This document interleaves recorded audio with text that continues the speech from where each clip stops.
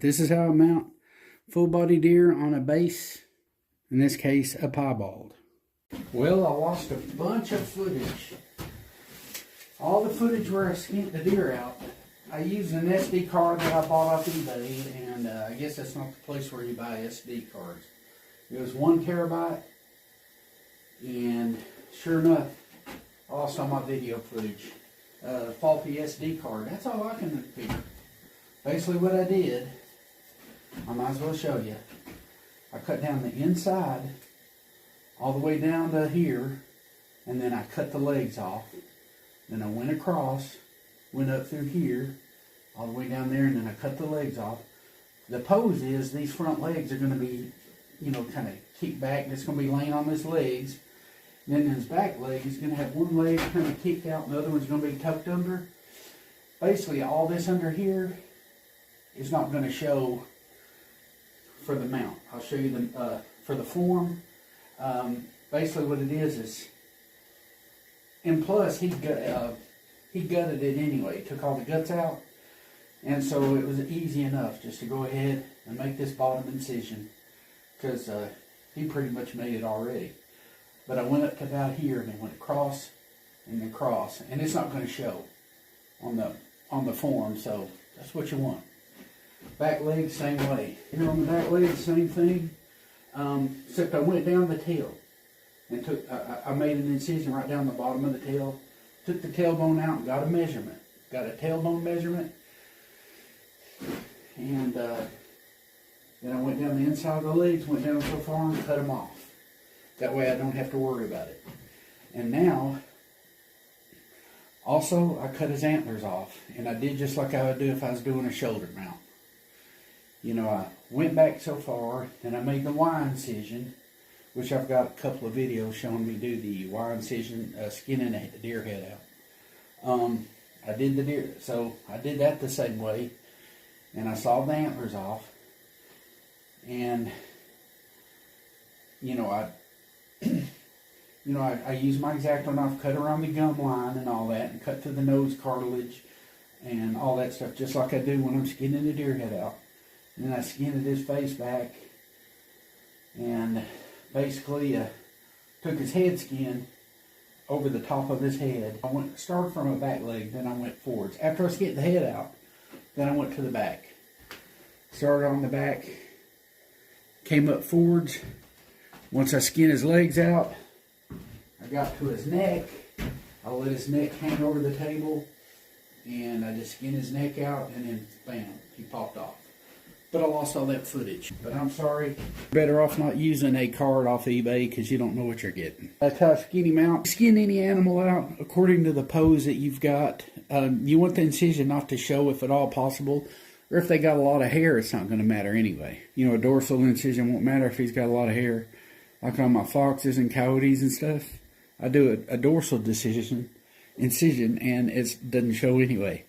But on this guy, since he's already got an incision where he'd been gutted down the stomach, I'm going to go ahead and use that incision. Went from there to there, then went out, cut his legs off. Went here to here, went out, cut his legs off. Skin all the skin out. It's just going to be a little sewing. I'm going to discard the body and start fleshing. Put it in like a real salty solution of water. I've got like more than a pound of salt per gallon. I just want to make sure the hair is kind of set a little bit. It does a good job of setting the hair on him where you don't have like bits of hair coming out while you're fleshing him out and everything. It's kind of like what you would do is if you were tanning it. It does set the hair. Okay, I'm going to do the ears first, and generally the whole face. Hair slippage on the ears is usually the first place. Since it's a full body mount, I'm going to go ahead and get the ears out of the way. I might even bundle them. I've done that before. So, like that, I'm going to get started. Let's see. A little bit of meat here we can get up while we're at it. I got plenty of dry preservative around to use for a fleshing agent, but yeah, we'll do a lot on the bean. But we're gonna get what we can right now with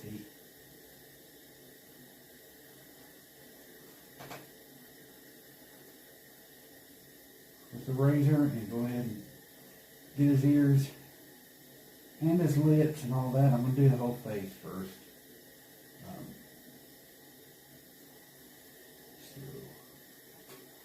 So right now getting some of this meat off from around his ears.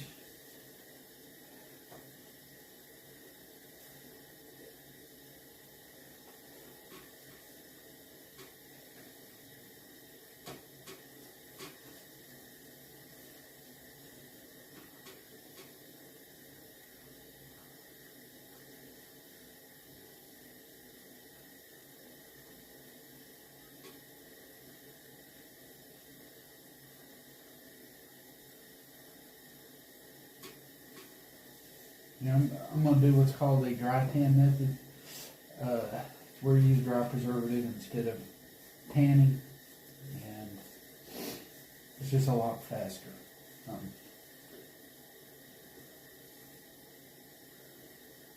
Especially with me having another job, it just speeds things up. And I still have good results.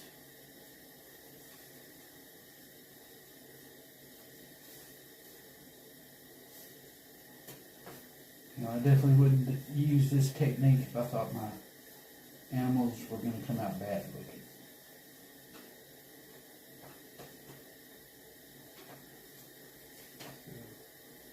What I'm doing now is I'm going around the cartilage.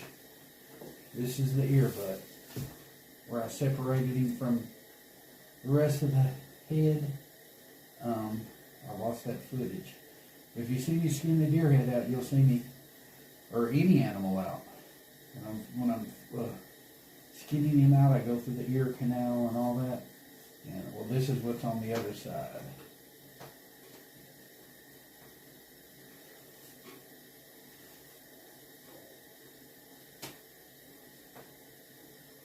Now, when I skin a deer head out, it's essentially the same thing, except you got the rest of the body also is connected.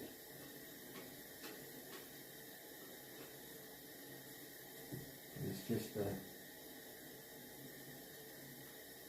not hard to do. Not hard to do.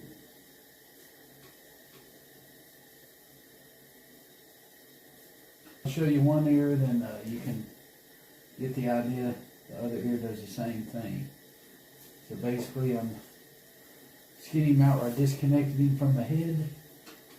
Skinning him out.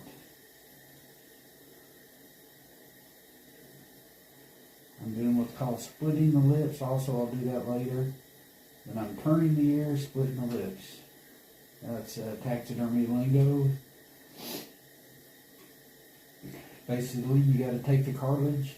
Well, no, you're not using the ear.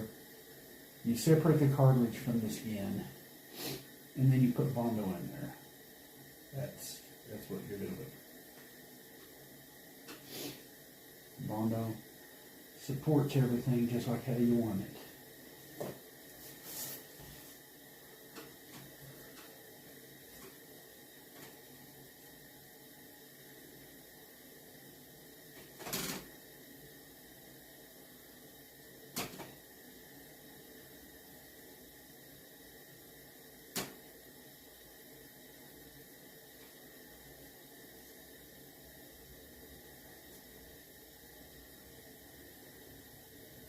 This is one heck of a deer. He's real hairy. I mean, he's got a thick coat. It's not thin like a traditional deer. This deer, in a lot of ways, is just different than a regular deer.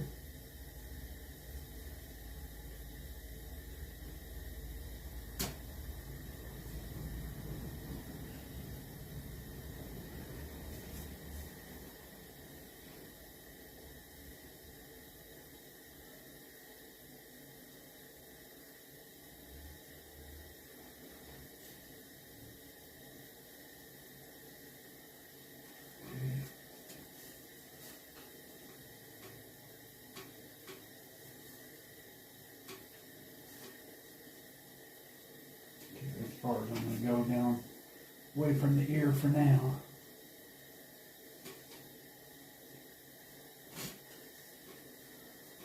Okay. And here we're already up on the cartilage. So I'm separating the skin from the cartilage. See that little bit of white membrane? I run my razor over it. That's the name of the game. Just all the way around. After a while, you get where you just, it gets second nature, I guess is the right way to say it. Things start becoming easier. You know kind of where you're at without even looking. It gets easier.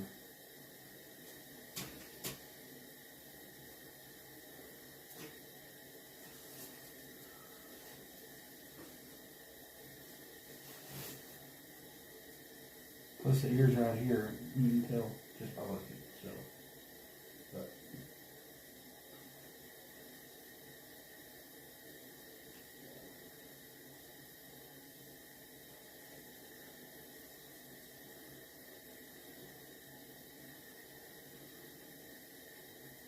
and I have ear separators too, which aids in getting your ears. Now this ear has been damaged somewhere along the line, so I have to be careful with this ear. Okay, but I'll show you that.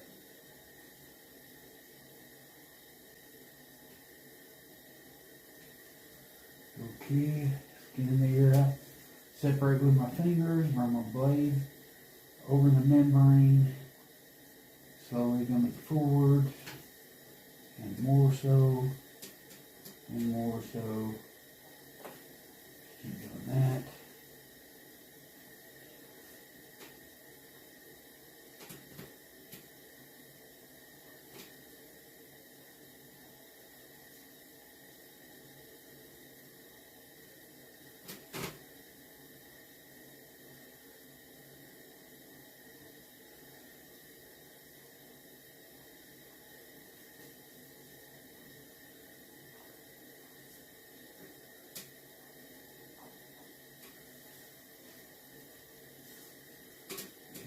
Here.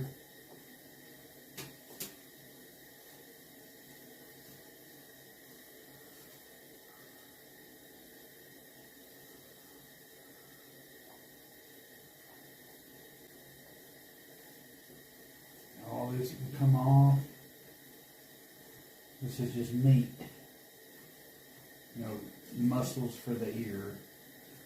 Control how the ears move and all that stuff.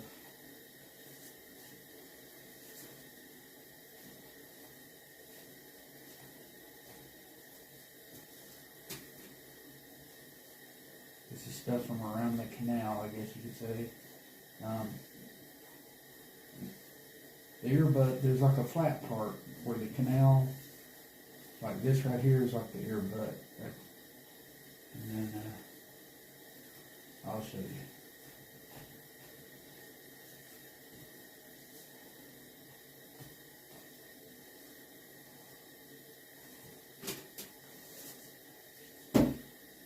There's some red meat up on the bottom of the ear. All this comes off.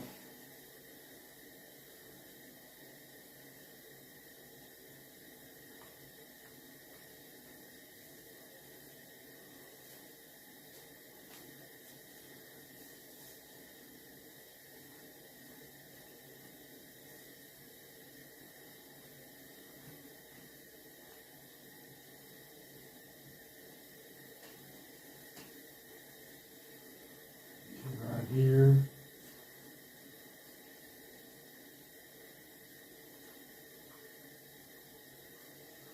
Got some meat right here.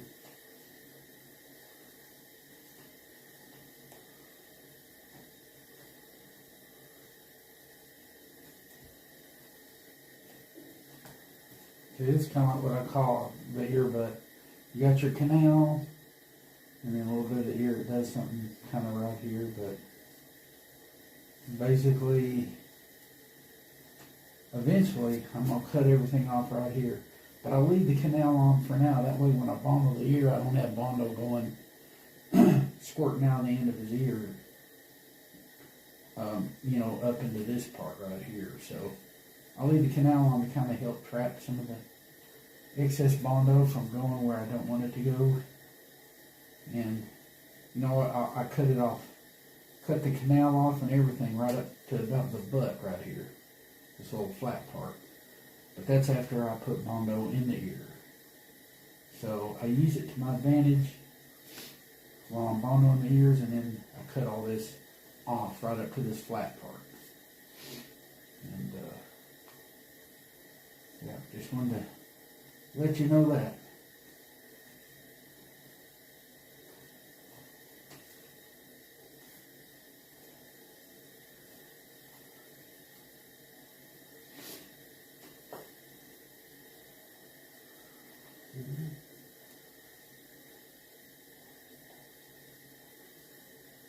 Now, they got ear separators. You don't have to do this manually, per se.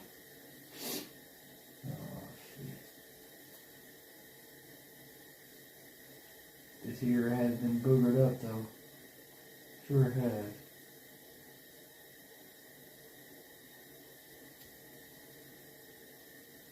And boogered up a little.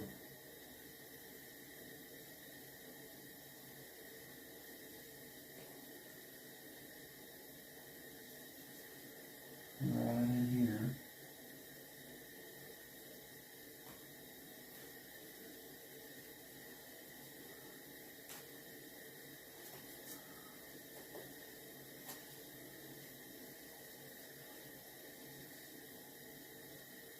I'm going to have to show you on the other ear the right way to do it here, because this ear is a little bit jacked, I guess is the right word. A little bit jacked up. Let's see.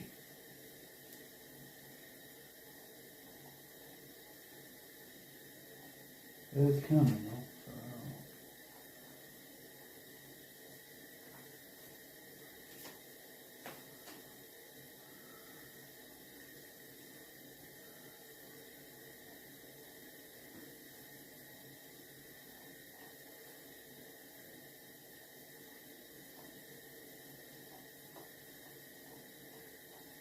All this comes off, all that red meat around the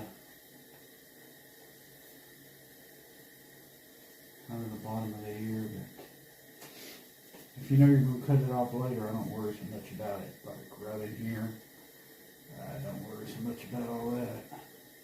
It's going to come off eventually.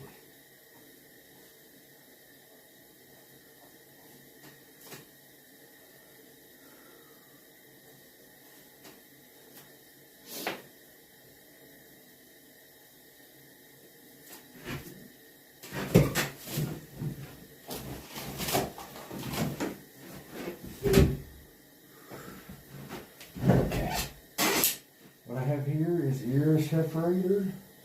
You get them to the taxidermy catalog, and they're perfect for deer. They get the job done. But you go in like this, and kind of hold it down. You let the ear separators do their thing. You can hear it. See it splitting? It's called, it's separating the membrane from the skin by force. And it works opposite of pliers. You squeeze down. Instead of clamping in, it opens up on the end. So it's the opposite of like pliers or something.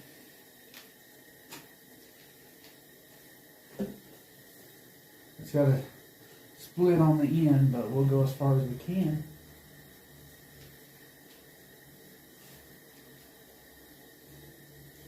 So I'm right here. So I'm getting up there.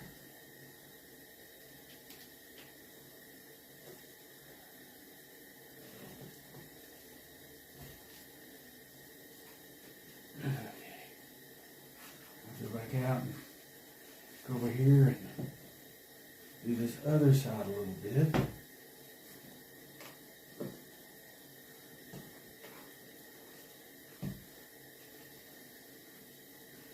this side. So you can hear it. I don't know if you can hear it. You should be able to. So it's just separating everything for me.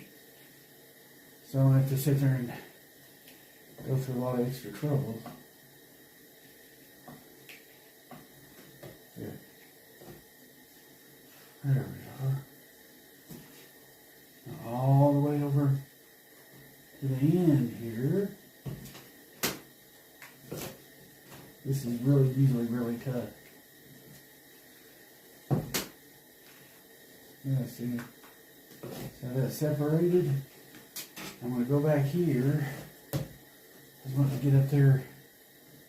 I don't know how far I can get here, but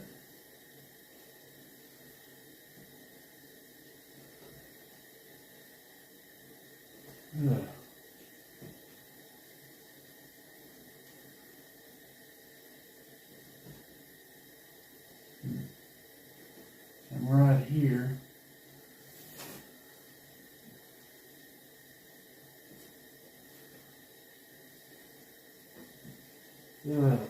I may have to do the rest by hand. These are ear separators given to the taxidermy supply.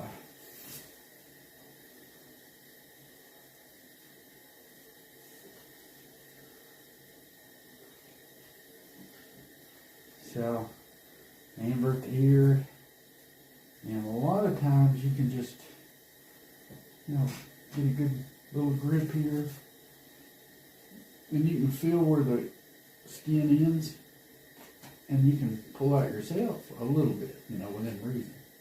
You don't want to get carried away and rip it. So we go like this.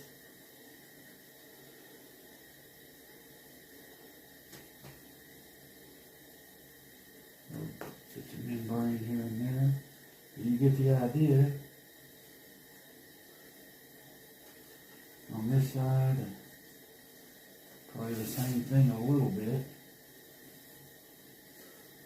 You can separate a little.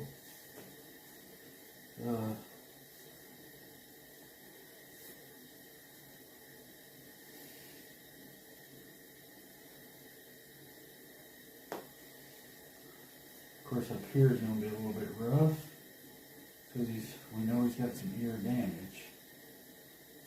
So, you have to proceed with caution.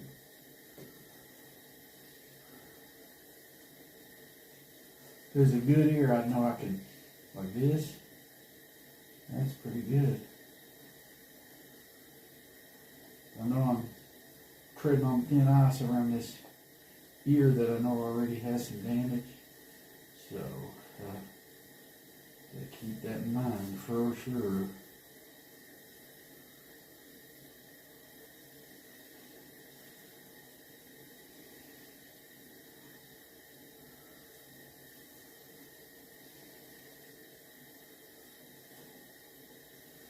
Right here it can be separated a little bit more.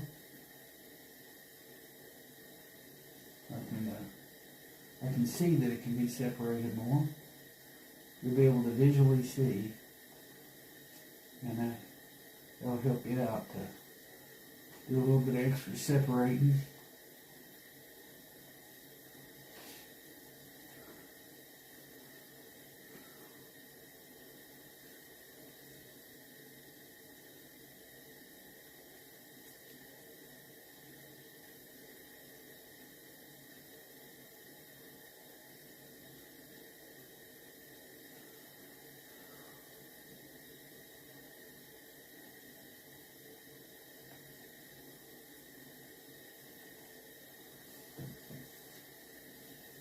On this side,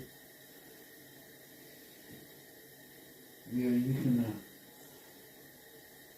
also do this if it starts getting kind of tight. You can always get the aid of the corner of a razor blade and feel it separate. And I can right here. You know, you can feel a bulge. You can feel that bulge disappear as you run the razor over it, and that's how you know it's separating.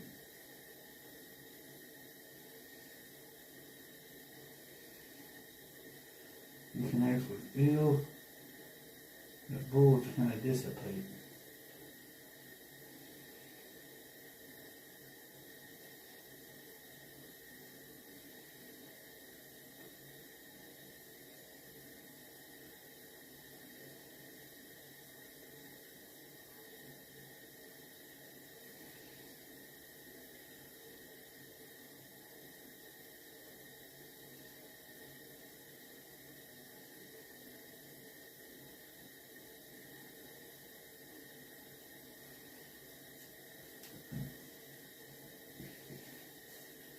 On this side, the same thing.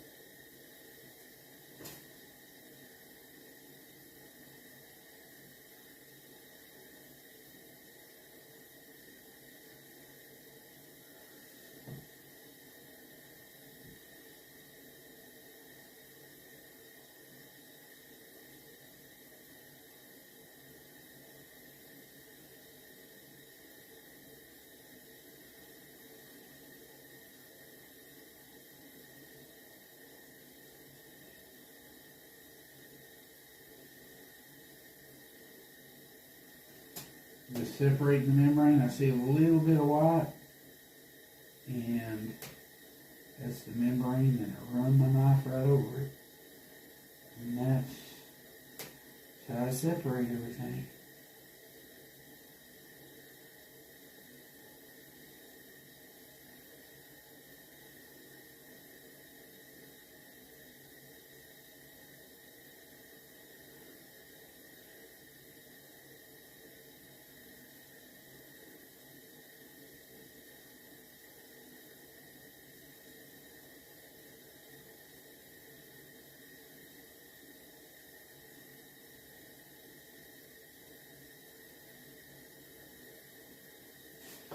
Right here on the corner. I guess I'm about as far down as I can go on this side too. I left it. Okay. Alright.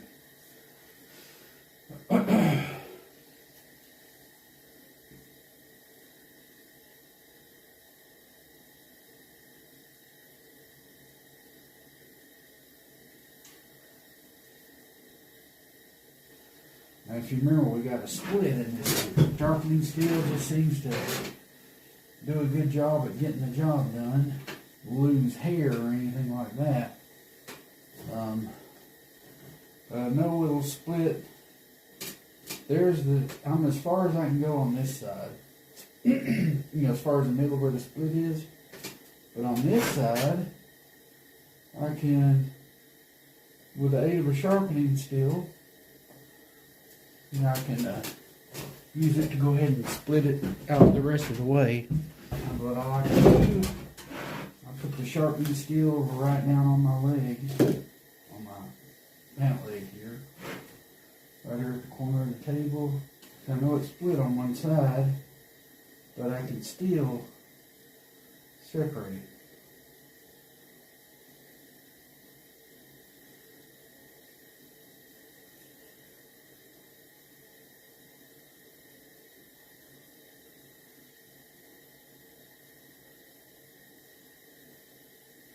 I don't want to force anything, but I do use this as leverage, I guess you could say.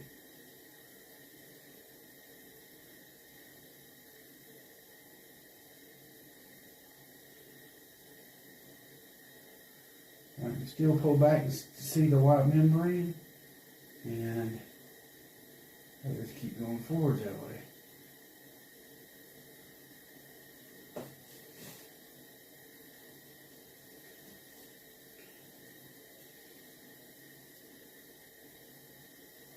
It's not the ideal ear to show you how to do it, but I may even go ahead and do the other ear. The other ear is a good ear.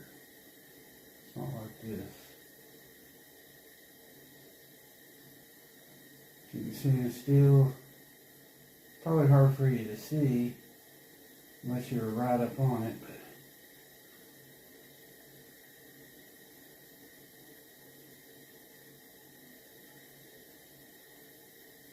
yeah, the ear is still separating. And it's probably good I'm taking my time like this because the ear was kind of messed up. And you're always just better off when the ear's messed up like this to take your time with it. Slowly get it to do what you want it to do.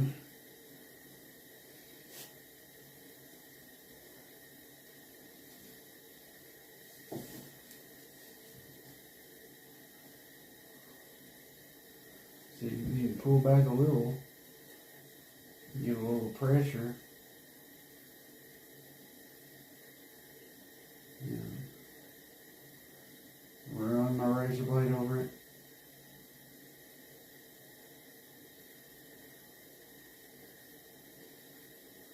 But you get the idea. Just keep going. Expose a little bit more membrane. It's a slow process because the ear's messed up,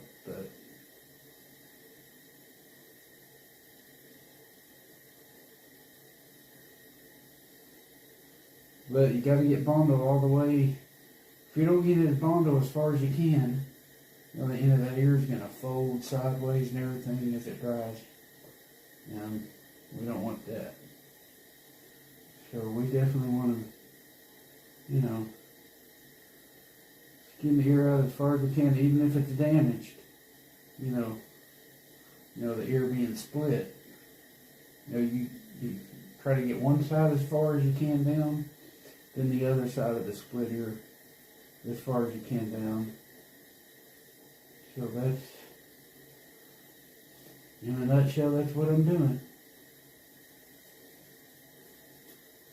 I pull down hard enough to see membrane, and I rake the sharp edge of my razor over it. And that is the name of the game. That's what I'm doing.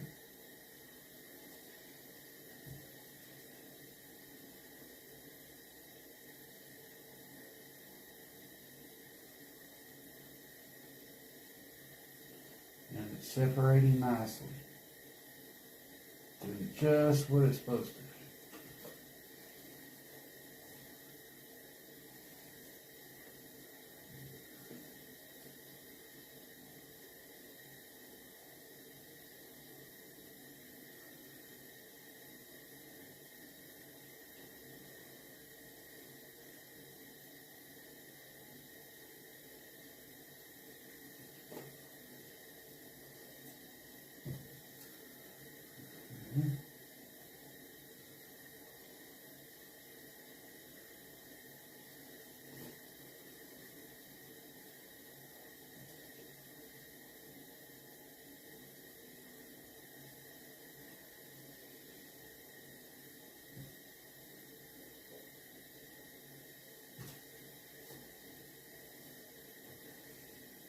That ear's being separated pretty darn good. I'm almost, think I'm as far as I can go.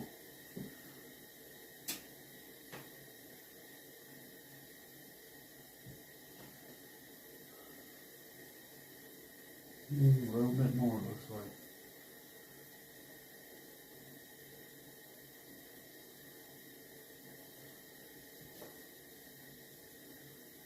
Sometimes you can pull a little bit. I hate pulling because you don't want hair loss in there, for sure.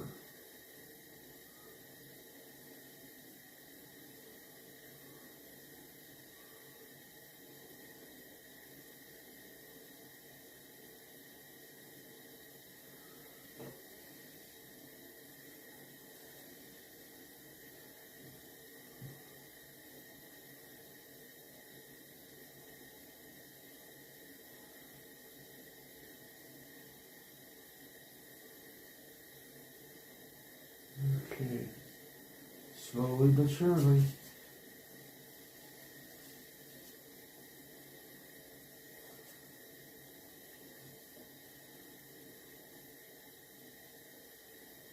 There we are.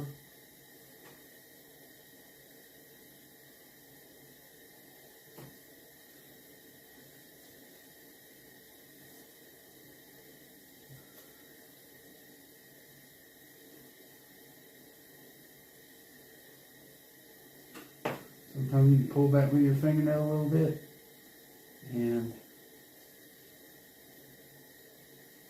so extra membrane there, and run your edge over it that way.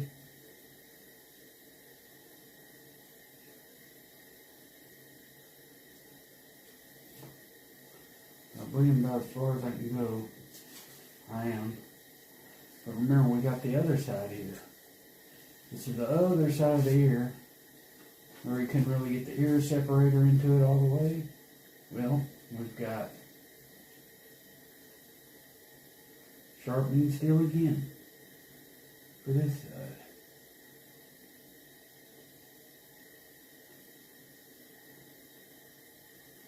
And when you pull back and you start not seeing any membrane, you're pretty much as far as you're going to be able to get it. So just keep that in mind, folks.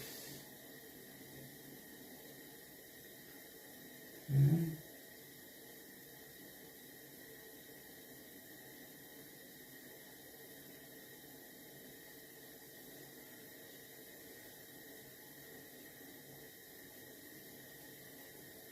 Not sure what happened to this guy's ear. Probably another buck, I guess.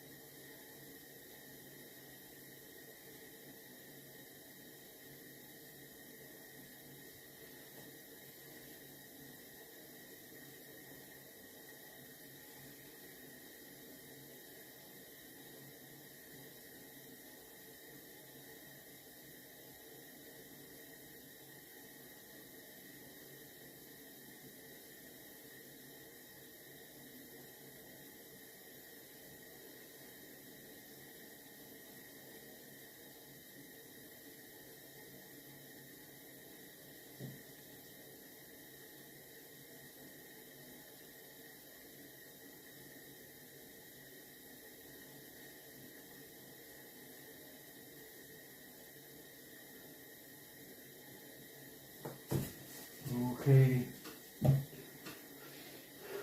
Well, that's it for this here. Okay. Skin it out as good as we can. Now, get all this membrane off. That red meat off. Right here in this corner of the ear. Should be able to just pull on it and cut.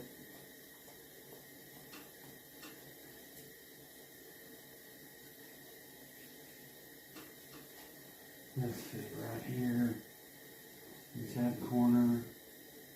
Yeah, that's pretty good.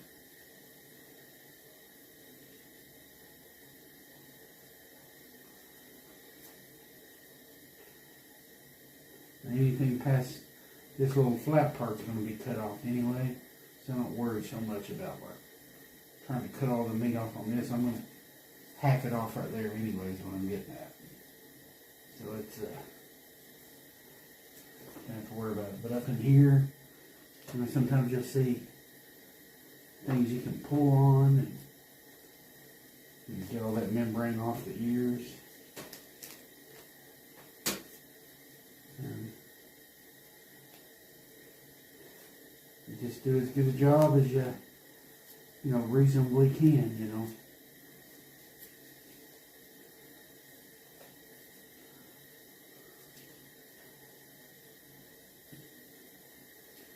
Cut some here.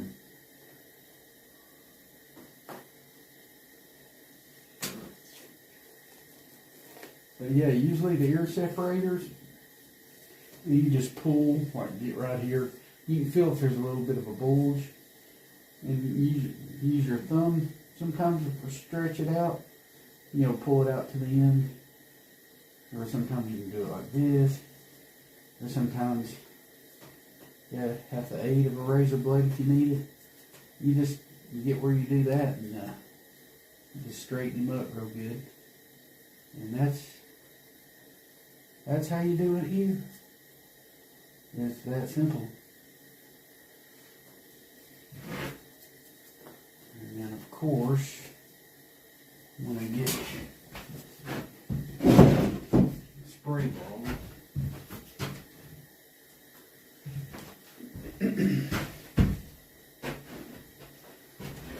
make sure it's, you know, good and wet.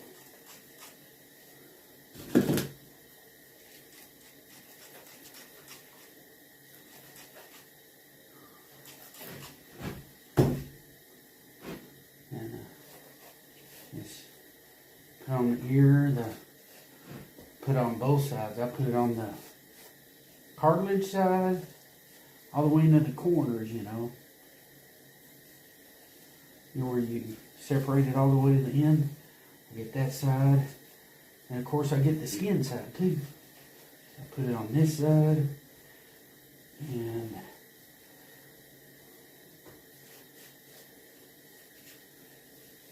get everything that I skin out. And he's okay, got that all the way to the end.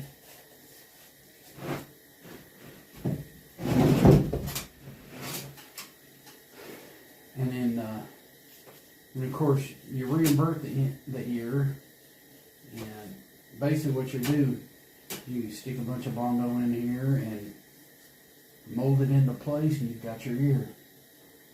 But okay, now we gotta get that ear to come through, and it will. We'll get it.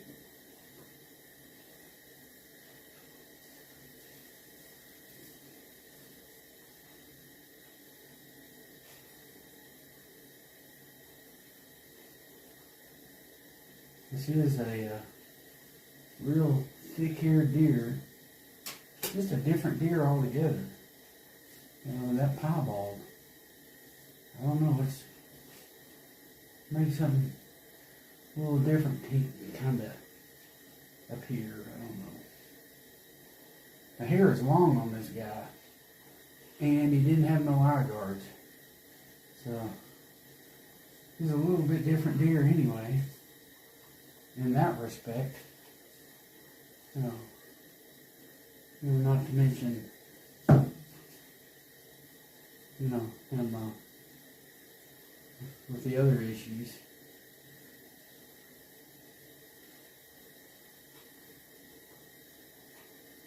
You know, him being a piebald.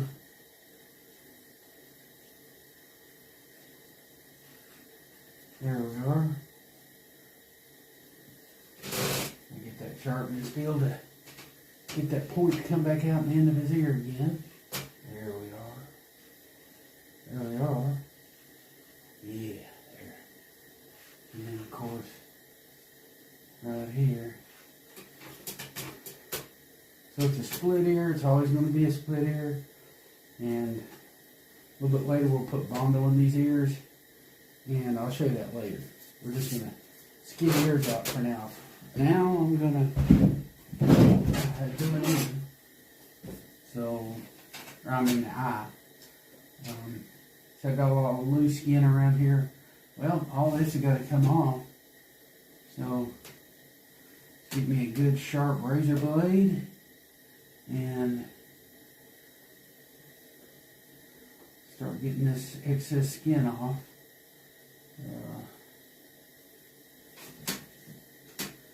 Basically, I get different taxidermists. Some taxidermists use like a skin tucking method where they leave a little bit of skin that tucks under the clay. I think I've tried that once or twice, but I just make sure, I just get it real good, and when I glue the eyes in place, the eyelids and all that, I make sure the eyelashes are facing downwards. And they'll draw up a little bit, you know, as it dries. But that's what I do. And I come out with good results that way. Everybody's got little different ways that they do things. But basically I'm just getting down to the skin.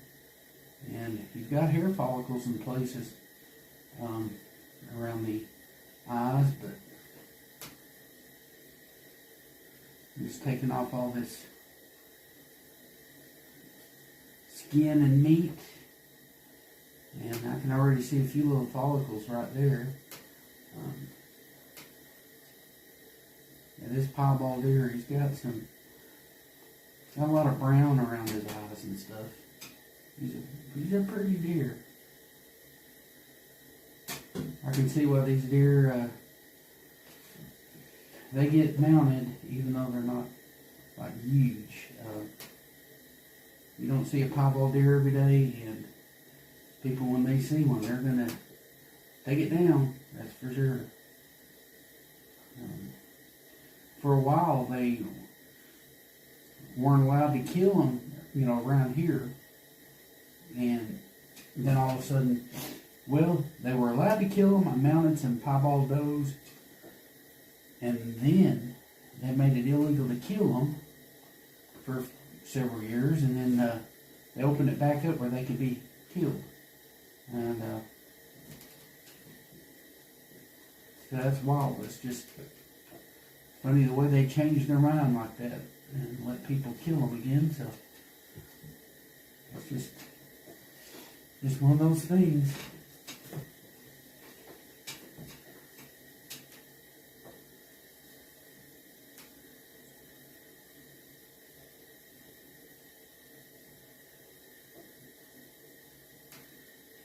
Okay, right here in the tear duct, all this. Just got to use a little caution to make sure you don't go through to the other side. That's pretty much the name of the game as far as getting these cakes fleshed out. You know, the ears turned and lips split and all that stuff. You just don't want to go to the other side.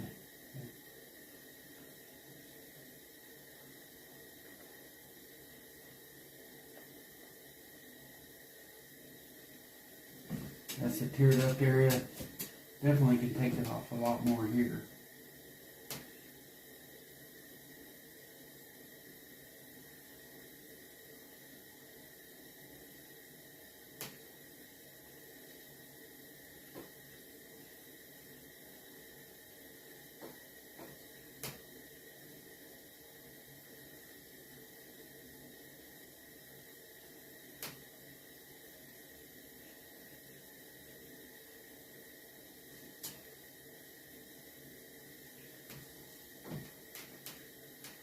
This side, a lot of meat on this side of the tear duct.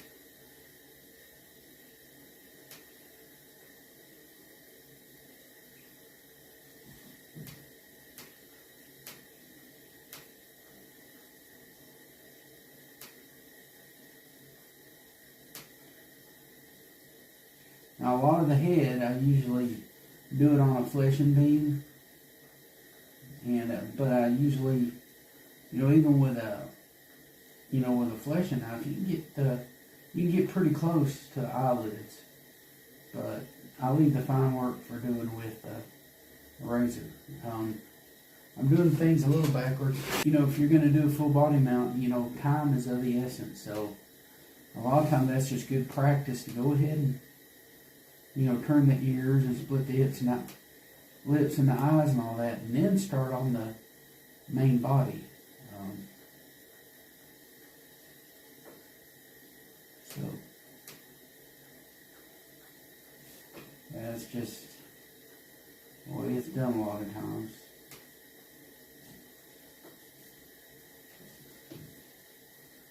Right here, to all this skin that where I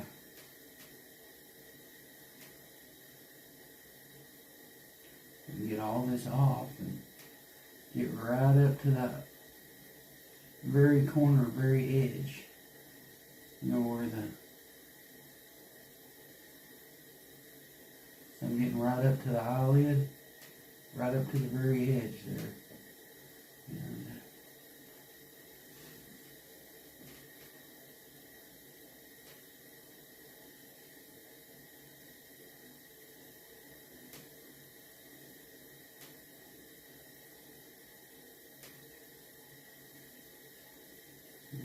pretty close up there. Yeah.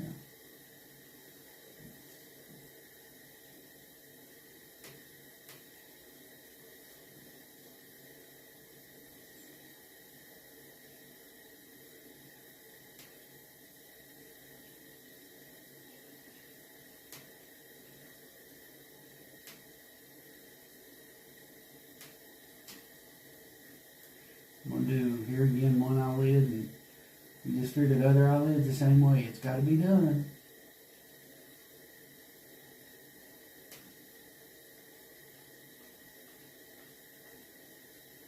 Got some hair follicles right here. You can barely see them. That's where they got eyebrows and all that stuff. Just like a coyote or any other animal, you know, they got places where they got hair, little bunches of big hairs that come out. That's his eyebrow hairs. You know, they got a little bit of that going on. So try not to cut through them. I want to get down. I want to get down as close as possible to it. I don't want to put any. You try not to put holes, but it does happen. It's not the end of the world if it does happen. But yeah, definitely the tear duct area is real bad. When I skin it out, I wanted to make sure I didn't get no holes in the tear duct area, and because that's, I mean, it could easily just be, you know, it kind of goes into the form, one part of the tear duct, you know, the lower tear duct area, and you know, a person just wants to, if you did put a hole there, you know, you just pin it in there, and you're good. But you try not to, if at all possible, you know. But it's not the end of the world if you do things like screw up and put a hole somewhere.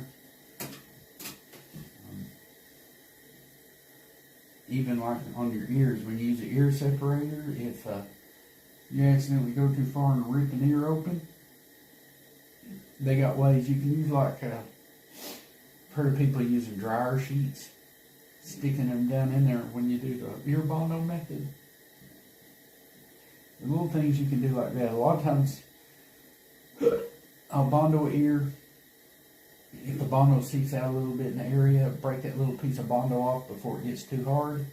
Use a little super glue and super glue the ear together right there, and you're good to go. So there is techniques that you can do to, you know, come over a mistake, like if you accidentally put a hole in it. So just, I'm getting right here to the corner of the eye.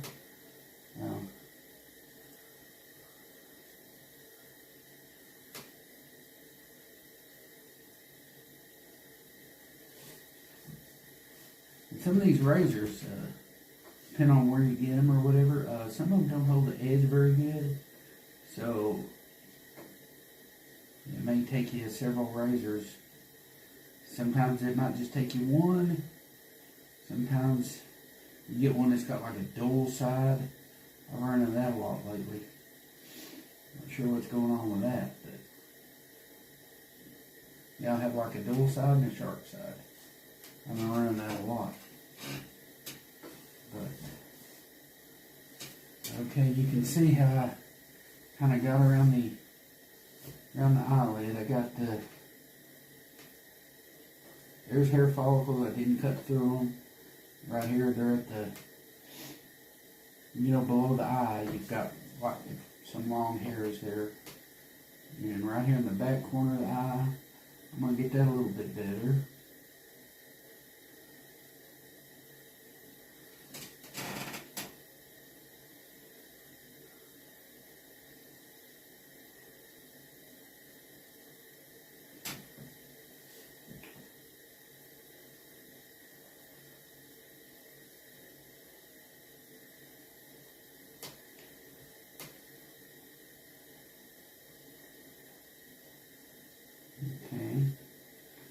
see a few hair follicles up in here. Not many, but there's a few. I just skim over the top of them as good as I can. And some go in between the hair follicles. If you want to do that, you can. You can get all the meat off from in between the follicles. If you're doing a competition mount, you might would want to do that.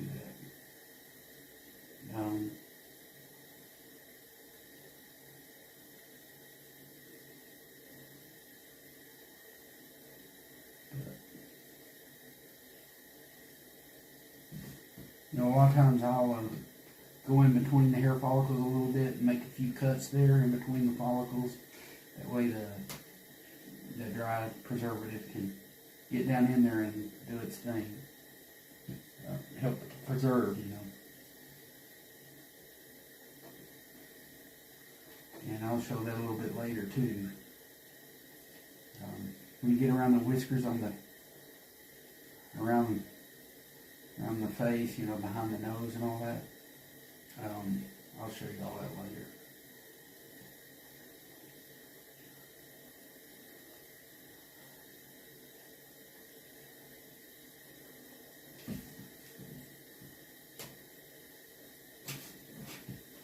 Well, I've got around the eye nice and good. You can see there's a hair follicle, all that's been trimmed up real nice. I may be able to take a little bit more off, but I know I'm pretty good right here.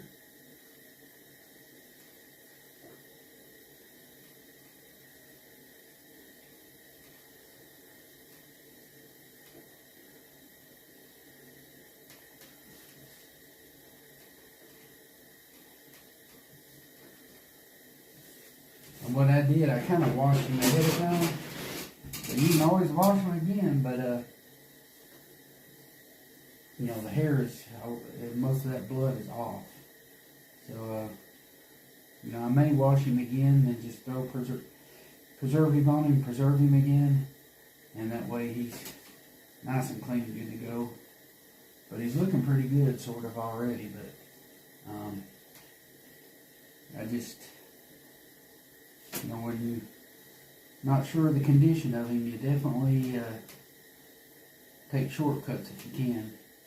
And definitely, you know, turning the ears and splitting the lips and all that and getting the face out of the way is really good, because a lot of times when hair slippage starts, it does start around the face. So that's a good thing for us to go ahead and get that out of the way.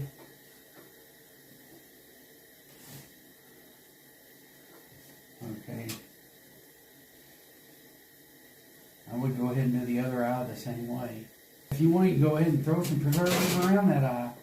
You know, once you get all the meat off from around the eye. A lot of times I'll go ahead and do that. I don't know if it makes that big of a difference. Yeah, this deer had looked like where maybe a little piece of bullet went through. Well, it was more than a little, but this is his nose. Looks like he had some bullet, or part of a bullet went through his nose here. He has a couple of bad spots where he's been shot pretty good. He wouldn't get in the way, that's for sure. But here again, I got my razor. I get right up to it, get all that skin off.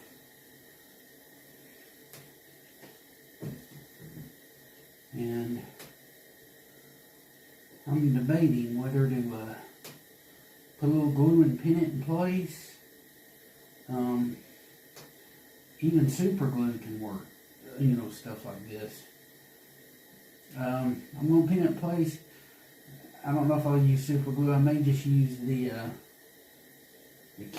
glue that I use, which is Headlock, which would do the same thing.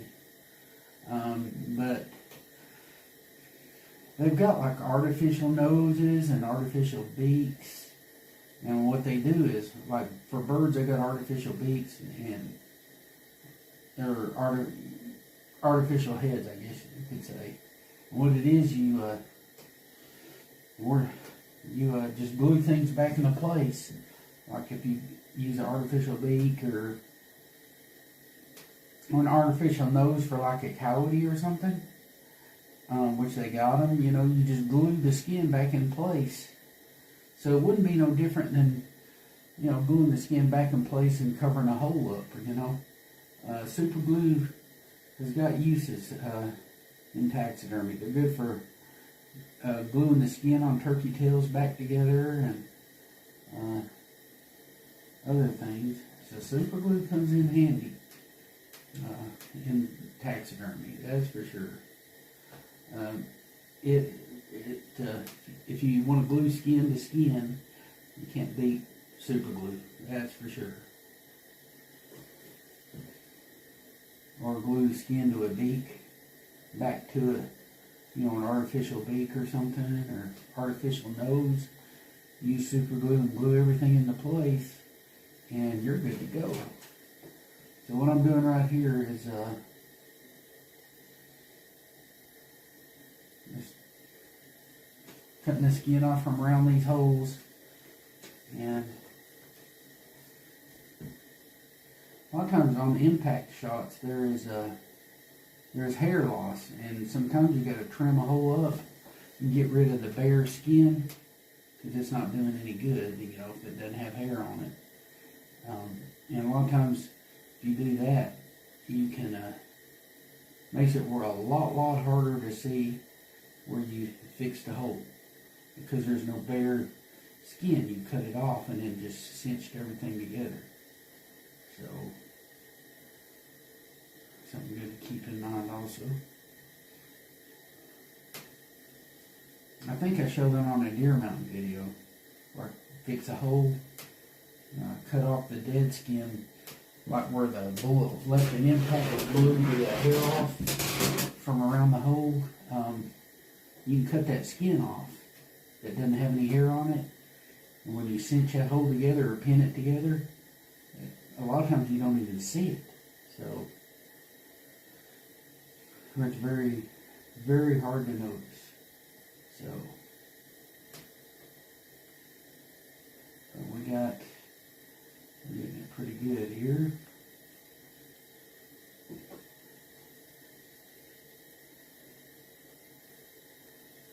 I'm doing just like I would if it was an eyelid. You know, getting right up to the very edge of it.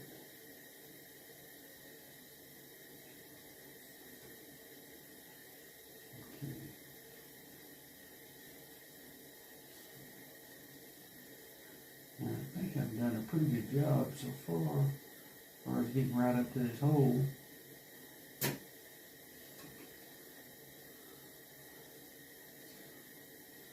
Pretty bad place to have a hole, but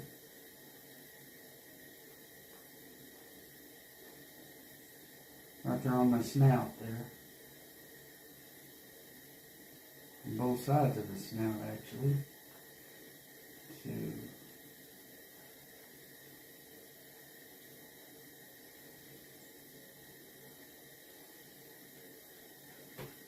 but so I'm just taking everything off, even on the head kind of. I'm getting down to where the cartilage of the nose is, right up here on the bridge. But we still got to split the lips and all that stuff. I think splitting the lips is what I'll do next. And then I'll show you, from there you can do a lot of the other stuff, like the rest of the skin and out on the head.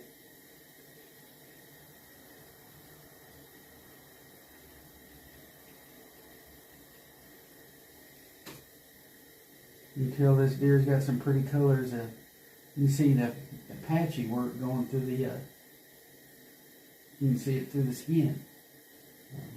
He's got some different coloration on his nose. But we'll get to that soon enough.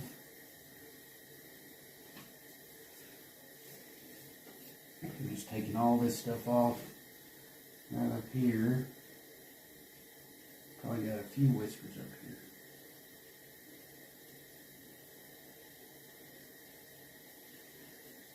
But I'm going to split the lips here a little bit. And see right up through here. You can do this on flesh and bean with your knife, or I may just get it right now with my razor. I'm debating. Because he is going back on the fleshing beam for some stuff, so. But I can eliminate having to worry about fleshing the head altogether. I may go ahead and get it. So it's, you know, small deer. It's not going to slow me down a whole lot. So.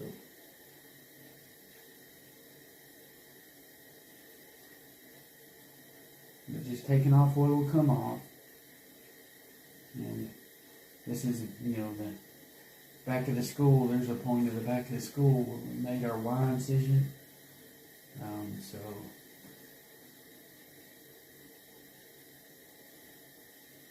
right up here is above the eyebrows.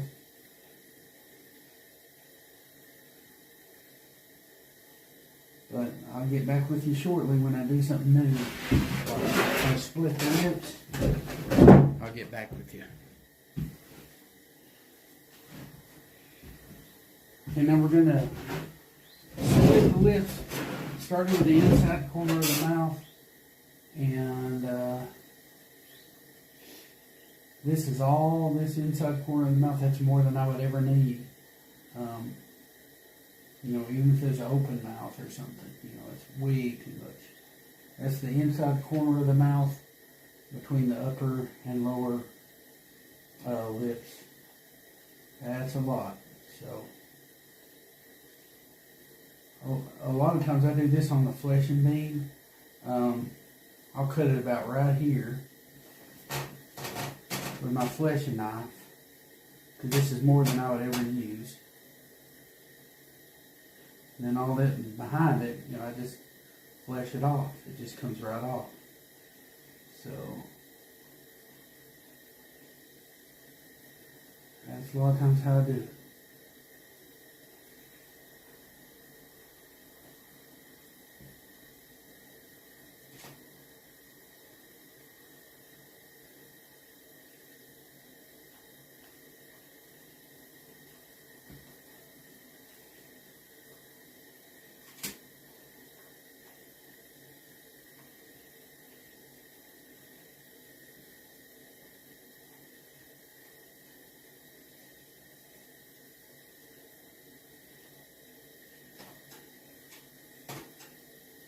See, and this is all you really need, especially for a closed mouth. I'll end up cutting some of that off too.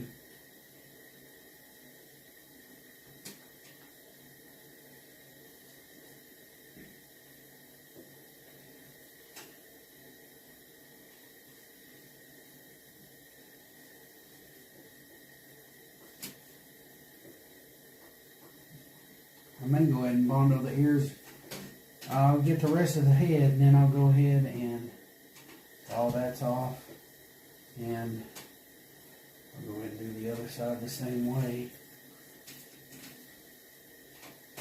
That's more than I would ever need. So I'll cut right here and get all this stuff off.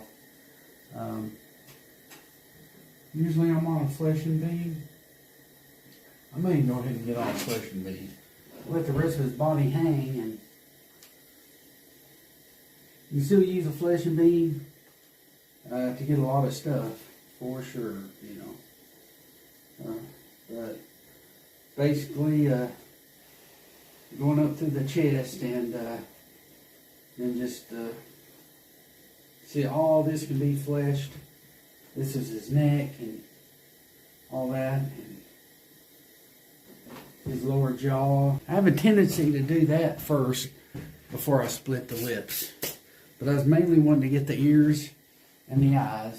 Basically, I'm just letting the rest of his body hang down, and then I'm going to get my fleshing knife and start using the beam to the best of my ability to get what I can off. I got my little fleshing knife, got my little seat, and this beaver tail knife holds a good edge.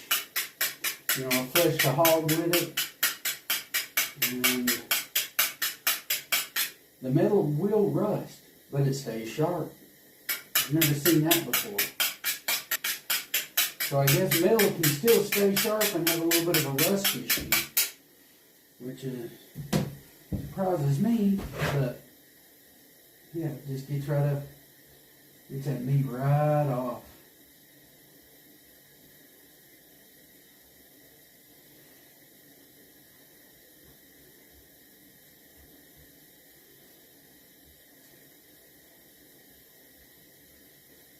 That's when you get down to the skin, where you pass the membrane's that flimsy stuff that's under the skin.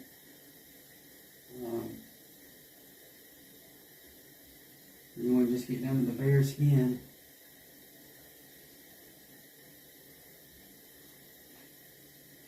And this will take it up. It's just kind of peeling it with a knife. That's one way you could look at it.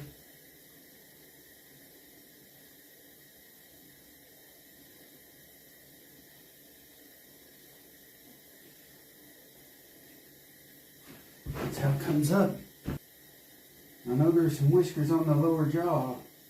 They're right here. So I see a few follicles there.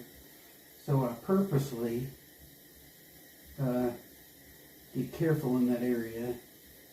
And may even go around it a little bit, so I don't cut those hair follicles. That's his little, he got a few little whiskers there, right below their jaw there, the lower jaw.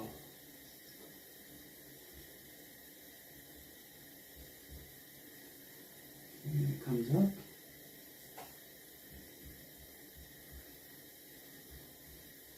I'm going to take advantage of the fleshing beam and get all this down through there, might as well.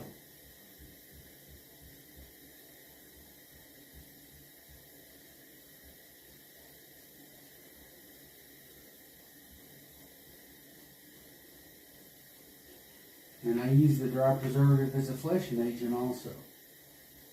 So it helps. So not only do I preserve the skin, I use it as a fleshing agent so I can dig in and get this meat up.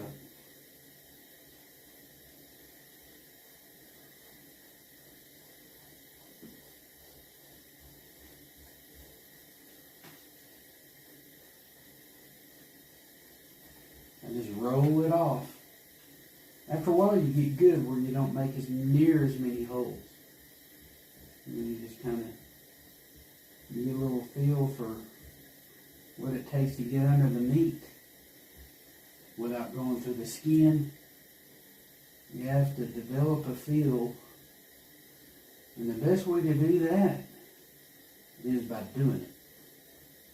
I don't know if any other really good way, I could explain it to you, but you're better off. And I may make a pass and get everything up top off, put more flesh and more dry preservative on there, and maybe try to dig another layer down if it wants to. So, helps have a good knife with good metal that stays good and sharp. That seems to help a whole lot. Not only that, this is a kind of a big knife, which means I'm taking a lot of meat. For every swipe, I'm taking a whole lot of meat. I'm not wheeling at it with a real small knife or anything. So I think even that makes a difference for it. So yeah, I've kind of got most of this off. So you can get some off right here. But right here, I wanted to show you this.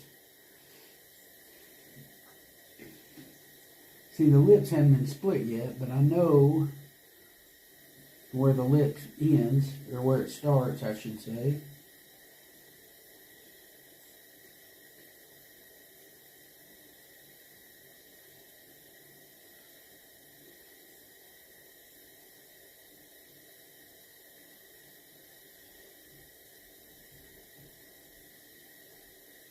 And there is some hair follicles under there.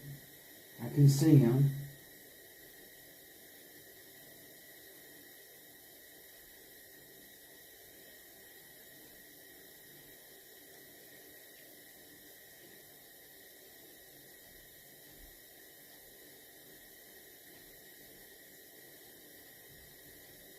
Gotta dig down a little deeper, but I can already see some follicles there. You want to try not to cut through those if you can. Always cut through a few of them. But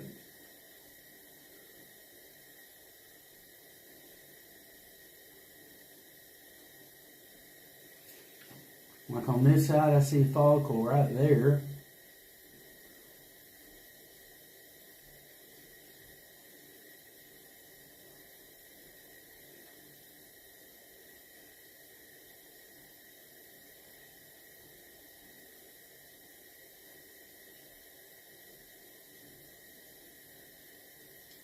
And a couple of follicles right there.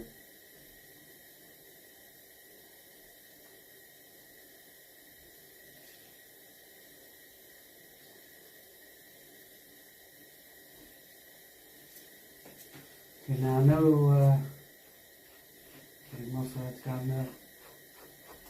I know down here,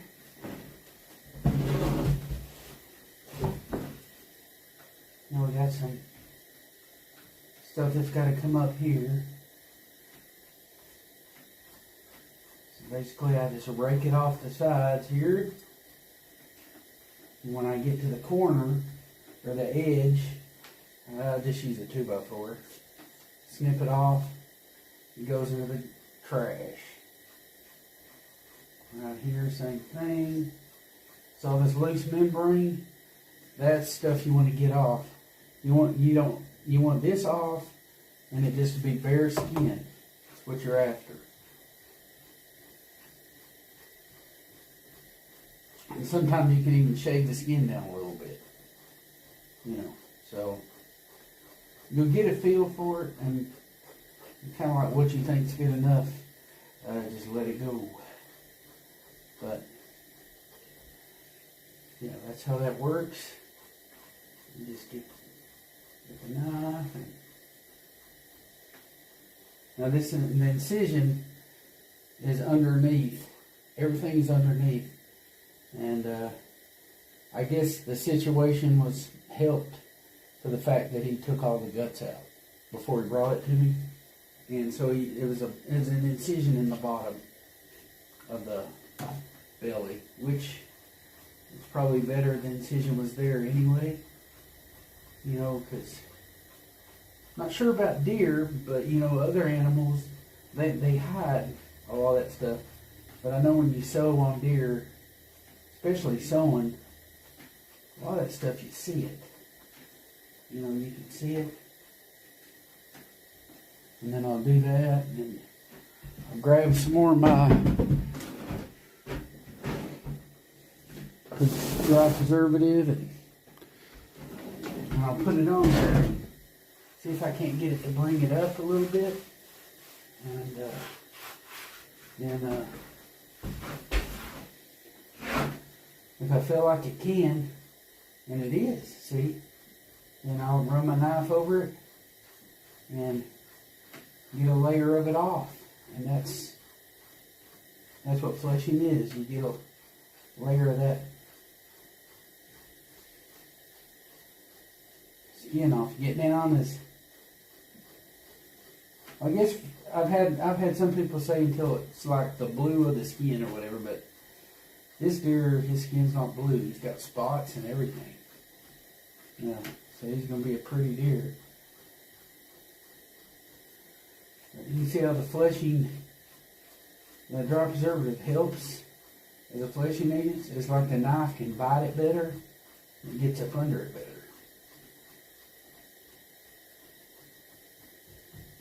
And I take it to the edge, cut it off, and then I'll move it a little and start over again until you get everything you got to get off. See, that's how the dry preservative helps. You know, as far as being a fleshing agent, it brings it up, helps it to come up, is I guess the right word. Sometimes changing the angle of how you're fleshing even helps.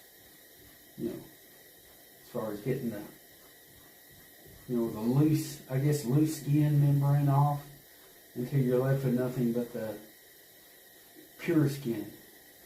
See all this soft membrane, loose skin, I guess, or membrane is a better word. All that stuff right there comes right off. If it's wiggly, it can come off. So, you know, if it's soft and wiggly, it'll come off. You see how that's going? That's how it's done.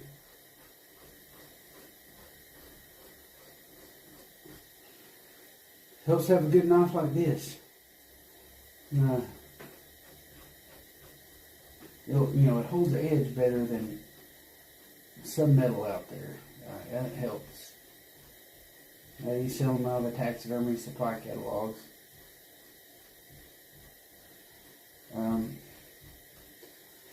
I use this to get the shield off that big hard fat that's on a hog. This took care of it. Cut it right off. So it's a pretty good old knife for stuff like that. You know you've got most of it off, that'll come off. Then what I do is I turn it a little bit, start over again. We got this right here. I may go ahead and show you that. Or, like, you know, if you want to go ahead and start getting him preserved, and, well, I already kind of washed him, so I know he's pretty good and clean. I may wash him again, but if you don't, what I'll do is I'll wet it down real good and start throwing my dry pan to it, or my dry preservative.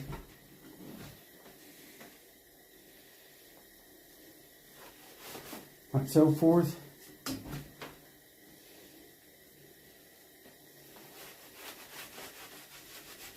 And it just seems like with it being wet, it seems like it helps it, you know, putting anything on dry skin is not really doing it any good. Like having a super dry skin and putting powdery substance on it, it's not going to do any good for it. And when I wet it, it kind of soaks it in a little bit. You know, if I make sure it's good and damp anyway. And I'll do that, and then I'll move it over one, and start over again.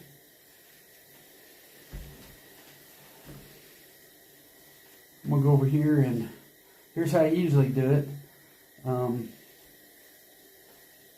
As far as, there's the back leg. I utilize the flesh and beam as much as I can to get stuff off. Put an edge on your knife, then put an edge back on your knife every now and then. It'll dull a little bit, and then you gotta like get it sharp again. But eventually you'll have to resharpen it with a grinding wheel or sharpening stone or something. This does help though. Okay, like right here, I know I don't need a whole lot of lip. There's an inside corner, so I'll take a lot of that off.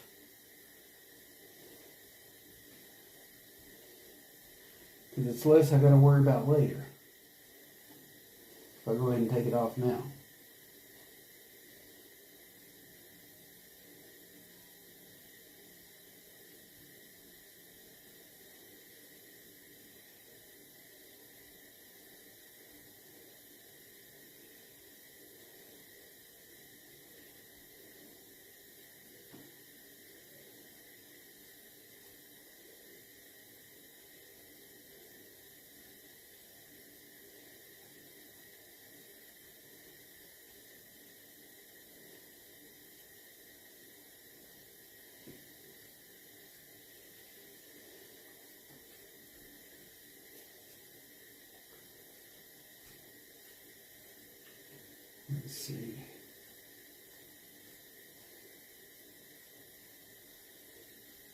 usually for the head, I do have a smaller fleshing knife that I tend to use.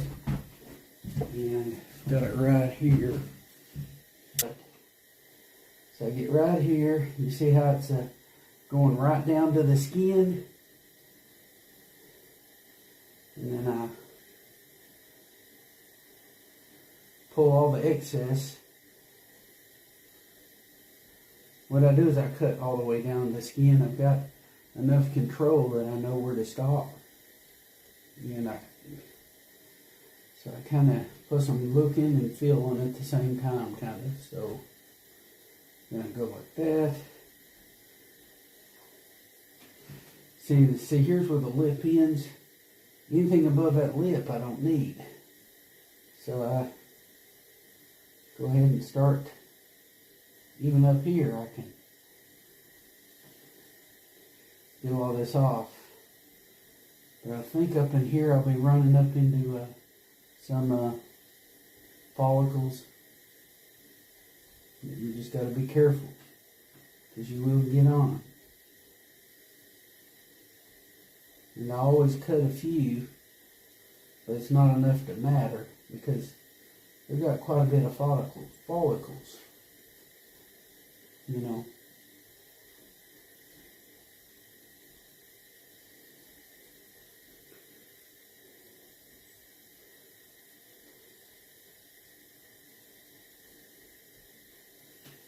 See, I'm sure my hand's in the way. It always is. Okay. Okay. So you see how I got all that? There's a little bit. And down through here you get all this comes up.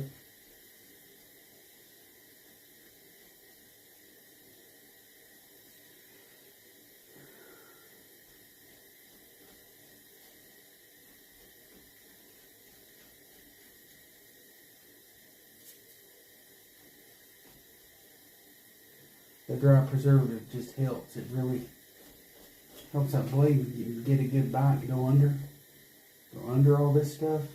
This really does seem to help. See all this, I've got a lot of this already.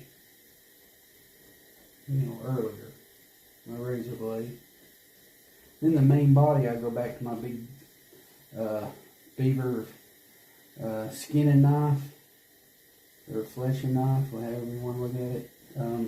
It does a good job doing both, but definitely gets the meat off and the fat.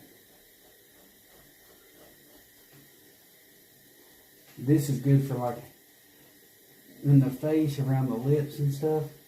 It does bring the meat right up, which is kind of what you want. Here, right here is the lower lip. And remember, we haven't split the lips yet.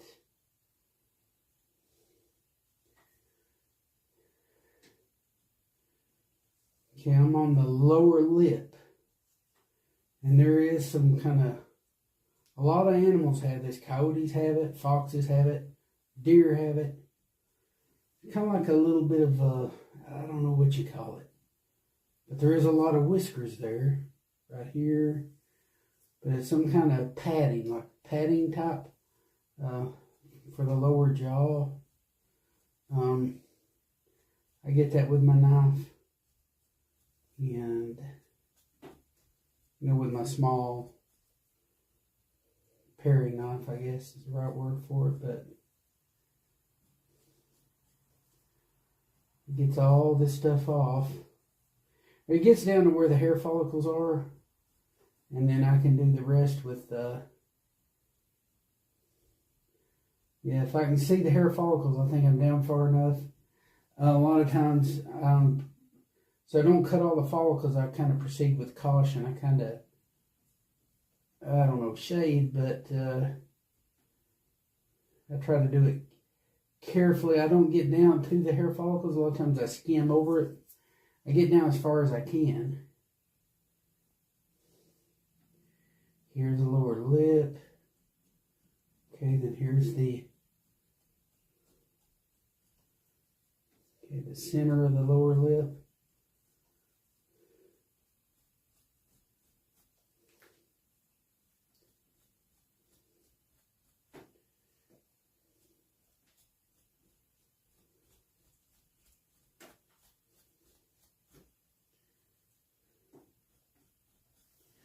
Okay, now I got some on this side.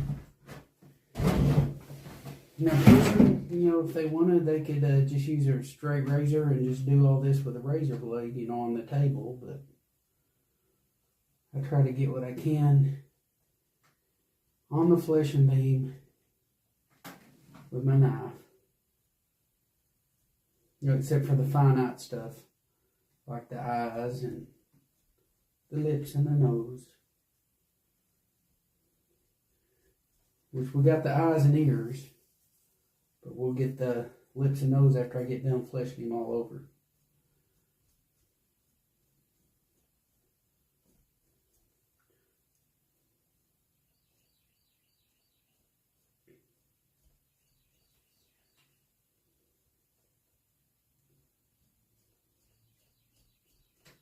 All of the soft padding.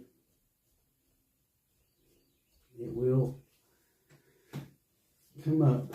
You know, I just don't want to cut through all the follicles, but I will get what I can of this soft padding up, you know.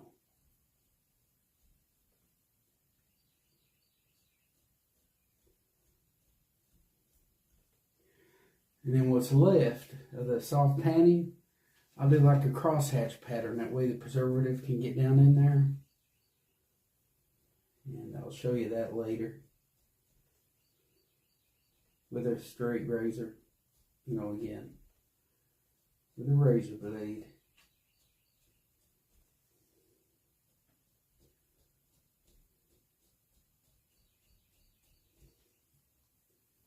As you can see, I can see follicles here and there. I'm getting down into it. But I'm not getting it all. But I am trying to get some of it.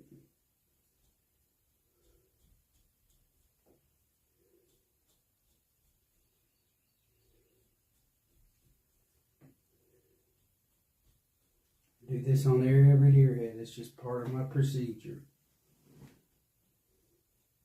And there we are.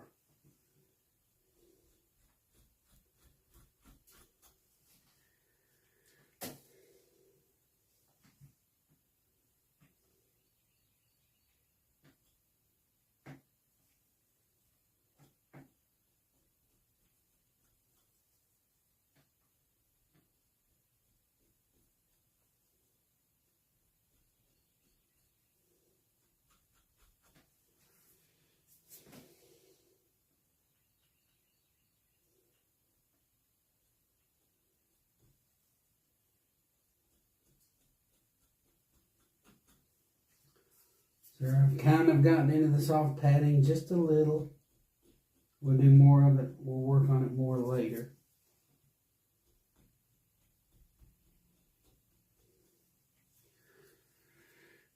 And now I go on down and start getting what will come up.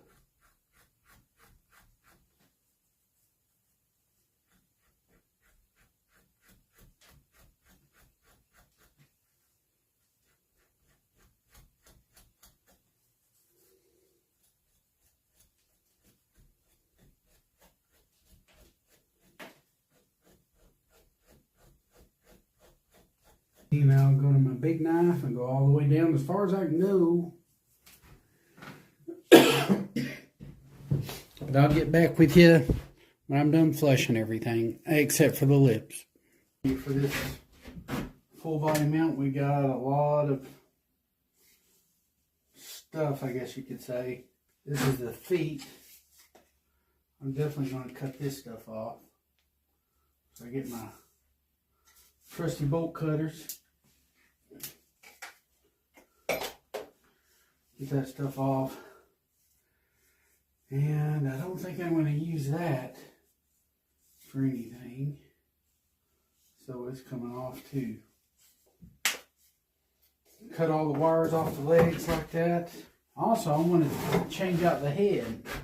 for me, the best way to get leverage is go ahead and put the bundle the neck on.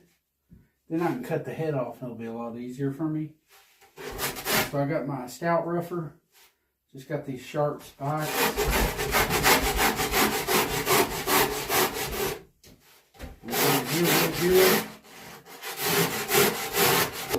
It doesn't hurt to go the whole deer form.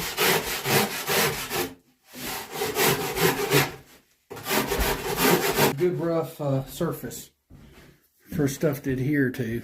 And I'll also jab some holes to make the bundle even stick a little better. It'll be a good surface, it'll connect real good.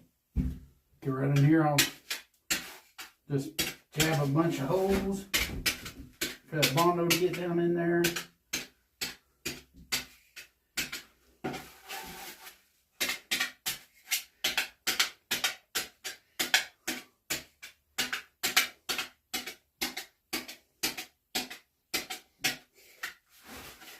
And then we do the same size on this.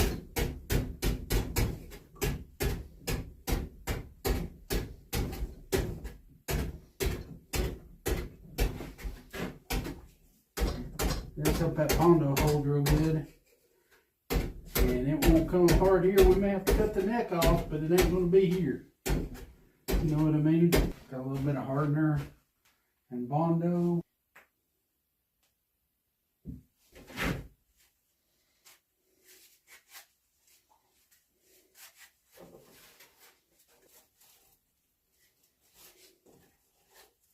Big old popsicle sticks come in handy. They're a little bit more durable, you know.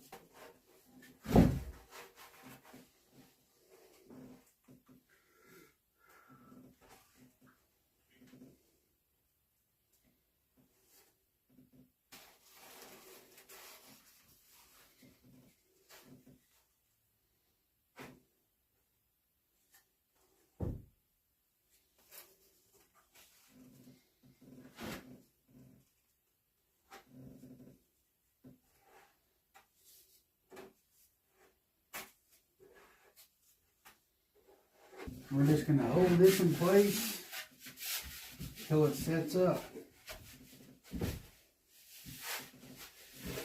Which probably won't be long. But you get the idea.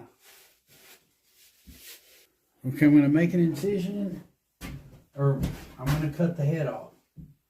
It's going to be right back here. And about right there. And then I'm changing the head out because the head's too small on this one. Everything else adds up, but I'm going to go ahead and change the head out. So basically, just going to cut about right here. About right here.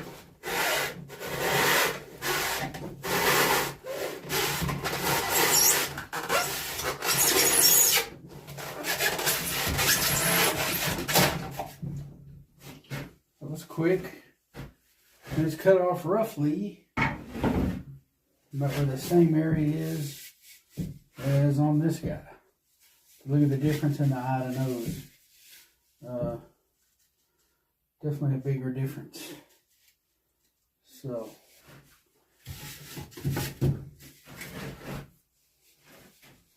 we're just going to glue this head on. I'm going to do it the same way, like right here in the middle. Put a bunch of, well, not glue, but bondo. But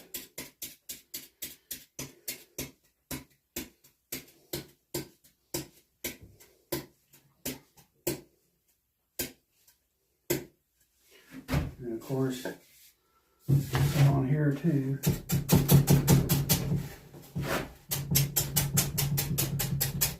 Okay, you got a piece of foam. I'm going to add a little bit of length to his neck. I'm going to get happy with it, just about 1 inch. I got my triangle. Got it flush, flat up against it. And I'm not going to give it more than 1 inch. So I'm going to go right there. Flip it over on this side.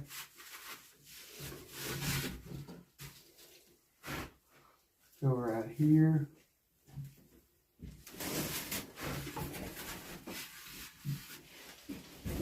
Might as well use the straight edge on it while I'm at it.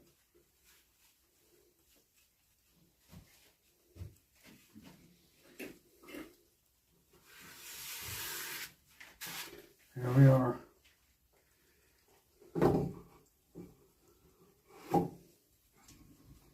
I don't want to get too happy with it and add, too much to it. Just enough, so.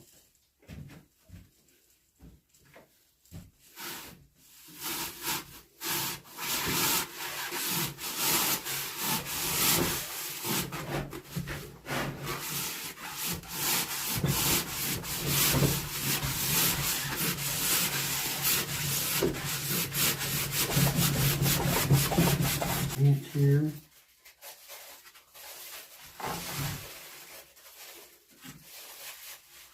Add an inch here.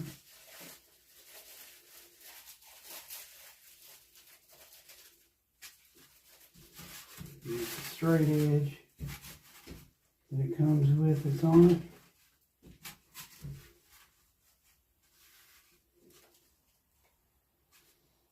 Go ahead and mark through it.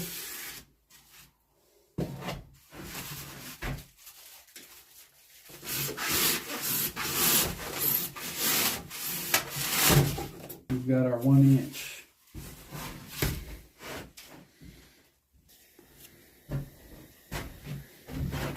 Okay, just gonna put a little bit of Bondo on here. And save on cardboard.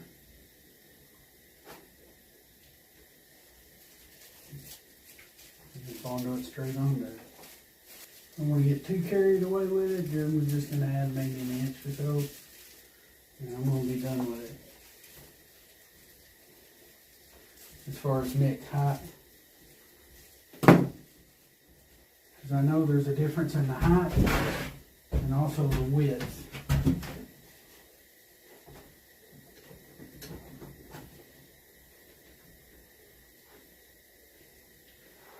The head I'm putting on is a lot much thicker. It's a thicker head, so.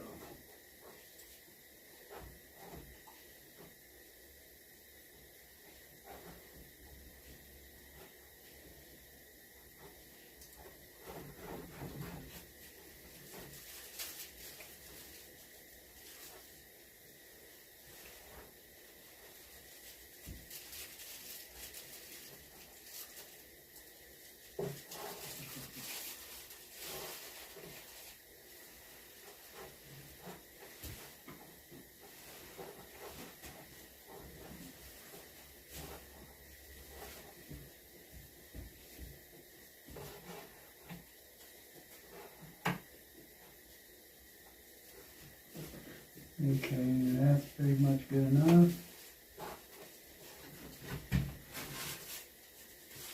Now add this.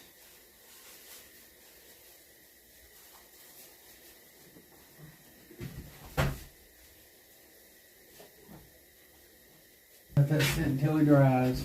And I'm going to go ahead and dremel the tear ducts out, the nostril out, and the mouth out. I'll do the tear ducts. I'll go in a lot of times kind of back this way, actually, which is kind of like more accurate. A lot of times it just don't go straight in. So,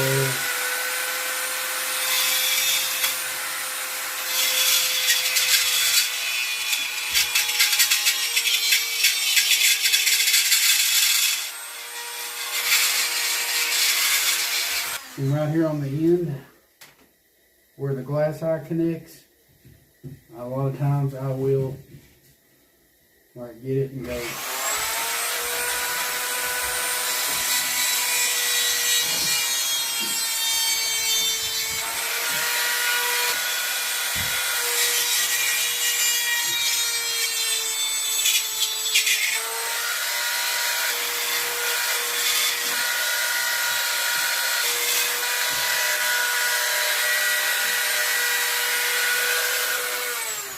I'll do the same thing to the other side. Here on the nostril, I don't have to take much out, but I will dig up in here. It's actually, they've gotten where you don't have to do much Dremel work on these things. But let me show you that.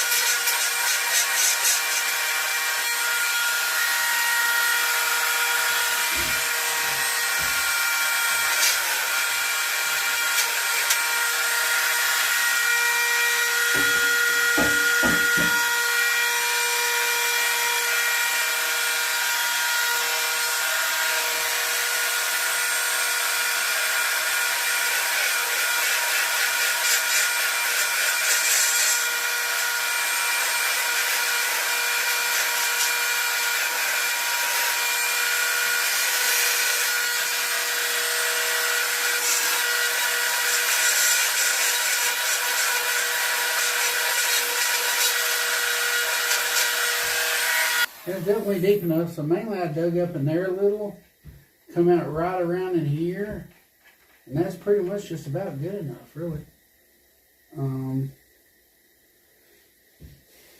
Let me show you the, I may dig this out a little bit more, but it's already pronounced pretty good.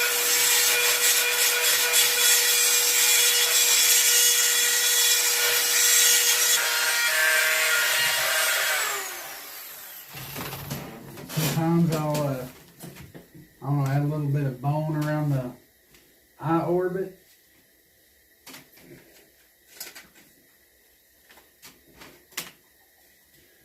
What it is like right in here. You can kind of see it kind of rised up anyway. But I'll, yeah, about right here. And then I'll go there. Of course, I've done all this and done all that. That's already kind of dug out real good. So I'll just do a little bit of that right there.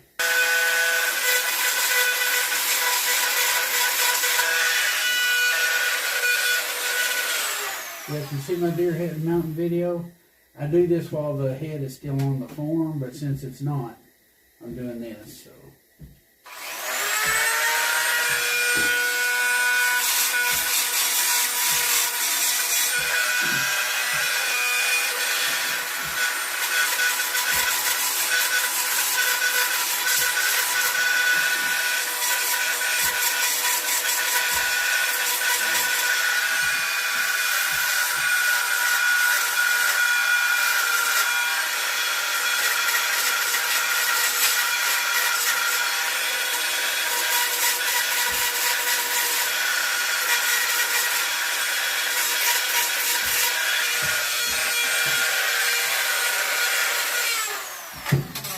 Now, a lot of times during the drying process, you know, after the skin is over it, I can feel all this.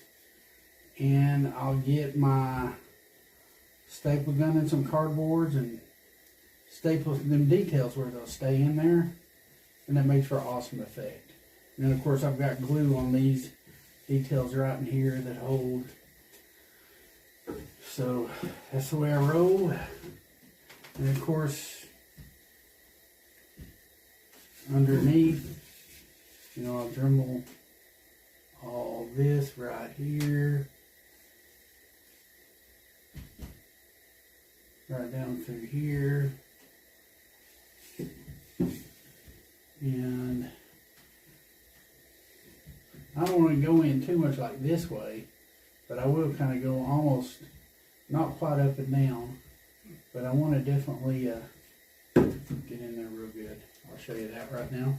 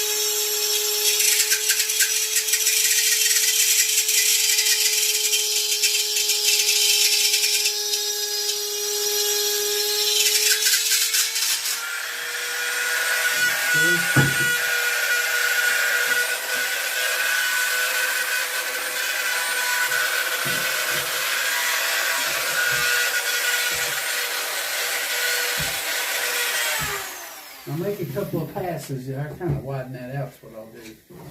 Make it where the skin will tuck a lot easier in there. So I'll make another pass.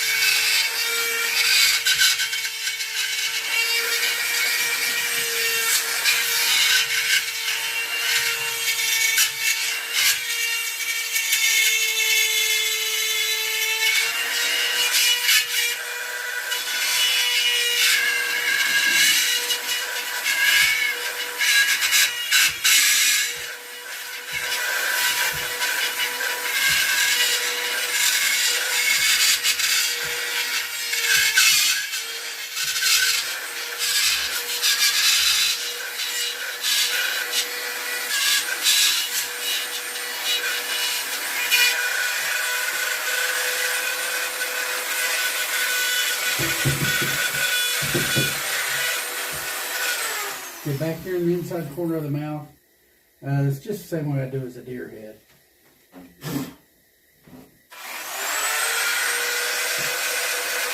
But I'll eat this out.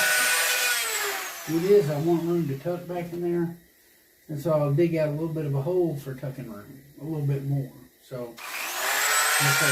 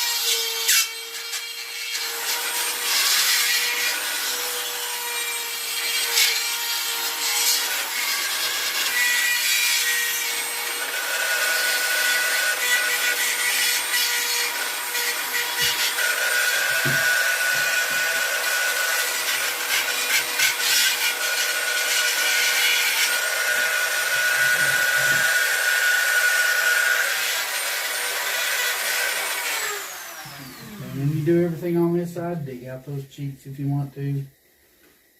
Dig the nostril out that way. A reference helps, but I definitely want to dig up in here real good.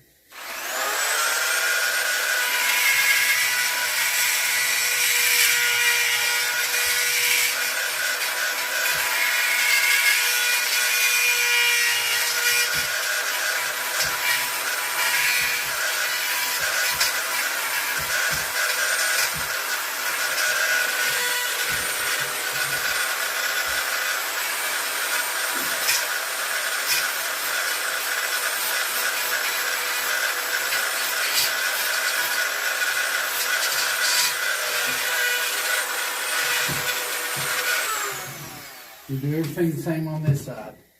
Okay, I've got my hacksaw. Basically what I'm going to do is just kind of go flush with the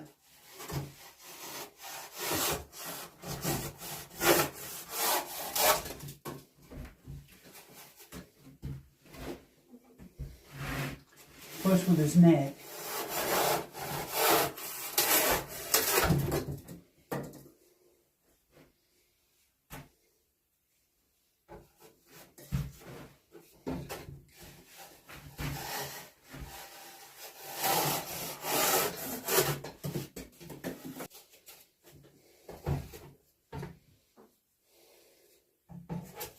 You can kind of get the idea of what we're doing here.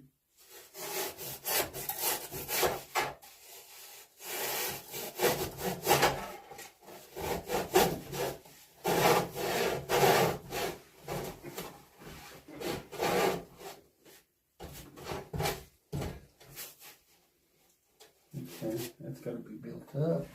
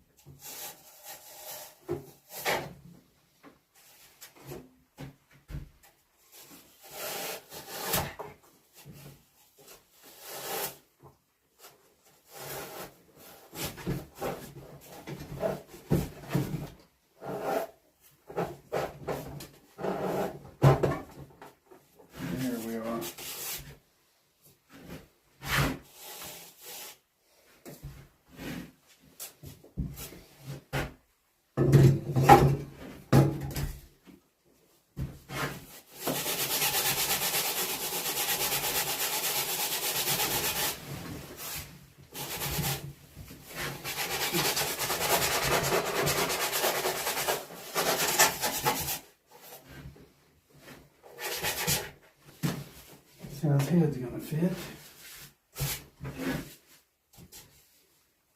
That'll work.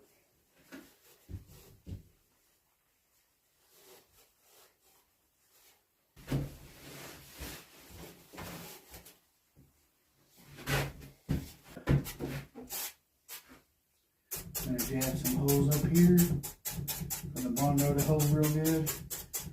And then when we start putting it together, whatever we got to cut off, we'll cut it off. You know.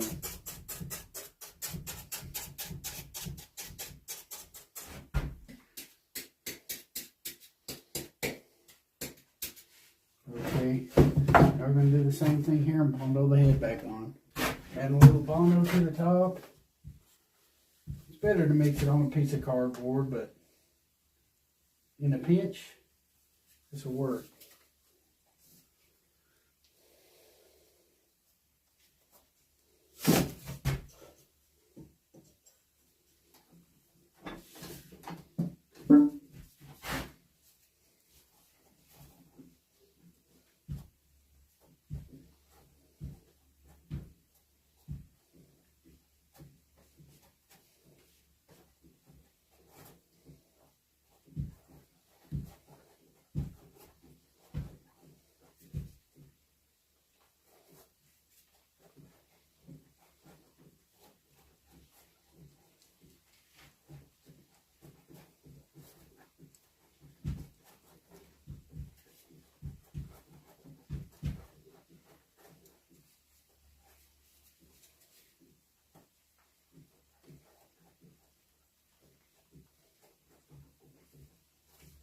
Okay.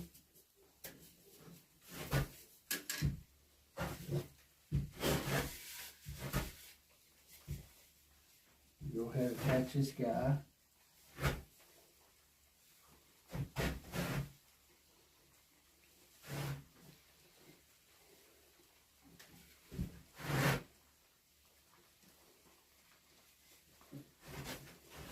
Okay, I got a little bit better job cleaning these antlers off. We'll go ahead and set the antlers while I'm messing with the form. You know, set the antlers and then take the antlers back off, put them back on after the deer's mounted. So That's kind of what we're going to do.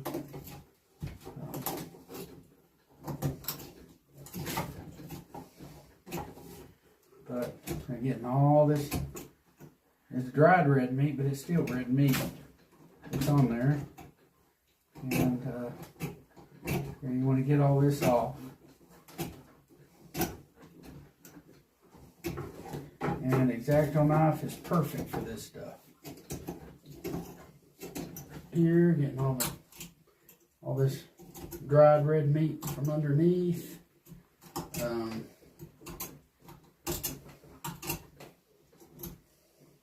It'll come right off.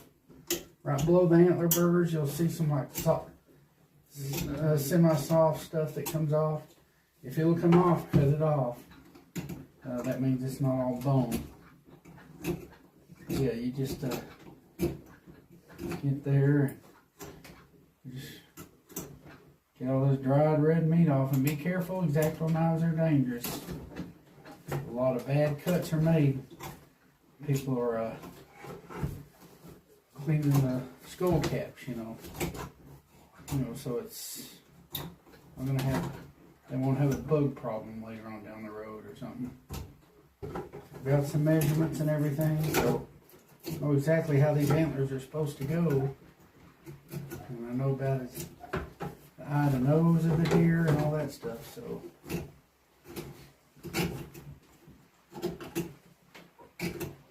just like when you set antlers on a deer head, I've got all that going on right now with this. So and we got a little work we got to do as far as modeling this back up, but we'll do that later.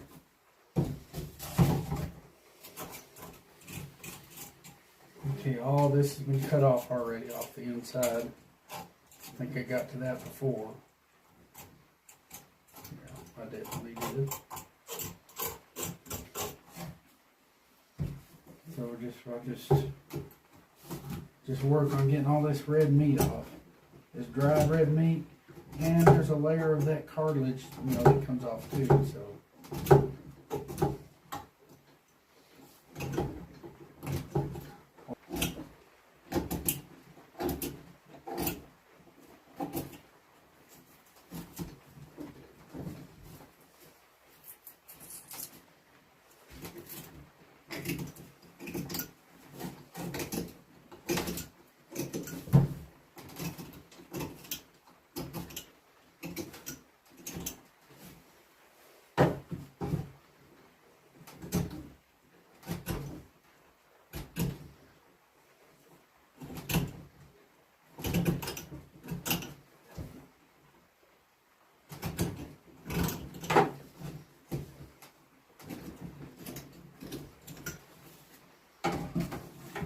This is pretty well got now. A little bit of red meat right here, I think, still, but it's got to come off.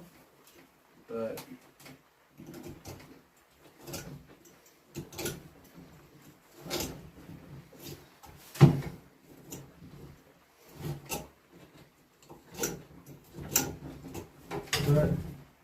get the idea, and we'll get a wire brush or any kind of brush all that borax off, so it'll adhere to that Bondo real good.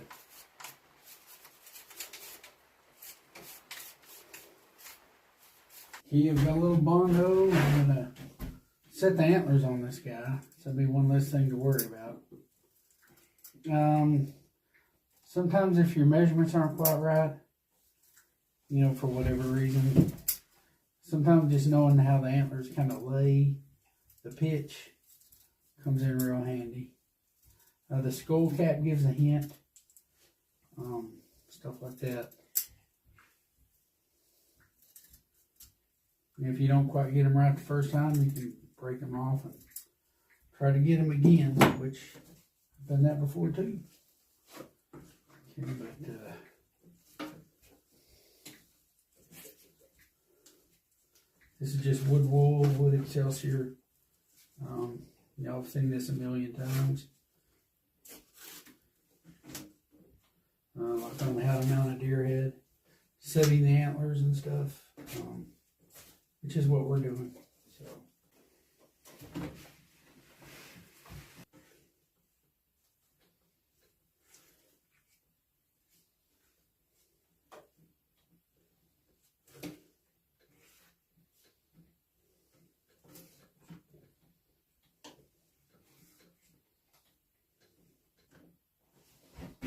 Try to keep my hands clean because it always ends up on the antlers.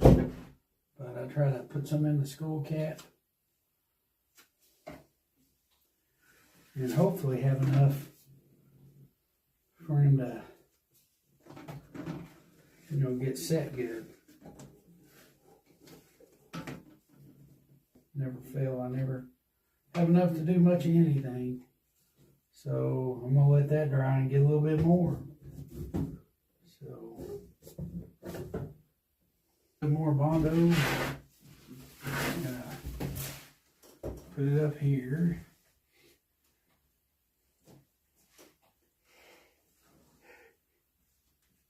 There should be plenty right there. I went ahead and threw a little bit of borax or something like that, or dry preservative, on top of the skull cap, so I can break the antlers back off real easy, later. That's my thinking anyway behind it. Looks pretty good just like it is. Look, that's what he's getting right there.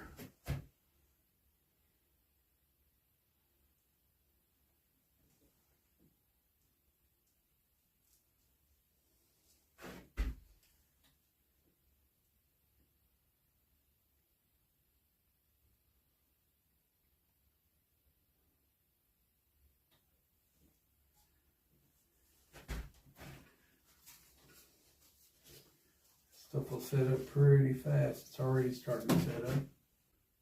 Rag looks good and even. That helps.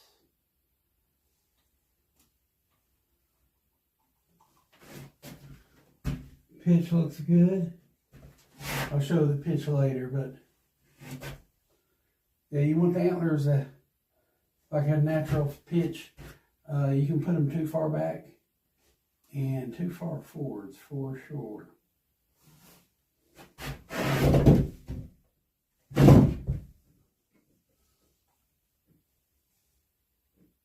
It looks pretty good. Yeah, got my old trusty drill bit. Got the antlers set how I want them. I got plenty of videos on that.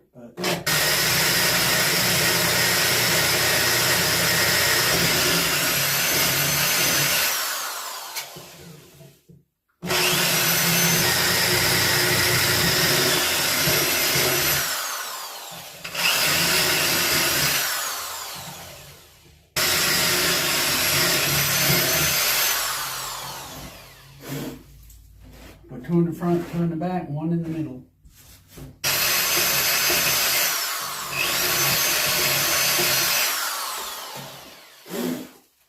I'm making sure I touch down to the wood. I go by feel.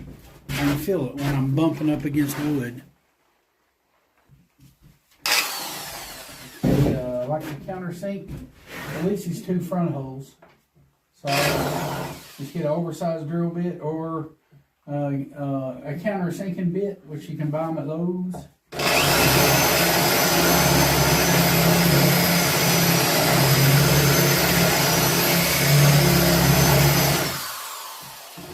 Basically, I just want the top of the screw head to seat perfectly flush with the top of the skull.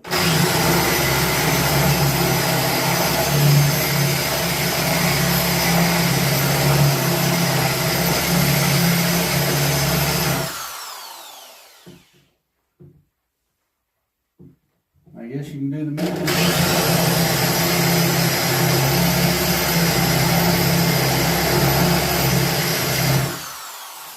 Usually never worry much about the back ones, but yeah, might have to on this guy. It's possible. I'll go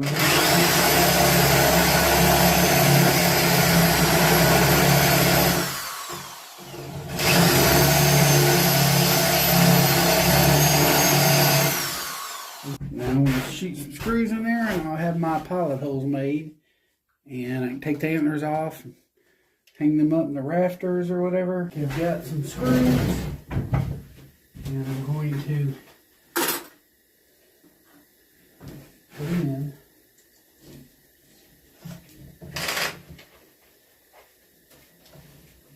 basically they're going through that piece of plywood on the top of the head. One,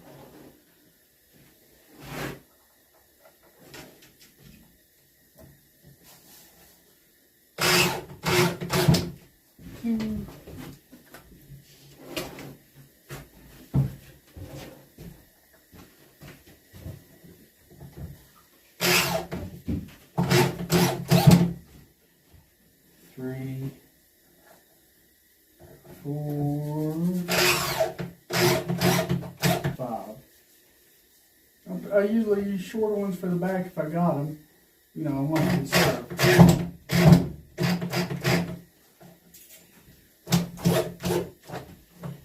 And you can see how they sit flush with the top of the skull. That's what our goal is.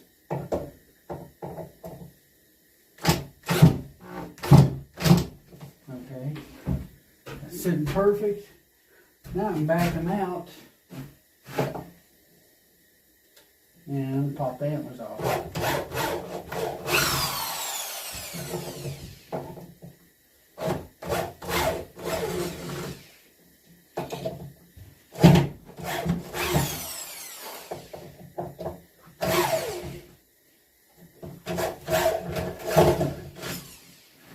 And this is all I'm going to work on as far as on the form right now. Then I've got to get on the tape, in other words. And you should be able to pop these bad boys right off. Sometimes I use this. And the hammer.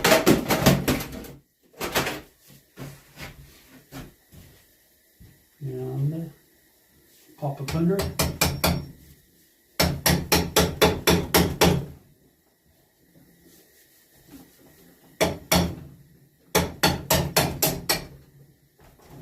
There we are. And when I get ready to set the eyes, a lot of times I might put the antlers back on there. But in the meantime, I can hang this up in the rafters and kind of get out of the way while I do other stuff. Okay, we're going to bondo an ear. I've got one ear kind of pulled out the cartilage, but I didn't pull it out so far where I can't pull on the end of it. Now, I've also heard of people using paper plates. That way they ain't got to reinvert the ear. Make a spiral out of your paper plate. Put your bondo in it and squeeze it in like it's a cube. And it gets down in there. And so that's what a lot of people do.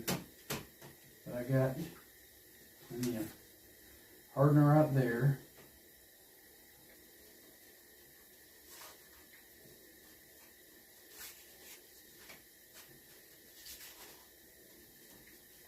Let's just bondo up real good.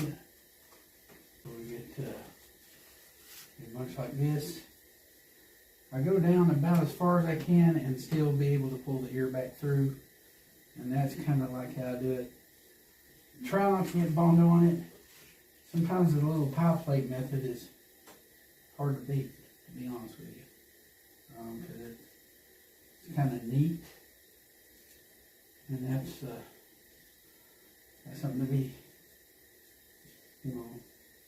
something to be said about that. Okay. And now, before it starts pouring everywhere, so I grab my ear on the end,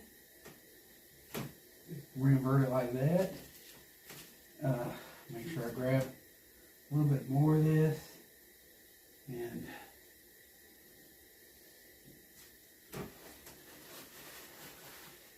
get my napkin, jab down in there.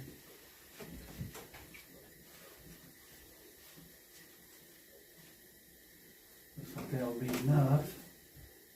Squeeze on the end of the napkin. And remember, I haven't cut my ear canal off. And so that helps with the bondo coming out to the end here. And still got to put more.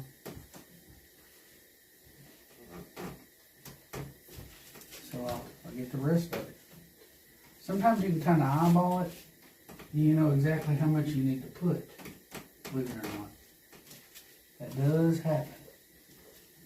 So that's how I tend to do it. Anyway.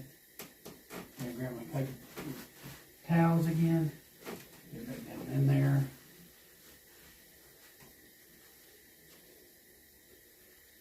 Try not to get on that beautiful hair. This piebald deer as much as you can keep from it. Okay, so I'm mashing it up. Okay.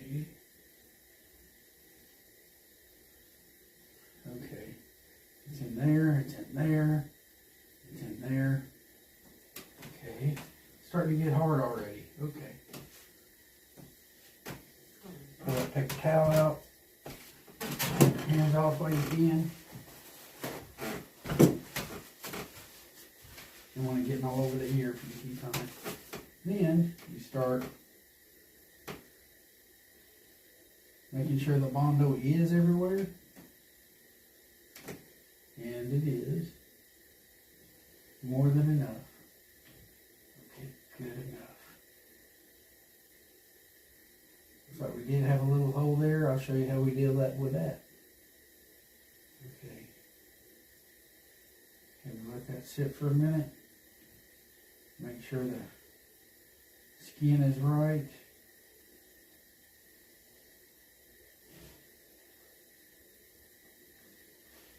Oh yeah, it's gonna look good. I'm gonna let this get hard for a little bit, semi-hard, so I can flop it over without getting all this on the hair. I definitely don't want that. Okay, that ought to work. That right there, okay. And now we got this right here.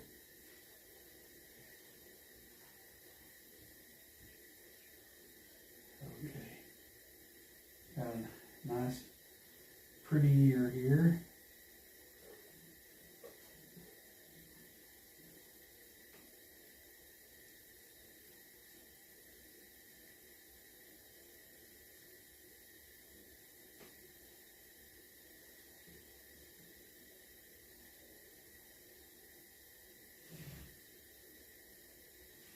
Okay, that's what we want.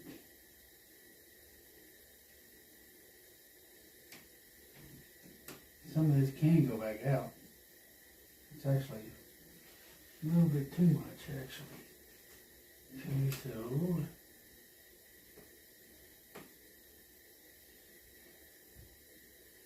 I think it's starting to dry those now. Okay, it is. Okay, that's good. That's the way it needs to be. Just a nice ear here.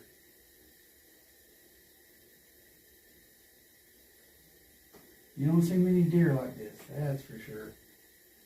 Not with this color phase here. I've seen some pretty brown variations, but not like this. Okay, this ought to pop right out like it did. Good to go on that. Okay.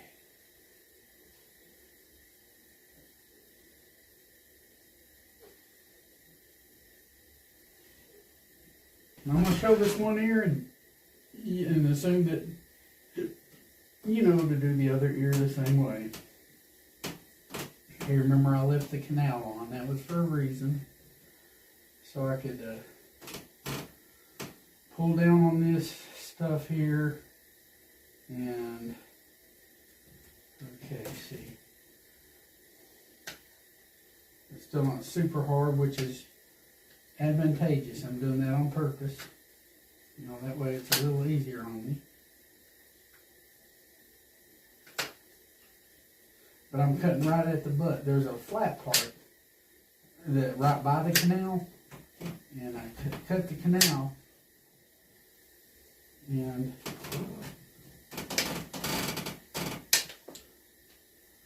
see the flat part is on this side. Can't see it right now, but I'll try to get where you can see it. Let's see.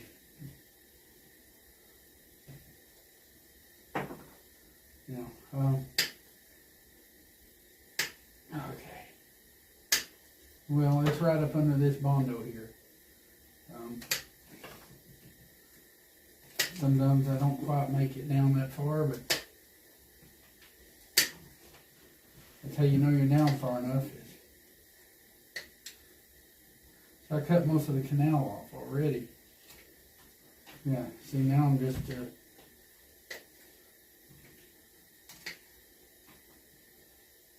right here is the base.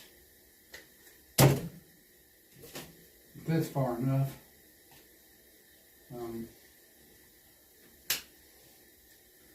See, right up under there is the base. Or the butt, I guess. Where the ear butt can go. See? There it is right there. Basically, I'm right there on it. So that's pretty good. Okay, that ear's good. Now that other ear, I'm going to do it the same way. And so that's how it's done. Just the same way you do if it was a deer head. So you're basically doing a deer head, but you've got the body attached. So all the rules, same rules apply. So I will get back with you after this side gets bondoed. I'm on the feet now. Remember I cut so far down. So what I'll do,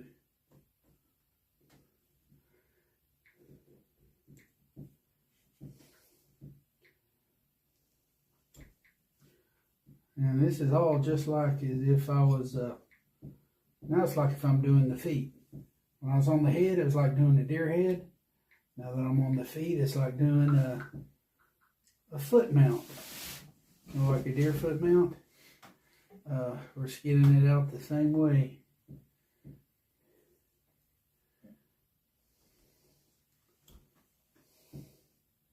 This is all going to be underneath. It's not going to show. Already scoped it out, so go right in between those hooves.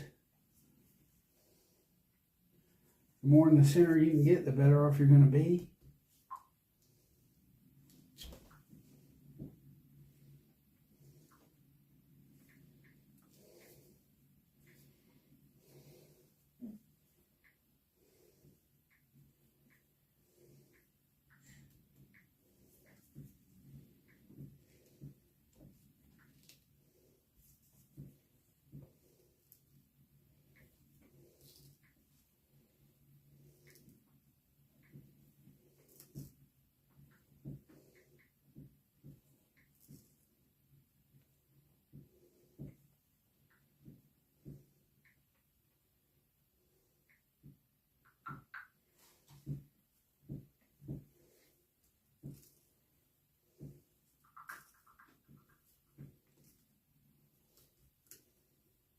Here again, I'm separating. I'll show you this way. So I can see the skin, I can see the membrane. Well, it looks like I'll have to show you this way.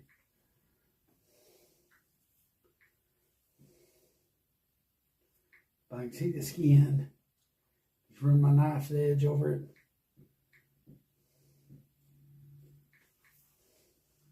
I already know it's going to pop through, so we're good there. Here again, I want most of this to stay on the leg itself, so that's less we got to worry about later.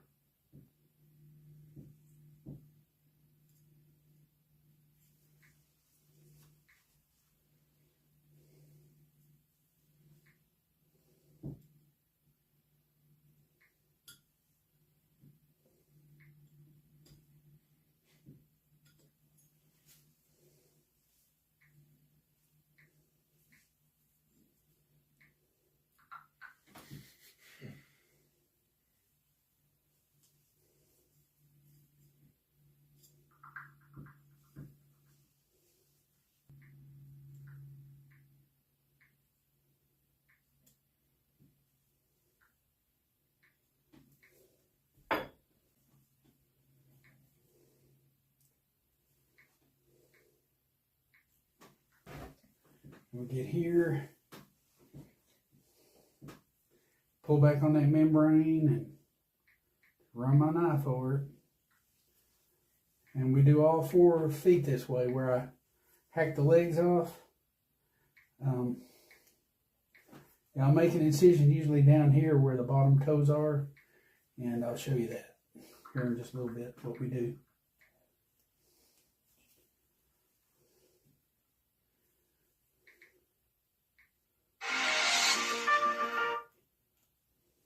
Okay.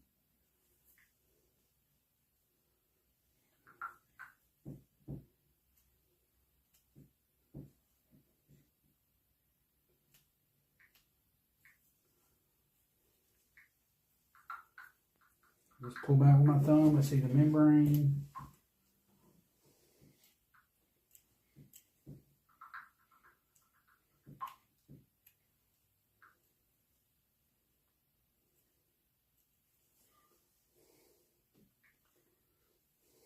See the membrane on this side.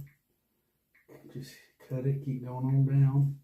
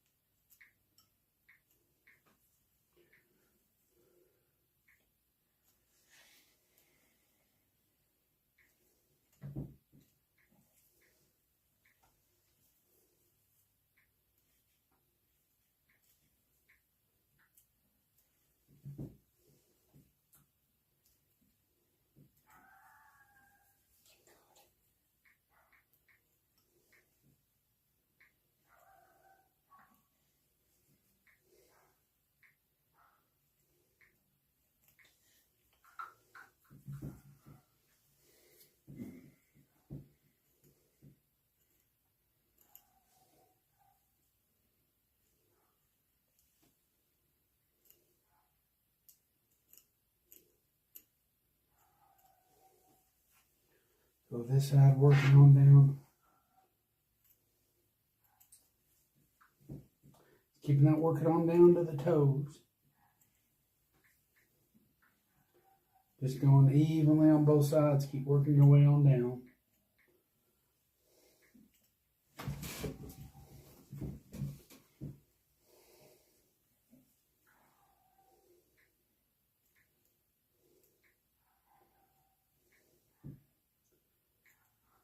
If you've ever done deer foot forms, we're doing basically the same way that I would do those.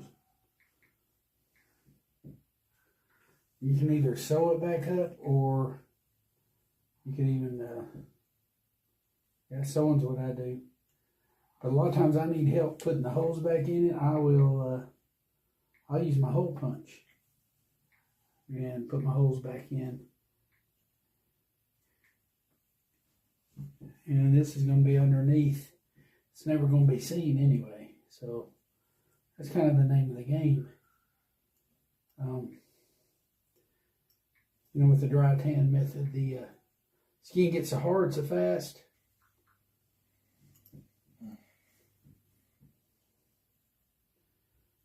If you're doing the tanning method, sewing would be great. His skin's a lot softer.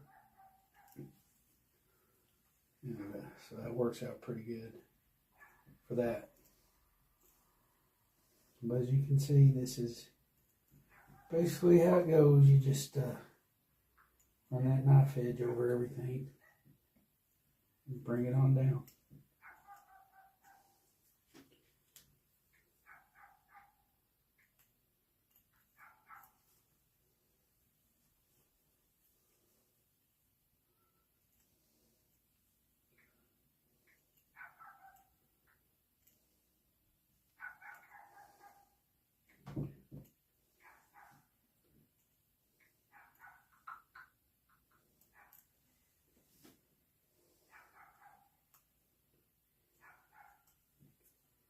You just want to be careful not to put holes. You don't want to put holes if you can keep from it. So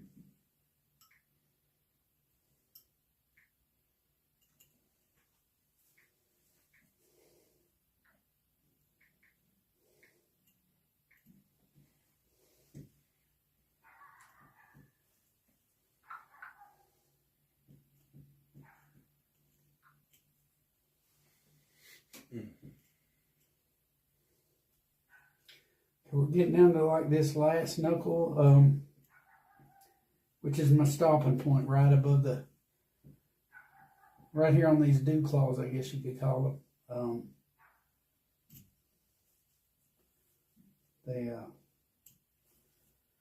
You get right down to those bad boys. And we're about right there. So here we got dew claws. And try to get up and you get into that joint, it should just pop right off. Yeah, oh yeah, oh yeah. That was easy. Whew. Almost went farther than I wanted. But you can see they're done. At least this one is on this side, so. Just that last joint right above it. Okay, then we got, on this side, we got one. Same thing on this side. We need to bring it down just a hair bit more.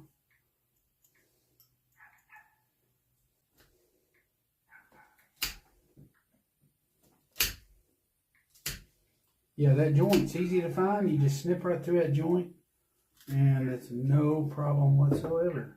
It comes apart pretty good. I've done it on this side already. See where I cut through that joint. If you can't exactly feel it, you can definitely see it. So, you know what I mean. So we just keep that in mind and keep on going down. Kind of see how I'm separating. I know my hand's going to get in the way constantly. It always happens, but you see how it comes apart. Look at that. I have to flesh all that out a little bit later, but you can see how it's coming out.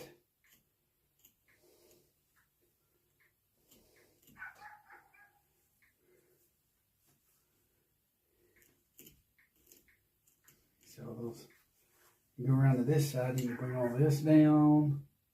Now we're working on the two middle hooves. Call them toes, I guess you could look at it like they're toes, but yeah, hooves is what I meant.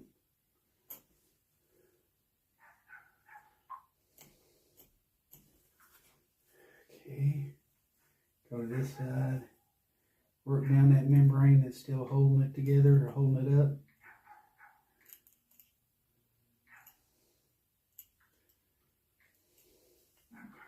Right here in the front. See how that membrane will come right down. I just use my thumb to bring it down.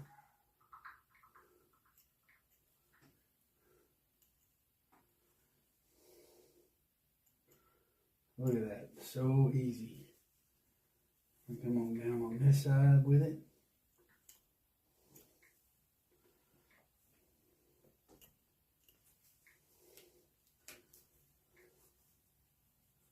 A little leverage with it.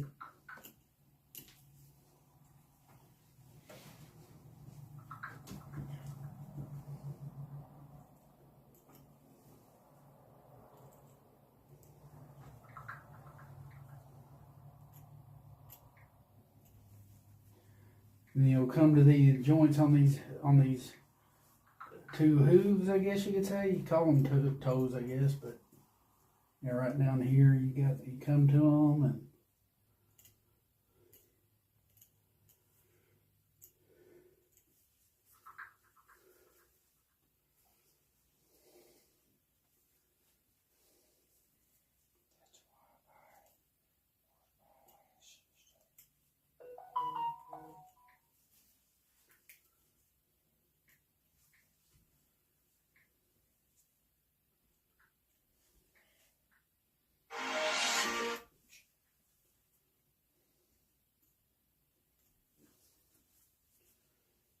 okay, can you work this down?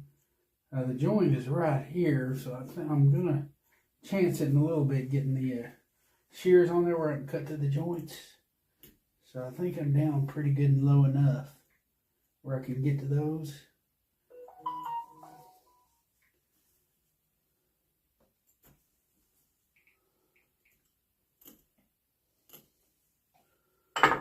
So let's see. See how far enough. See if I'm down far enough. Okay.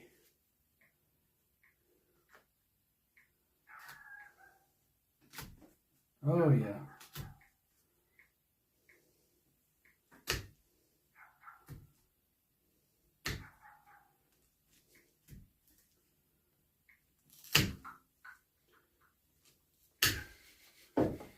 That'll help to go down a little farther, I think.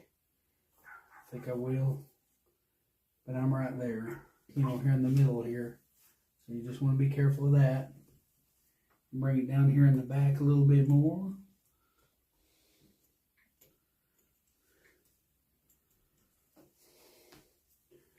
Here on the sides, you can bring it down a little more.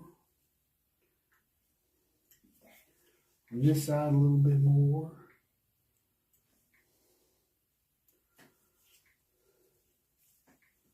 On the back side, just a hair bit more. That's where the joint is right there. The joints for both of them, right here.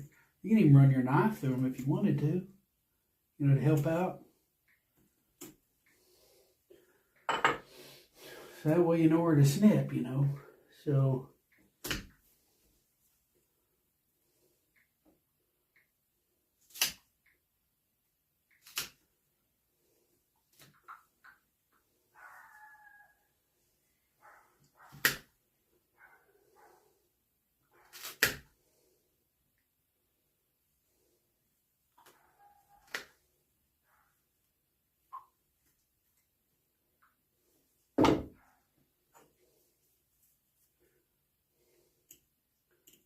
okay.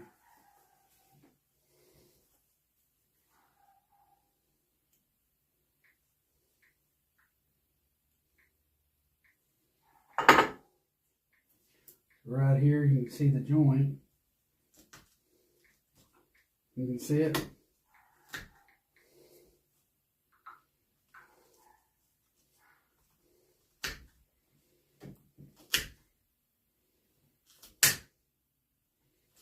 You just cut through that cartilage.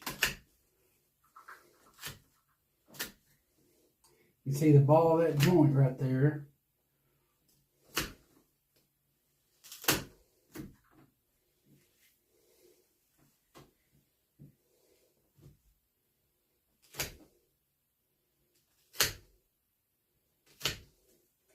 You can use your knife, kind of get it pretty good a little bit.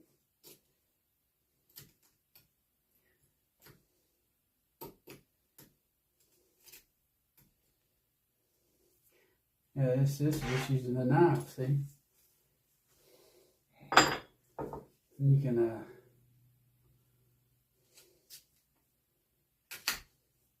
snip right there, snip right here. Making sure not to cut through the skin.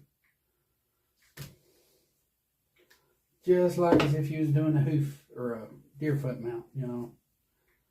So, I got little tendons you got to cut through. Here's one.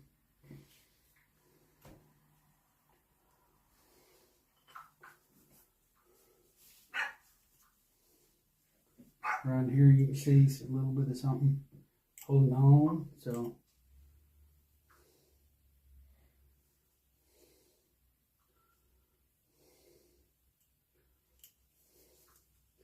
that's the inside corner of the toe. You don't want to cut through that. So you want to get up in there as far as you need to go and cut through all that, you know.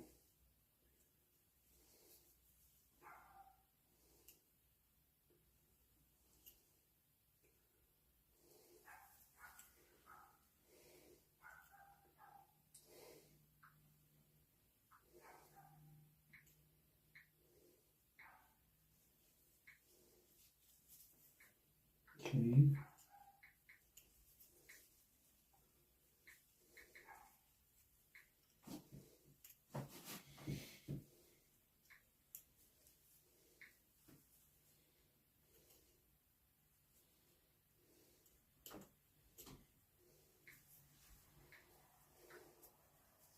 Little tendon or something holding right here. Leave that on the dang poof if we can, you know. And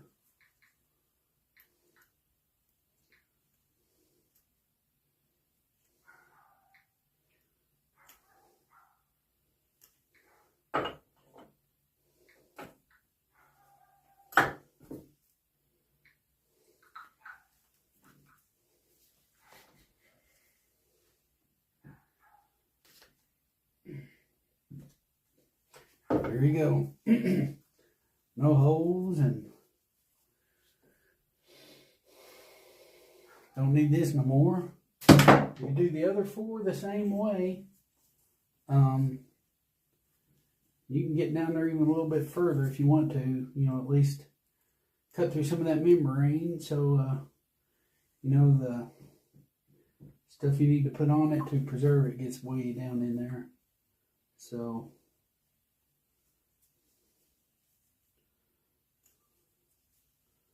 but you get the idea.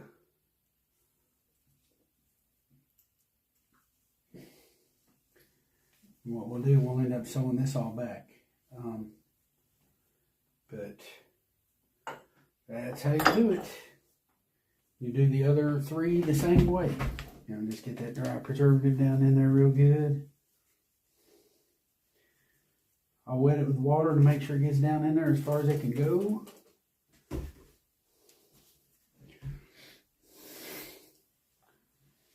Make sure the skin's good and wet. Make sure you get any stuff off that's got to come off. You know, like tendons and stuff like that. Make sure you get all that stuff off too. That stuff's down in there as far as it will humanly go.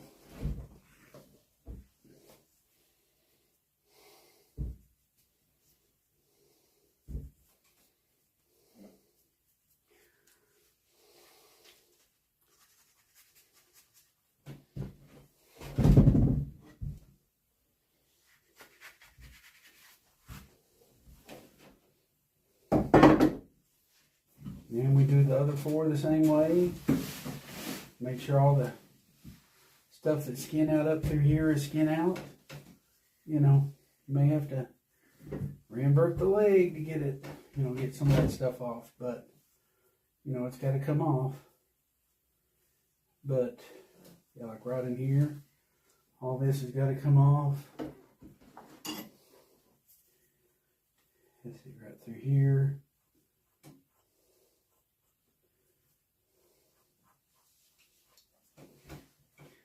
Got to make sure you get it off.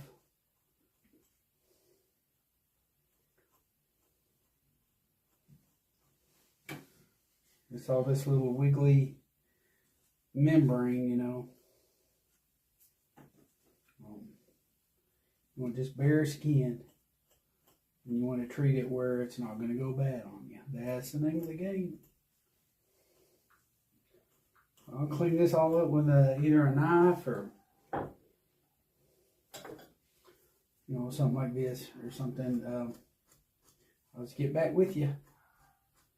Just make sure you cut all that loose membrane and skin and stuff off so it don't go bad on you. And you do all 4 legs this way.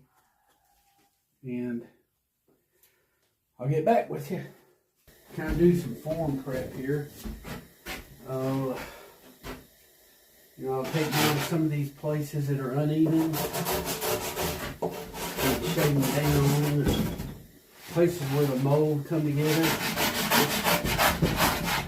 I got my little stout rougher here. Takes all that stuff right off. Of course, I'm right-handed. It's easier to do it than left-handed. All right, down here.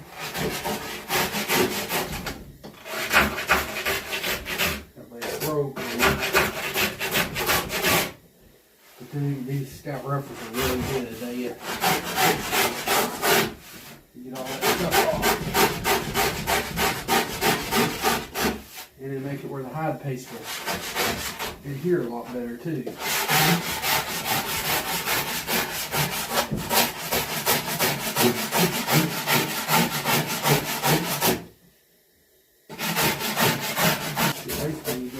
form, any place where you got a little flashing, I guess you could say. This will take it right off. It'll make the hide paste in here real good. You know, you take that mold and the mold will come off.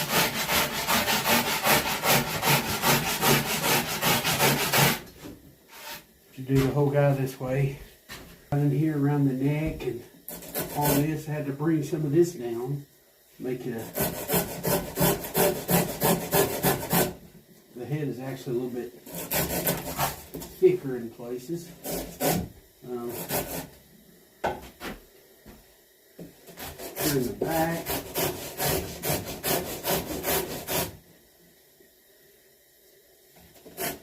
Now some of these places you can build it up with clay. It'll be fine.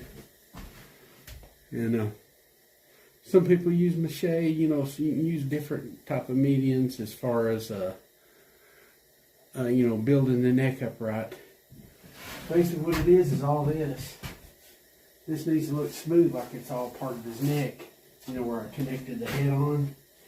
So I gotta kind of, you know, make some of those neck muscles blend in a little better.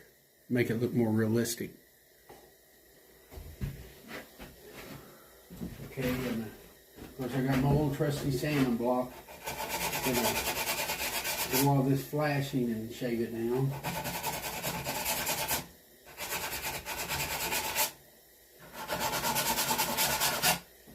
And I shaved some of the neck down on the side of the head.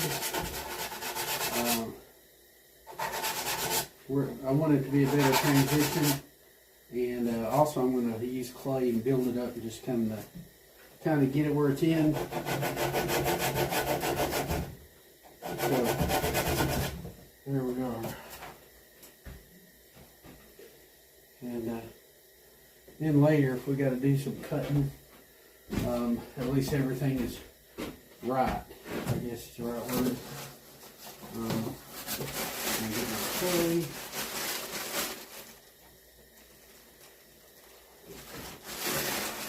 And there are places where it's uneven, and basically there's a neck muscle, there's a groove right there. I shaved that out, like right here. We'll put some clay back in and try to get right up here in the front, a little bit right there.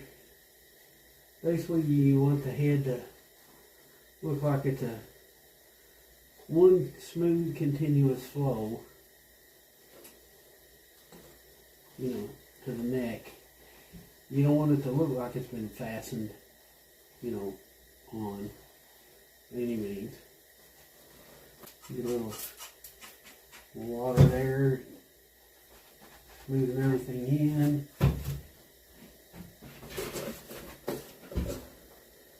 Right up under here is a little bit of a high spot, you know.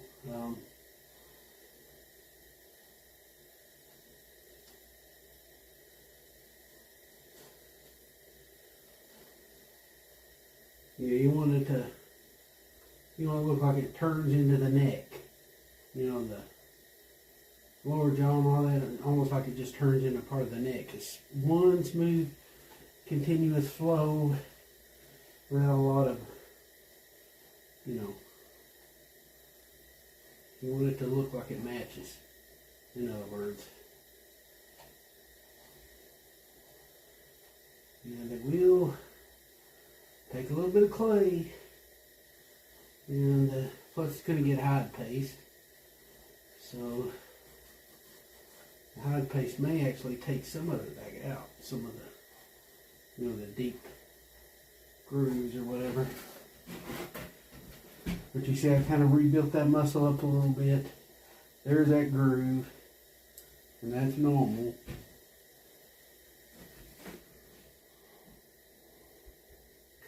Okay, you can see here I kind of built it up in the back where the neck is, for the most part.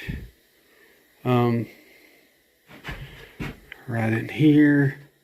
There's that groove coming here, and it goes to the back of the neck. And then I'm going to fill all this underneath. Nothing fancy, just going to use clay.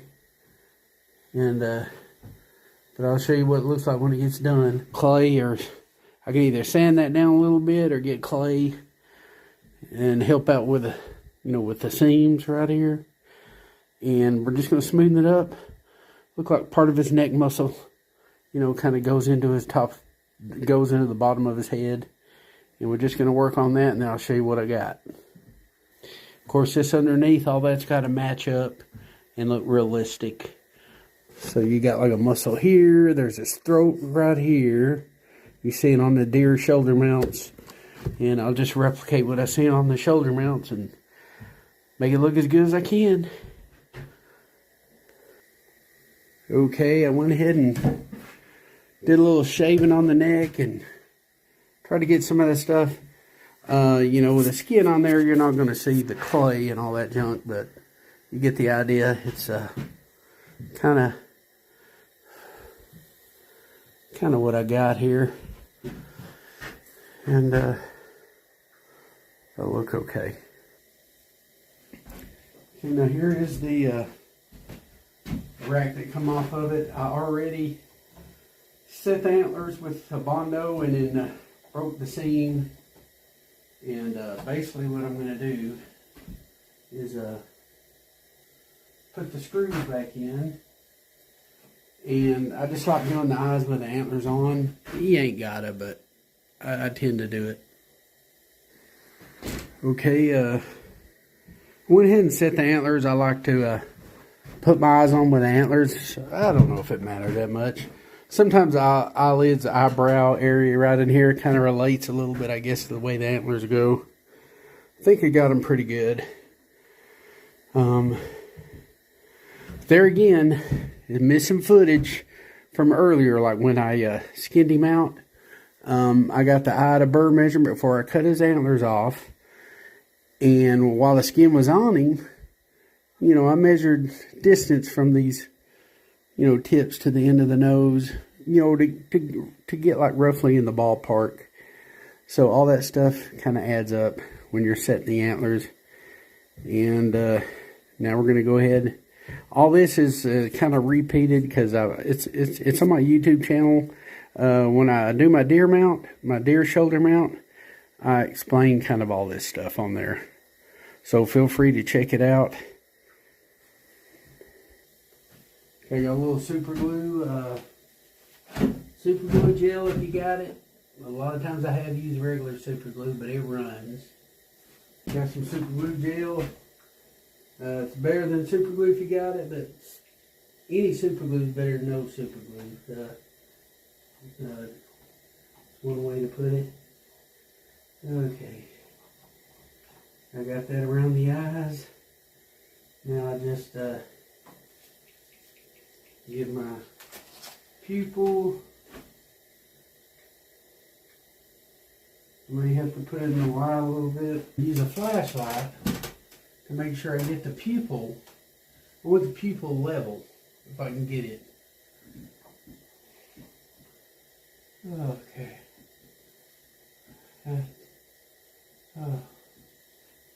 Hard to see. Oh, there it is. Yeah, I can see it. Sometimes you have to barely be able to make it out.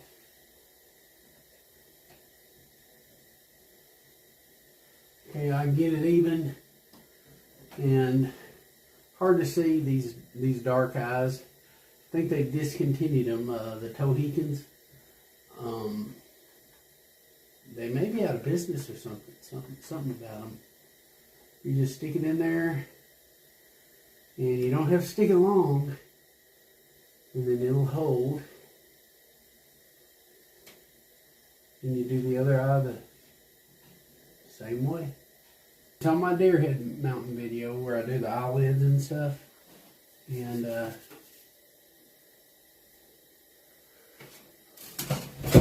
lot of times I'll start with the upper eyelid, but not always.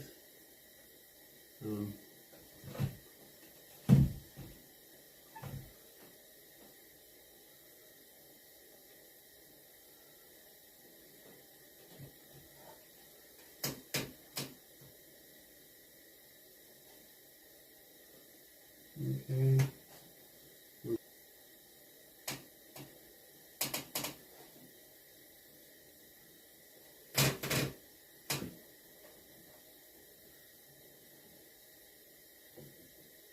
Okay.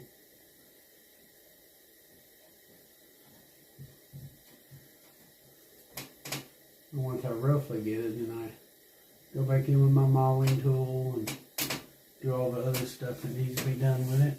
Okay, I want that ridge. I want it to meet up flush with the top. I like doing that. And then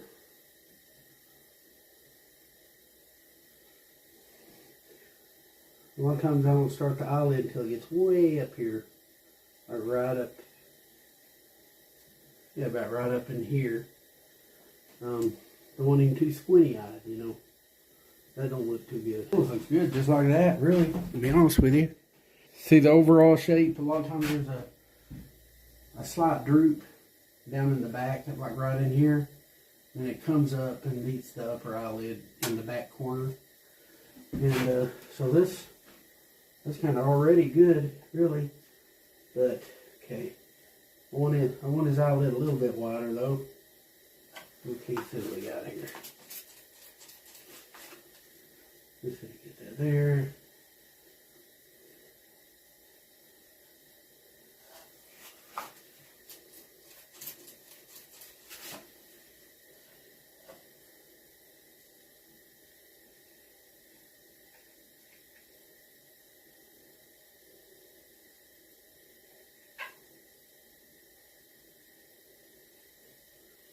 We'll go down here. That's roughly the shape of your eyelid, you know. Okay.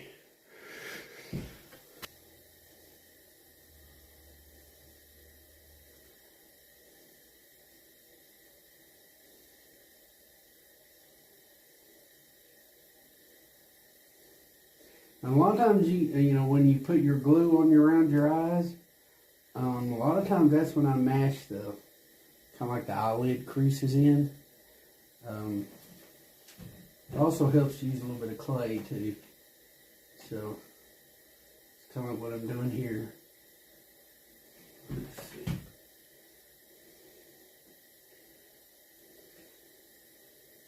Look right here, right there, right there, right there. Oops, I didn't break off right. Okay. Yeah.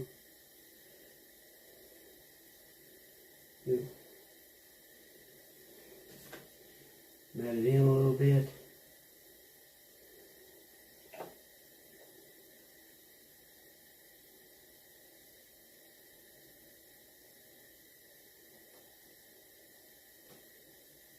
There you go. And then you can do the same for the upper eyelid too.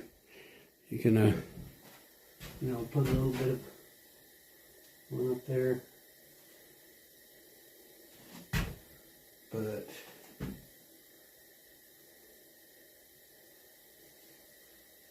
it looks pretty good right there.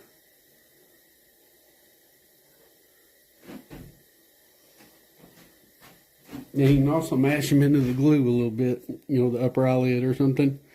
Give them a little bit of an eyelid that way. Well, here's what I kind of got for one eye. Just do the other eye the same way.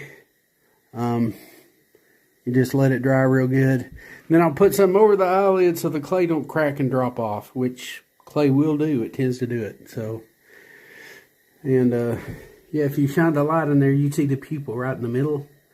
But you do the other eye the same way. And from the front, you know, I like to start the eyelid up a little bit high. I don't like to start it, you know, I don't want a squinty-eyed deer if at all possible. But I'll show it to you when it's done. Okay, that's kind of what I got.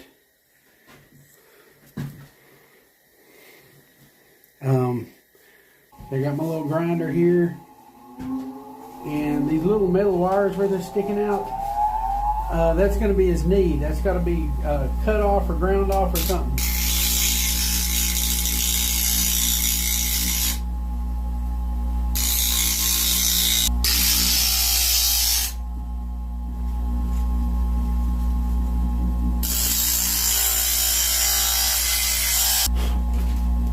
Well, you get the idea. You know, just kind of help the clay from falling out on him. And I just got a little sanding sealer. Just kind of go over the clay with it.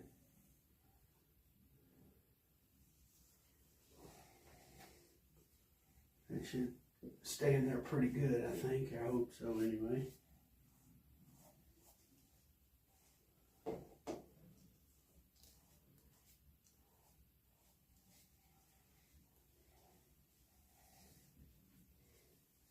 I'll even go a little bit over the eyes if I can. Or not the eyes, but the eyelids.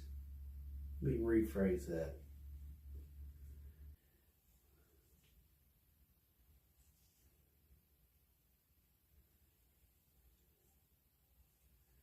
And of course, multiple coats would be fine on this stuff, you know. Okay, I'm going to go ahead and take the antlers off now and put them back up in the rafters.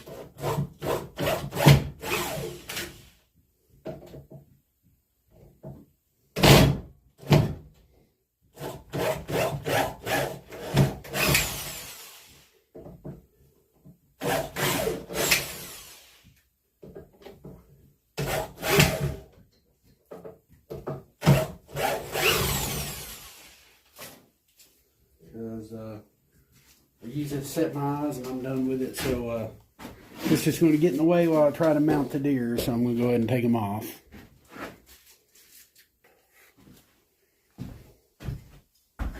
Okay, I'm going to go ahead. I've got a habit of using hole punches, so I'm not going to change it now if I can keep from it.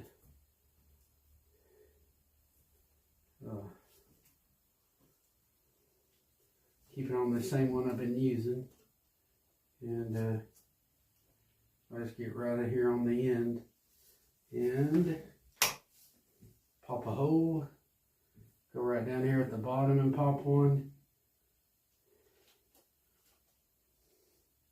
Yeah, the skin gets hard on these dry preserved skins.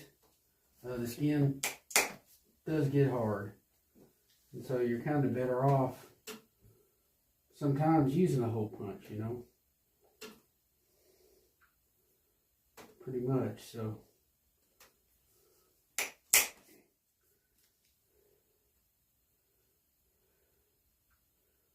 I just go however far apart I think I need to go. You want to get a good enough bite that you know it's not gonna, you know, go plumb through. And then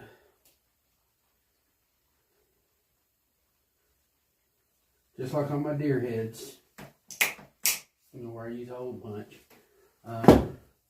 See, the antler bird's going to be right here. So here's going to be where my holes start, and here is going to be where my holes start. And then that's going to wrap around the antler bird and then tie in the back. So that's kind of a rundown of what's going on. So yeah, definitely need to put one right here as well.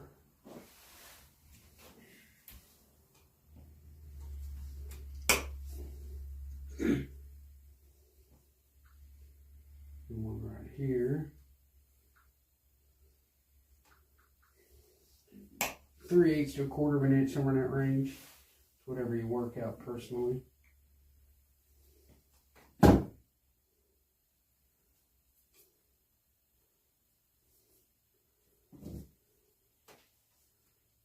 then you go on, keep going on down, making sure I got a good bite for each hole, you know. And going down. Now, a lot of people, they just use a needle and they don't use a hole punch at all. And that's pretty awesome. But basically what I'm going to do is go hole punch all the way around the back of the ear, all the way down to the very end of where I made the incision on the back of the neck.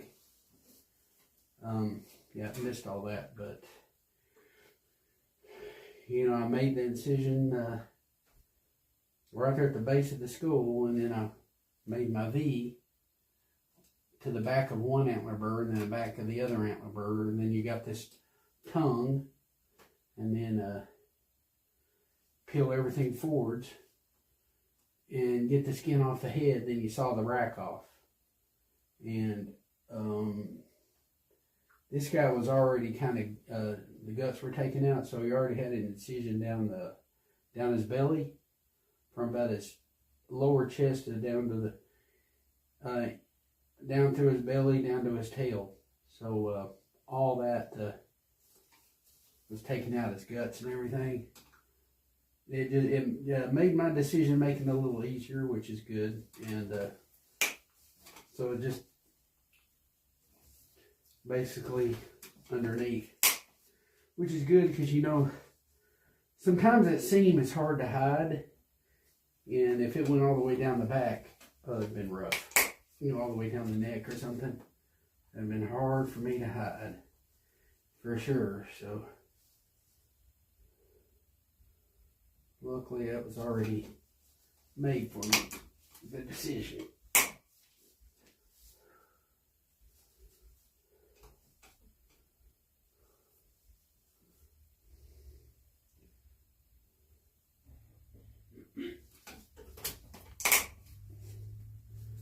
And that's what I like to do.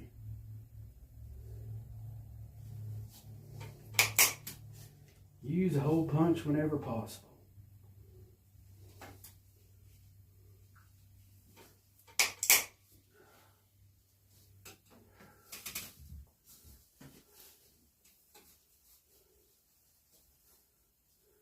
Plus you got such long hair. Chance of seeing this incision slim to none.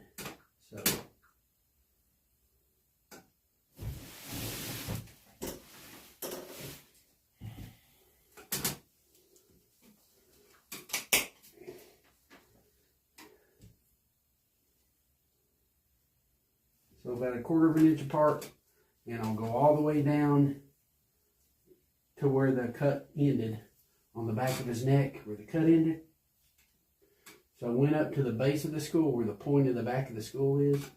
Then I made that V up to the back of the antler birds and went around. If you check out one of my other videos, you'll know just how I skin a deer head out. Is the same thing I did with this guy. And I took the antlers off and all that stuff. I lost all that footage because I used the wrong kind of SD card, a cheap SD card off of eBay. And everything just disappeared off of it. Probably no wonder they sold it so cheap on eBay as a crappy SD card. So keep running it. Okay, I got to shorten the face. Face is a little bit too long. I'm just going to shorten it enough where it'll fit, and I'm going to call it good. And best way to do it is to cut like in front of the tear duct. I guess at an angle. He said an angle. So in front of the tear duct, and I'm going to go out about 3/8 of an inch. That's going to be my second cut. I'll try to get him even if I can. That should be enough. That should be 3/8 of an inch. I'll shorten it just enough where it'll fit. That's what I'm going to go with. Sawzall is probably better for this, but let's see how good we can get with this.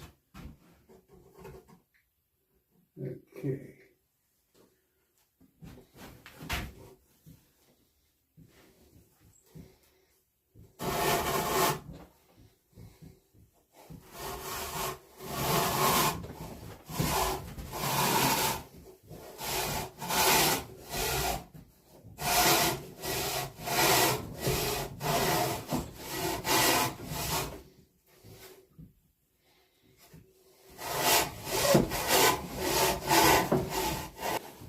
Yes, Sawzall will be quicker, faster, probably all around better. But I'm going to cut a little bit off this And we're gonna be good to go. Try to even it up real good and take the same amount off right here.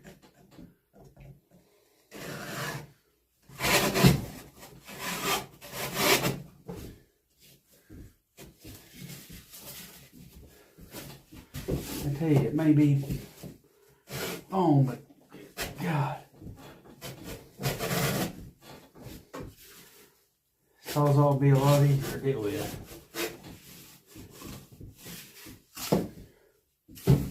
Here from an angle. Okay, that's 3/8. It's got to be 3/8 on this side too. Put them on up here.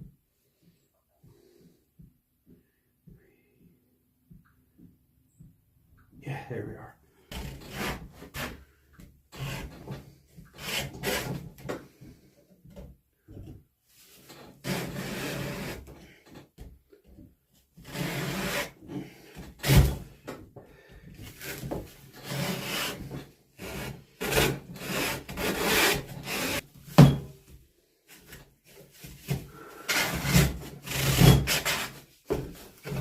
Okay.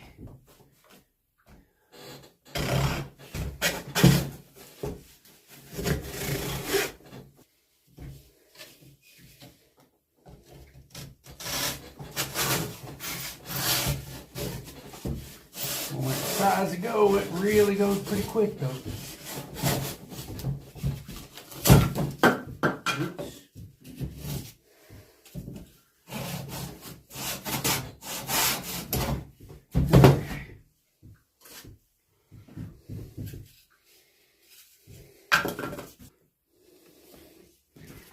Yep. Just gonna do a little bit of shaving, and we'll make that work. But you can kind of get the idea. Everything is still kind of like how it needs to be. Just have to shave everything down. But I'll Bondo it and get as precise as I can get it. So I've got this. I'm gonna just jab a couple holes for the Bondo. You know the drill. Try not to get the Bondo outside of where it needs to go. Put some in here. Don't take much. The Bondo's super strong. I'm gonna get a little Bondo, and it ain't gonna take much for sure. So even this is probably more than I'll need. Y'all know the drill. It don't take much. And you don't want to take forever to mount it or for it to set up, so I'm going to go ahead and put quite a bit of blue in there, I guess. Or what used to be red, now it's blue. Probably go back to red eventually, I guess. Who knows?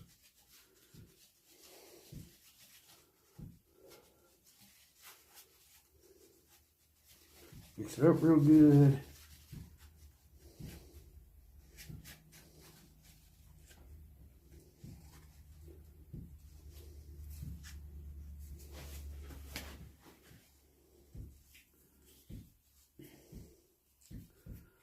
Smear somewhere it's going to matter the most.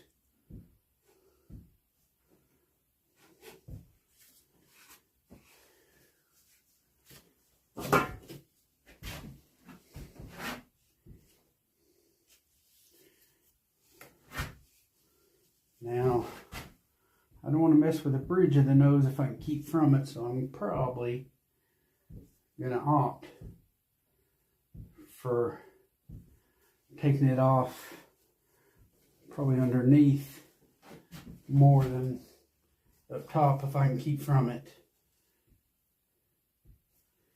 That looks pretty good just like that.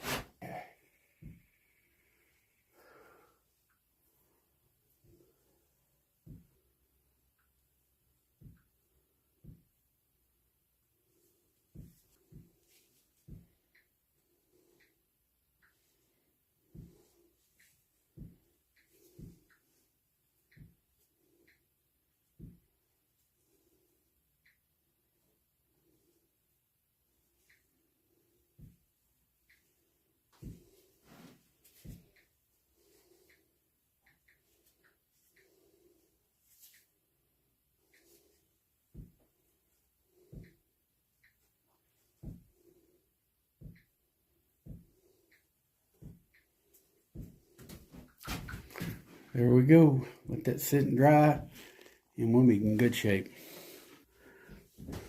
There, I got my stout rougher. It helps kind of rough some of the foam off. The bottom is pretty close, as you can tell. It's the top. I could probably use a little clay, fill that in. I may opt for that. But the sides have still got to come down.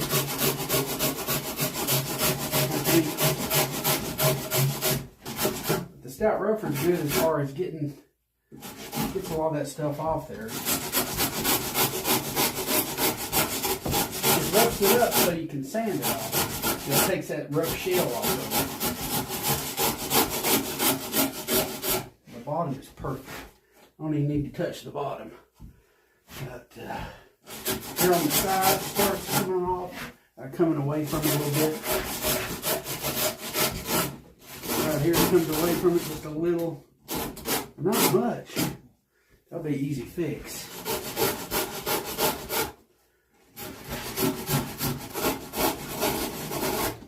Okay, that's about all I'm going to use this for.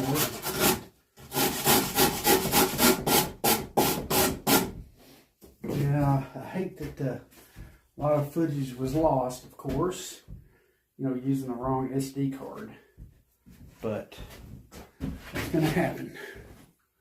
The part where I skinned the deer out, that hurt. Even that. It won't be the first time that technology's let me down like that. Especially, you gotta look at where you got it from, so.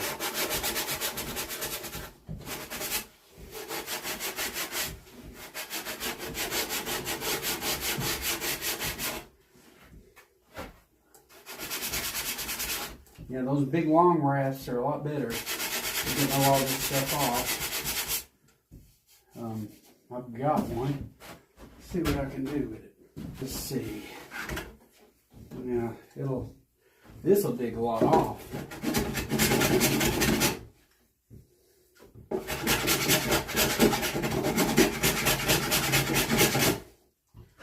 Well, takes care of things in short order, actually. So.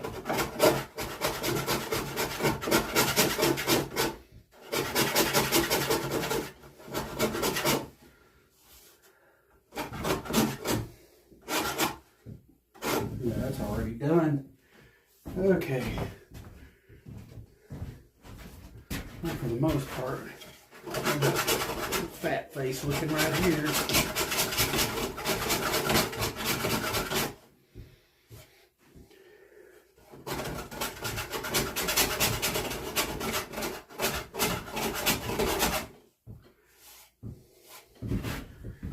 The rest of it's coming off of this.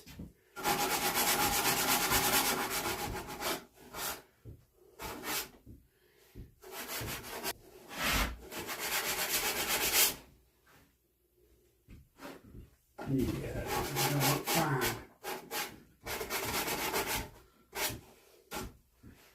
You're gonna sand that nose down a little bit. Make it where it's good and even.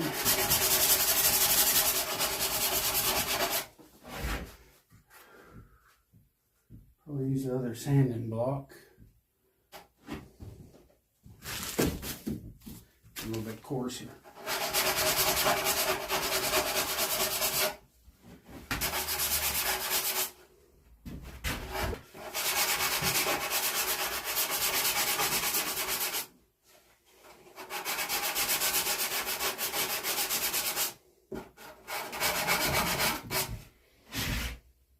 Good. Now these other places, I used my Dremel tool. I didn't show it, but I used my Dremel tool, dug that detail out. Dug the detail out on the other side. Just to get everything to match up. I'm going to fill in those gaps with a little bit of clay. Okay, got a little bit of clay here, critter clay, and less shrink worthy than some of the other stuff. And I just fill in those gaps, or actually make it where there is no gaps. And just like that, I did a lot better. These are pretty good. Even the Bondo is pretty well shaved right. But in case it isn't, definitely some gaps down through here. Just using clay to fill in the gaps. Nothing pretty.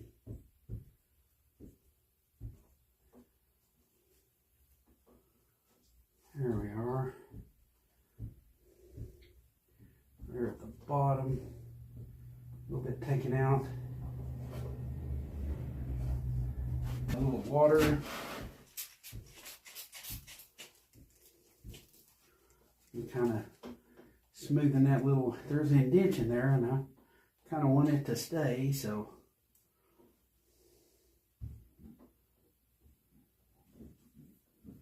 Taking some of that down, right here, some of that.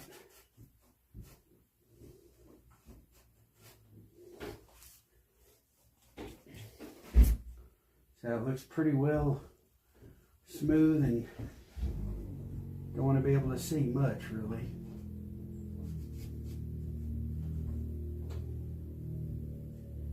That looks okay. With the skin on, you'll never see anything anyway. So, and that's the reason you can shorten out a head and make it look pretty good. Okay, here like with some of the other stuff I've mounted, a lot of times I like to, well, let me get a Sharpie pen to show you. Like some of these places where the leg's up against the body, I might need that to tuck a little bit.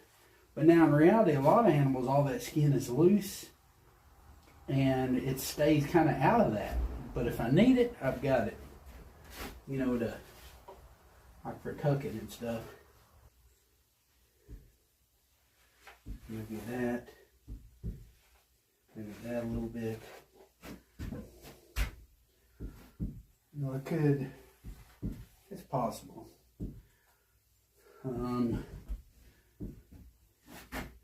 If I don't use it, that's fine too. But I think I like to tuck up in here a little bit. So, got my drum tool.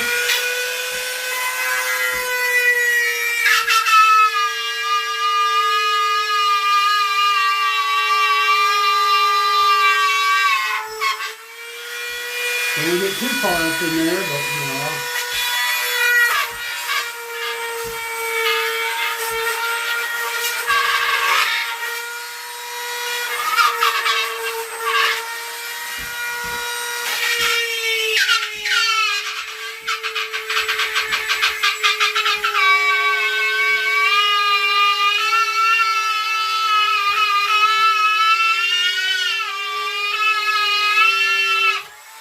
Not a bad idea to wear earplugs. Oh my God.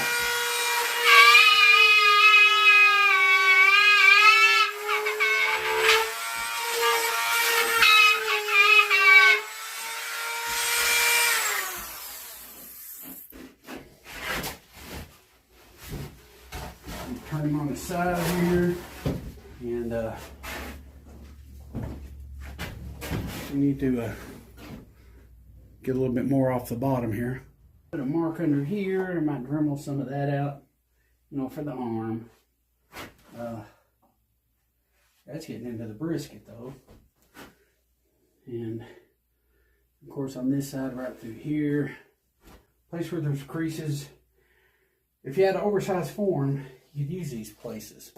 That's, you know, to tuck skin. So it's advantageous. I'm gonna turn this grill light on. Okay. So when we get right here,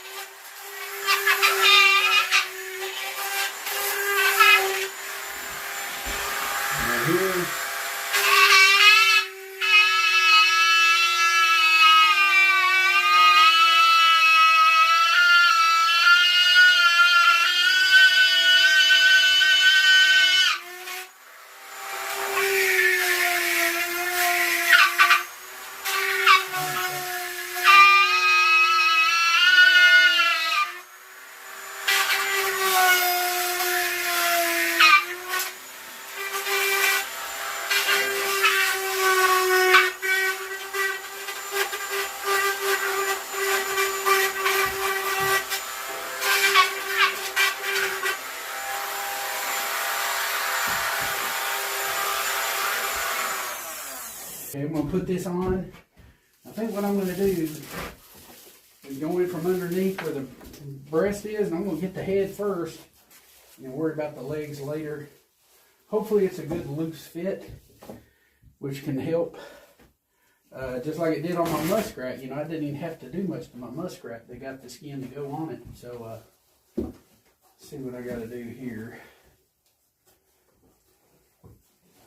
I shorten the head, which is gonna help. Hard part's almost over with. It's just this part right here. You know.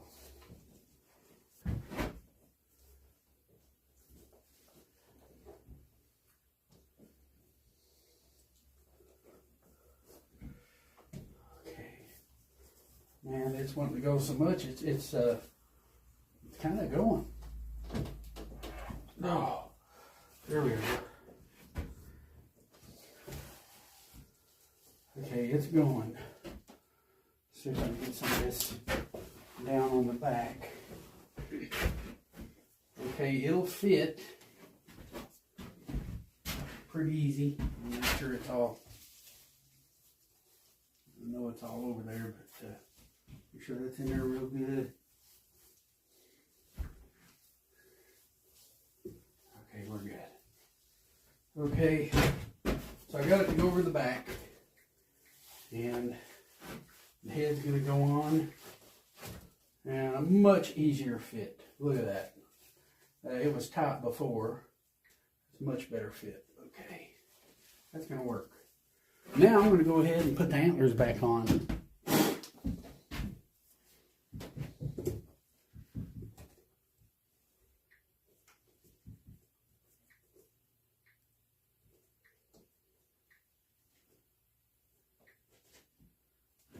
Put these antlers back on. I had preset them, just like I do any deer, and then I take them off, and then I go ahead and that way I don't have to make an incision all the way down the back and all that weird stuff. You know, a lot of times you get capes and they're cut all the way down the back. Still get them that way sometimes. But yeah, if you can cut just far enough down to go ahead and take the rack off, then you're in good shape. Less sewing looks better. It's a lot easier to hide than the incision in the back of the neck. Battery powered drill is good enough for this stuff. Okay. Now they're all set. Okay, just kind of doing a pre-fit, kind of. I can put a lot of hide paste in from underneath where the incision is and everything. I just kind of, this leg is one big old leg right here. I'm going to go ahead and put it on. The other leg's already disconnected, so it actually makes it easier on me. So, you know, I have to sew everything from underneath. This is the one rear leg that... Sure got the right leg, you know, anything's possible with me. Okay, right leg, okay. We are good to go. Sorry about all the missing footage of where I skinned him out, but I did do a, I did an incision. Well, the guy made it easy on me, kind of, because he already skinned it out, you know, from underneath, which is fine because it, you know, makes my decision making a whole lot easier. It's already made up, actually. Okay. This goes around. That goes underneath. Pretty color of brown goes up on top. Let's see. May have to stretch this leg out.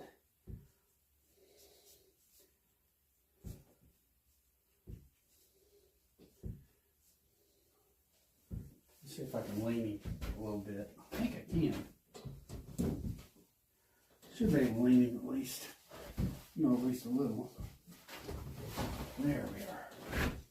Yeah. That's kind of holding it. That way we can work on this foot. You know, ear stretcher would probably work a little bit. Well, run into a problem, which I run into a lot, is the feet being a little bit too big, and I have to shave them down. If you remember the coyote I done, I ran into the same thing.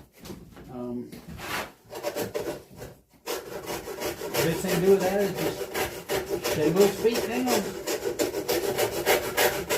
Don't take but a second, thank God.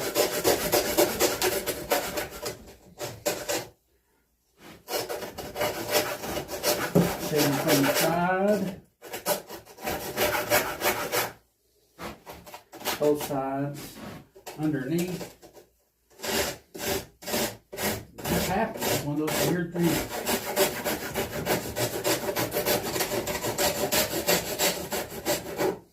Because it does have a decision for it. But I want to keep it as rigid as possible. And we've got too much cut off of them already anyway.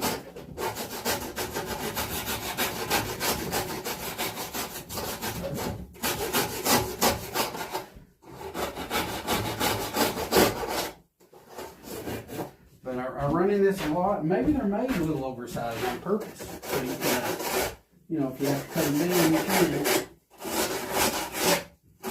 It makes me wonder. I run into it a lot. I do need a lot.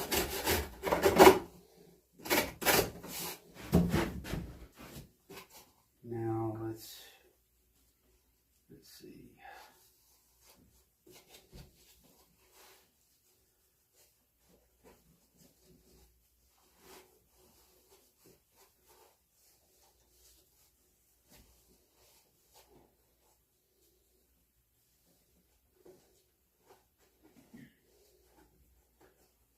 Okay.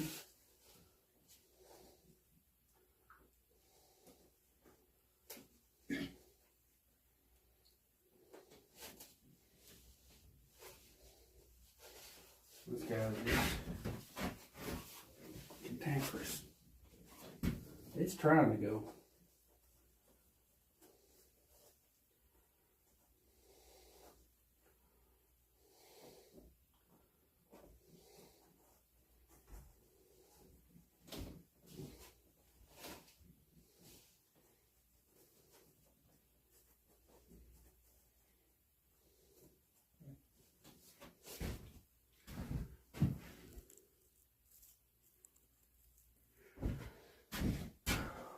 Okay, pulling it through. Got it to go through. A little bit rough.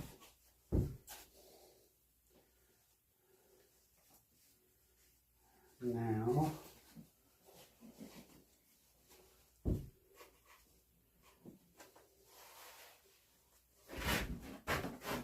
that is what we want, right? This is it right here.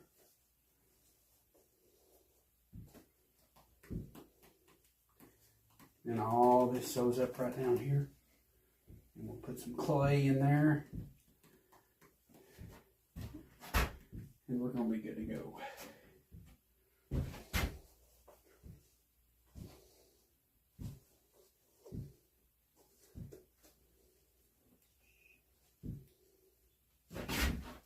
It goes like this.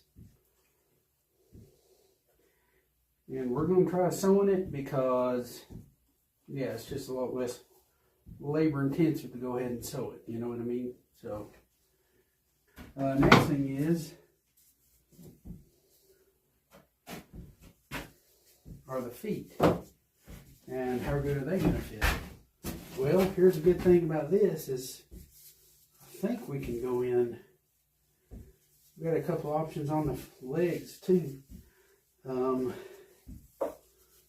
they should be able to go right in here. There again, it depends on the animal.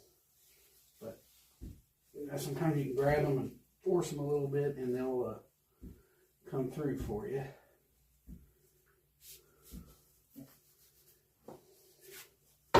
Here again, I'm going to have to shave down right under here where the dew claw goes. So we're going to shave that down. So, do some work on the legs too. Okay, well, I've got this right here. Basically, this goes under here. And, whoops, got it upside down. It goes like this. What I'll do, if If you see me do a deer foot form, this is kind of like what I'll be doing is the same thing. I'll put a little clay on the end where it meets with the toes. Then I'll try and sew all this up together. It's going to be a tight fit. I think I can get it to come together. But, so that's kind of what I got going on. Now I think as far as wires and stuff, I may put something in there like a little bit of a wire or something to help the bondo. See, I'm going to bondo his legs back on, but I want something like a wire, I think. But I'll worry about that later. What I'm going to do is probably go ahead and sew all this stuff where it's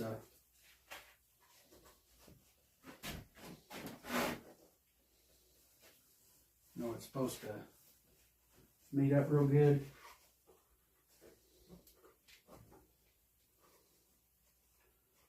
There's his things right there.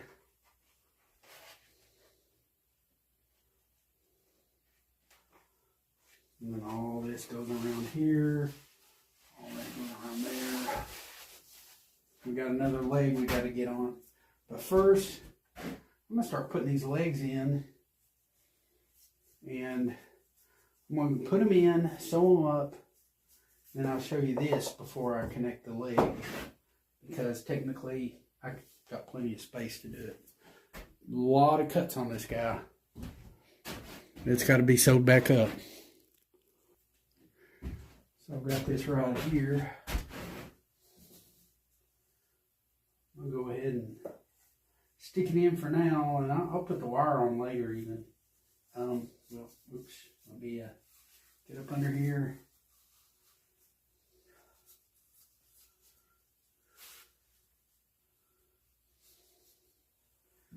Okay, we got that right there.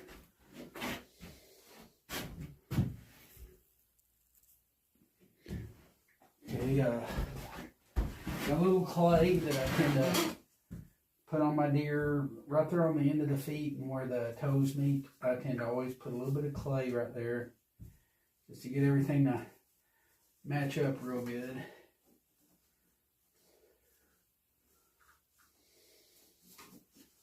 Yeah, I always got to use a little clay for a good matchup. Stick it right in there. It'll kind of fill up anything that might would be empty otherwise. Okay. Of course, here comes my feet. My deer foot comes right down. And there we are. Now the way I'm going to try sewing this time, I've got some button thread. And I'm going to try to use my button thread. Or it's upholstery thread actually, but it should be stout enough to do this. Now I'm going to sew all the way up through here with it.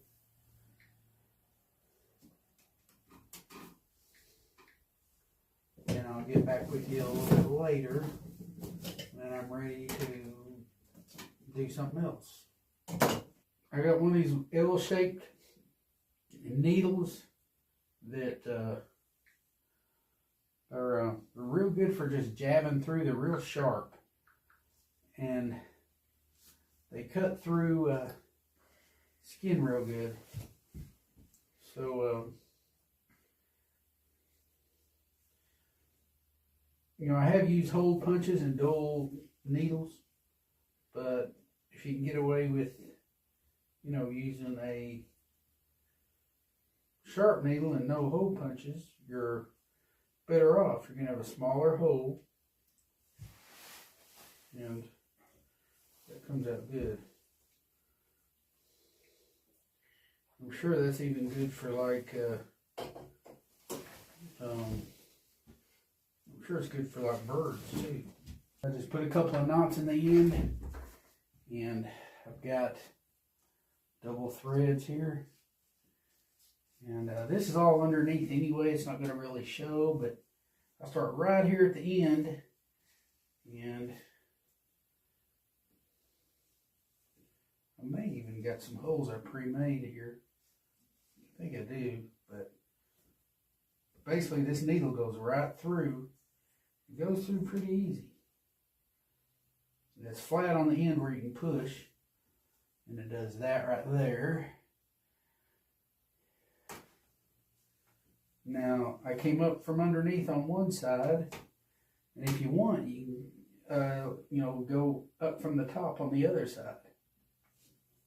And get you a bite of that thread, or a bite of that skin, I mean. Then you just push it through. You got like this. These needles are pretty awesome, in all actuality. And if you want, you can tie a knot, this double threaded stuff. Go ahead and tie a couple of knots in it on the end.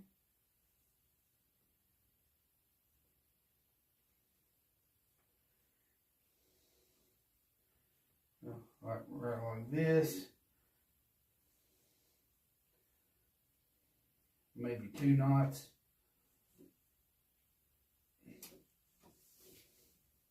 And this is underneath the skin.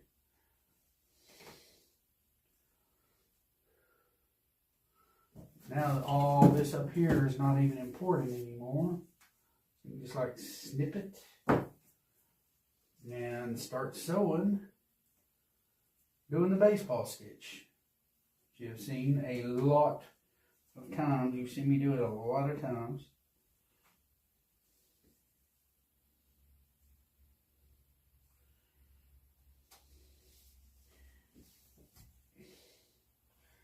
These needles are pretty awesome because they cut real easy through all that stuff. You just pull it together. And the next one.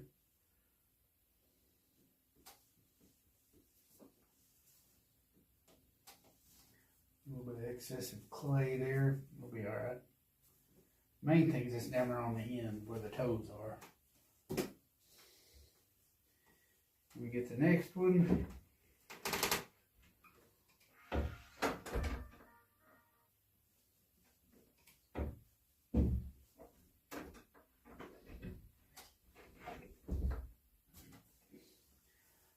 I don't know, 1/4 inch apart, somewhere in that range seems to be pretty good. And these are actually a good way to sew a cape up with these too. This is my new favorite needle. You don't have to worry about a hole punch. Just a good sharp needle, and you're in business. So, about 1/4 inch apart, baseball stitch. Go up from underneath, pull it through, tighten it up. Go to the next one.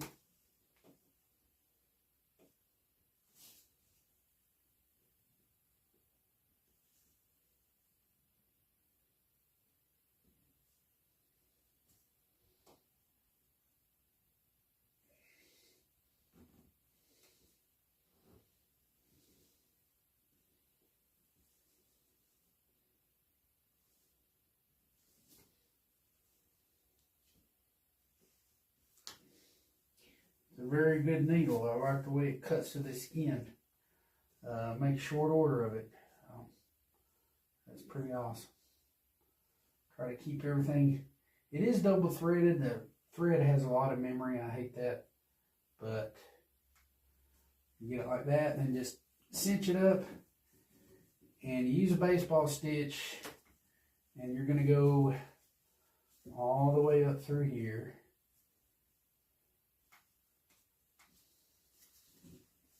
Just make sure everything is even. There's the clay right there. You don't want to uneven, although, you can move it while it's still not dry. But I'll continue this I'm getting a good bite on the skin. Tugging it through. Making sure there's no hair in the way you can keep from it. Then tightening it up. Voila. And this is going to be underneath. You won't even see an incision anyway. But I will continue this. And I'll get back with you shortly. I wanted to make sure this leg fit. Thank God it does. But usually I'll put a little clay on the end here. Or even up in here where the little, where the claws are. Hoof. That's a better word, the hoof. Fork tooth, but still a hoof. And I'm going to make sure all that goes together. And it does. And so we're good there. I sewed this up. I forgot to tell you that, but yeah, sewed it up. And what we're going to do is I'm going to move all this out of the way. I'm going to put one piece of wire in there for a little extra support. So when I bondo it, it's got a little bit of strength. And yeah, that's how I pretty much want to do that. A lot of sewing needs to be done, but I think what I'll do is I should be able to get around. I guess I could do a little. Well, the main thing is to get the body together, get everything intact. He's going to fit real good. Let's put it that way.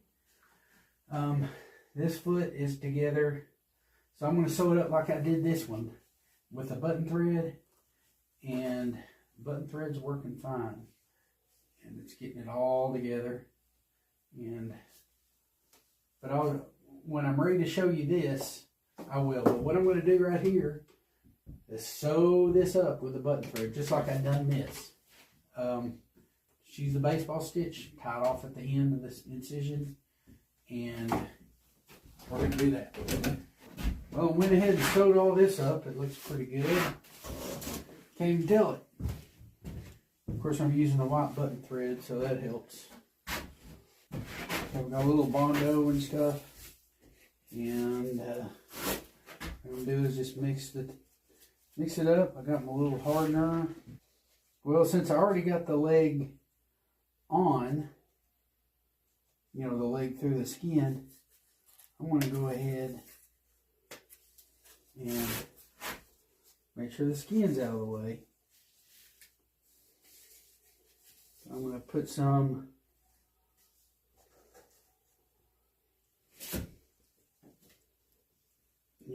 right in there. I got the deer kind of sitting the way I want him to sit. So I know better how I need to put this stuff. Can I help out a little bit?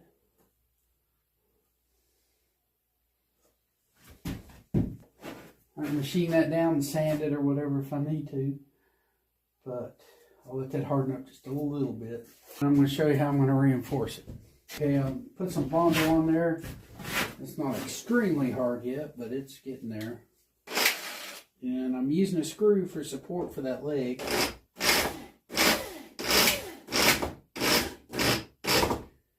And I'm not going to, it's going to be about like that. Now, I can sand or Dremel or whatever I got to do to get that bondo down. And it may not be completely hard yet. Let me see. Maybe it was, I cut some of it off. But yeah, may be able to, yeah, it's still cutting off, see.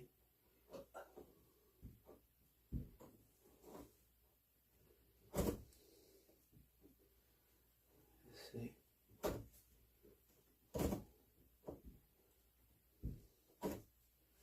I just want to look neat, not goofy looking or anything if I can keep from it.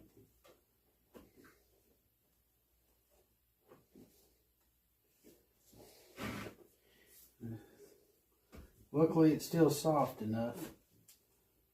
I'm going to baby it, but I can pull some of this stuff off, see?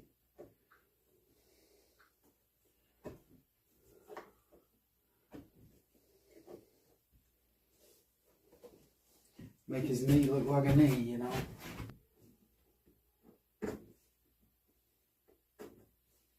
Basically what I'm doing is connecting everything. Then we're going to start doing some sewing. So, okay, they got a lot of sewing to do on this guy. Trying to keep the anatomy, everything good anatomically speaking. That's where his elbow goes. So I'm going to start pinning stuff in place. So I kind of anatomically, I know where everything goes. All this goes up in here. Just pinning everything in place. So this is kind of like where his center is right here. So if anything, I'm going to be able to see better how everything needs to go. I'm pinning everything like where I think it needs to go and then make more adjustments. It's just going to help. Yeah, pretty much pinned everything like how it needs to go.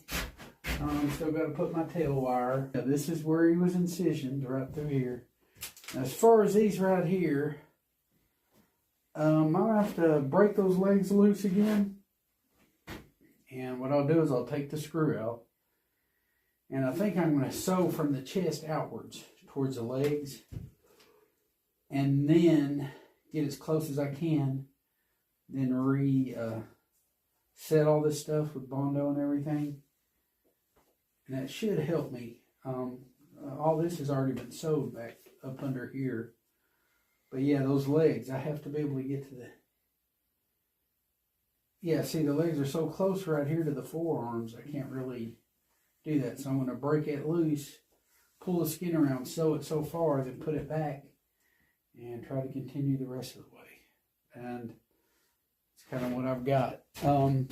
So, bunch of sewing. I got to sew up the back of the neck, put the antlers back on, sew up the belly. Got a lot of sewing to do. I'm backing these screws out. I broke where the Bondo was connected. I'll do the same on this one, I guess.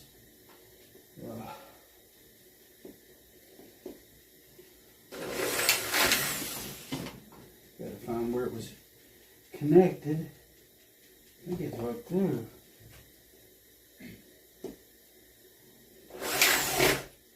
Yep.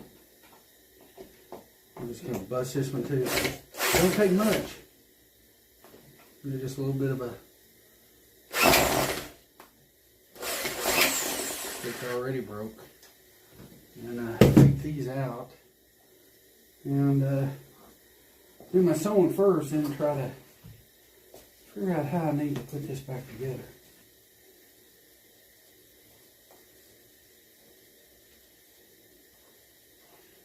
Oh yeah, definitely like that. Okay, got a little Bondo here. And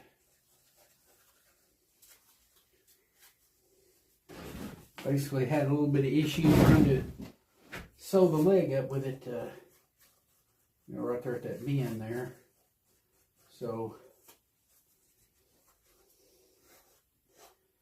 I'm gonna try to put him back on there.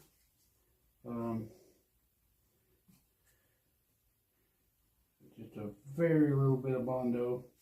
That's really all you need anyway. And try to find that hole again. That I covered up. Plug on it.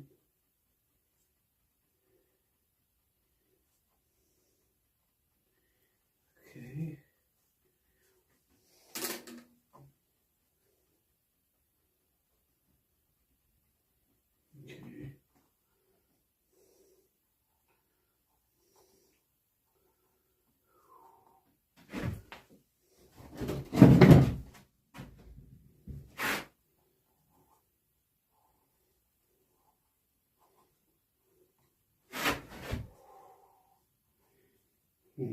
Okay.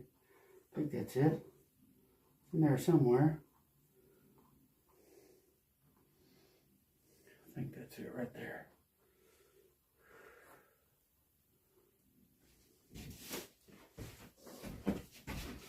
Grab my drill bit right here.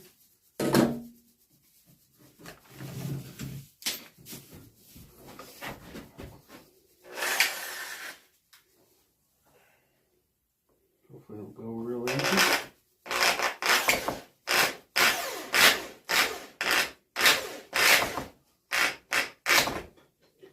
And it did. We're good. Okay.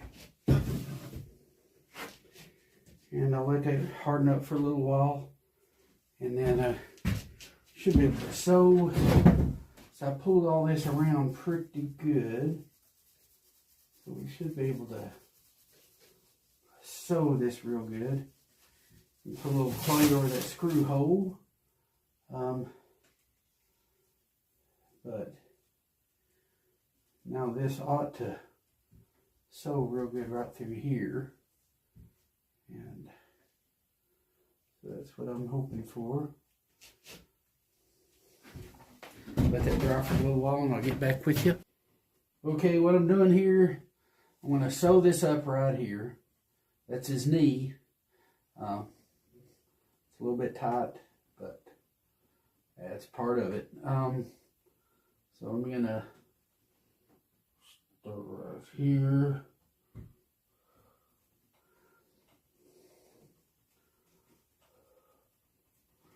Go over right here.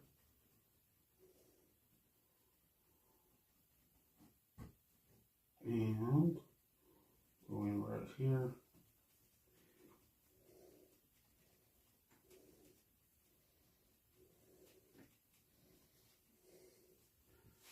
Okay, here's what we got. I like to go down and tie it together, make a good secure knot. Right here. I'll do it at least twice. And I'll tie it again.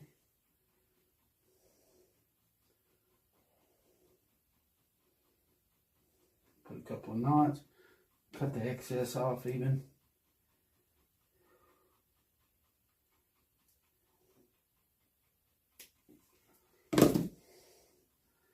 I just start sewing everything together. If you can keep it on the inside, the better, because it's not going to be noticeable that way. So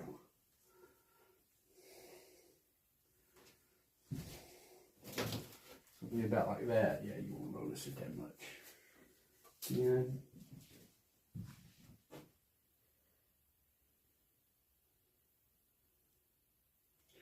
another one right here.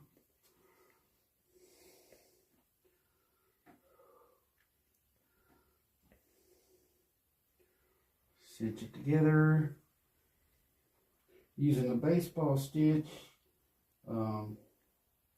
Just more of the same. That's basically it. Sewing a 1/4 of an inch apart, something like that. Try to make sure not a lot of hair in the way, so it'll cover up real nicely. You go to your next one.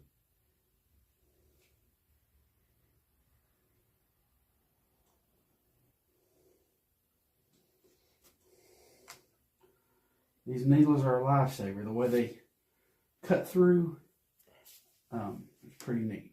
So, okay, now we just, whoops. We just go on to the next one. 1/4 inch apart. Make sure.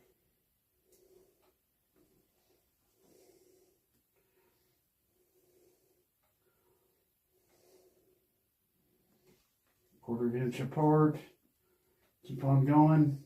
What I'm going to do is sew this all the way down, and probably going to take it all the way down, way on down even into here. But I'll show you a little bit as I progress. Yeah, I had to make an incision here. This will, I can get it to go down and I could pin it down and everything. But what it is okay, the chest, it comes down here to a point, like right there. And once I get there, then I'm going to do the same thing to the other side like I did this. And, you know, basically get the skin around it first so I can sew it. Then I'm going to, you know, put a little Bondo back on there and shoot a screw through it for extra support. It's like a rod. You got a little 4-inch screw in there. It's like a 4-inch rod. Keep things from moving around. But once I'm almost done. I got it right here. Well, once I get to the point here, I'm going to tie it off and do the same thing to the other side. Then we're going to run straight down the belly where the natural cut was at anyway. And we're going to attach the leg. I got to do some sewing on the leg. Still got a lot of sewing. But once I get that sewing done, once we can turn him back upright, then I can do the head and all the other great stuff. And, you know, mount his antlers back on and all that. And this stuff's going to be on the bottom anyway, which is another good thing. But we got to put a wire in for the tail. But all that stuff can be done after we get him back over, you know. So that's basically what I'm doing now is get him where and turn him over. And once I turn him over, I can get him done. That's what our goal is. Get everything done underneath and then turn him back over. I got to do this leg like that leg. This leg has got to be I'll shoot a couple of rods through there and Bondo his leg back on and put it like it's supposed to go. And we're going to turn him over and we'll be good to go. But I'll kind of keep you going. I'm going to tie this off right here at the point and then do the same thing on this side. Then we're going to go straight down where the belly incision was. But I'll get back with you. Okay, I got all this showed up through here. And I'm about right to here. Yeah, right here. And then going to sew down the belly and take it as far as I can. Then I got his legs, the inside of his legs. I still got to do those. And as soon as we get him sewed up, we got to get this bad boy mounted. Just sewing him up the belly, baseball stitch again. Getting a good bite on the skin so I know it'll hold. Sometimes a little quick jerky motion helps. Get that pin, that needle head started through there. And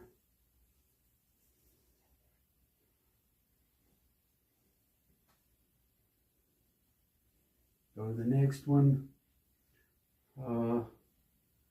Quarter of an inch apart or so. Sudden jerk. Pull it up.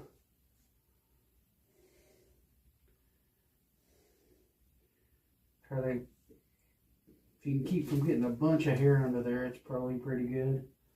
It's underneath anyway. Keep on going. Go to the next one. Right here.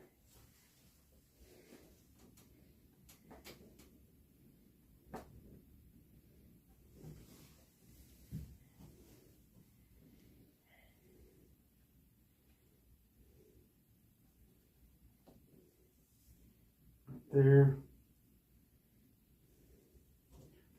pull together, keep on going. We can go all the way down to the end, and I'll get back with you when I'm gonna tie it off and stuff.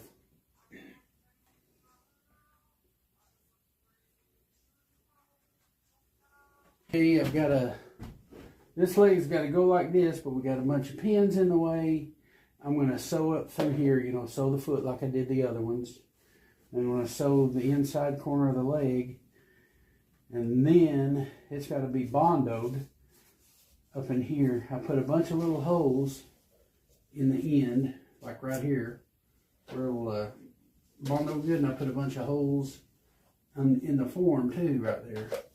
So when the bondo gets in there, it's going to hold it. And I've sewed him all the way up down the middle. All this has been pinned. All around here has been pinned. And I know it's not going to show, but I'm going to bundle this leg on. Not there. You have to ignore all those holes I put there. But right here, where it connects, right in there, that's going to get the Bondo. And then that leg is not going to move. Okay, got a little Bondo. Of course, I pinned all the skin around that leg there. I put like a little dowel pin in there. It's just a piece of rod with a sharp point on it. And basically going to try to be careful. Put this right in here where it needs to be. Don't want to get too carried away with it and put where it don't need to be. Yeah, all this skin's pretty much pinned around it. Most of it is anyway. Okay. That goes down in there. Okay. There we are. Okay. That is it. Okay, I think that is it. I believe that is it.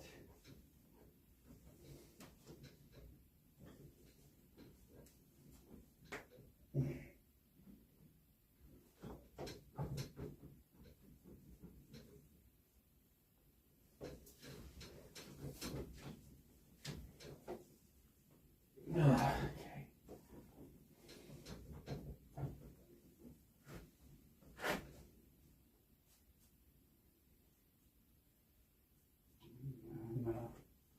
Let that sit and dry. Then we'll turn him over.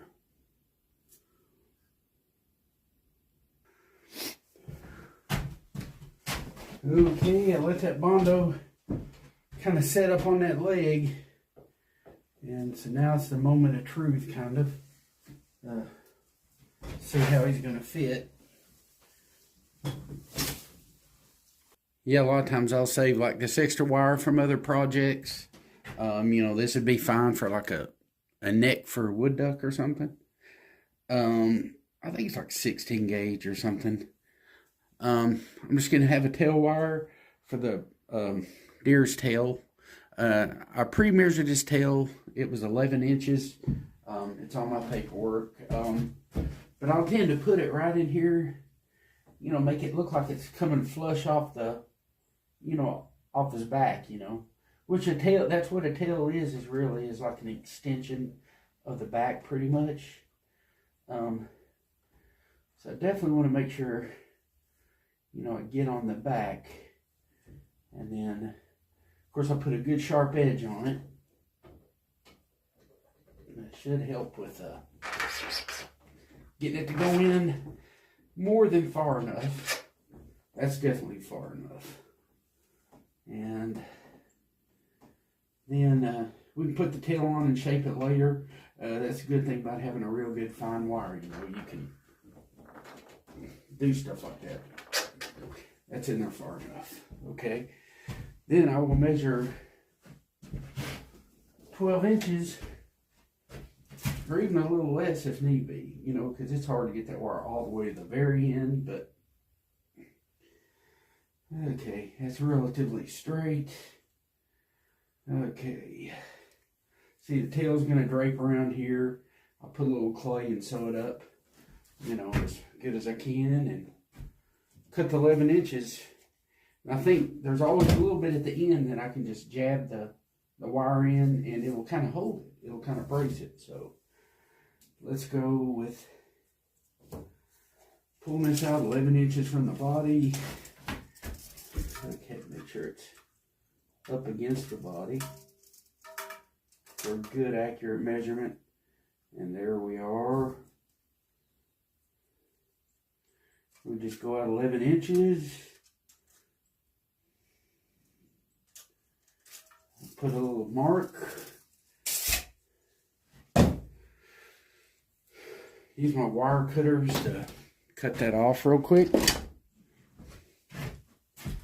Get right there on my little mark I made and cut it off. Voila. We've got us a tail wire.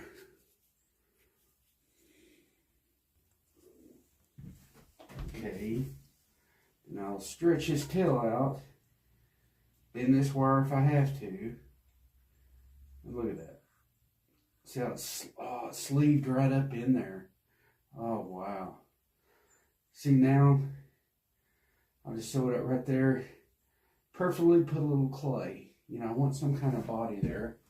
So I get some clay, wrap it around there, kind of make a rough little tail, push it up, you know, against the body, and start sewing. Just got a little bit of clay here, and I'm going to make a tail, but I'm not going to overdo it. I want it to be to sew up real easy and nice, so I don't want it like super, super thick. If anything, a little bit thinner than what it's supposed to be. That way, you know, I can get it in there and sew it up and all that stuff. So I'll roughly get what I think I need, and then I'll just kind of go halfway on the, you can go push right up to the wire about halfway, what you feel like is about halfway. Then I'll start molding it around the wire, and voila. You got your tail wire up against your butt. They're usually good about scooting too. You know, scooting on the wire real good. It's just clay, so yeah. And fatter towards the end. And you can even taper off to nothingness as you get close to the end. Because, I mean, let's face it, there's so much hair, right? So just a good basic representation. Something that will sew up. And I'll start from the hind end and then work my way up is what I'll do. Here again, I'm using my sewing needle. This thing is a lifesaver. It really pops to that skin really good. It has something to do with the point, but it does a good job. And of course, I'll tie it off on the ends. It's the way I like to do it. It don't really matter. I mean, you can go through and then you tie it off, and I'll even put a knot on the end of it. And I don't know why I put a knot on the end of it actually. But then you start sewing this tail up. Just get right here on the end. I go over on one side like this. And this is why you don't really need to tie the ends off. Then I go in from the top on the other side like this. And then I tie it off on the inside so you don't see anything. And so that's why it don't matter if you put a knot on it or not. It really don't matter. So,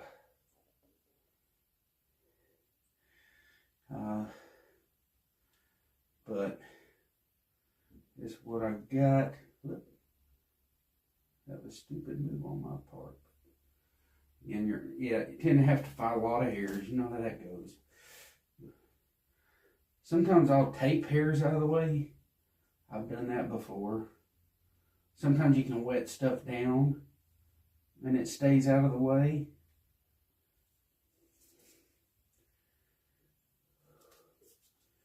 You know, you can use a little tape stuff out of the way. I've done that on more than one occasion. And just tie off a couple of knots here real good. And all that's going to be underneath anyway.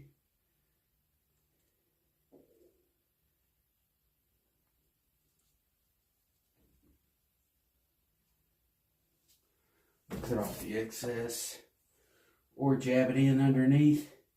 It don't matter, it's not going to show anyway. And you start sewing. Just a baseball stitch. I tell you, you can go up from underneath, about a quarter to 3/8 apart, somewhere in that range. And sudden quick jerky motion, and it goes through real easy there. Pull it tight, go to the other side, same thing, right here on the end. Sudden quick jerky motion, pull it together, go to this side, baseball stitch, right here on the end, sudden jerky motion, pull it tight, right here on the end. There you go. And you do that all the way to the end and tie it off the end. And with that white thread and the white hair, nobody's ever, and plus it's underneath, nobody's ever going to see anything. Well, I think it's kind of neat. The tail has a kind of like a real diamond type shape pattern to it. But yeah, you also might want to sew the anus up. It's just a couple of stitches right there. Well, I did a pretty good job trying to sew the anus up, so, yeah. But we'll try to turn this guy over. And I'm going to try to turn him over if I can.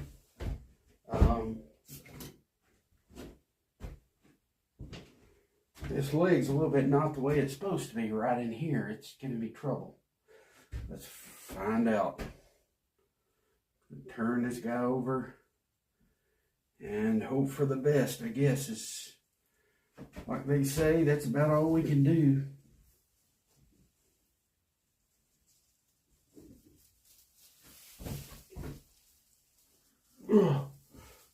Alrighty.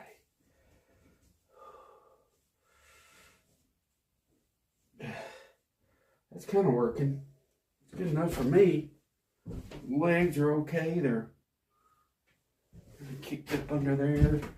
That leg's how it's supposed to be. I'm not touching that. That's good enough for me. Now we'll start on the head. Might need to look at a reference picture or something. I might. Let's see, how's this tail go? I want it to look natural. Let's see. So we gotta figure a few things out. I'm sure that goes in there like that or something. Looks pretty good to me. So that looks pretty good. All this stuff will come off, you know. That's okay. Here on his head, there's a lot of dead meat, or just meat with no hair on it. And through past experience, you can make a hole virtually invisible by cutting off the dead meat that is, you know, around it. So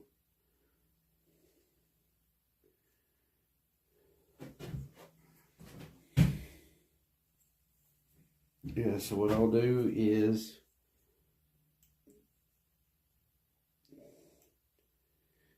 try to get up to the hair, but I don't want to start cutting off anything that's hair, that's for sure. But you'd be surprised how this little trick will make that hole just about disappear. Of course, I don't like pinning like on the head per se with the short hairs, but I think we might be able to get this, pull it off somehow. We're going to give it a shot.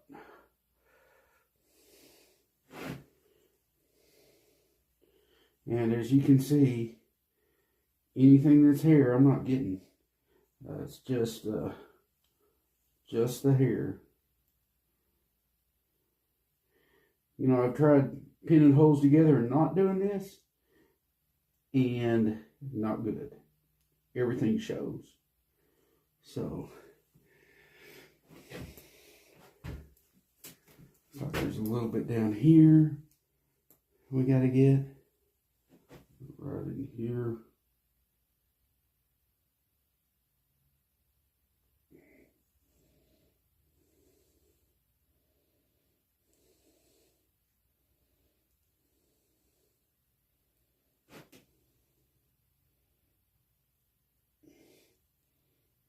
Oh, there we are. Let's see right here, there's some dead skin.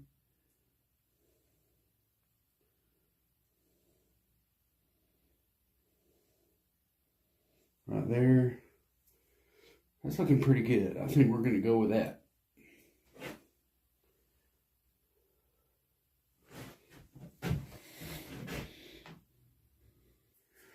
Trimming his nose up a little better, getting some excess meat, you know, off of it.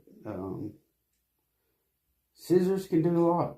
You know, getting the extra cartilage off and stuff like that, so it'll tuck real good and everything. And I cooked quite a bit, but I usually always leave enough to you know, tuck in there real good. But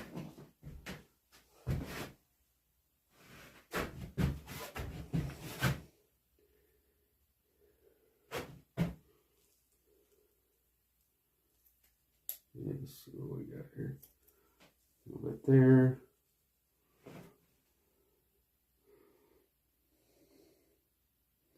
He's starting to get hard, which that's good for tucking. You got hard lips, they tuck real good. You know, if they're kind of semi-hard. So, but I'm going to attach his antlers and sew him up the back. Yeah, this stuff ought to just come right off. That's where I did some, you know, the pre-fitting and all that stuff, and I get that dry preservative on there and all that, so all that'll come off.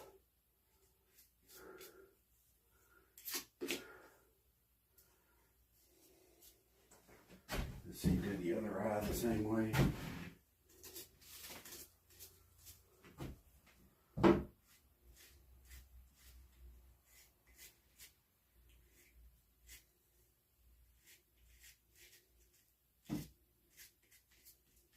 Okay.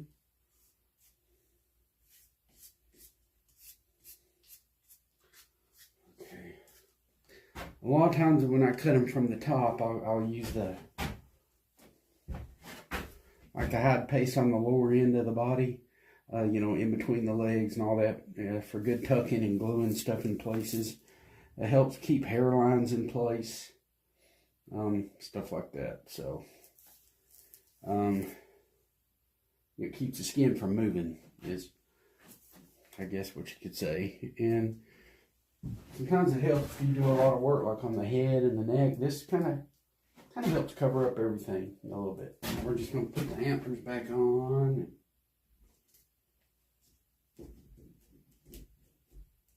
Place. Let's see, that one into place. Okay, these are nice.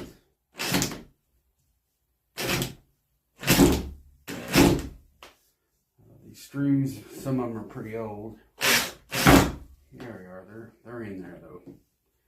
There we are. Okay, we've got my clay, and I want to build all this up to make it look like it's part of the skin. And even where the form is, you know, around the brow, I want to make sure that transitions in a natural kind of looking way. And so that's kind of what I'm looking for. Look right there.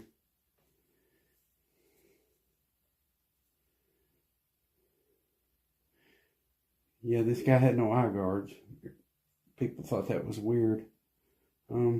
It's kind of wild he has no eye guards. That's strange.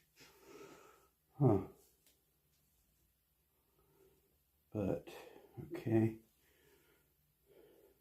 Now if it's not too much right here, a lot of times I'll You know, maybe put even a little bit right there where it'll transition into the form a little bit. You know, it's not, as long as it's not a whole lot. You know, it's, you know, if it's way out of whack, you probably need to reset your antlers or something, but yeah, that'll work. Then right back here behind the burr, a lot of times I want to make it like where the skin has no choice. You know, around the burr, the skin has no choice. When you pull it together in the back, the skin has no choice but to come up below the burrs.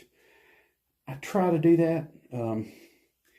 Still, if you get the skin drops down, you know, you can use a little studs and stuff, little nails, and I'll use a screw with a sharp point on it and bang it in to the skull, you know, through the skin into the skull to keep it up. And also, if it drops down, I have like glued bits of hair in there that are matching.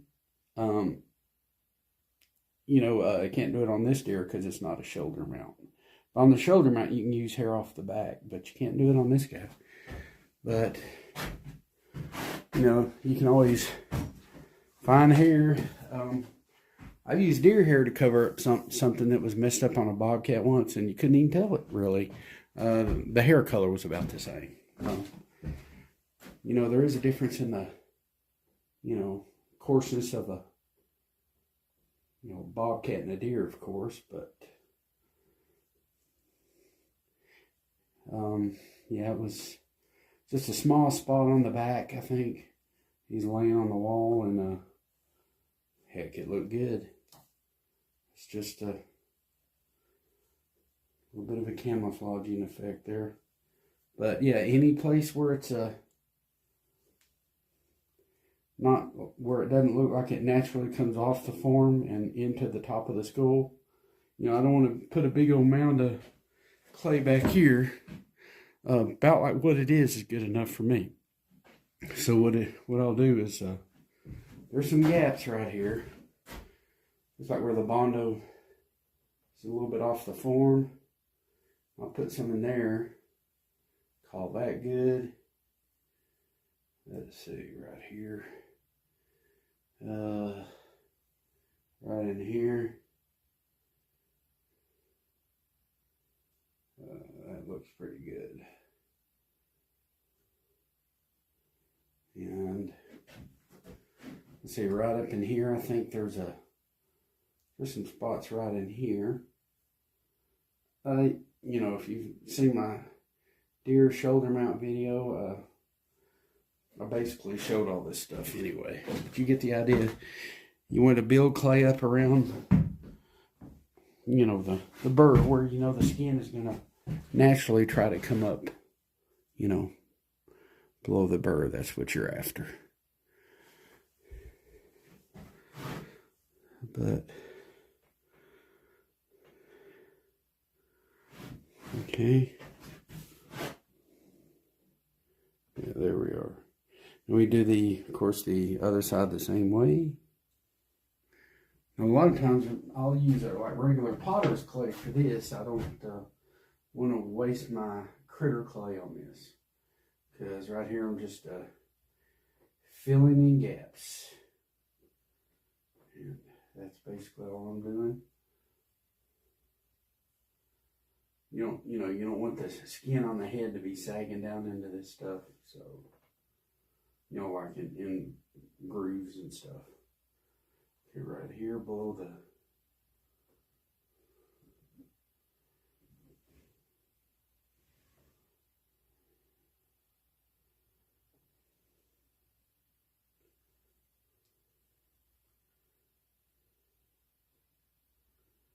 and you can wet it with water and get it real good and smooth, which I tend to do that quite a bit.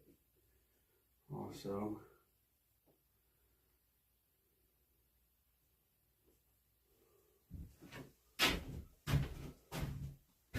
but you got to figure he's gonna have skin. There's some gaps like right here. I want to fill them in. That's basically all I'm doing is just filling in gaps.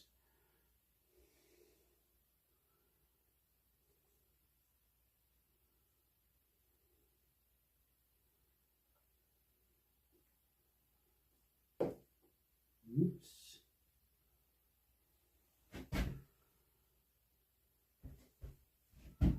in here, there's a gap.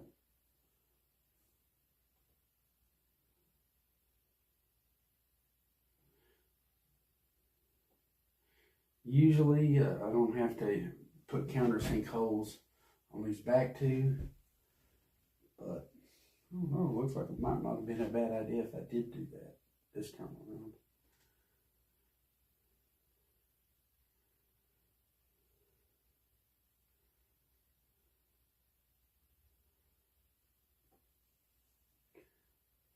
Okay, now, here's where a lot of the clay goes. It's right behind this burr here. Not up front, not even necessarily on the side, but right here in the back. Where I want to pinch that skin in where it kind of stays below the burr. And so I build up all that clay back in here. And that helps out a lot. I'm thinking that's probably how it naturally went anyway. I mean, the skin has got to get up below that burr.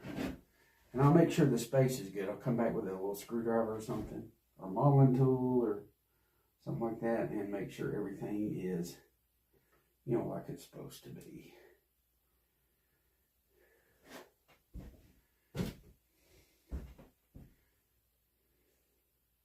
But you also figure he's got a lot of thick hair right there that's gonna cover up a lot of this good stuff. So, but yeah, just right in here in the back part, not even as far as up on the side. I'll put the clay just back in here to build it up. That way the skin, when I sew it and I tie it off in the back, it's not going to drop down in the back. So, and it will stay up in the front. We'll make sure of that. So, it naturally wants to do it anyway a lot of times. So,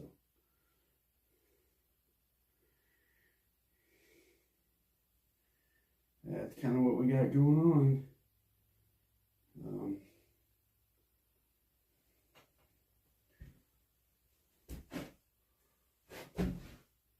That's good enough for me. I'm not even going to mess with any more clay anywhere. That looks fine to me.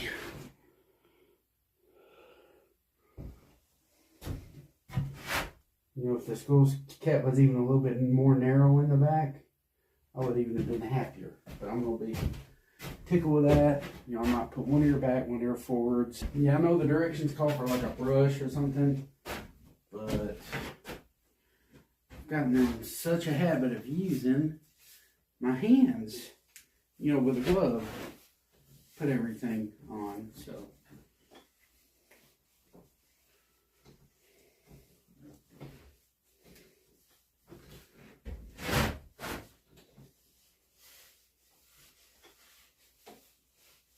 Supposed to have a real good drying time now, so we're gonna find out.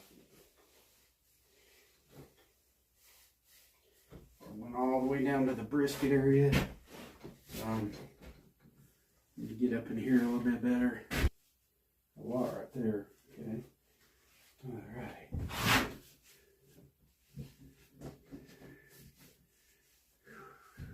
Okay, I've got it's two-part.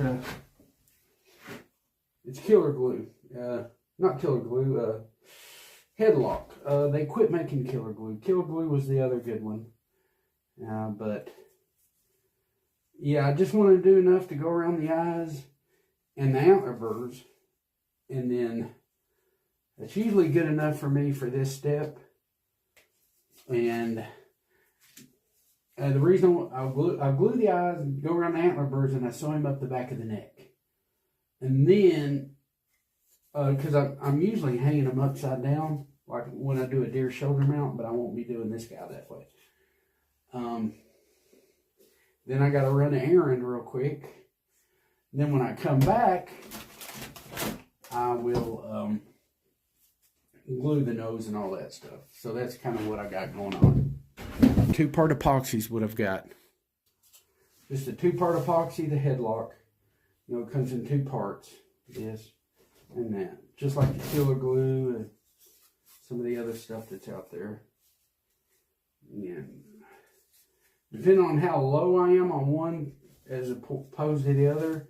I try to make it last as long as I can all the way to the very end. I may use a little bit more of one and not as much of the other to kind of keep things even. I do that, and I still don't have no trouble with it getting good and hard, if you know what I mean. I try.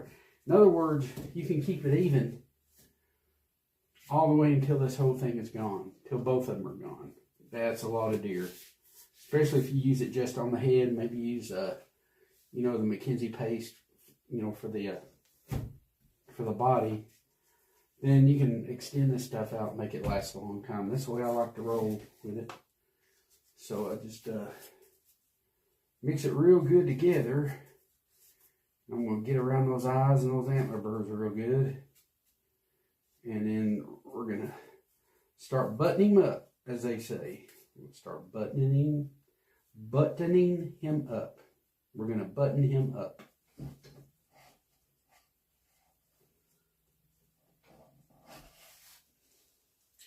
It just so happens he fits pretty good. So what I will do, at least I hope he fits pretty good. Let's put it that way. Okay. We got this one.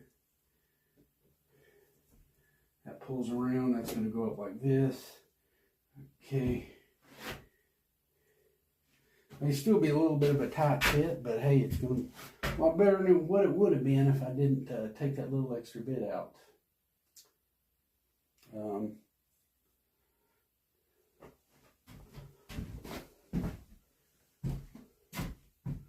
I gotta hunt my pins. Oh, here they are. There's on the other side. Okay. What I'll do is I'll tend to go up here to help that out a little bit if I can. See on both sides here, about like that.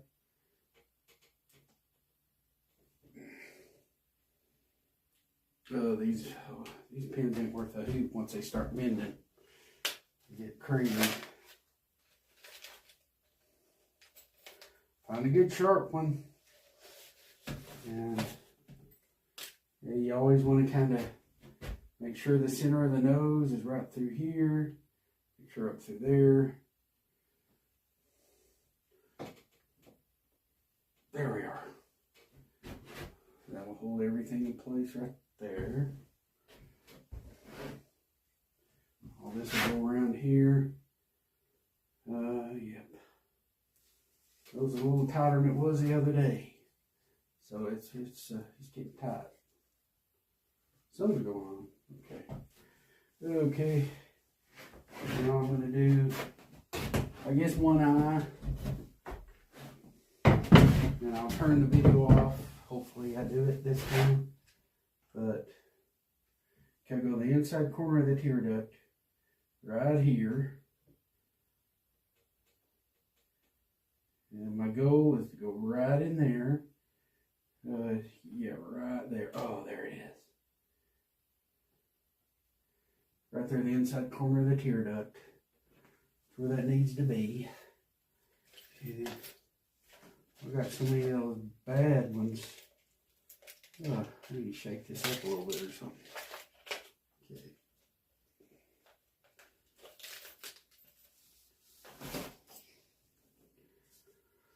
Okay, tear duct goes in right here.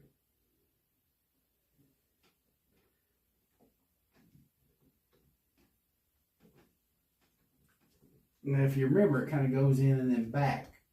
It doesn't go straight like that. It kind of goes back like this. Right there, that crease I was talking about. I think it's like right in here. And so I'll put. Oh boy, having problems with things not wanting to go in. Okay, I think that's in. That is in. Okay. Alrighty. Okay, you can see that's kind of where that goes. And of course you've got, they use some kind of durable something or another. That's all I can figure. There we are. There we are. Okay, yeah. Sometimes you got to use a little bit stouter a little stouter pin to get the job done. Whew. And as he dries, what we'll have to do is go in and work that. Find your modeling tool or whatever and go in there and make sure everything is where it's supposed to be. That's basically what you got to do. It's not my modeling tool, but yeah, these need to go in too already. Let's see. I like propping the ears up so they're not hanging, kind of being an interference for me. So we'll go there and put one in on the other side. Get this and tend to start around the bottom. Work my way around back. Let's see what we got here. Now there's technical, a lot of glue. We'll get that glue out of the way here. So we kind of know what's going on too, so it helps with that too. So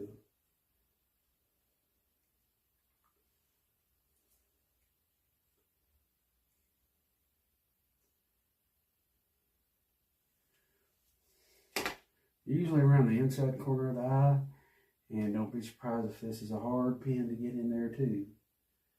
But right here where the eyebrow starts, a lot of times right in there, I'll get a pin started. And that one went fairly good. And I want to make sure this inside corner of the eye is not like sticking out or far away or something weird like that. And not only that, it makes it where you don't have to do as much work later. If you can keep it from doing some weird stuff.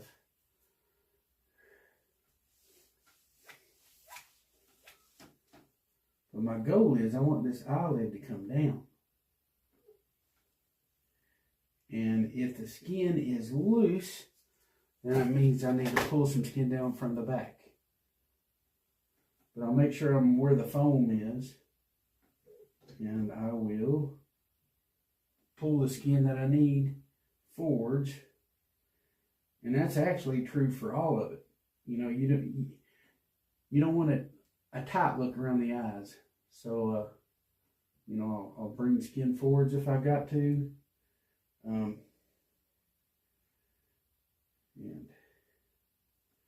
I'll do it anyway because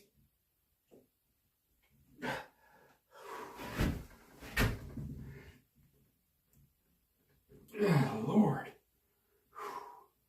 got to be in the Bondo or something. That shouldn't be that hard.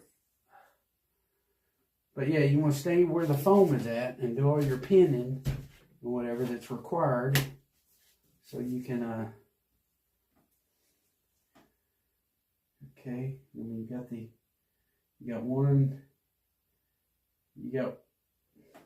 remember I put like an eyelid here on the bottom, and see how that crease follows it? Look at that. I actually need to kind of go out a little bit. Okay, I need to probably, yeah, about like that.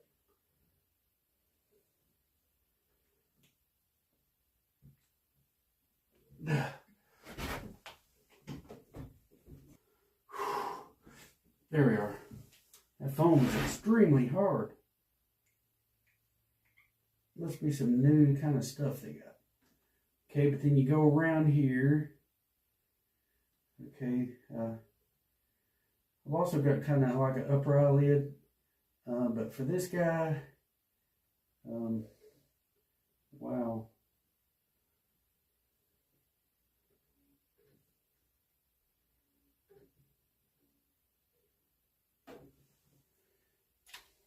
you're trying to draw back right in here, it don't need to. It needs to come down like that. Here we are. Yeah, like that.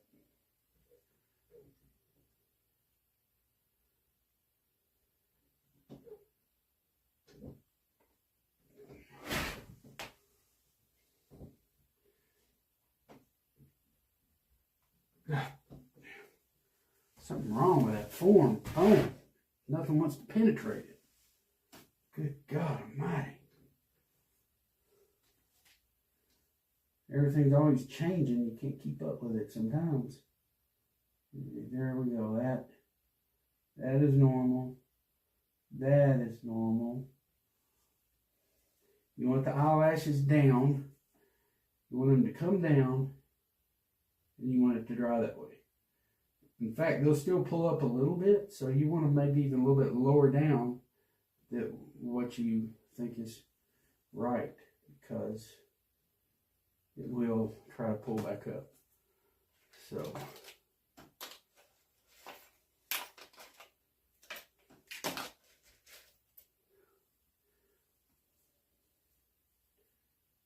if you can try to find a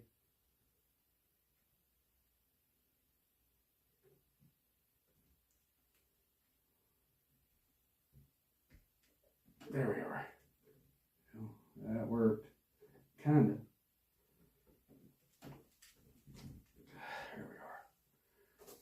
Trying to keep that eyelid where it's not doing some weird stuff. Okay, then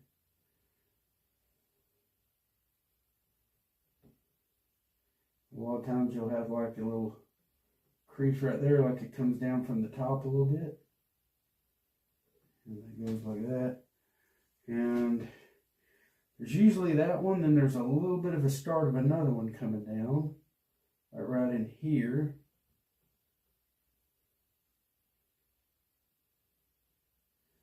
Sometimes it kind of comes down in the back a little bit, like right in here. I don't know if y'all ever seen that, but it does sometimes. Right there and right there. And I like that eye just like it is. Probably going to leave it and let that be good enough. But you do the other eye the same way. I'll go ahead and get that in place and I'll get back with you. Oh yeah, I forgot to mention, right here below the eye, you want all that kind of mashed in too. This right here, yeah, that's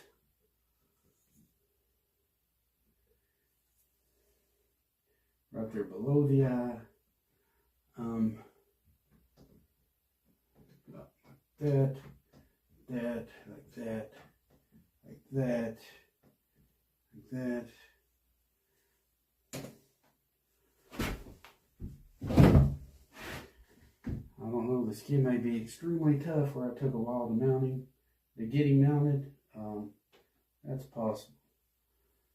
But I usually put one, you put a good pin right in here.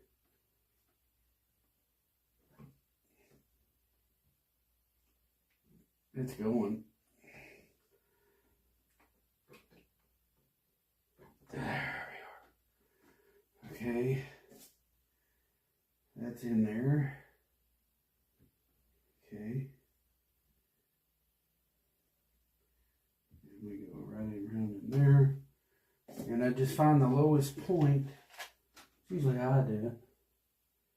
And then we'll go right in here. Maybe put another one right here. You know, every form's different, you know, but yeah, this is a McKenzie. I mean, everything's McKenzie nowadays, but I think the head is not a McKenzie head. I don't think. It could be. I mean, it looks a lot like one, so I don't know.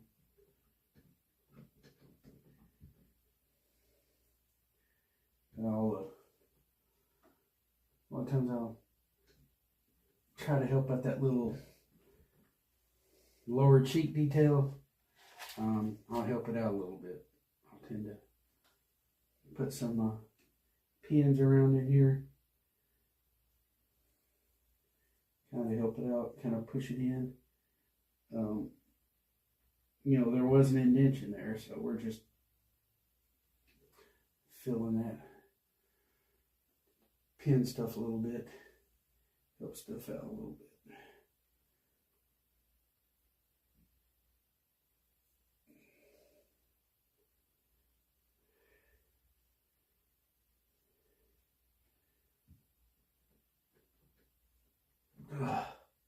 Here we are. Let's see what we got here.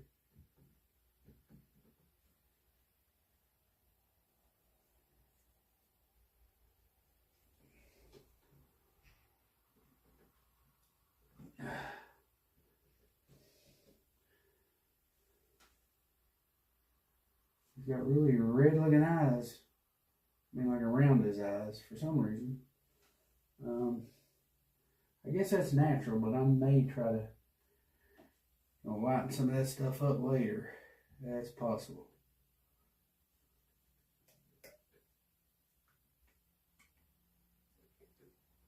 That's possible. Now I got it kind of like how I want it. But yeah, when you tie him up in the back, you definitely don't want that stretching and pulling his eyes away, because that won't look right. But I'll go ahead and do the other eye, and then we'll sew him up the back. Not sure if I got the footage. It's been wigging out because I have to reach around and look to see if things are playing, and I screw up a little bit.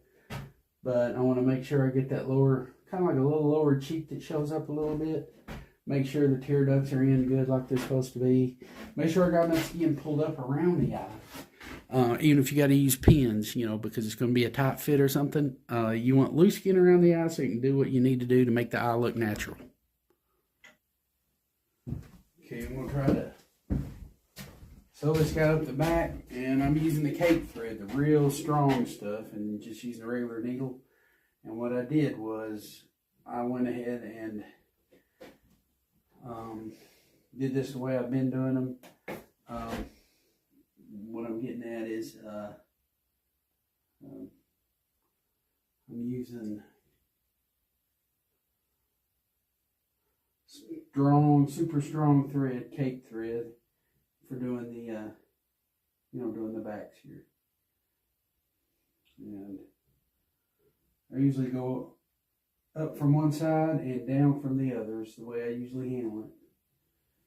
And so keep the tradition, I guess.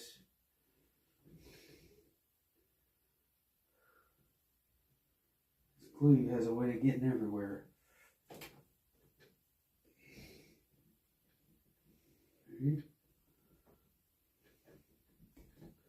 Okay. The main thing I want to do is tie this off. I don't want the skin to pull away from the eyes. That's why I put the needles, all them pins around the eyes for extra support.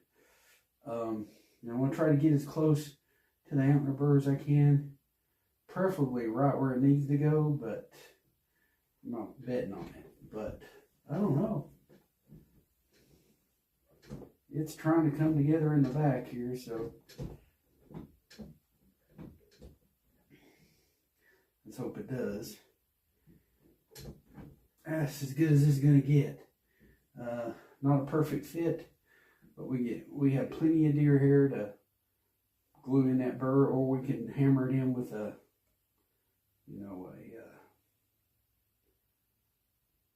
stud or a brad or something.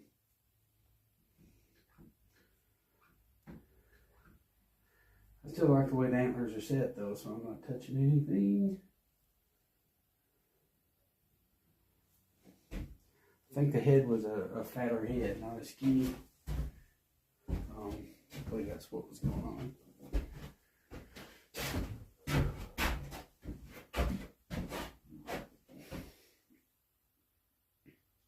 Now this will kind of lay down out of the way, but if you want, you can go ahead and just snip it off like that. Then when you get down so far, I'm going to determine how much I need to use for the for like a base for the ear base. So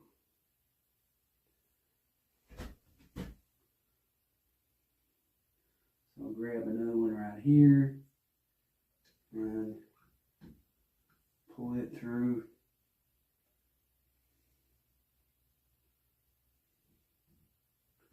I'll come through here and grab another one. Try not to get any hair in there that I can keep from it. And pull it through. Make sure it cinches up. And it does pretty good. Try not to pull the deer off the table if at all possible. And so we're just going to keep on sewing. Try to keep hair out of the knots or out of our sewing as much as possible. You know, you can't keep it all, but you want to try to. I think this ear is going to go. I think I'm going to have it about like that or something. And but we'll worry about that later. Basically, I'm more worried about just going ahead and tying the knot because I don't want that glue to dry. And so that's my kind of like my number one priority as of right now. So I just want to get it sewed up around the burr, and then of course I want a little bit of an ear base. So I'm gonna probably put some clay in there pretty soon. I may do another incision or a couple more sews, and then we'll be down far enough where I can put in, you know, my ear base, which is clay, and then we'll be good to go.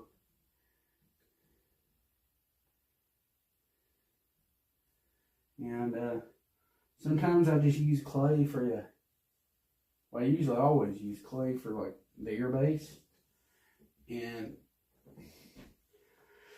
sometimes how tight of a fit determines a little bit how much I use for ear base material, how much clay I put in. But you definitely want a deer that has that ear base showing, because they do have that ear base.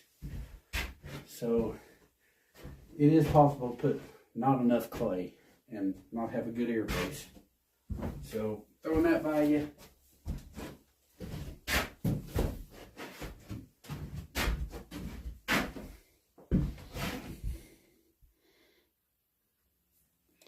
Okay, I got a little bit of clay and put in there, just a little ball of it. It's kind of like a place for it to go anyway. You can see it right there. And it's just kind of like a hole there. And so I kind of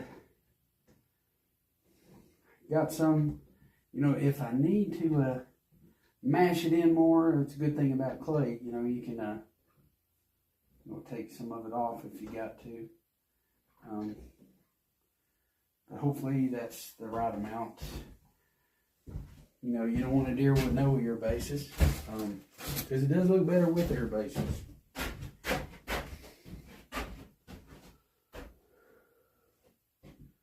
Okay, I'm just going to keep on sewing.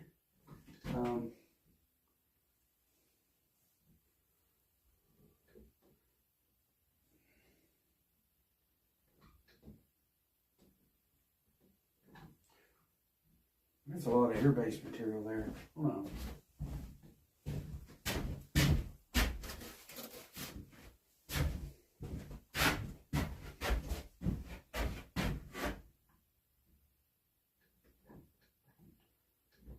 Yeah.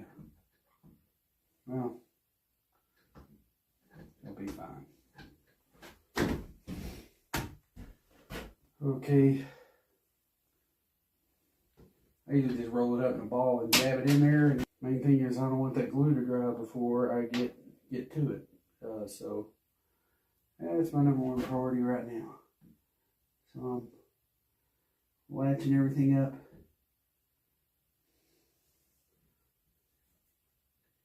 Pulling it to.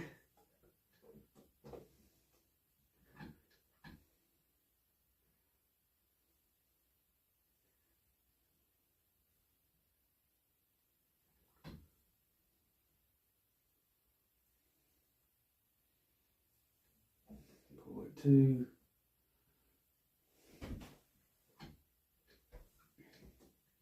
May keep that ear right there where it's at. It looks pretty good just where it's at.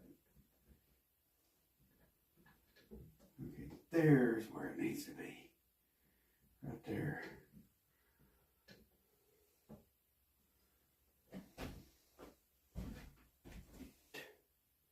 You can also do it like this.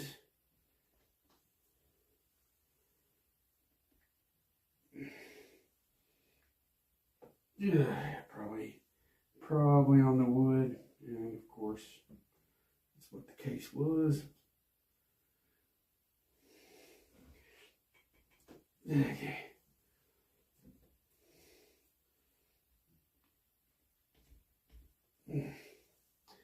Well, that head is some hard foam. Can't get nothing into it. There you go. It's in. Oh, Jesus. Okay. Make sure that ear base is where it needs to be. You know, within reason. Okay, that looks pretty good to me. It's going to be a tight fit, but the good thing is, one ear forwards, one ear back. It always works for me on my shoulder mounts. Make sure it's good and tight. Okay. Let's see what we got here. There we go. There's one. Now, if a person wants to use that other needle, they don't have to worry about using a hole punch. And I've seen it done. I like it better. A lot less damage with a needle that'll go through the skin than it is trying to use a hole punch. And you do probably get a lot of hair messed up that way, you know. Okay. So we go through here. Here's the last one. It's like the very point at the end of the skull cap. I had all this on video. Unfortunately, it got lost. Some of those old SD cards, they fragment. If I was you, I wouldn't buy one off of eBay. That's for darn sure. I'm gonna go ahead and tie this guy off. Put a couple of good knots here and tie it off. Make sure it's good and cinched together real good, and it is. And then you can even make another knot and it won't go nowhere. I do that a lot. I'll go through it again, go up through there, make another knot. Make sure the previous knot was good and tight. Make sure there's no hair in the way. Then draw this bad boy up. And I have been known to put like a little bead of super glue. It gets kind of hard, but it does help. Let me do that. I use it in fishing. There's no reason you can't use it in something else. A little bead of super glue keeps the knot from undoing. And it works very good with that wax thread. But I put 2 knots, so that's plenty good enough. And this, all I need is enough to like tie off to the other side. So I'll cut it about like that. Now do the same thing the other side and go back towards the V. I think that ear is going to be like this. I'm going to have one kind of back like this. Also, it's a tight fit, so it does help if like one ear is not forwards. But I know it fits because I had it pinned up in the back, so I know it will fit. So we got that ear base material in there. It wants to drop down a lot, but you can feel it in there. So there it is right there. There's the ear base material right there. Okay, I'm on the other side doing the same thing. I went around and tied the burr up, you know, tied it up the back, and I'm going up the back and just using the baseball stitch. Let's see what we got here. Here we go. It's going in. And I just cinch it up pretty much after every time. I cinch it up good. And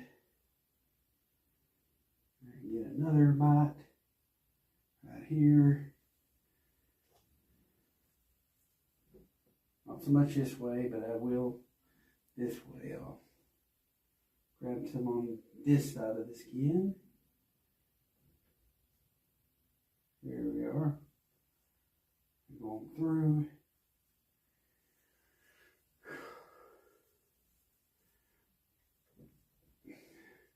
Pull it up.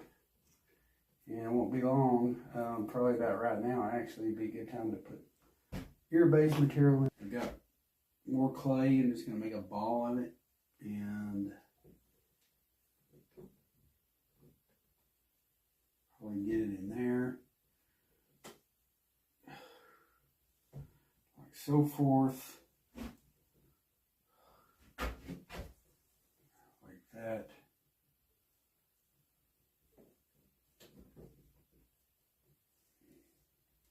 Make sure it's in where it needs to be.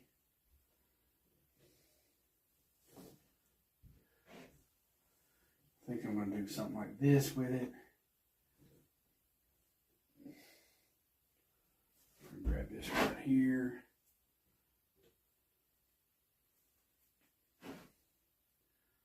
Jab it through.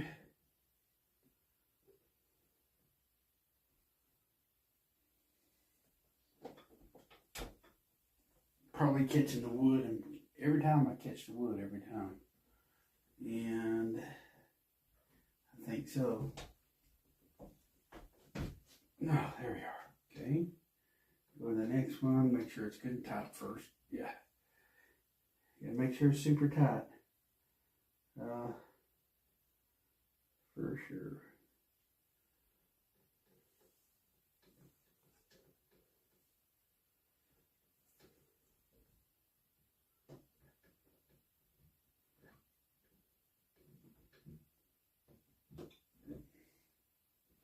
Okay, go to the next one.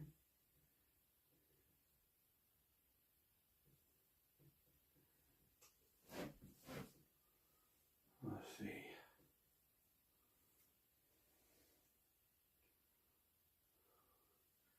Sometimes I like to put a reinforcement knot, kind of, if you know what I mean. I'll pull them together, cinch everything up, then slide this one down, kind of help it do what it's got to do.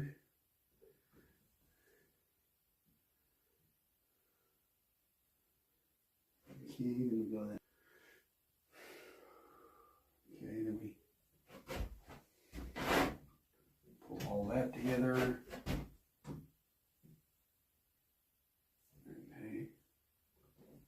And when we go to this side, there's a lot of loose skin on this side. This side, actually a lot easier to get the skin to cooperate on this side. So get on this side, pull everything together. There we are. We keep on going. Not getting much slack on this side. It's coming all from the other side. Huh.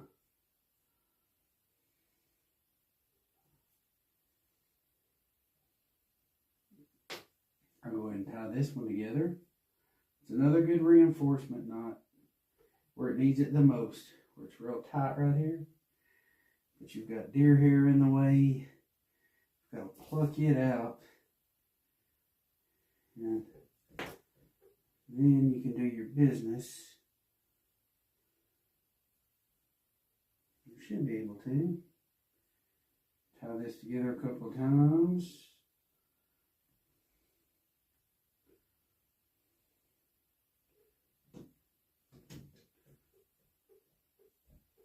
Like that. Put another knot. Like that.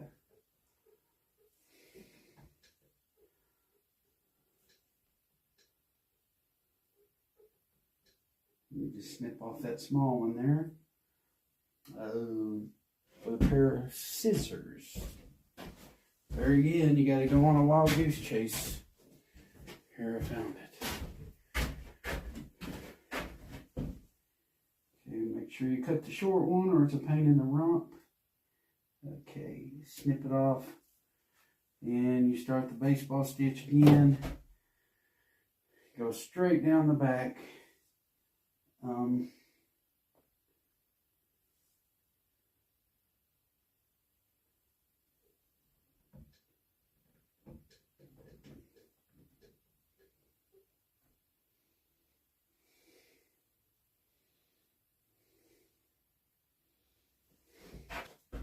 on this side.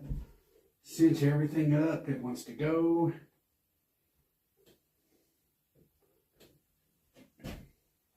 Just using a regular baseball stitch. Make sure the knots are real good and close together. Sometimes, especially when it's tight, I will sometimes do a knot and then do a knot inside the knot.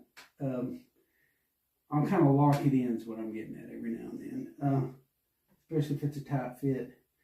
But it also helps, if it's a tight fit, you want to pull up after every, every sew you make, every loop you make. Basically, you want to cinch it up good because it tries to back out anyway. But just drop a super glue every now and then helps. That's for sure. You go to that. You go to the next one.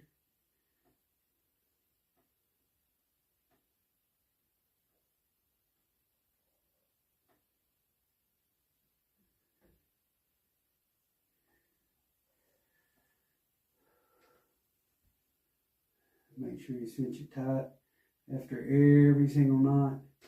Might have to pluck the hair out of the way. Some people will wet the hair and get it out of the way that way. That's a good way to do it. Come up through. Make sure nothing's down in there in the incision and draw that bad boy up.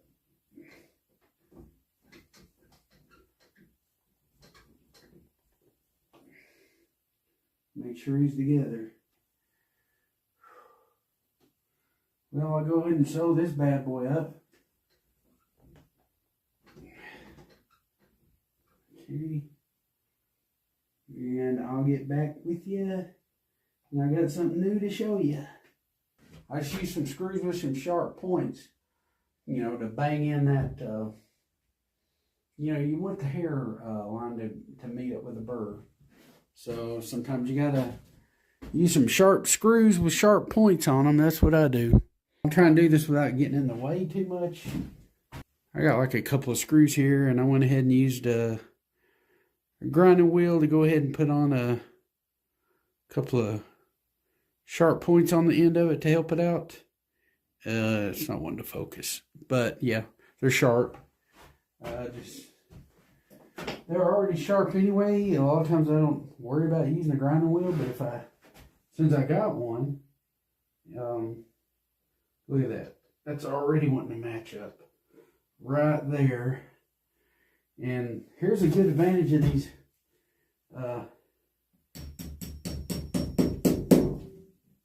these big 4-inch screws is you can really do what you got to do.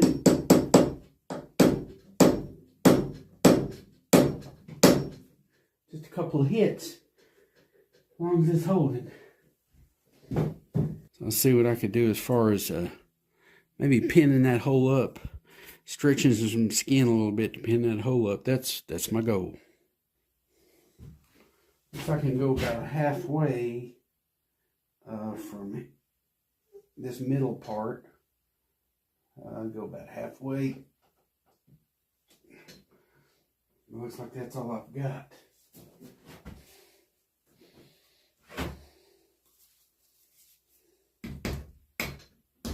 There we are.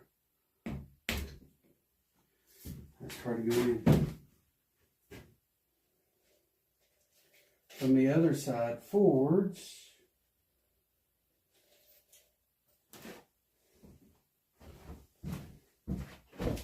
Ought to be a good match. Let's see. We got this right here.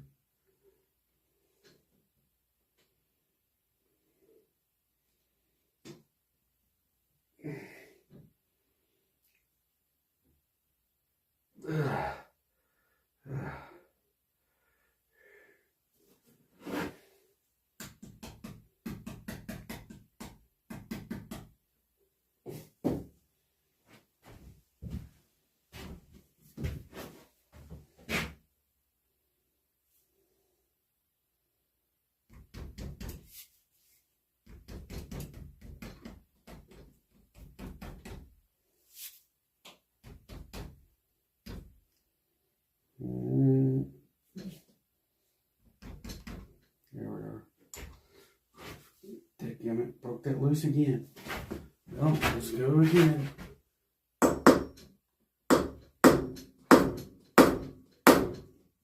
There.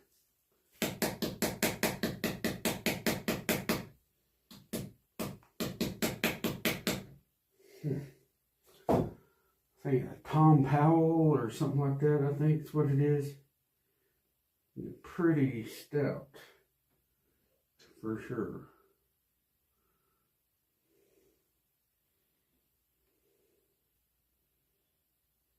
Okay, down here it's a little bit tight, but not as bad.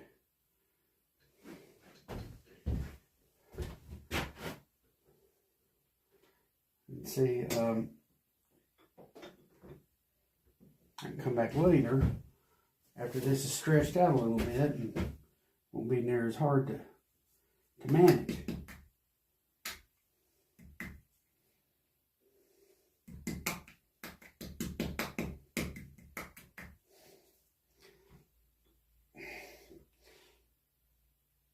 Good Lord. Yeah, it's hard foam, like extremely hard. You can't get pins into it or nothing.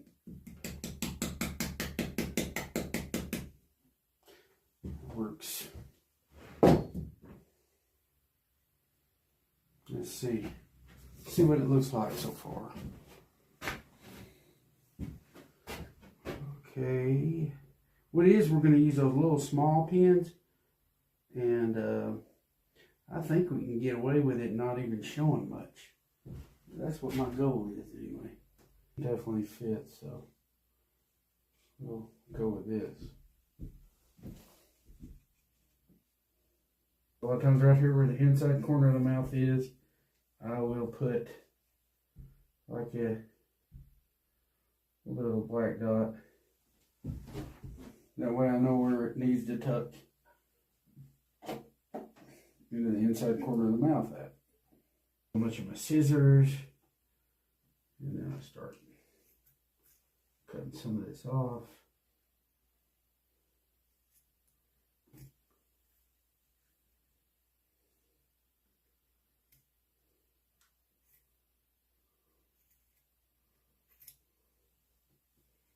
That would definitely tuck, so we're gonna leave that be. Pin this hole that I pinned together. We'll go ahead and pin it up and see how good we can make it to kind of be covered up. So I'm gonna start by pulling a few of these out at a time. You know, I still want it to stay, you know, close together. I'll probably take a few of these here at the bottom. Remember, I cut off all the excess loose skin that didn't have any hair on it. That was so we could better cover it up. So that's what we're going to do.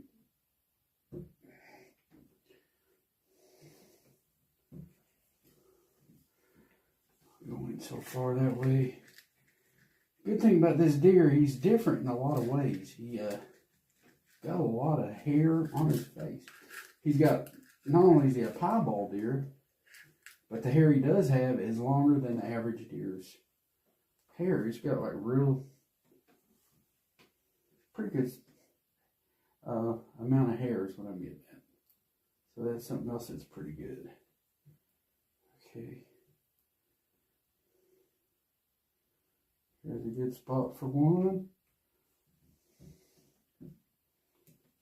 I'll go in them real easy. And we'll go on the other side.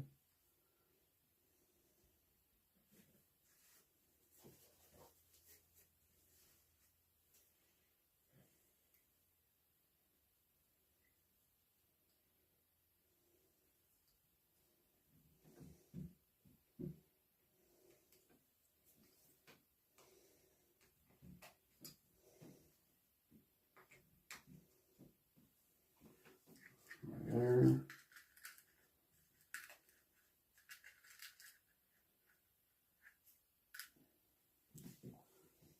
It's covering up pretty good. Just pull some of these hairs away to expose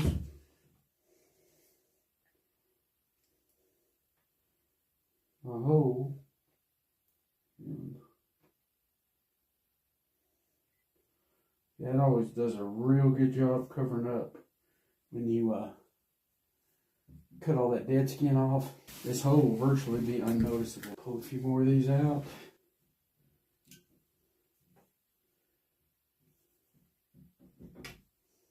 To the other side, get some more loose skin there, pull it, cinch it up.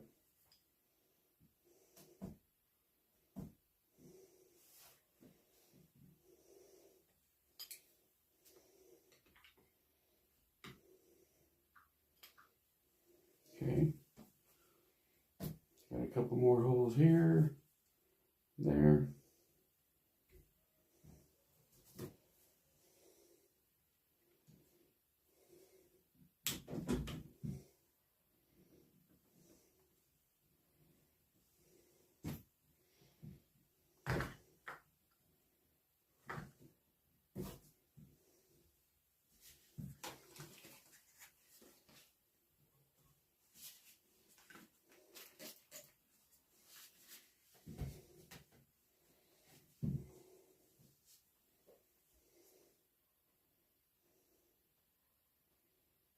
Yep. Oh, that hole is almost already together anyway.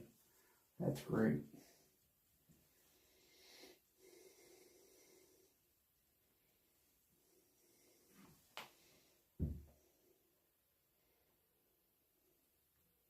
There's a place right here.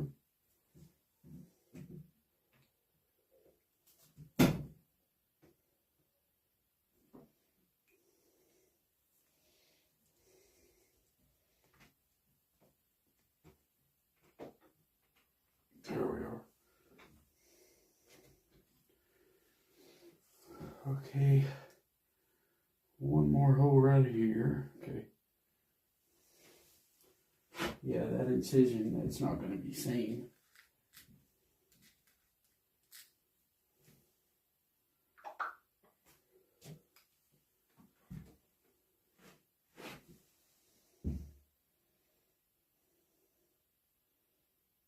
Let's see.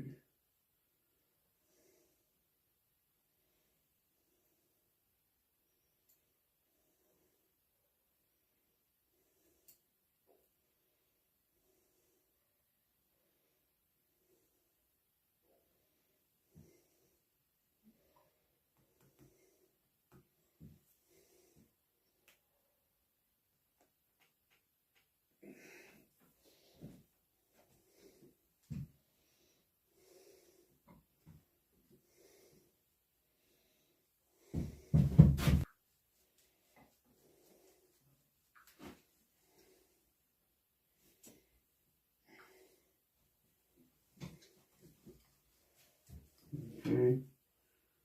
I think maybe one more. I'm going to be good with it. And then we'll see. I'll push all those in and see how good it hides.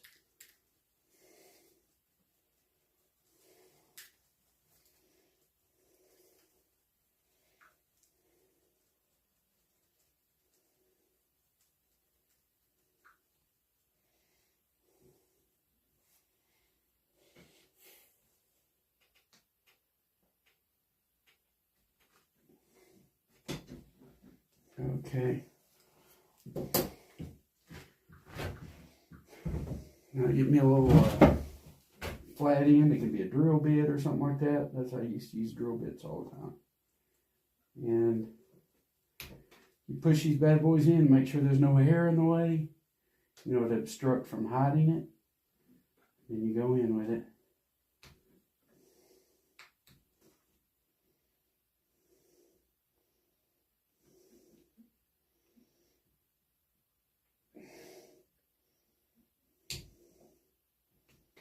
Well, it's not 100% non-noticeable, unfortunately, but I'm not sure why it's still noticeable at all. Let me see if I can work on this a little bit more.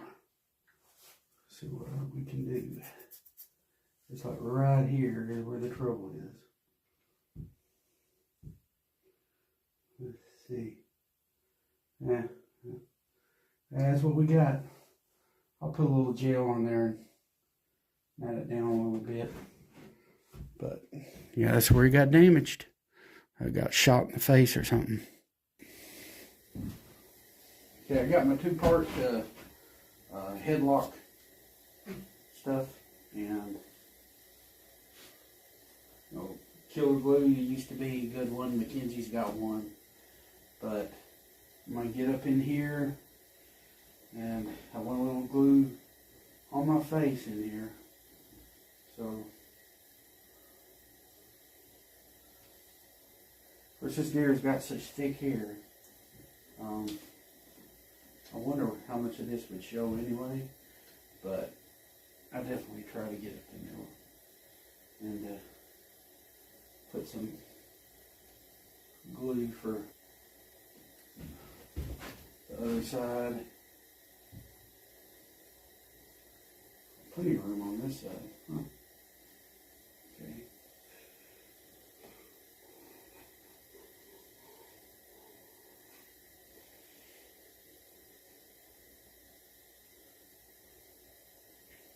I want these grooves right here in the snout to show.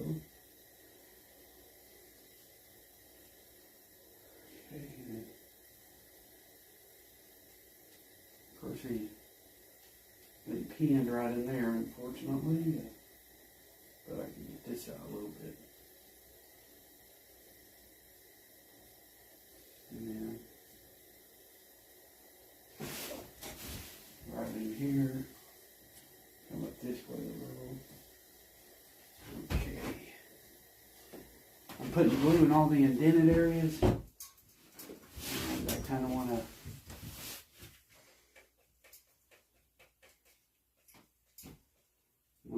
put some on the end of the nose, where the nose pad's going to go. Definitely want to put some on there.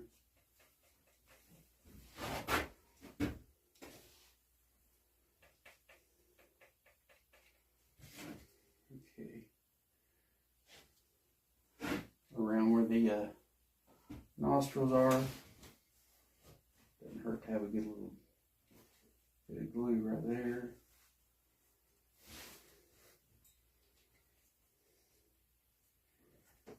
Here.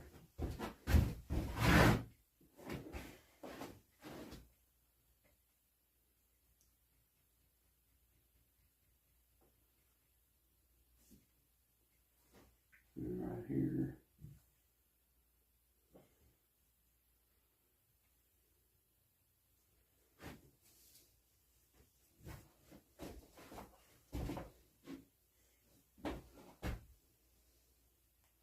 Right here on the inside of the, I guess I don't know what you call it, right here on the nose bridge. Put a little bit right in there. And I'll even put some kind of up in here a little bit.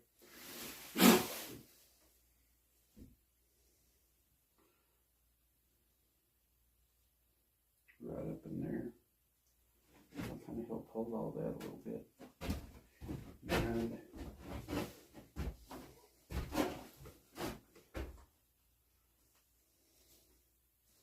right here on this side.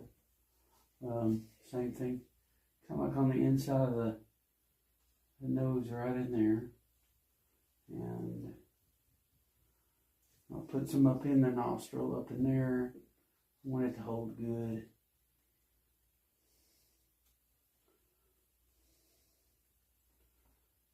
I'll make sure I put a lot in there. And then, while I'm at it, I'll go ahead put some in the slot where I want the lip to go. And I'm going on the outside of it. I'm going on the side closest to me. And then, yeah, I don't have the luxury to turn him upside down right now, unfortunately. That's the way I'm used to working on these guys. So it's got me a little bit off kilter. I mean, I can't say I've never done it this way, but it's not often. You know, where you don't turn his head upside down and all that stuff.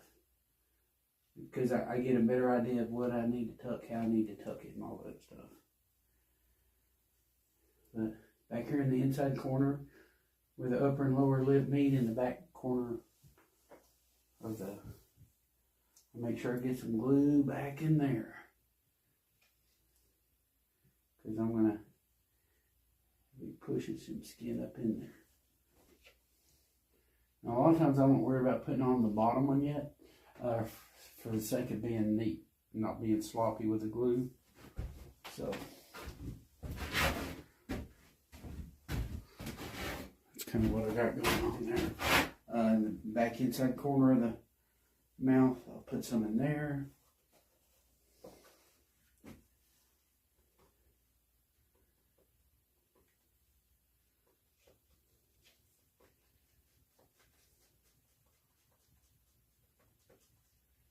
And then through here.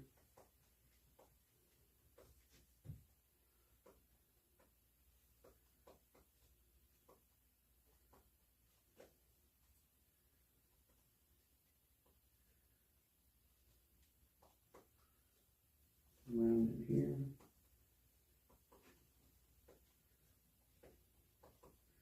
I believe that's got it right there.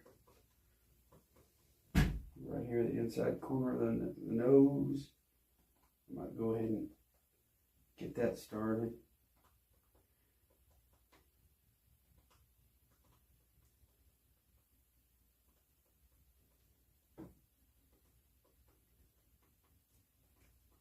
Right down here. Get that going.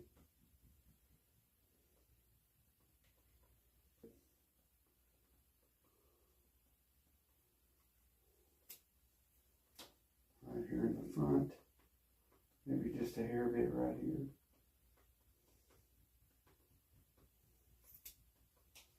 Let's see what we got down here.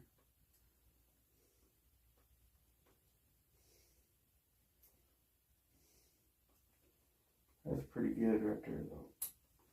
Okay.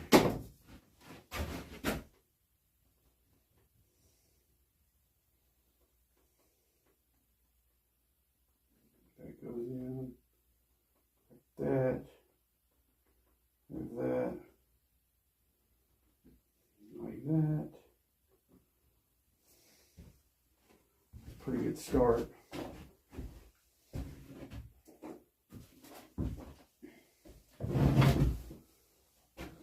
He's still kind of a tight fit. A little bit. Taking a lot off for this guy though, but okay, we'll go with the, I'm sure I'm in the way, but let's see what we got here. Okay, the inside corner. Right back in the back. Put one there. And let's see, we got this right here.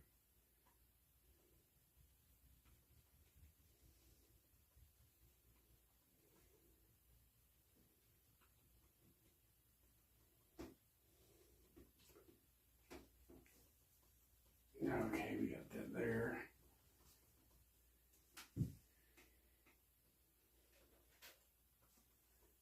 And of course we got the, we'll tuck him up in there.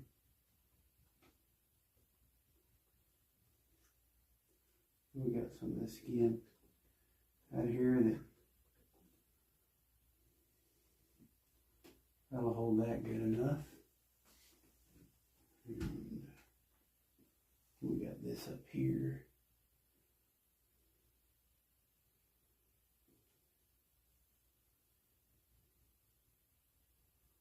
There we are.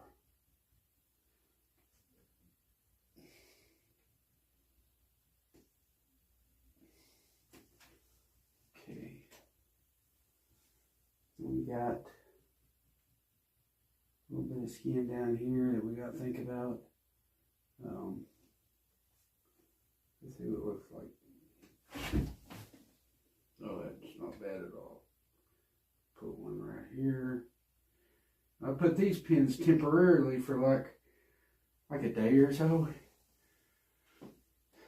just to get the skin, the glue to kind of get set up and everything. And I'll pull them out and put some plastic bags up in there.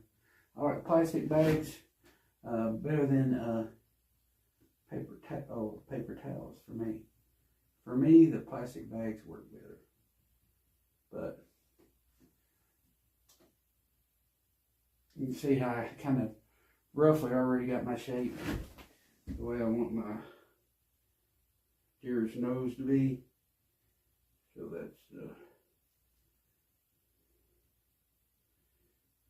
kind of why I got that like it is.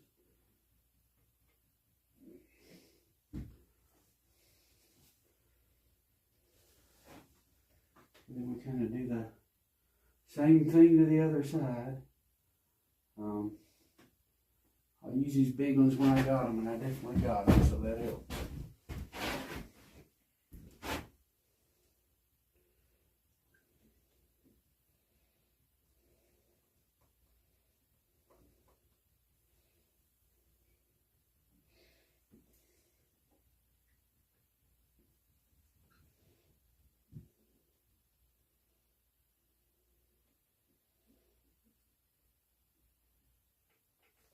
Okay, there we are with that.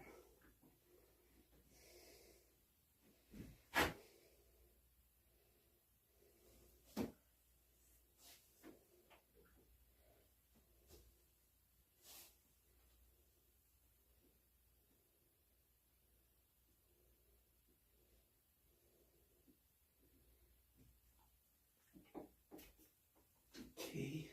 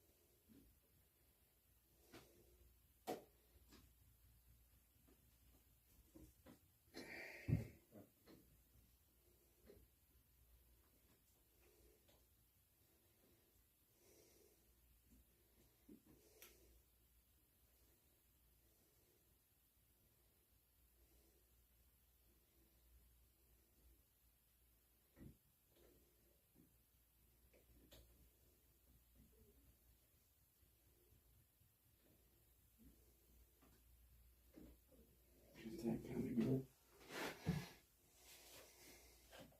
Sometimes if you are a little bit lopsided there, you can cheat a little bit when you're finishing the nose out and make it, make it look like the nose pad goes maybe a little bit further than what it actually does. And sometimes, gotta do stuff like that, But okay, that goes in definitely really good right down here.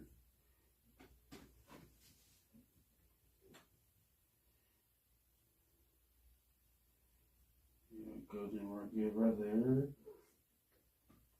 And there we are. And right here. That's really good right there. Perfect.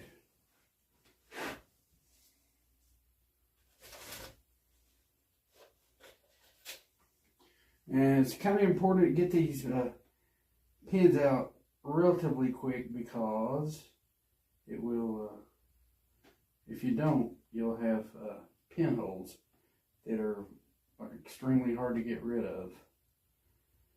And if you take them out at the right time, you've got all the time in the world to take them out and everything. So.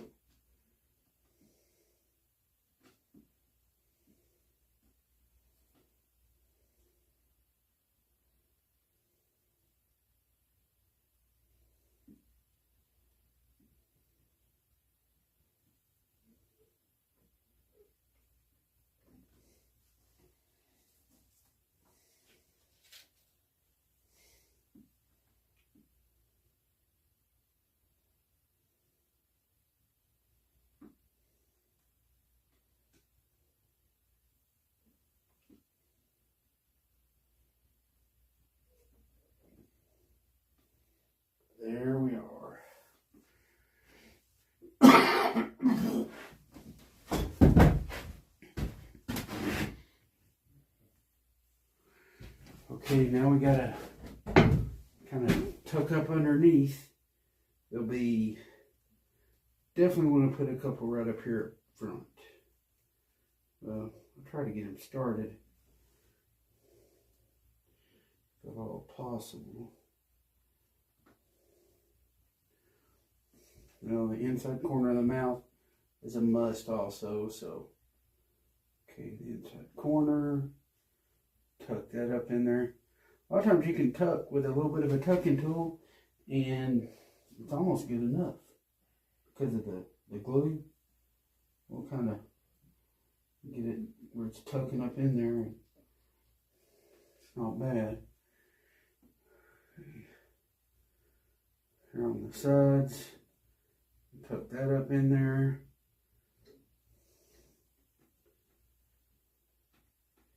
Here on this side.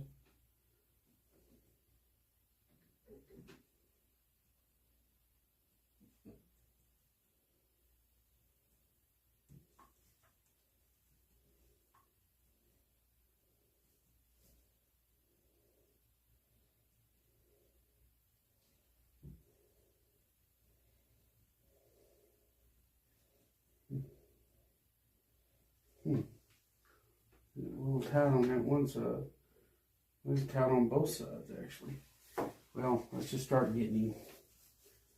Okay. I'm going to get super fancy, but the main goal, he's a tight fit, but the main goal is to not have the lip show from the outside, because the lip's not supposed to show from the outside.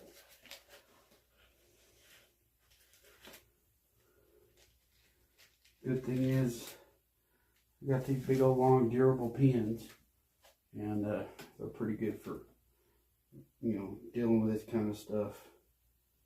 So,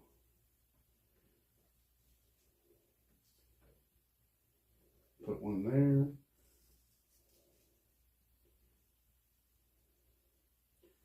Let's see, it's in there pretty good. We'll put one there.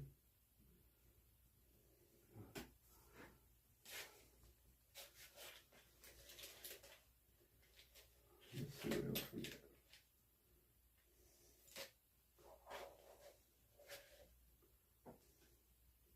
Right up here in the front.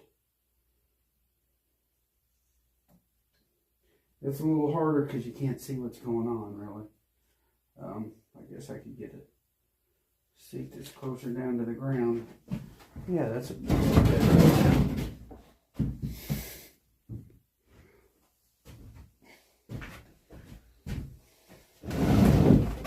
Okay. Yep, I can see that lip needs to go tucked in there. And I know I got another lip that's got to tuck in there too, so I'm thinking of that too while I'm at it. And then, and I'm a firm believer in pins, obviously. I don't think there's such thing as using too many, so I take advantage of that.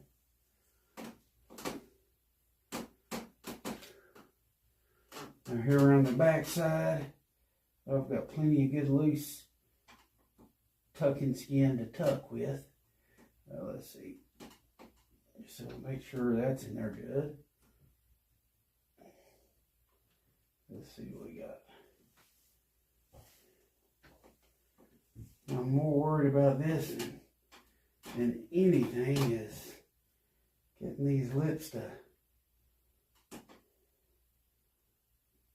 hide, you know.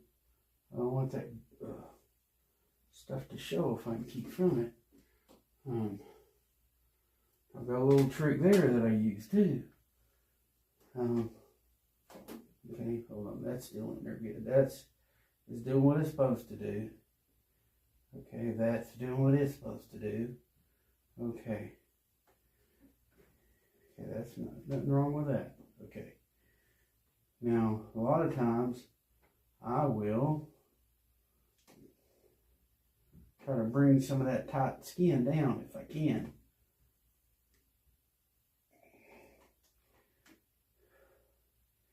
Not happening this time though. Oh boy.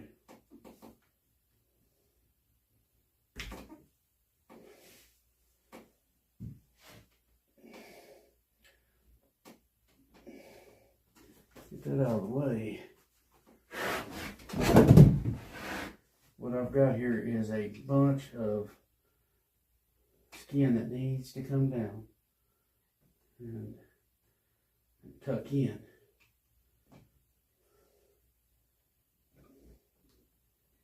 So what I will do, try my darndest to get some extra skin somewhere.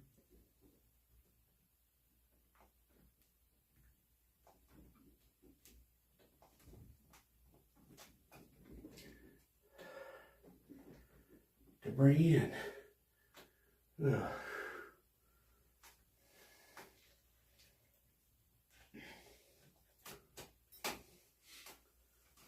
Okay, let's see what we got here.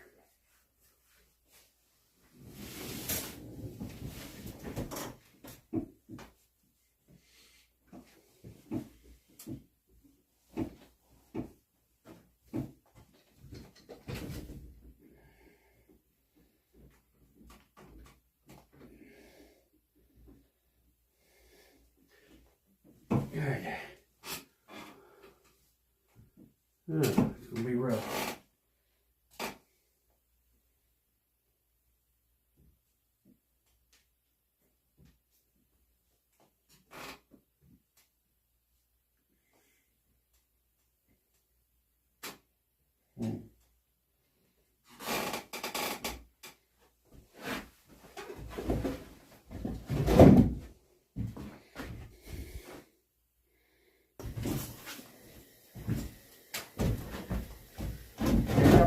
Snout wasn't easy, but now I got the, I'm gonna do the lower one, and I'm gonna put like a little bead of this glue right next to where I know it's got, the skin's got to tuck up, and so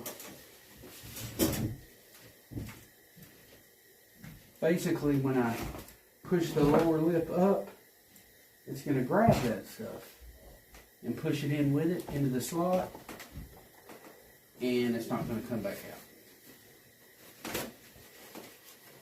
And because it was a tight fit, I had to use 5 times more pins than what I would usually use.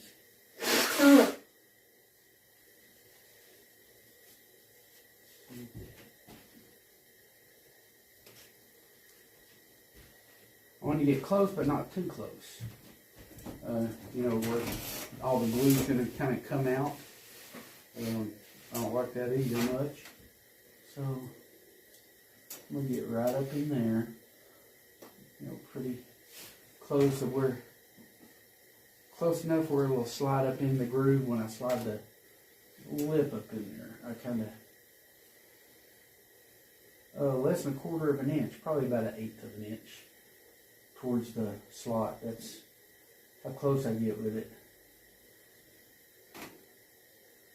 And the glue will kind of help lock it up in there. Now after I throw some pins in there.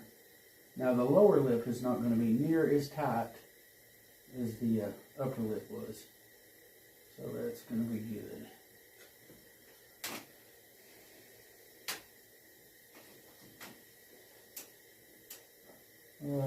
Definitely don't like a tight fit. Not sure what I did there. Measurements are key. Learn from my mistakes. Make sure it's a good fit, so you don't have to deal with the hardship of tight skin. The body was perfect on this deer. It was just the head. I even used a change out head, and that didn't help either. So, okay. So I got a seam of glue around him. You know, pretty close. Now I want some up under here, and you got some grooves down in there. A lot of times I use my fingers, but it's probably better not to.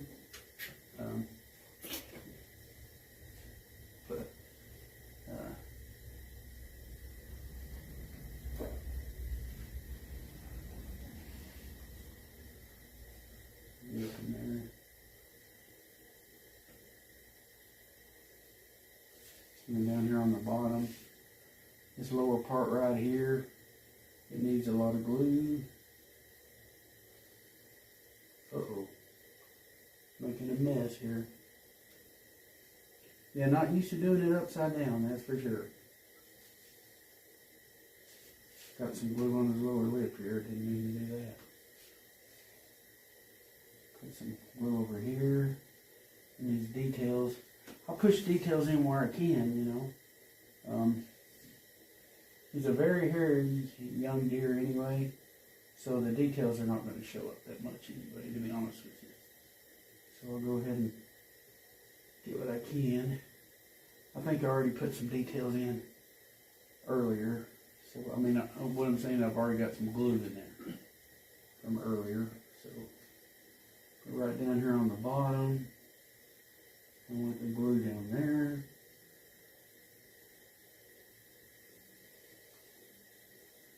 A lot of times I take it as far back as I can. Like with a tongue depressor or something. And let it do all the work for me. Good idea.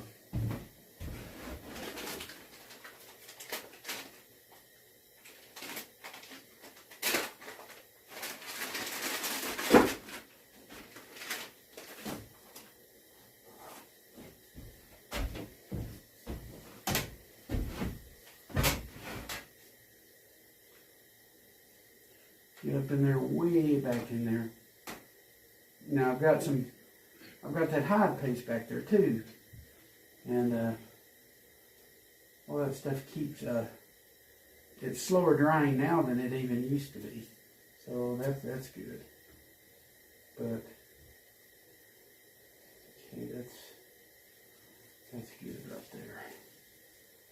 Now we're going to start tucking the bottom lip.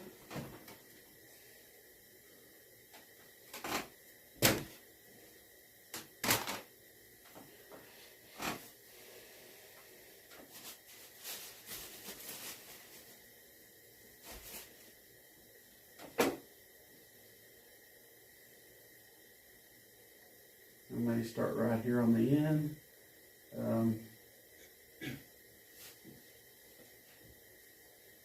A lot of times people will let the lower lip show a little, and that's fine, because that's the way it's supposed to be.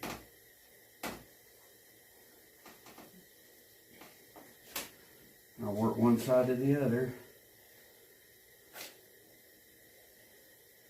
Preferably long pins if I can grab them, you know, that helps. Big long pins.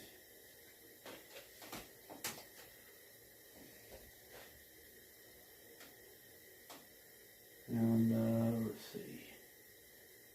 All that'll tuck. All that right there. That right there.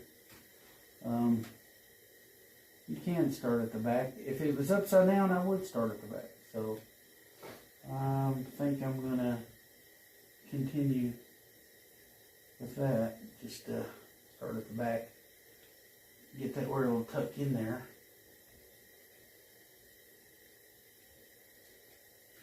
And just out of sight. I know my head's probably in the way, but just out of sight, I'll grab a little bit of that lower lip, and let me show you up here where it's a lot easier. I'll grab a little bit of that lower lip and tuck it just out of sight.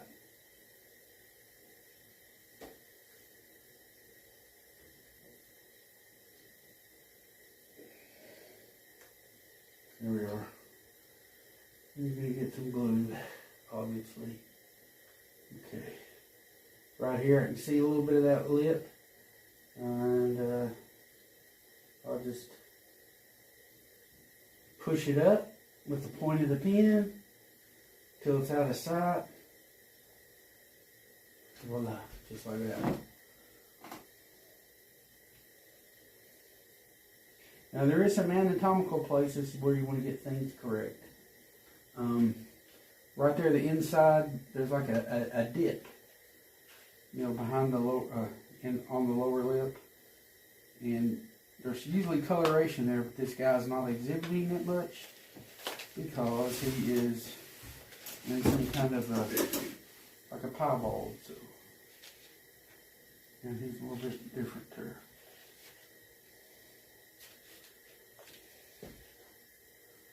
So I'll try and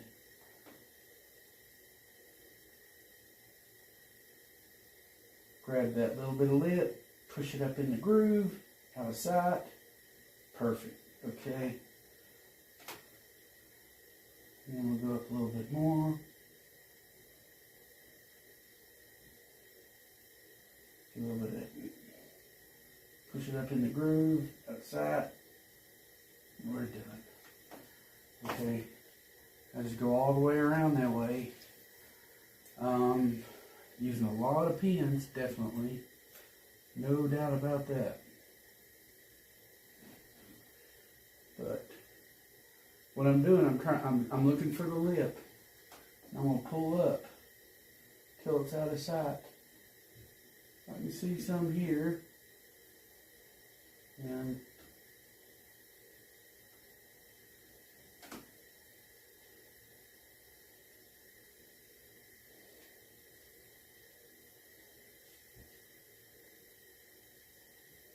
there you go. I gotta pull it out of sight.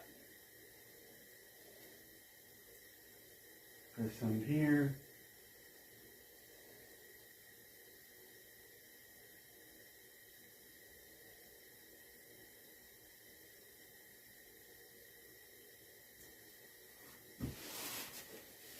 There we are.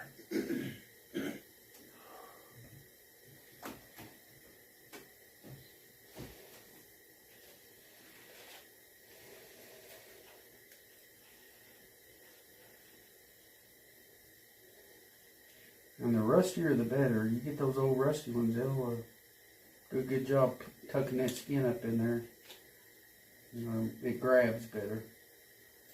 So, whenever possible, I will use those rusty pins.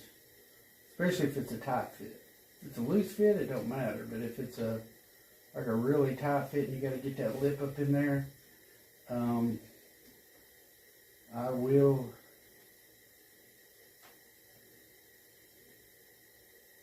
use a rusty pin if I can find one. I mean, that'll be the first one I grab. It's a rusty pin.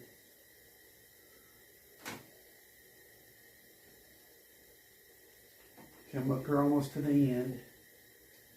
And I can see a little bit of lip right there. So you can see it moving a little bit. So it's going up in the groove. It's pushing that glue also up in there. And that's what you want.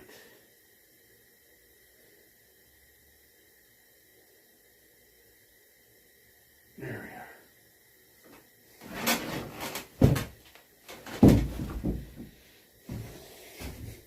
Hoping quite a bit of that got in there. I may have been in the way, but you do the other side the same way. Yeah, he looks really pinned up. A lot of pins, but super tight fit. Okay, he's real penny looking, but he was good fit underneath.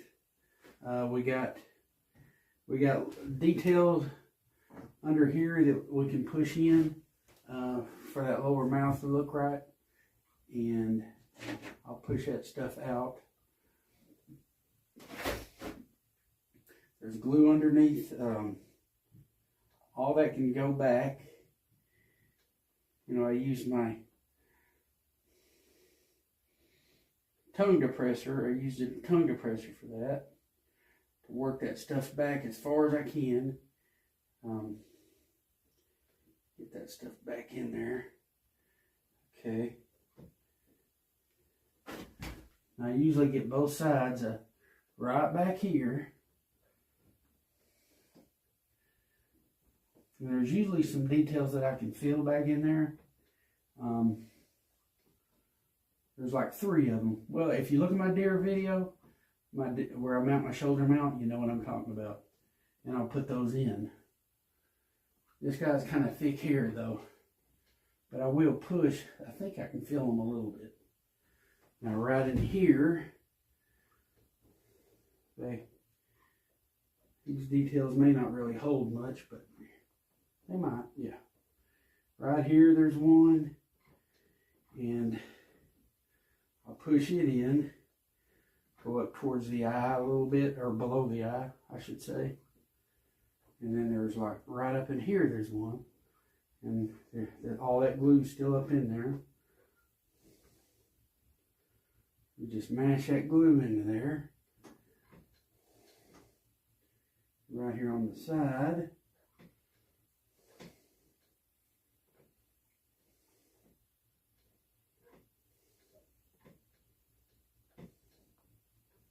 It should stay. If not, I can help it out a little bit. Just stick a pin down in there.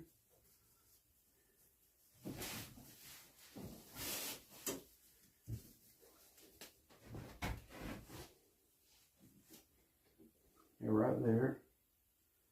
I'll just jab a pin in there. Help it out a little bit. Same with the other side. That way you've got to do a little bit.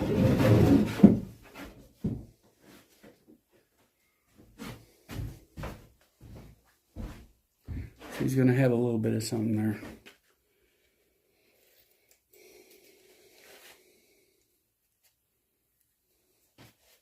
Let's see what else we can do. Do that through there. That should be holding pretty good. That's holding pretty good.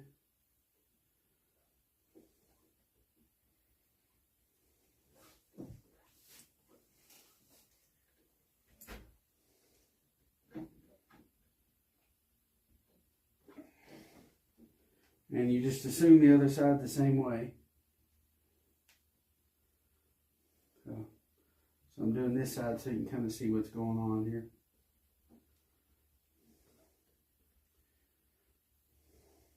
Usually I got hide paste in here, but I had to pin it where it got shot in the face. All that is, yeah,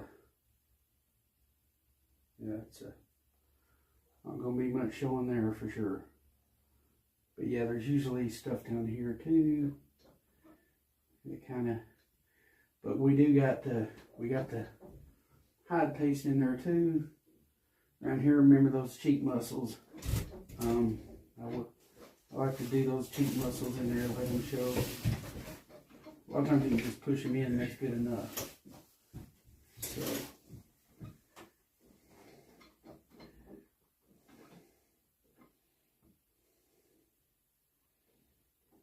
Right back here behind the ear. Went back and then it went down. There we go. It goes like this. You got right there. Then we went down through here. Went up through here. Down through here.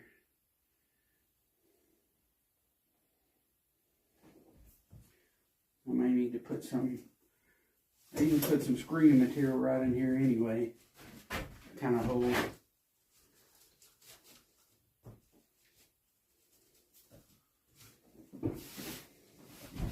We got some neck material. Let's see, it goes down here, I think. Oh, we got that. It goes like that. Yeah, that's how this one goes. It goes like that. And that goes like that. And I think there's like a wrinkle here. Just like the shoulder mount. You know how it would have.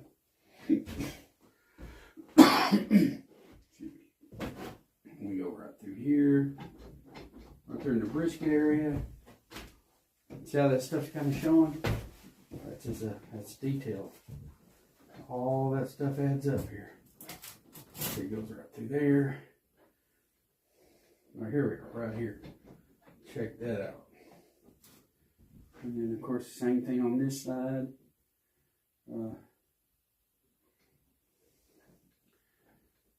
Helps to have that detail in. Okay.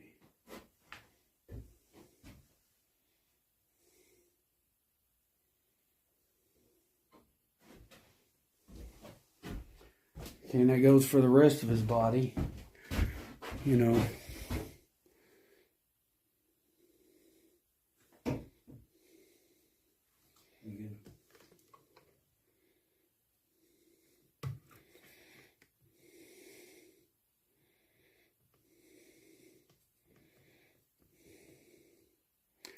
Places in here, if you use hide paste, push that stuff in there where it holds real good, and pin it if you have to.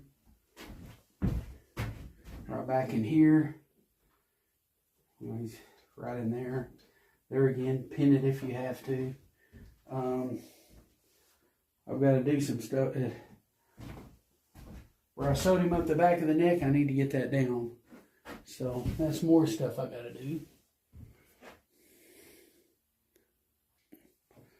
Okay, places where it might be drumming.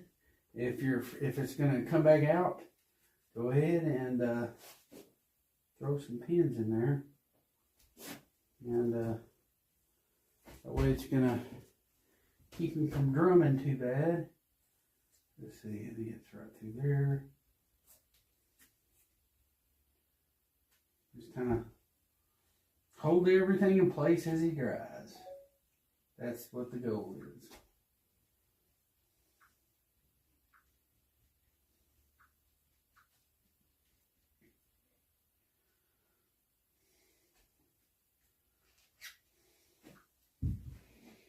And it's easy enough to explain. That's all you got to do.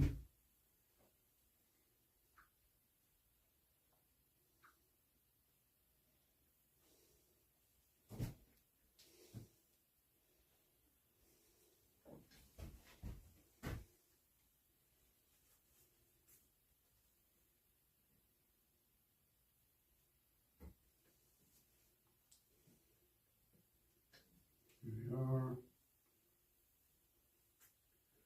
Just helps everything out.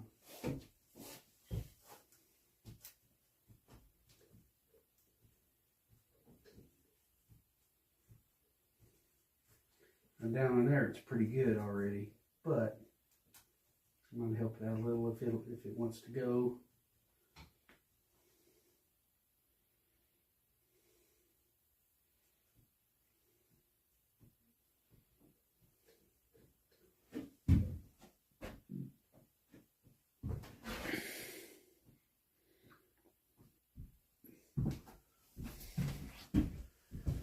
Okay, I've got me a little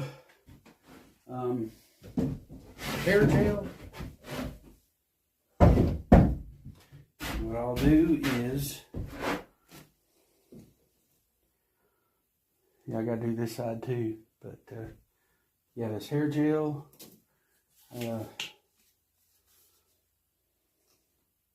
when people sew up the back, it's a bad situation where that hair wants to kind of just ride up. And so there's different methods. A lot of people use hair gel and then screen it with screening material. And some people use clay. They somehow found a way to use clay, and they just run some clay through it, and it gets the job done for them. So I'm just glad the incision's not all the way down the back or something like that. Sometimes you get a shoulder mount and it's that way. But so I'm going to go ahead and show you how I do that. Now you can use like pins and stuff, but that's hard on the fingers. And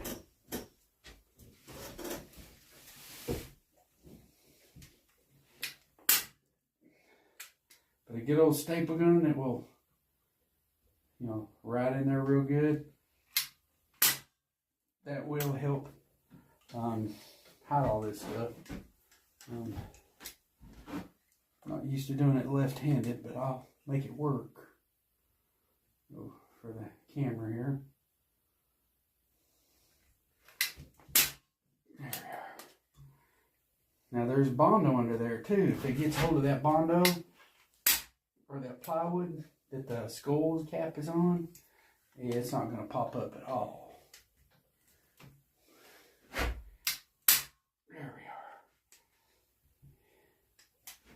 So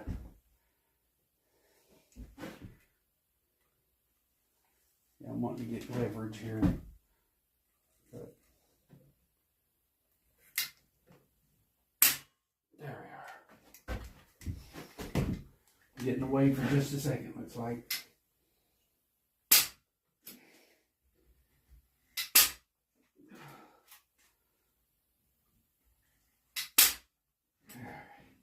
You get the idea. It's going to mat it down where that seam is not going to show. And I can actually feel the seam. Well, not much. But a lot of times you can feel the seam underneath. But this guy is... This deer is just a different dude altogether.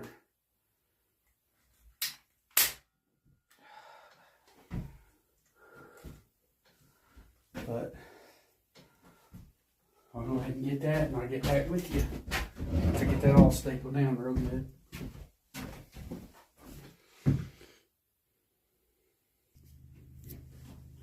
Okay,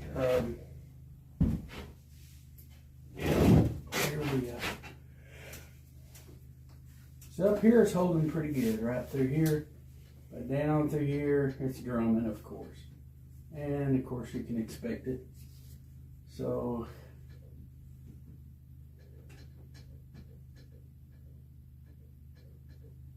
I will, where it's drumming, I'm gonna put some necking material. What it is, I'll cut it in quarters, and then you've got like a point there, and that is where I will, you know, run the necking material right there. You know, if it's holding, I ain't gonna do nothing, but if it's not, I'm gonna help it out a little bit.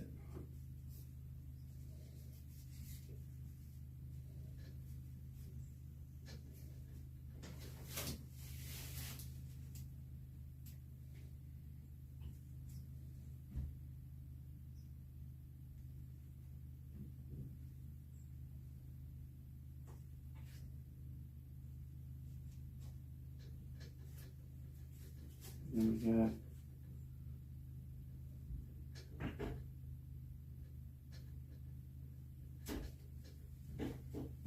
right there.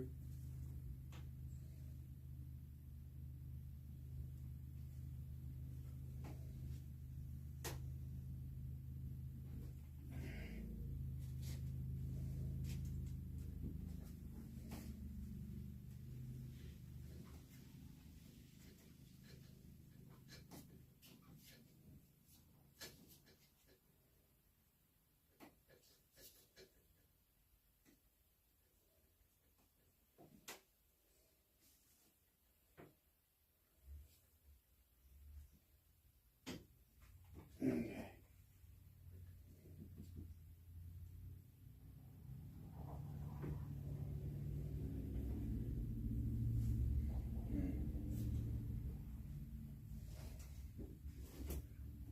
Mm-hmm.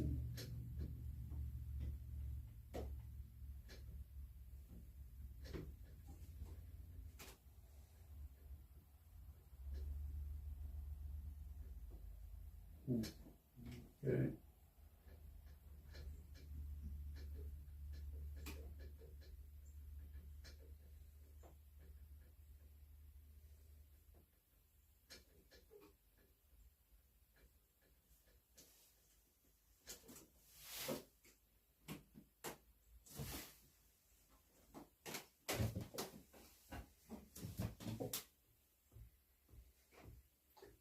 You wouldn't care to do me a favor, small favor, would you? Mm-hmm. Could you set the alarm for about, I don't use my alarm on the phone. okay, You know you're still recording, right? probably in. Yeah. Oops. Yep, just filling in the, Mm-hmm. getting around there at the breast. Yeah, I noticed you got, remember I tell you, you get quiet a lot. Mm-hmm. I noticed you got quiet, but I figured I wouldn't say nothing. I figured you might have That's been all right. doing it for a reason. It's still playing. I know. It's still recording right now? Yeah. Sorry. No biggie. Sorry, dude. I mean, yeah, I just forget what I'm doing. I got stuff on my mind. I There you got go. my other job on my mind. But it is recording right now, right? Yes. Well, I understand. I mean, shit happens. It's called life. It ain't perfect. Yeah.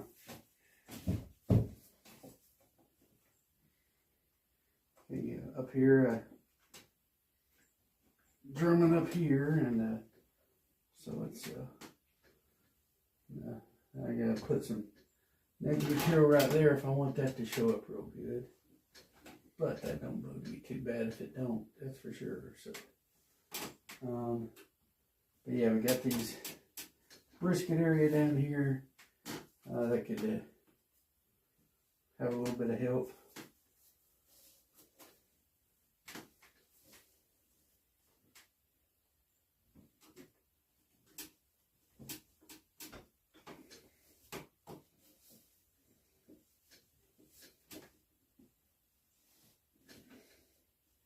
Of course, it's underneath. Nobody's gonna see any of that stuff either. So, but you always want to do a good job. That's for sure.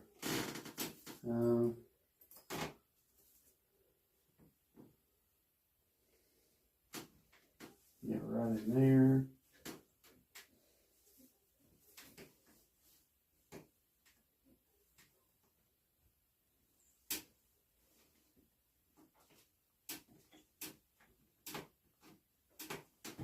Okay, there we are.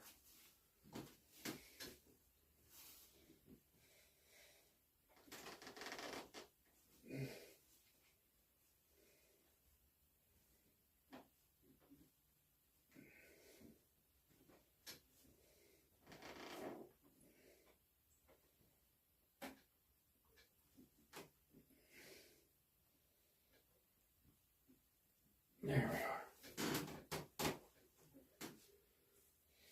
Okay.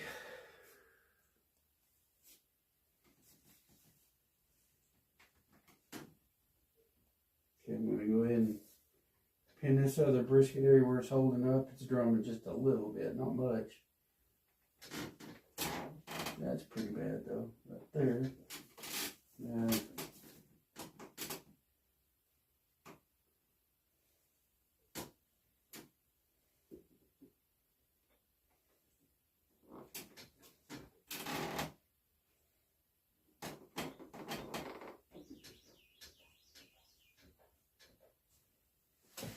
Bird sounds like an alarm going on. Mm-hmm.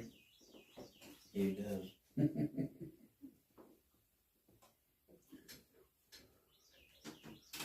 Not sure what kind of bird that is, but it's not the first time I've heard it. That's pretty wild that they do that.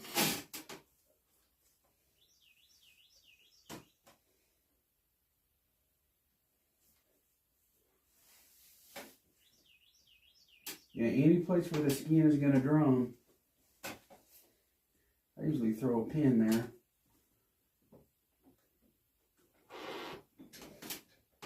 Even if it looks like it won't drum, or if it looks like it's holding, sometimes I'll still throw something there. Yeah, that's just the way I do it.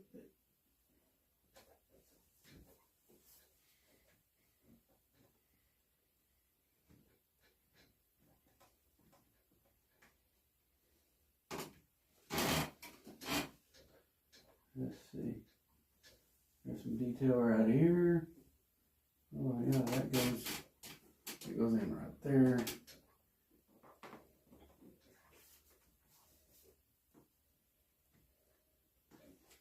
Actually need to put some of this material there. I guess what I'll do is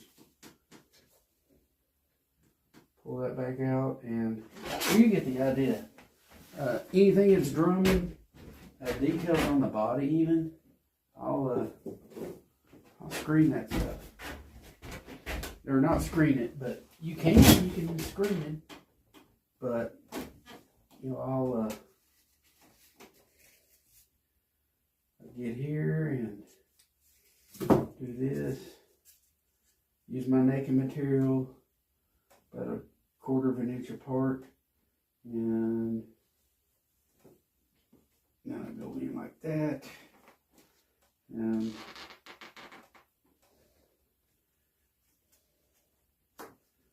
do that like that. While he's still damp, all this will before the hide face sets up.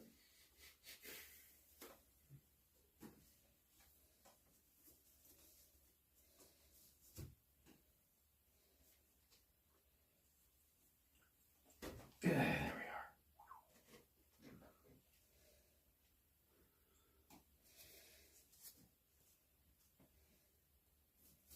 And right here in the front, I'll throw an extra one or two right in here.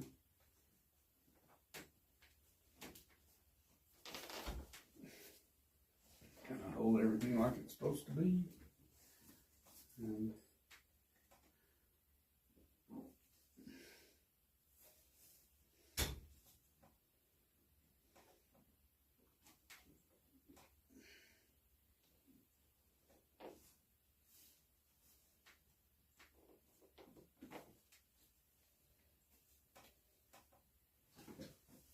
yeah, that looks pretty good.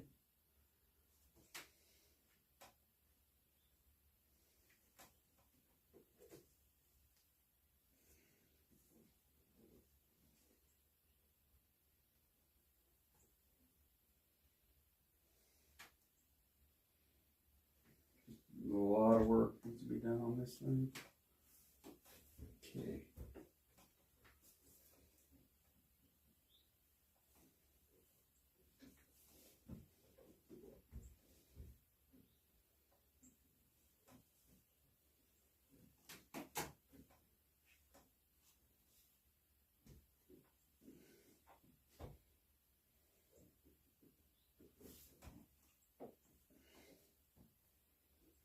Okay. Now, a lot of this is underneath. It's not even going to show, but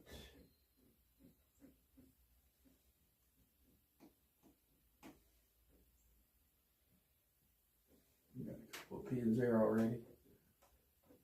Now you can use screen material works really good too, like for the brisket area. But you get the idea. Just any place that's drumming. I'll put you something to get it where it's not going to drum out as it dries. The situation. Okay, what I got to do here is pull some of these pins out around the nose for the simple fact that, you know, I don't want pinholes. I've let it dry for a few days, but it's been kind of cold out. Haven't had the heat on. But basically, if you wait too long, you can't brush those pinholes out. And so you're going to be stuck with pinholes, which you don't want. And so when it gets, so while it's still kind of like semi-soft, I guess, I like to go ahead and take everything out. The glue is holding, and now I don't have to worry about, you know, tucking the plastic bags in too far or anything like that, and then not. I guess what I'm getting at is if you're not careful, the white patch that's supposed to be where it has a certain place inside the nose, you can push it too far in if you don't let the skin sort of dry a little bit. It's just the way I like to do it. And of course you get them out from the other side the same way. Right now I can see pinholes, but my goal is to adjust the skin and hair while it's still soft and get those to disappear. I'm close on purpose. You can kind of see, here's a pinhole. See those pinholes, they can, you can still make them disappear because the skin's soft enough. And there's a pinhole right here, but that skin will still tuck, see? And I can still, there's one back here. Yeah, it makes things a lot easier. Got a lot of pinholes on this side. Oh, let me let you see this other side here. Okay, you can see some pinholes on this side. You can kind of see how you can kind of mash them out a little bit. I waited a little bit long. I know it was cooler weather, but you can see a lot of these pinholes can mash out and brush out. brush the hair over them, make them disappear, see? And so that's kind of the goal of why I do it, so we can make the pinholes disappear. And then I'll get my plastic bags and stuff them up in there. Okay, that goes in there. Now I stuff it, and I'm usually pretty good about stuffing. I stuff up in the hole. I want that skin to really be packed in there like it would be, like on a deer. How it's really kind of like up in there. Up in there, and then kind of around in there. And sometimes I pack them kind of tight. But that's pretty good just like that. Be careful not to cut any whiskers. And cut all that excess off. That's plenty good enough. And I do the other nose the same way. Same thing on this side. I try to rake those holes out. They should come out pretty easy with the skin still being super soft.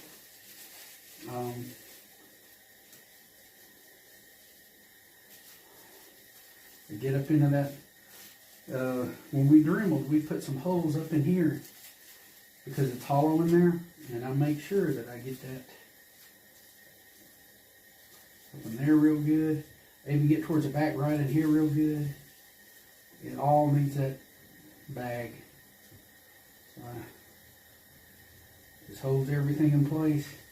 It tends to be the slowest part to dry because you got a bag in there. So it tends to make everything real slow as far as dremeling. I mean, as far as drying. But right in there where the bridge is at the nose, all that gets real good.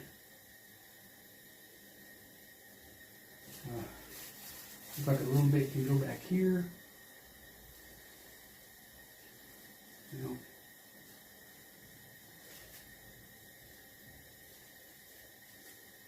There, right there, right there.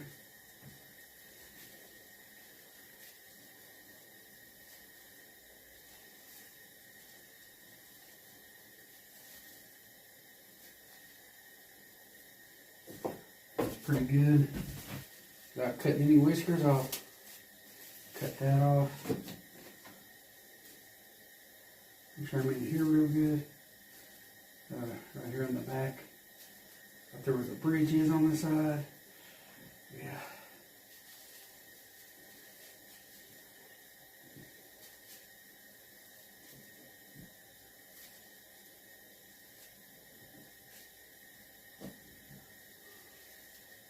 And now, since I let him dry so far, with the pins in to hold everything in place, then this is not going to scoot anything out of place or anything. And so that's what I like.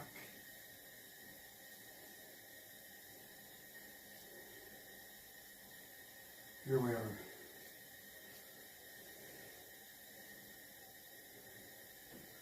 So we just leave that and let him dry. Hey, I don't know if you noticed, but in these pictures, well, like this one, the bedded deer, that tail tends to kind of like wrap around the bottom of his hind end. Every picture I seem to find, it seems to be doing that. Here's another picture, tail kind of wrapped around his hind end. Well, you can tell in this picture, you see the way the tail, it naturally kind of goes around the bottom of the rump. So having it out like that is not correct. So, hopefully I should be able to, I'll let him dry for a little while, but hopefully I can still get that curvature that we need.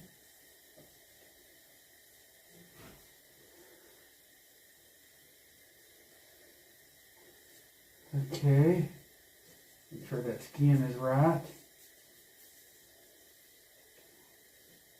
That's pretty much it right there.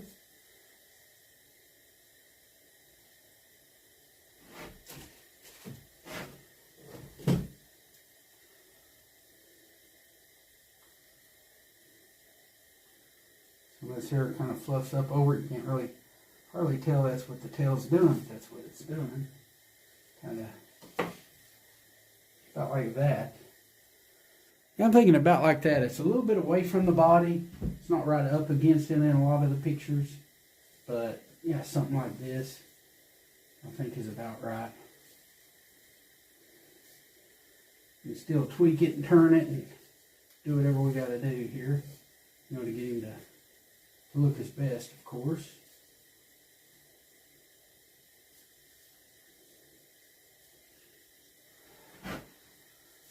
Thinking about like that. It's about like what we want.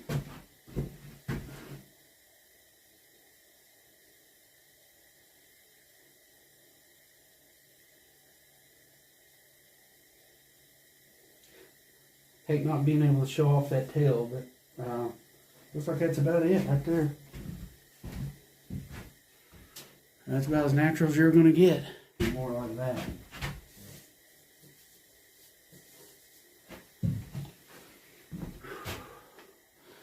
That's about it. Some of the things like these screws that go around the burrs, it's not really completely dry, but it's dry enough where I can undo these screws and take them out. You know, we just wanted a little help, you know, getting it to, you know, while that glue's set up around the antler burrs.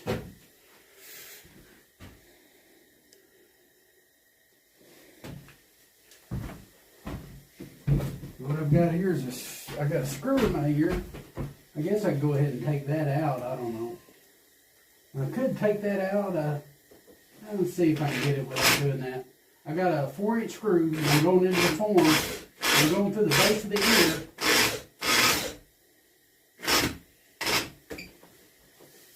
Basically what it is I want to be able to tweak the ear. Sometimes shooting a screw in there helps a little. Get the ear to go the way you want it to. There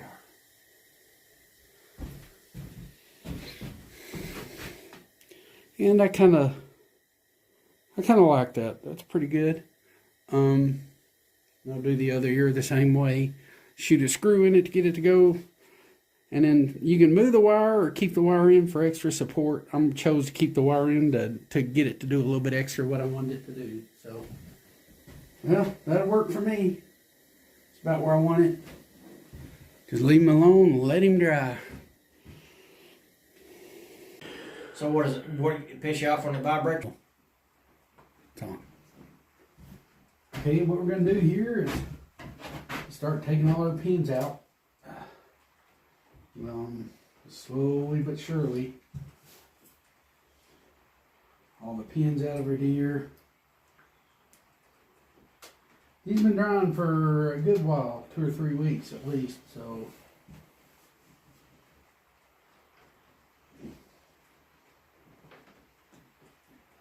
He's definitely getting dry, so. And probably use some good pliers to help out. I'm going to go ahead and take all these pins out and everything. And I'll get back with you.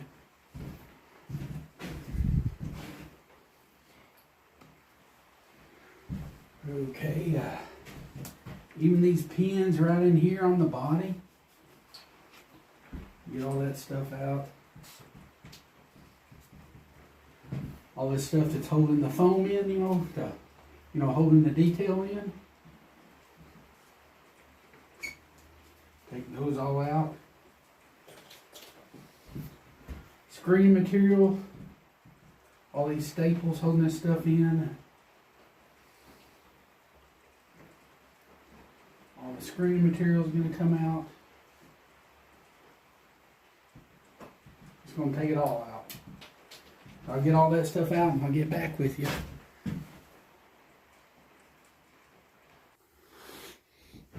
Okay, just getting these staples out, just kind of like just digging up under them a little bit, get them started. And just popping them out.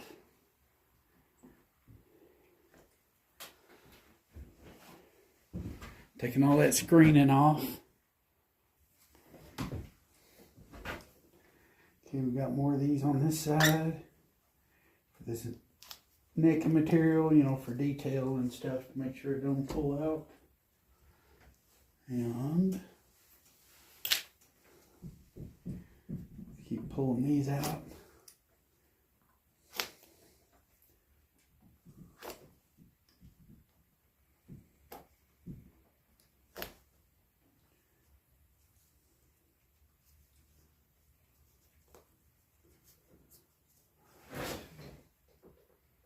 One right here.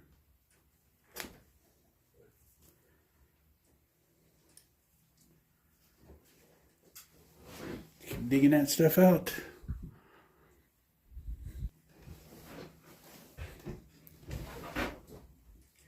These are coming out back here. Let's see right here. Look, I got another one right there.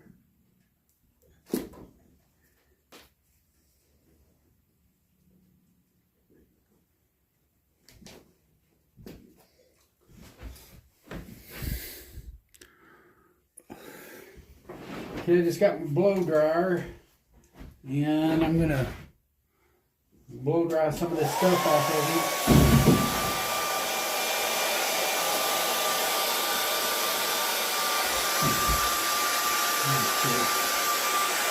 The dry preservative is coming out of him. You see all that dry preservative.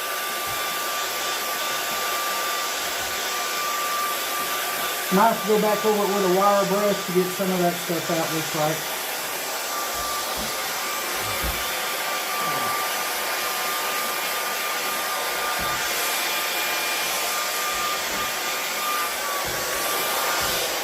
Go around to the back of it here.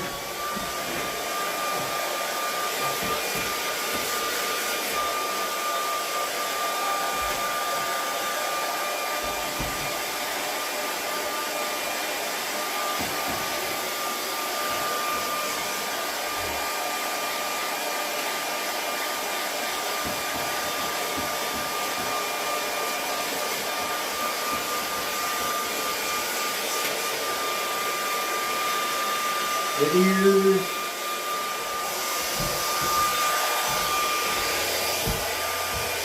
Yeah. A lot of stuff coming off this guy.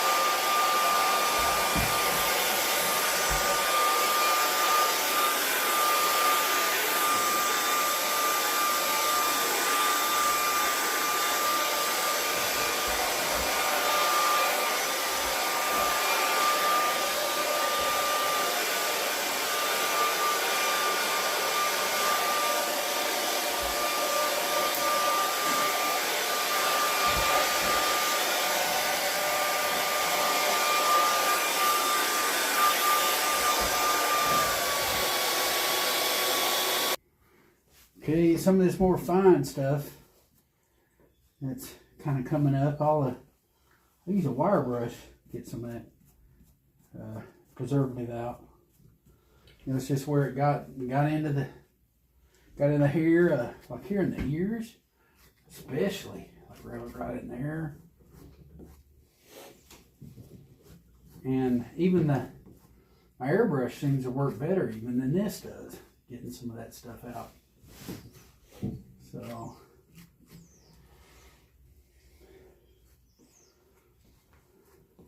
it works better. My toothbrush is sometimes better than a wire brush, depending on what you're scraping out. But yeah, a lot of times a wire brush works better actually. But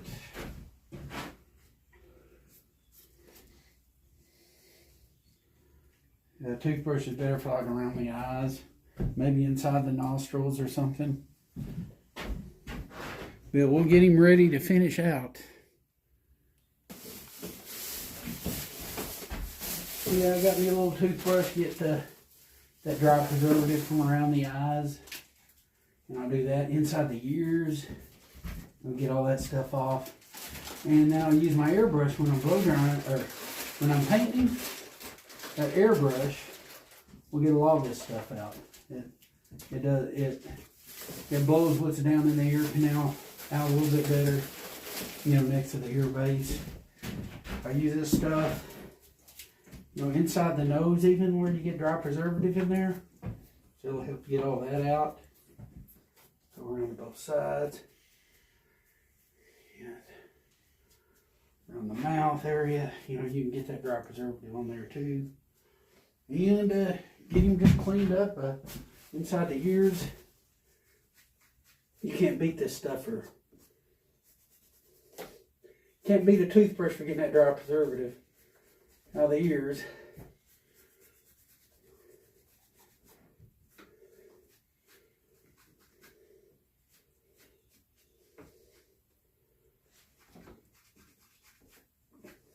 Okay, that's pretty good.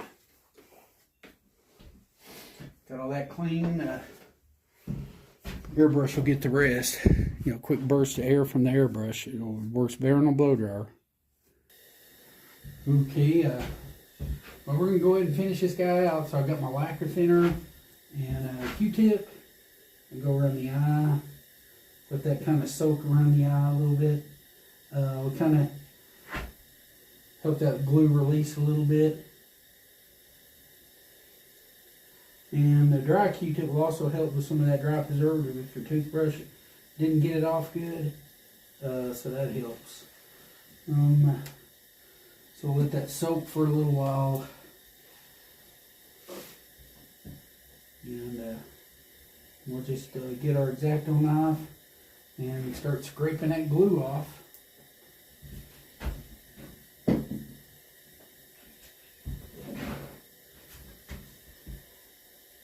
We should.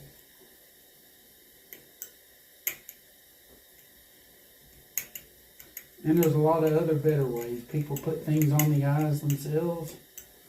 Comes in handy like when you're painting and stuff.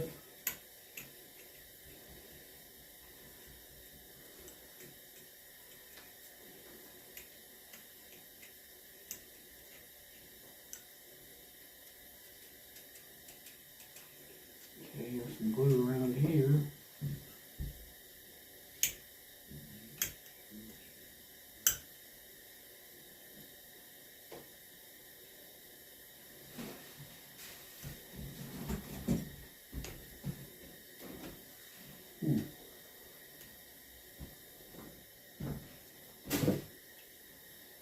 It's coming off pretty good.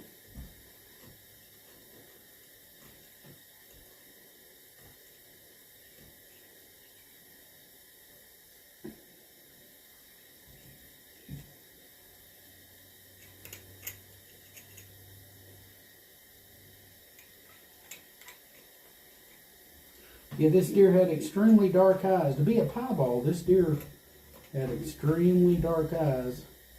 Didn't have any red on his nose. So that's kind of amazing. Guess as far as piebald deer go, he's not the lightest complected one. But get all this glue off around the corners here.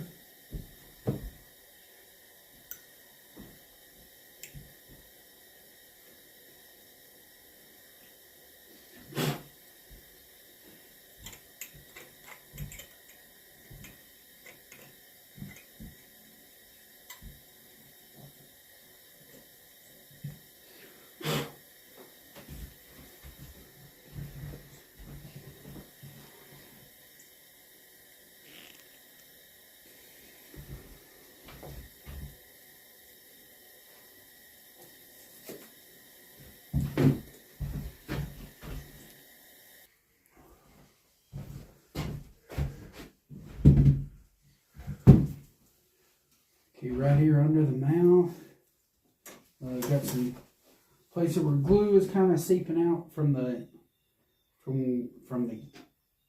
gap where I pinned him together. I've learned to eliminate that by how much glue I put and where I put it. So but let that glue lacquer thinner sit on there for a minute or so, and it'll pluck right off.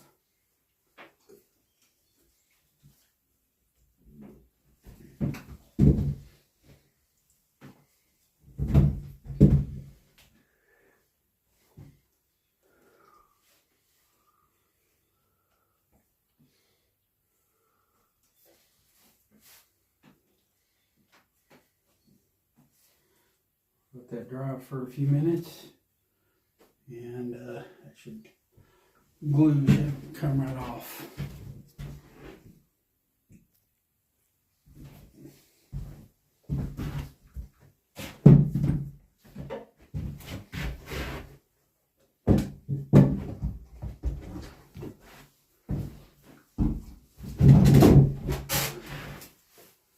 Right up under here, I can see a little bit of glue.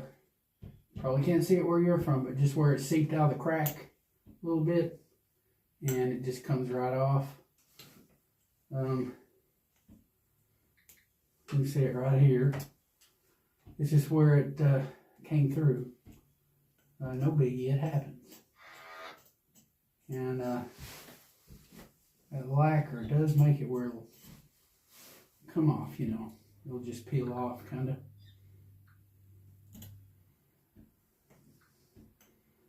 I mean, it's done its job. It's done what it's supposed to do. So it's no longer needed. So we just take it off.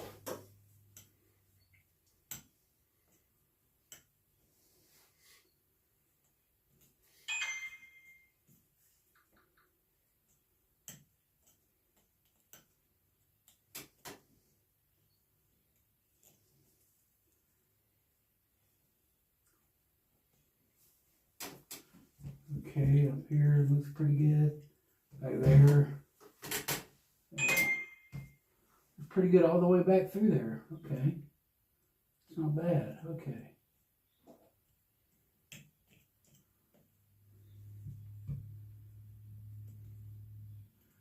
And of course you do the other side the same way. You know, if you see any places where the glue's worked its way out before it dried, you know, just kind of pluck it off, and you don't have to worry about it. Okay, got some epoxy sculpt, 2-part epoxy sculpt. Use it to do the finish work, filling in the gaps around the eyes, you know, like where the eyelid or something may have separated from the glass eye a little bit. And I'll finish my deer out and stuff and I'll put some stuff on the end of my deer's nose and use a roller to make some detail on his nose. And this is good for that too. I'll show you what I mean.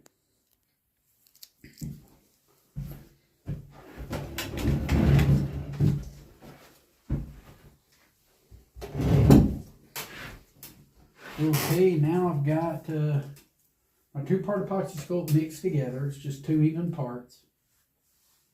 And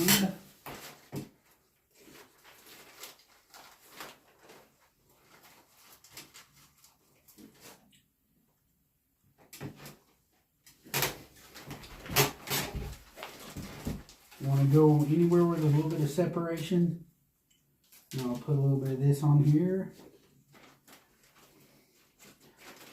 Sometimes you get lucky and there's not much separation at all. And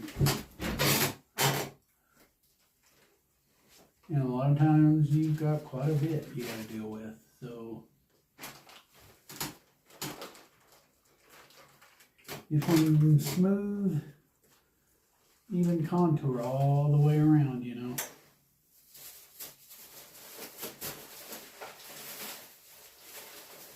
And everything you do adds to it, makes it look better, better, and better. So,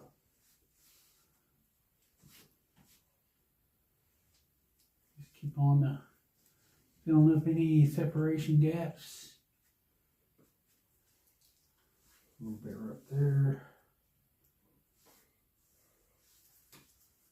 Right here in this corner. Kind of a spot right here even.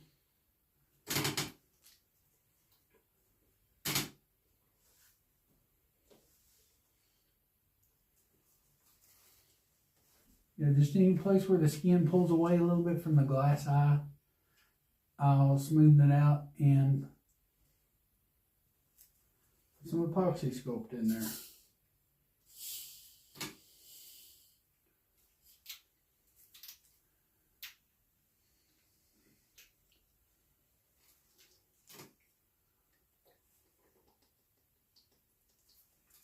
Usually the inside corner of the eye usually gets quite a bit, or it tends to be where it's like dug in quite, which it's normal to have that little bit of a dip right there. So I wouldn't take it all out, but you know, if you got a pinhole shown, which I do, I'll cover that pinhole, and just want the eye to look nice and smooth. And you know, if you got any, I see a couple of small holes right there that will cover real easily.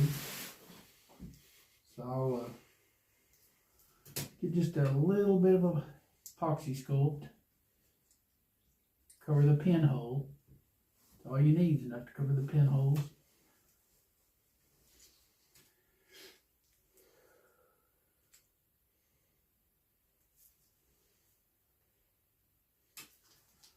Now we're going to get some lacquer on a Q-tip.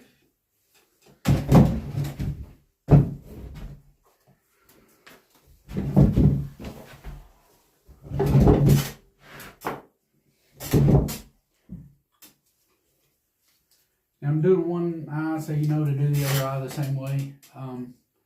Put a little on there and make it good and soft with a lacquer thinner. And you put it in there real good like that. Let's see, around the eyes. We put some right here in that dip. There's a little bit of a dip there. Around the eye there. Around the eye up here.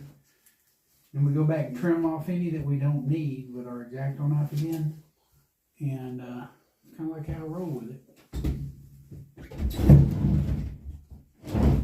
This ensures it's in there and it's good and smooth and all that good stuff.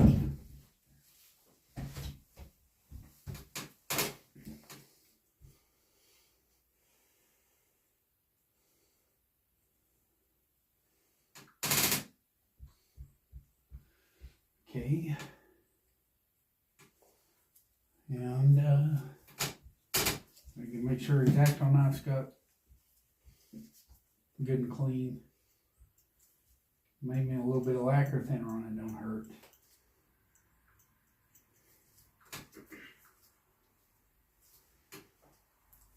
Go around on this side.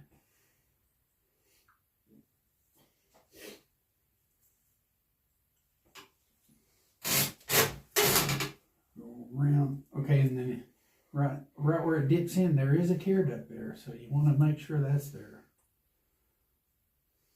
Definitely.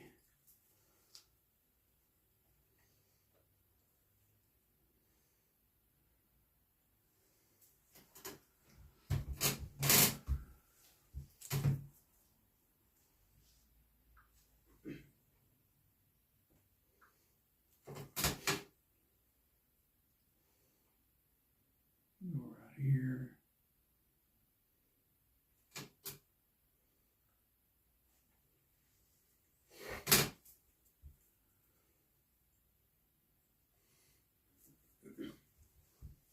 Up here up top.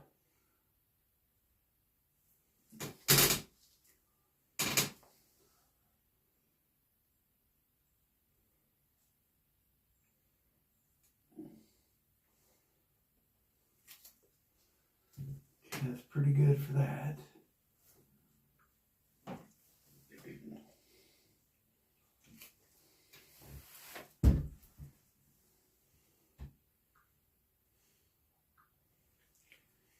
Yeah, usually the inside corner of the eye right here is usually it's where you're going to get a lot of your cleanup and stuff.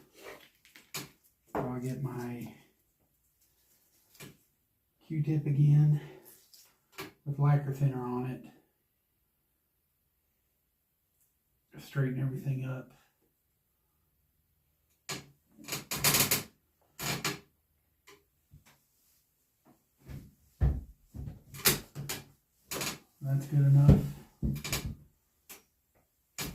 And you see me do other deer, like you see me do a lot of other deer on here with this stuff.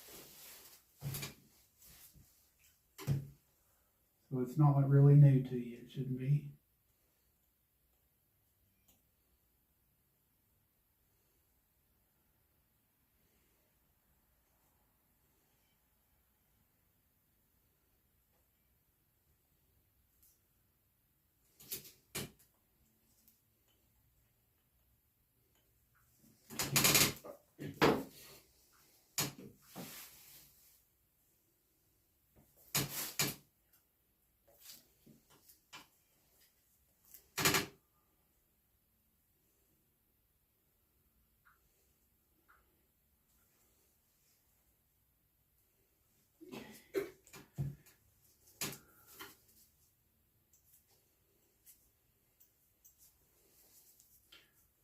You want a nice, clean looking eye if you can get it.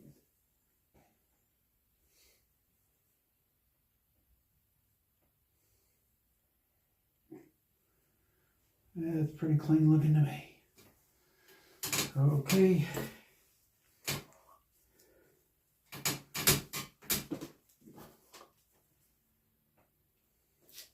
Just make sure he's good and clean here. Make sure that eye is good and clean.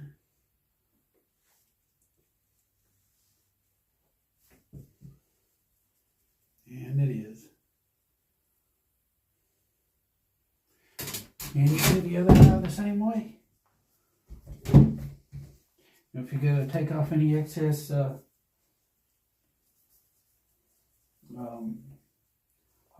sculpt or something, now's the time to do it.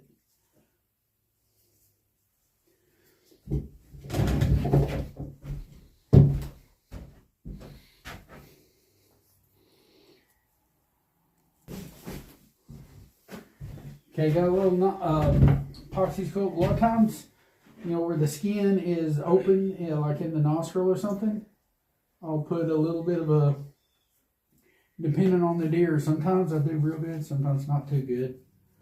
But sometimes you don't have to put so much epoxy sculpt. And I think I got lucky as far as the hole back up in there, but don't have to put a lot on this one at all.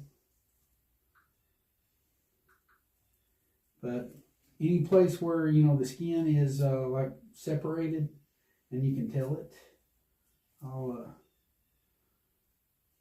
run some of this up in there, and it's definitely more than I need right here. And I use a spinning motion, tends to work good for me to get it to go where I want it to go.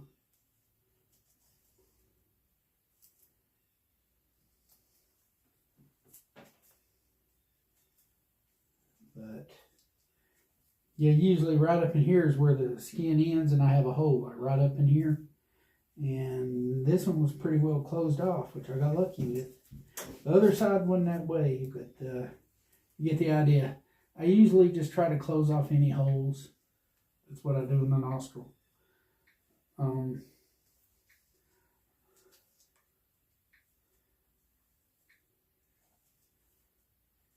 know some people, they mount them specifically the nose where you can look in there and see real far back up in there.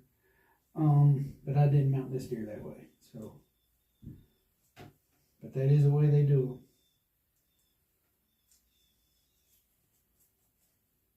Basically just cover up any cracks and holes, and we're good to go.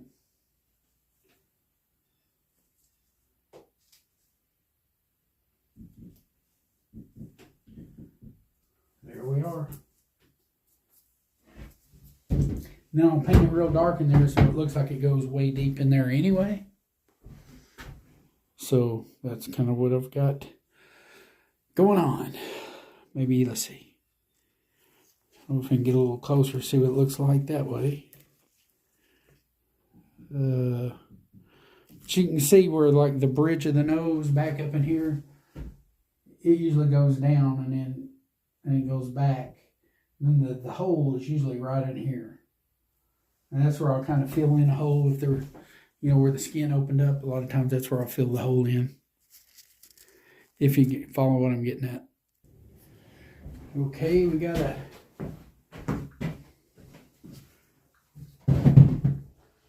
last thing I like to do, I got my epoxy sculpt again, and I'm going to cover the nose with a layer of epoxy sculpt.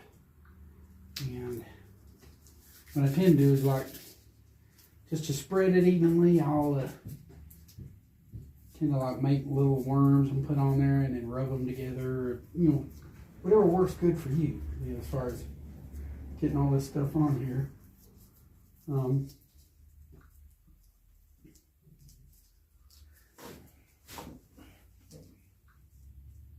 Let's see what we got here. We got, okay, through here and through there. And the stuff wants to stick to your gloves, that's for sure. We come down through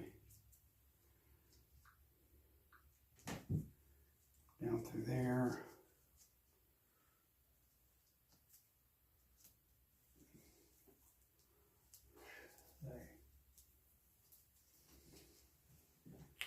Okay, then I'll put a little on the corners. Basically, you're putting it on there, and then we're going to separate spread it out. But I have issues with it sticking to my gloves a lot. That's kind of what I got going on here. So we'll put a little bit there, put a little there. And that's probably more than enough right there, actually. I'm sure of it.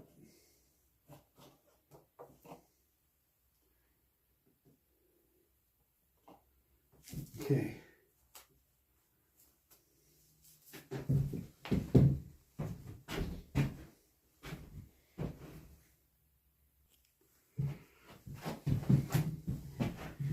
Okay, got a little lacquer thinner. Gonna put a little lacquer thinner on my finger. I use gloves because this stuff breaks me out. It's not good to touch it, that's for sure. Okay.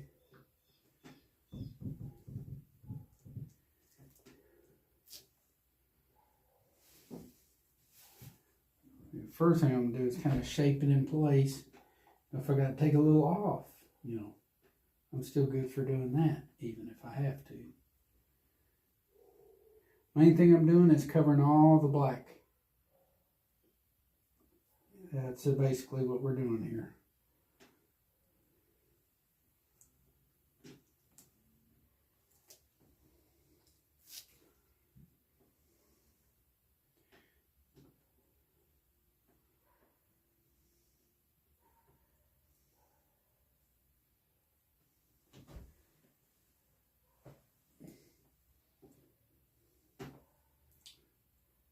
And I easily got too much. So we'll take all this off.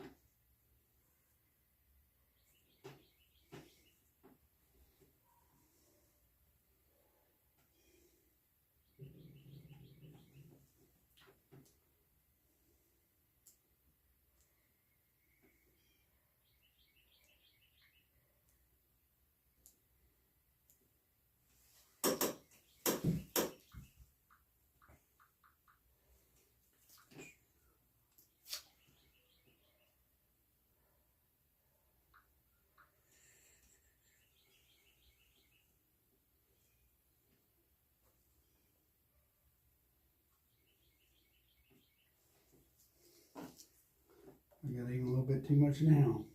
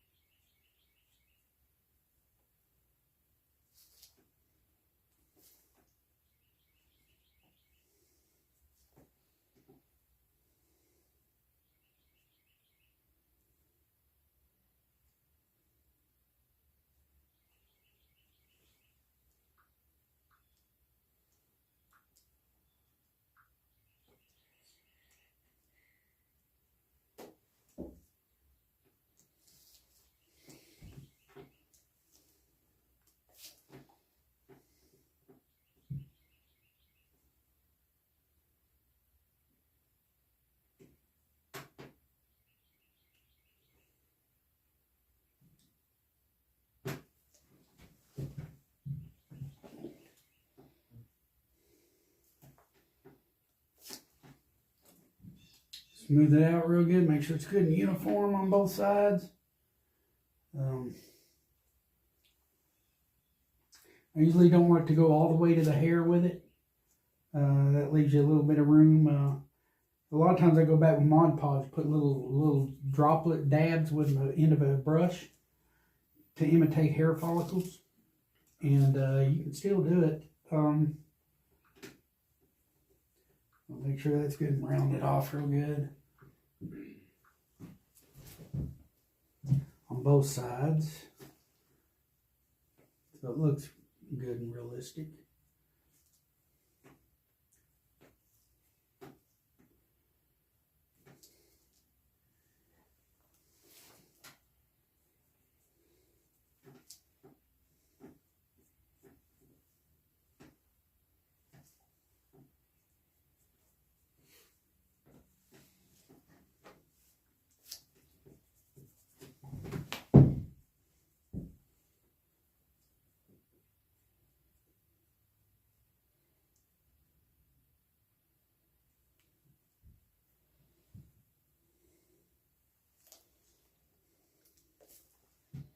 Make sure it's good and uniform. You may have to look at it from the top or something.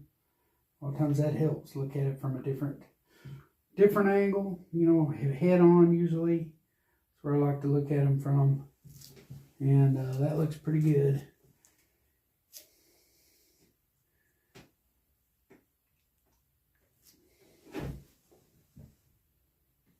And I'll show you what we do next. Oh yeah. Well, I'll show you that next. But yeah, a lot of times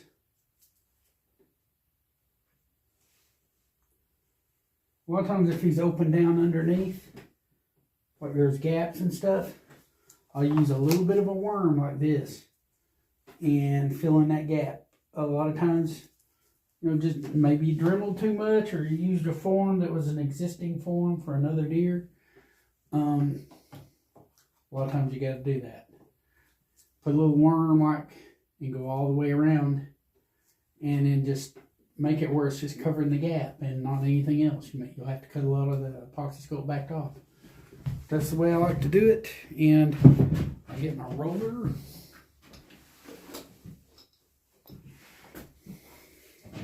Sorry. Okay, here's my roller. And it's a dandy noser. You get it through McKinsey. And you get a little bit of epoxy scope on there. Make sure it's around that roller. And not too hard. You know, I'll put in a scale pattern. Or a nose pattern, I guess is the right word.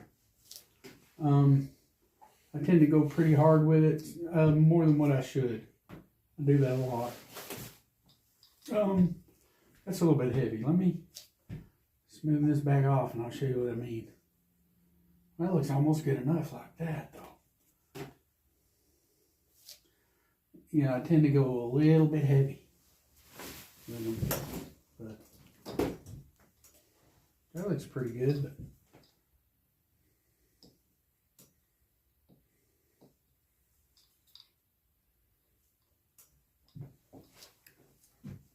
that's perfect, just like that.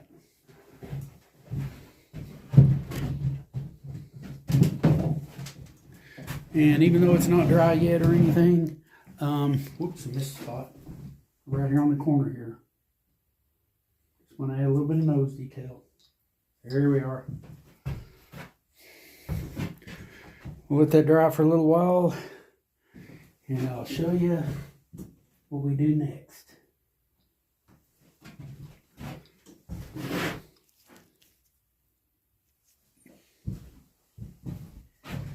What I've got is a Mod Podge, and you can get this Walmart or anywhere, Hobby Lobby. And what I do is I use it to make hair nodules, like in places like maybe where it didn't come do as good as it should have or something. A lot of times I'll go back and try to correct things by putting some drops on there. And usually in the corners, like where maybe it's not matching up good with the nose, the real nose or something, I'll put a couple of nodules there, hair follicles, to make things look better.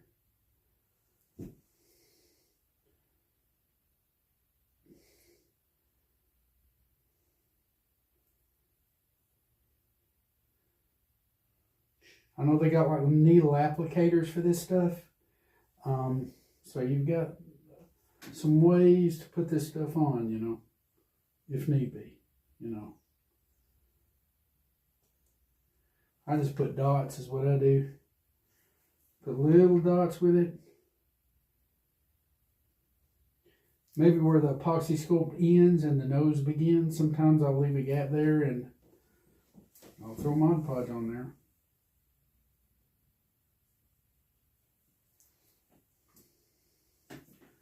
It makes for a pretty good effect because I am kind of blending where they come together, where the skin actually starts and the epoxy sculpt ends.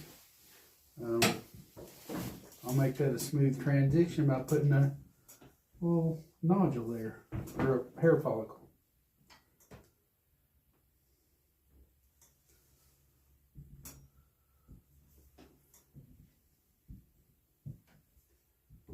See how I'm doing that? Of course, I got a deer head video on here, and a lot of this stuff I'm just repeating.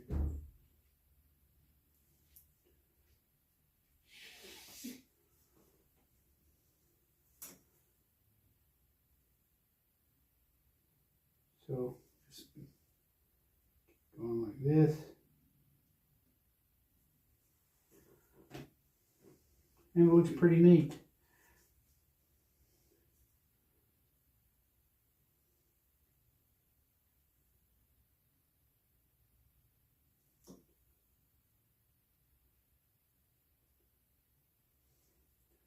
Especially in the corners.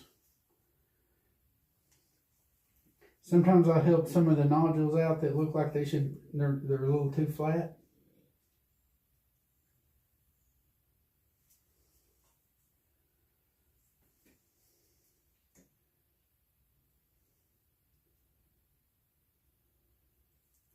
Right there looks pretty good. Put some on this corner here.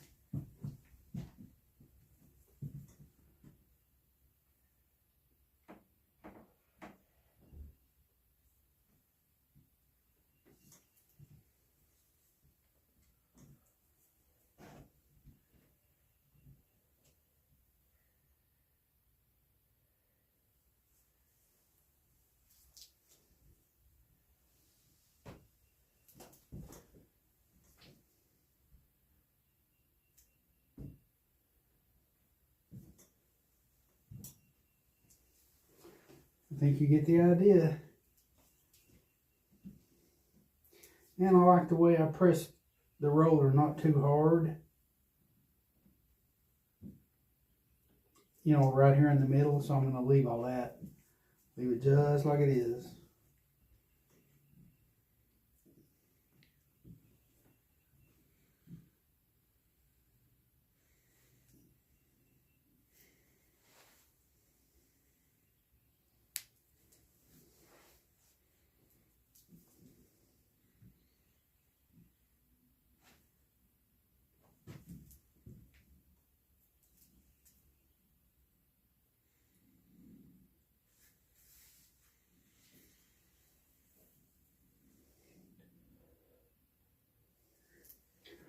Good enough for me. That's gonna work. And before we paint it or anything, we gotta let this all dry. So we'll have to let the, well, not the epoxy sculpt, you can paint it damp, but the Mod Podge, we're gonna want to let it dry a little bit.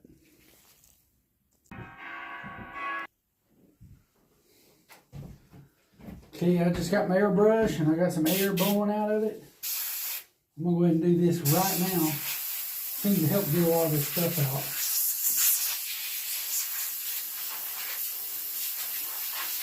That way it's not getting in my paint and all that stuff either. It can be troublesome.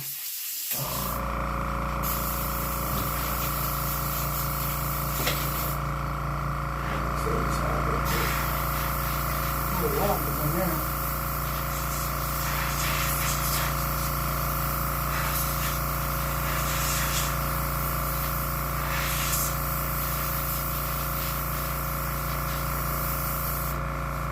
Pull the back ears, clean the ears off.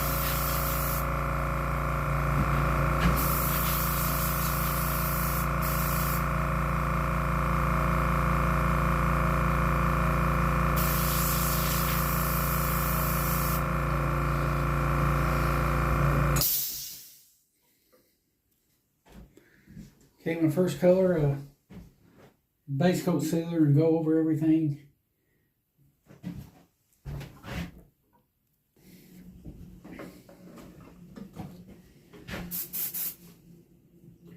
I'm just going to cover everything.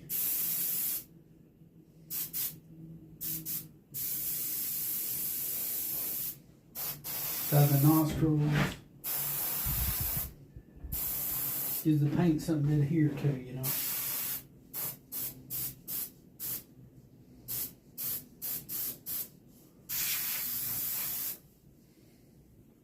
You can put some of it inside the ears, you know.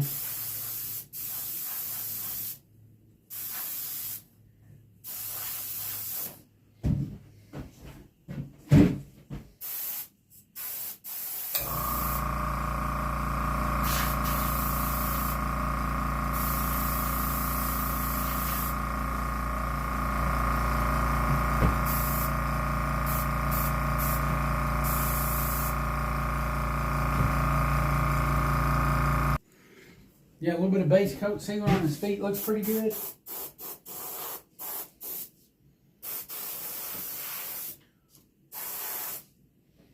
Makes them look clear despite all the powdery stuff that's on them. Clears them up a little bit.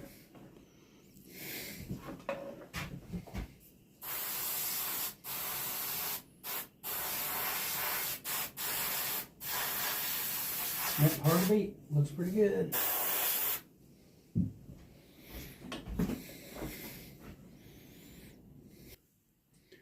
Okay, here I've got my white, and pretty much what I want to do, just my airbrush, of course. And there's a lot of places that are white, on this deer especially. So, get right here in the front of the mouth. I think I'm kind of side viewed a little bit.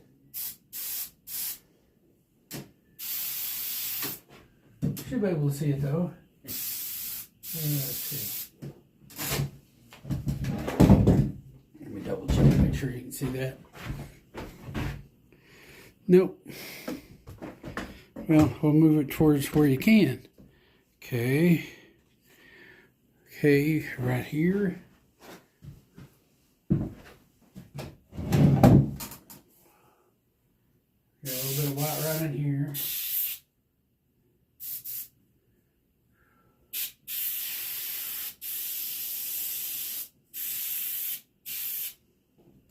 Right in here. Right in here. Right in here next to the nose out here is always white.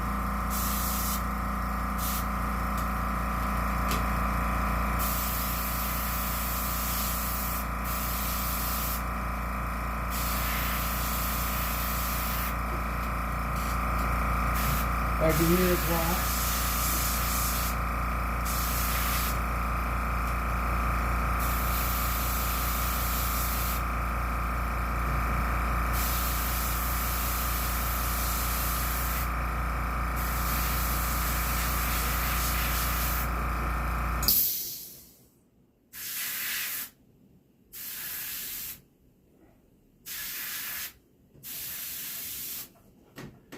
Okay, that's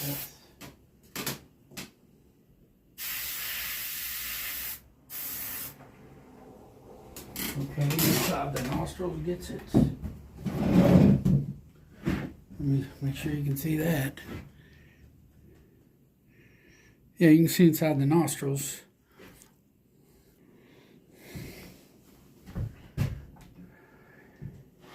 Okay, a lot of times in the nostrils, I'll just get them all, just whiten it up real good.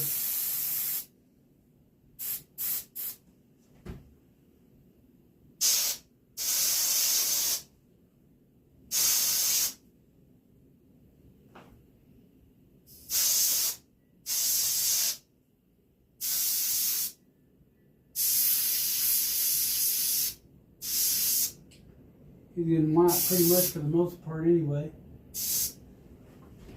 I just whiten everything up, and then I re-darken anything I want to have dark in there. I'll re-darken anything back up. Even the side here, right here, sometimes I'll darken that.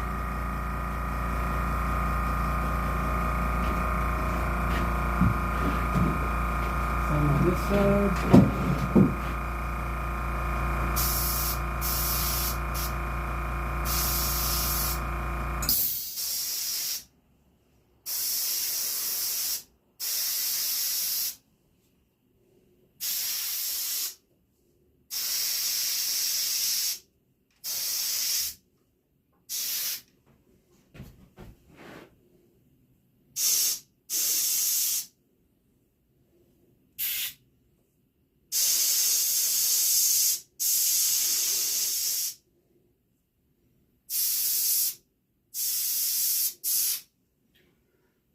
Okay.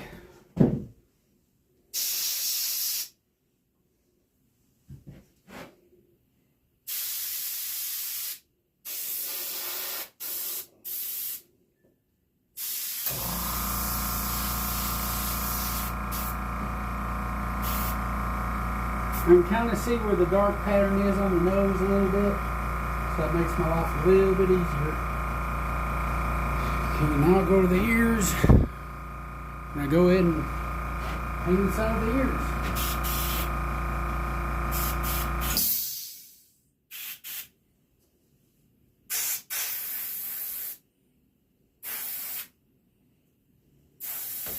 Sometimes I'll get my fingers and move the hair out of the way a little bit even. It'll just kind of help everything out.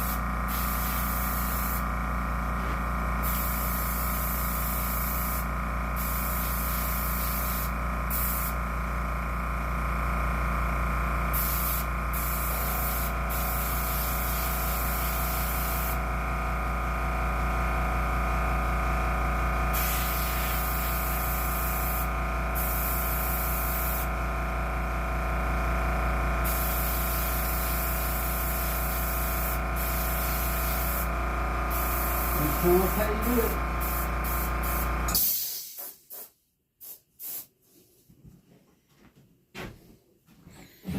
Do the other ear the same way. There's a couple of bad spots here. Guess it doesn't hurt to try to get a little paint on there. Maybe we can blend it in a little bit better than what it's already kind of showing. This side was pretty bad also. Before he got shot, we had to pin it together. But I'll let that dry a little bit, and then I can brush out what's going to stay, and what's not going to stay will come off, as far as like the hair and those bad areas. But we're going to go on to our next color for the meantime. And now I've got rich brown. And the places that get rich brown, like on a regular deer, a little bit around the eyes. I don't really see it a whole lot around this deer at all. Maybe a little bit. But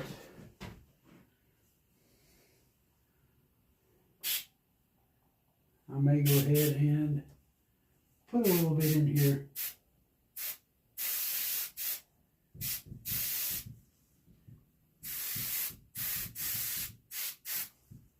Every deer is a little bit different, you know.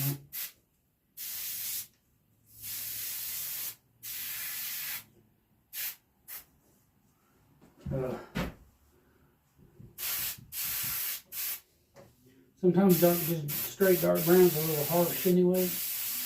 So sometimes I like doing a little bit of, you know, the lightness first.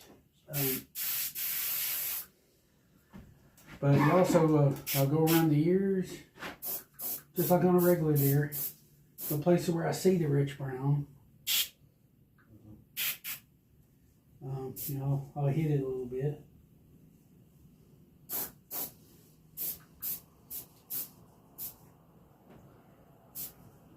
Same with the other side.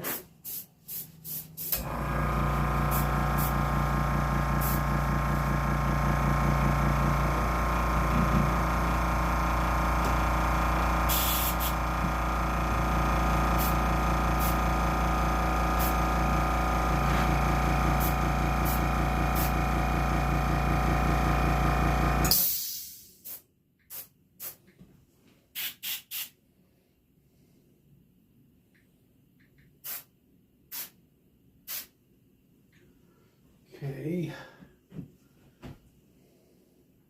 this is it for the rich brown, I think. Well, maybe a little bit right here. Right in here, I forget what you call it, right in there. They're not super dark. Okay. We're going to go to dark brown. First I'm going to clean the eyes off probably a little bit.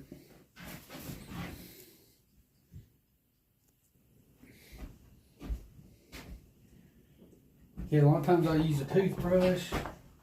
Sometimes kind of brush some of the hair. The paint kind of comes off. Like if you got too much rich brown or something on there, this will take it off. Toothbrush and even like a Q-tip or something can do that. But it's looking pretty good about where it needs to be, I think.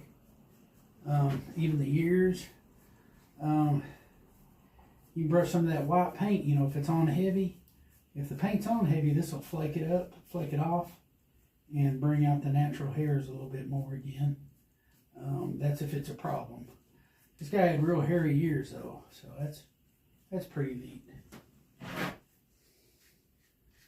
But I got around the nose a little bit.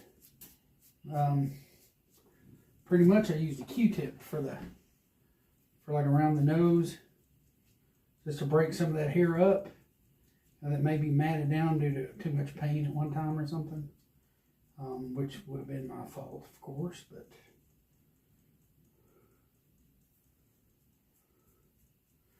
I'll leave that just like it is. It looks okay.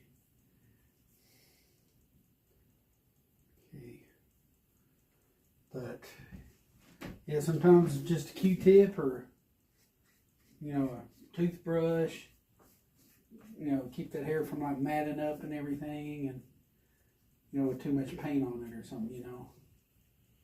And so that's what I like doing with it. Kind of unmat some of that hair and let it fluff up a little bit.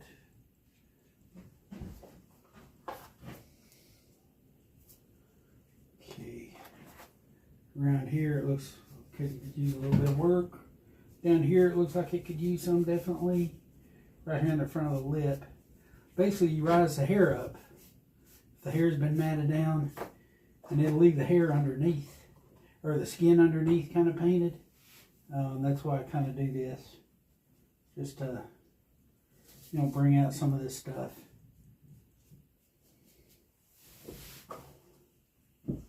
Got a little bit of rich brown there, I can tell.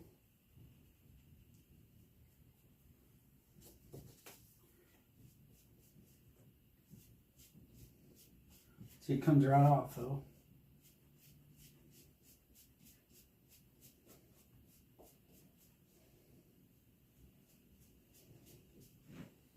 Leave everything underneath still painted, see.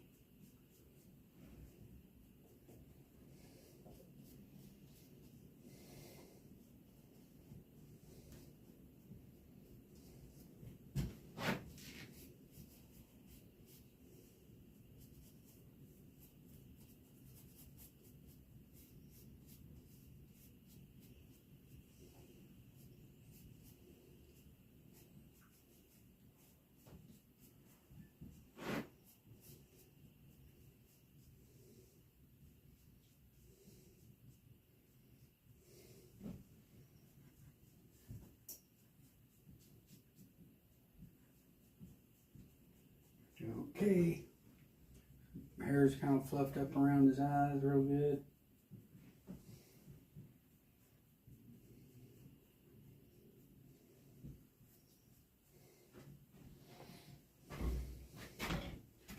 I may clean the eyes off a little bit too while I'm at it.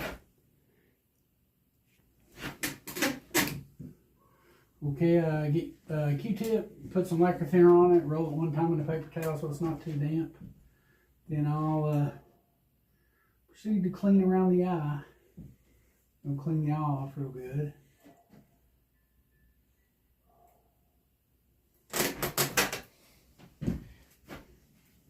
Of course, I gotta get in the way to do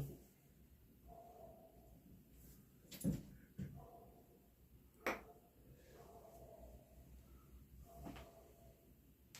As usual, I gotta get in the way. Okay.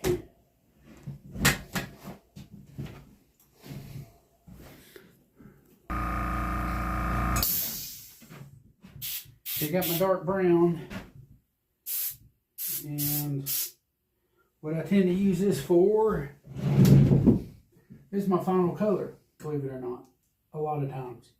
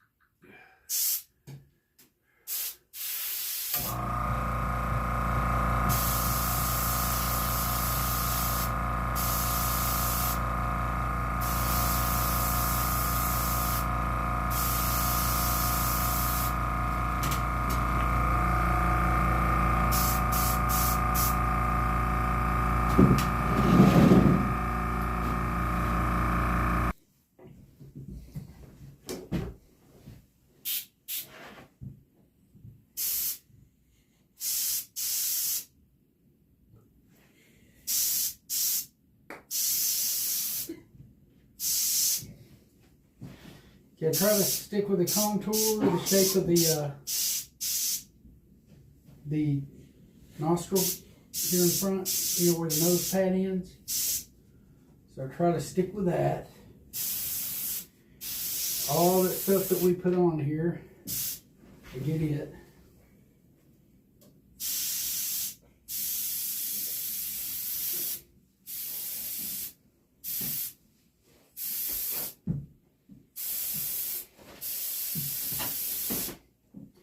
Sometimes there's spots up here, you know, like you can make the spots white again. You know, relight them up. Sometimes I will put white spots up here on top of the nose. You know, if it calls for it.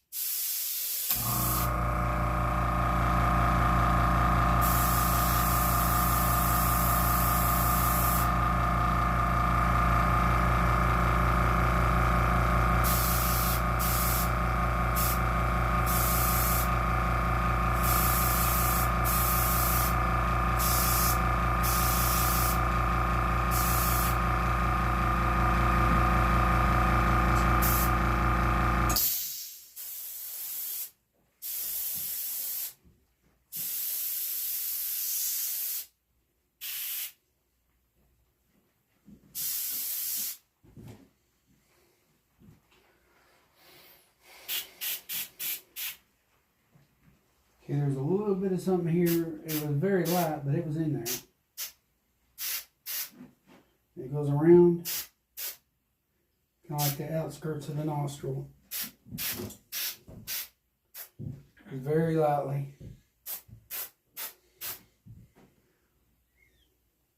So in some ways it's like a regular deer, but not much.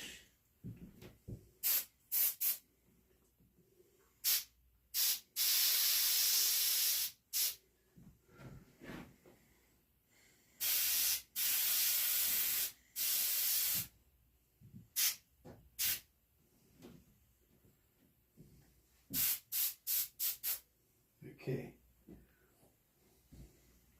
Now I go in the nostril itself, in the deepest part of it, and I'm going to try to show it to you without getting in the way, which is impossible.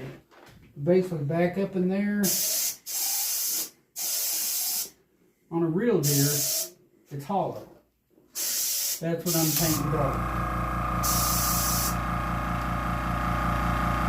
I almost have to, I'm sure I got to move for you to see that. Yeah, there's no way you'll see it like that. So,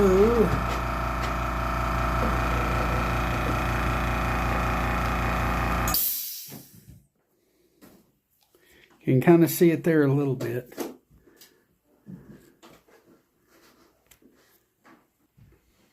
I know it's kind of hard to see. Extremely hard to see. But back up in there in the nostril area. Oh, that gets dark. Just like it would on a real deer.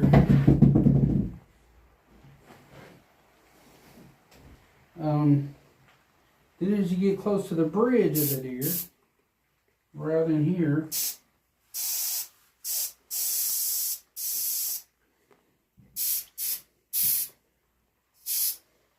the darkest part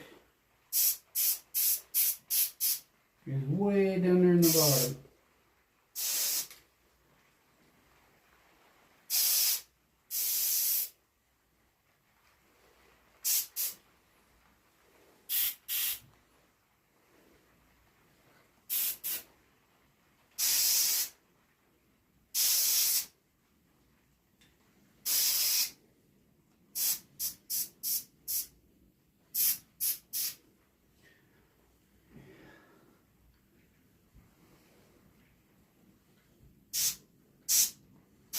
I may darken a little bit around, but not much. That's what you get right there. You keep the darkness on the deepest part of the nose, and that's where it's got to be.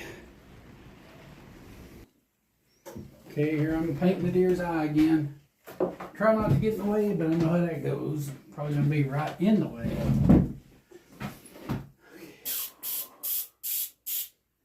But yeah, a lot of times I'll go right here in the tear duct even.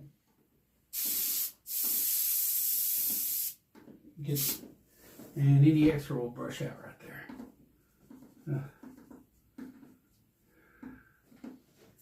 That'll come out.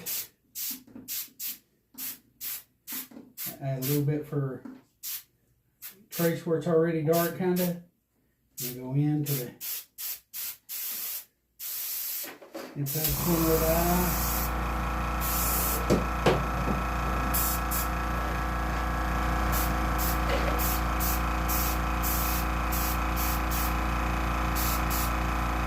Put a little head on like that.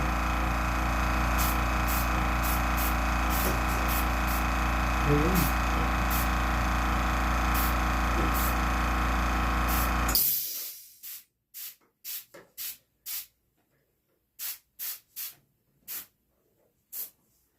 And that's it. Do the other eye about the same way. And of course, when we get the eye, get up here inside the ear, the deepest part, I go ahead and paint it dark to get it nice and black. Kind of like it's real deep, which it is.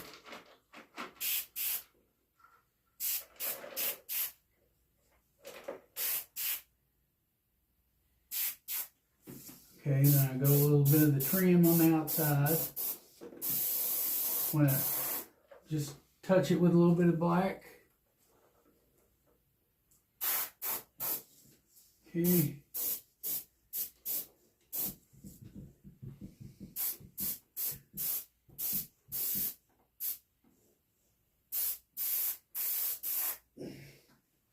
And here's the bottom one.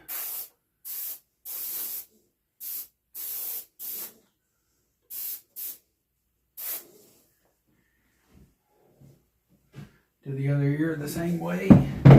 You brush some of that out too with your brush.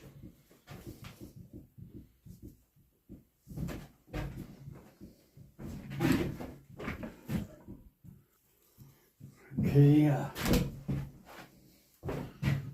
Ooh, can't even see the ear anyway. Good thing I spotted that, huh? Okay, I already kind of painted this ear. Y'all didn't get that. But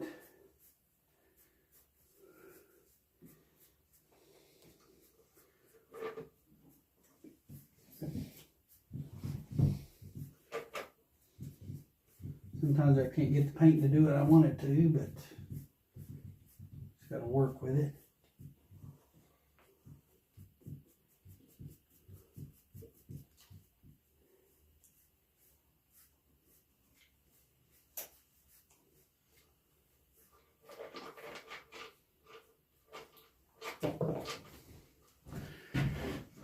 Try it again on this here. This time I'm going to be in video for it.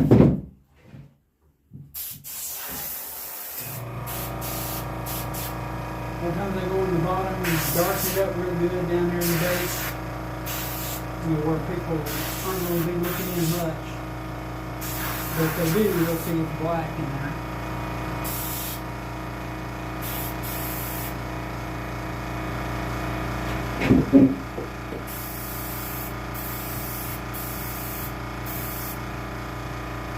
Very hairy deer.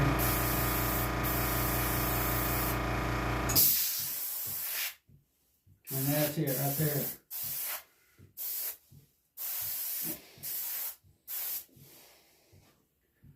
And around the outer edges a little bit. A little bit of black. Well, not black, dark brown. And add a little bit of character to it. There we are.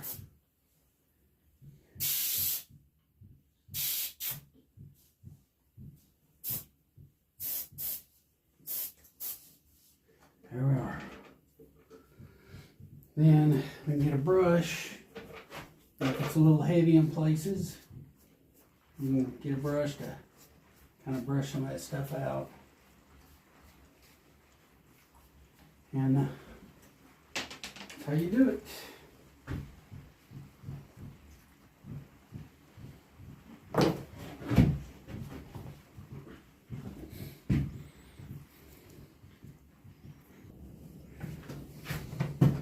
You got my airbrush again, same color, dark brown.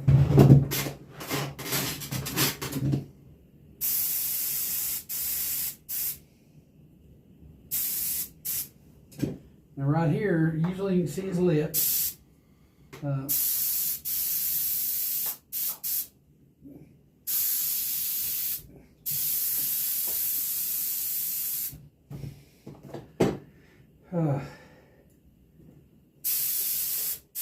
You just make, I guess you call it like a half moon or something. You just round it off a little bit. You know, if his lip is showing. Oh shit. My language. Let's see.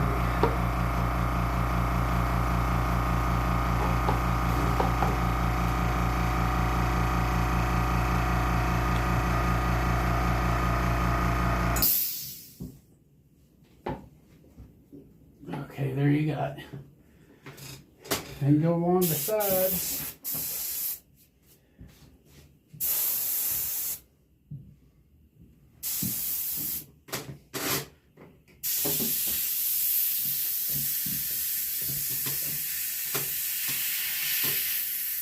Go right along the crease. And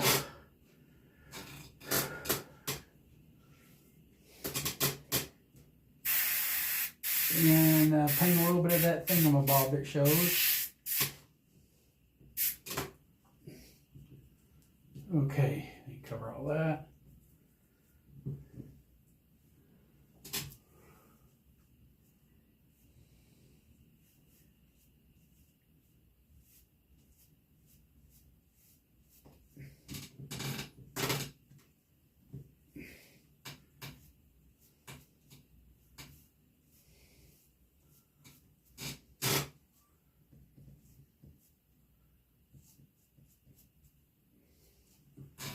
And you do the other side the same way.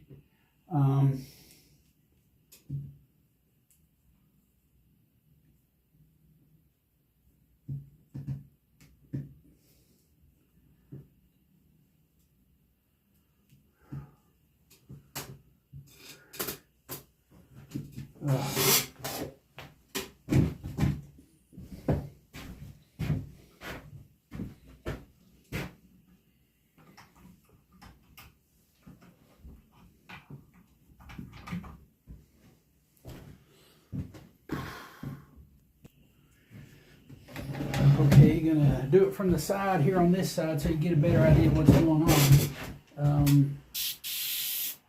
Let me get my power up on this. Okay, a lot of times right here it shows a little bit. I'm gonna make it dark by any means. That's, you know, right there, that inside corner. And then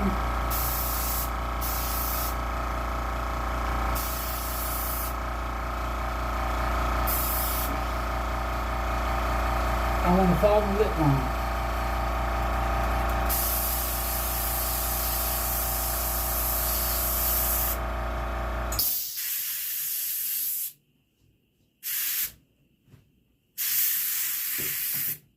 Yeah, pretty much like that. There we are. There we are. There we are. I can barely see what it looks like from this angle. Seems like I done pretty good on it though. Let's see.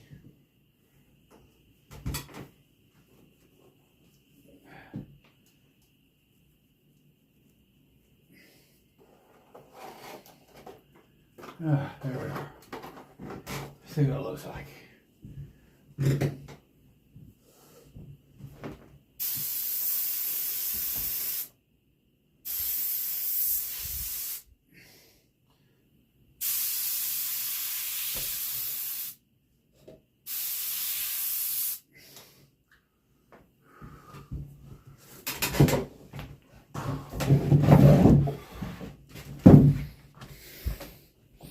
Yeah, you get the idea.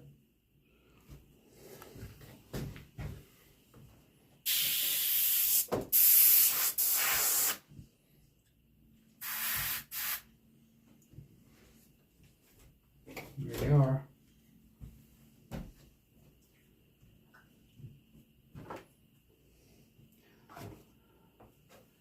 Fix it up however you gotta fix it up. And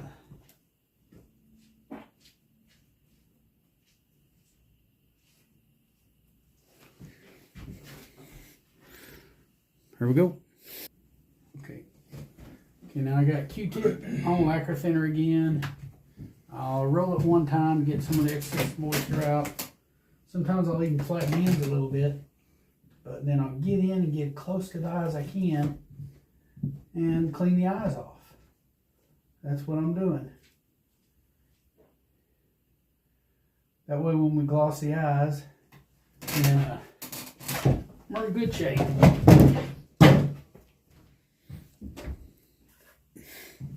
Okay, got gloss top coat.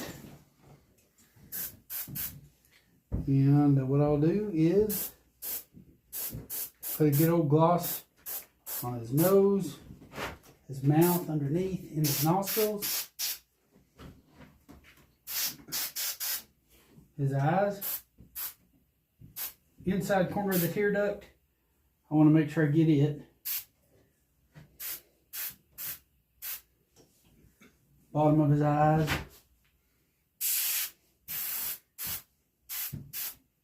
Inside corner of the tear duct.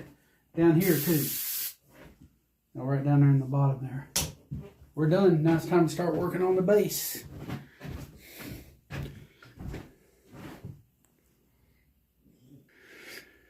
Well, this is kind of what I got as far as the deer. Now we're going to build the base to put him on. Okay, here's a good base I made. I got real good on the corners and everything. I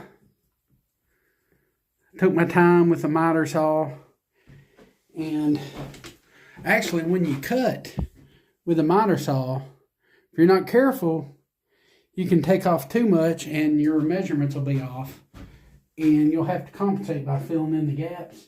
But I got good enough with this, with my miter saw. When I made a line, I cut out away from the line. That way the blade, the thickness of the blade and it cutting through the wood, sometimes it would be right on the mark. So that's how, I guess what I'm getting at is I got real good clearances. And the reason I got good clearances, like right in here and there and all that, they were relatively tight fits, which is what you want. That means it's a good snug fit. These two pieces on each end. And also something else I did was, there was places where this would have been away from the form a little bit. But what I did was, places where this plywood was sticking out a little bit too far past this. I don't know if you can see that, yeah. Places where the plywood was sticking out past this, I simply got my Sawzall and cut it off. Okay, this right here, when I made the base, some of this was sticking out too far past this. So I simply got my Sawzall and trimmed it down with this. Tried my jigsaw. With jigsaw work if the blade's long enough. But this has definitely a long enough blade. And when I trimmed off the excess sticking out, it made this fit flush up against this. And it made it easier for tapping in with, panel nails. That's what it's called. Panel nails. But the panel nails have like little rivets in them. Once you put them in, they're hard to pull out. And it's because they can put this paneling in and it's going to keep that paneling from backing back out. But with the plywood flush with the 1x1s I used underneath, it made for real good close clearances on the corners. Plus, using my miter saw correctly and not overcutting, cutting up to the line, but not too much, allowing for thickness of the blade even when you're making your cut. So you have close tolerances, and it come out to a real good making base. This is showing what I didn't get on the deer because my back was turned up against the camera. But basically the deer is like this, except on the deer both his front feet are together kind of. But on this, the leg, the way the leg is in is the same way on the deer. Basically. I didn't get that into it because it didn't show, but basically on the deer, here's what I did. The leg was separate on the deer just like it is on this fox. And I put a bunch of holes in it with my little AWL hide puller, I guess you could say. You jab it in so you can stretch, pull hide and stuff. Comes in handy. And I just put a bunch of holes in it for the Bondo to seep in there. And then I did a bunch here too. I'm going in there making pretty good and deep and thick. Let that Bondo penetrate in there when I put it on. And so so it gets in there real good. You get the idea. I'll put a bunch of them in there. Now on the deer, I sewed up on the inside of the legs, which I should have probably just went on the outside. Most people do the outside, right there at the crease where there's a lot of hair. And I should have done the front legs and the back legs the same way. You know, a lot of animals, you go up from underneath on the inside, which also works depending on the pose. But on my pose, the front legs, it tends to show a little bit because I didn't go up the back of the leg. It doesn't show much, just this part right here. But see, I went on the side pretty much, and I should have went just straight down the back. Because right there where the hair separation is, there's a lot of hair on the front legs and the back legs both. But I didn't go that route. It is what it is. Still looks good. And I even put like a metal rod, like right in here and then right there. And what it is that way when it's for extra reinforcement, you know, besides just Bondo. And then I Bondoed the leg like that. And basically around in here, I just pin the skin to the form because nobody's going to see it anyway. And that way I've got access to Bondo this leg, you know, because there's not like a bunch of skin in the way. So basically, I think about right in here, I just pin the skin to the form, you know, where nobody's going to see it anyway. Now I left this area open for Bondo, and of course you got your skin on this side. And then I went like that, and just held it, you know, until the Bondo dried. And when I held it until the Bondo dried, it held. And I laid the deer down, and then I did his front legs a specific sort of way, which is on the video. But I want to just clarify that because in the video my back is turned. I guess I just had so much on my mind, I just wanted to hurry up and get it mounted. So basically, yeah, that's how it goes. It goes like this. And just like on the deer, the foot's kind of doing the same thing. And all this right in here was just pinned. I just pinned the skin straight to the form because you're not going to see it anyway. It's underneath. Well, this is all flat. That's where his belly's going to be laying. So that's how I come up with that. You don't see it on the video much because my back is turned. Yeah, a lot of times I like to cover the clay on my lid. For whatever reason, this didn't come through on my video, so I'll show it to you now. Basically, I get something like Mod Podge or even contact cement or something that when it dries, it's kind of hard and it'll keep the clay from like falling off. I don't know how good it does, but sometimes I've had the eyelids fall off. And so basically what I do is I'll put something on it. Mod Podge works. I guess sand and sealer would probably work, or polyurethane gloss would even work. Something that, you know, when it dries, it's kind of hard and will keep kind of reinforce the clay to keep it from falling off so easy. And so that's kind of what I got going on there. Just trying to help it out a little bit, you know. And so I just, it does seem to help. How much, I don't know, but I tend to do it a lot and I don't have problems with eyelids falling off when I'm trying to, you know, put my cape over on the form.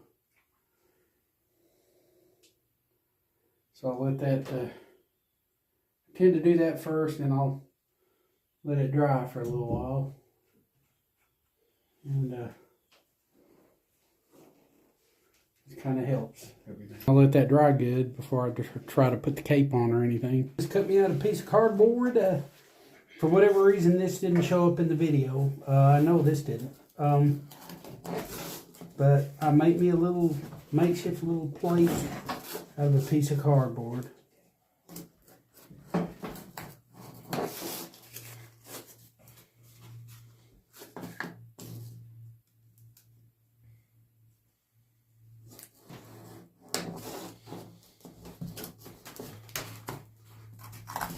I'll get the corners in like this.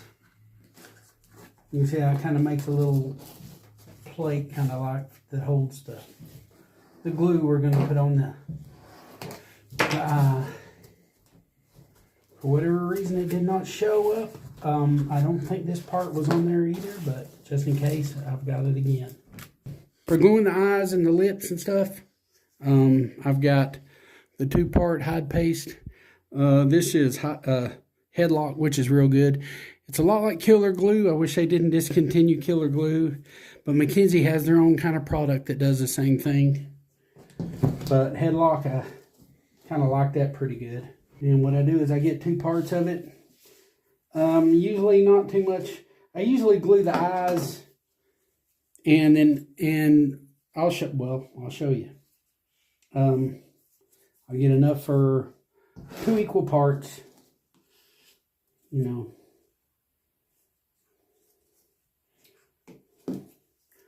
Not sure if I showed this part, but I know I didn't show you where it glued it on the eyes or anything. But we got this right here.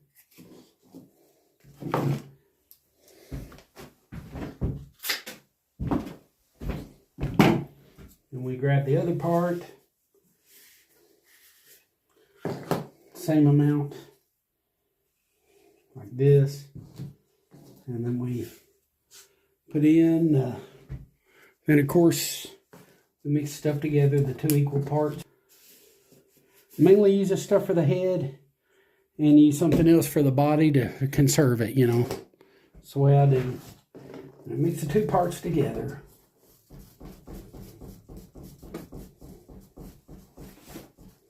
I usually use something like a small screwdriver or something that's not real important or expensive to spread it on the form.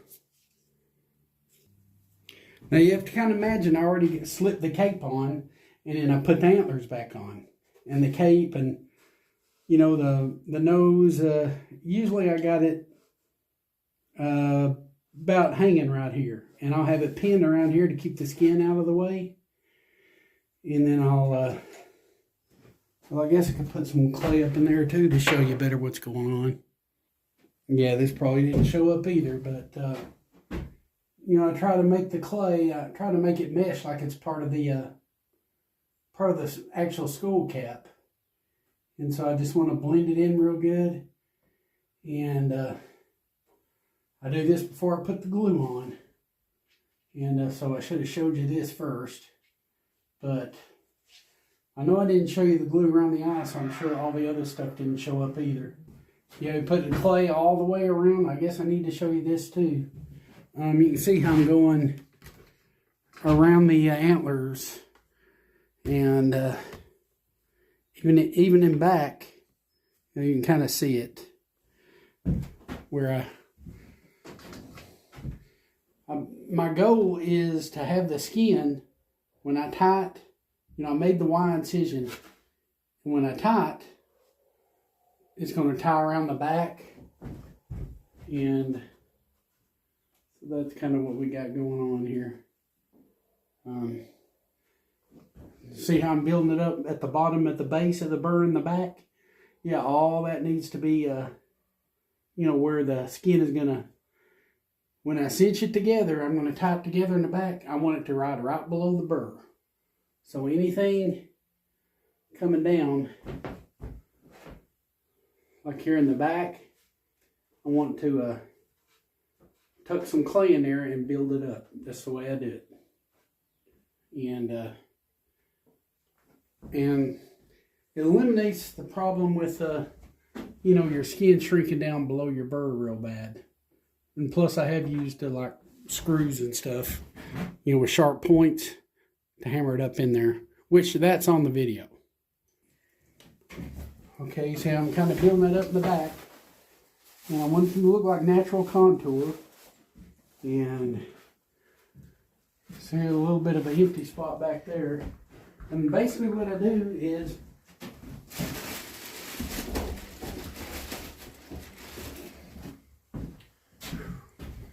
I make the shape of the back of the skull, you know. So like this, and you want a smooth part of the back of the skull, and do both sides this way.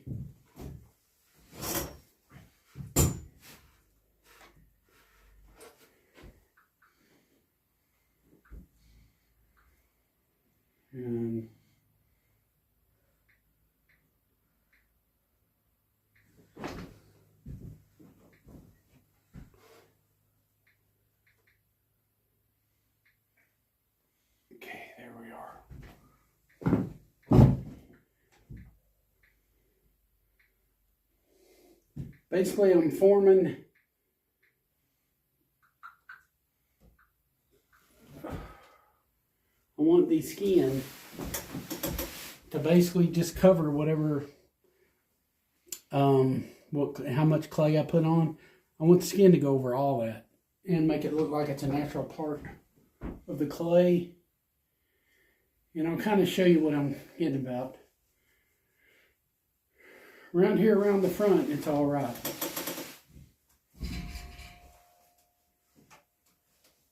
And okay, let me do this side. And I want to put enough clay where I know if I tie the back of the skin back there, it's going to ride right below the burr there. And that's kind of the way I roll with it. And usually I have the cape on already. But for the sake of me not showing you, I'm going to go ahead and do it now.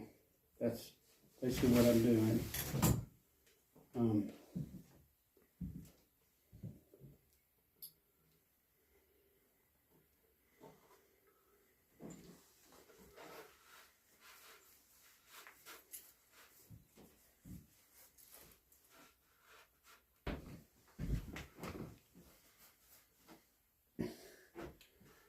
Okay, I'm gonna do a little bit of a walk around so you can kind of see what I got going on here.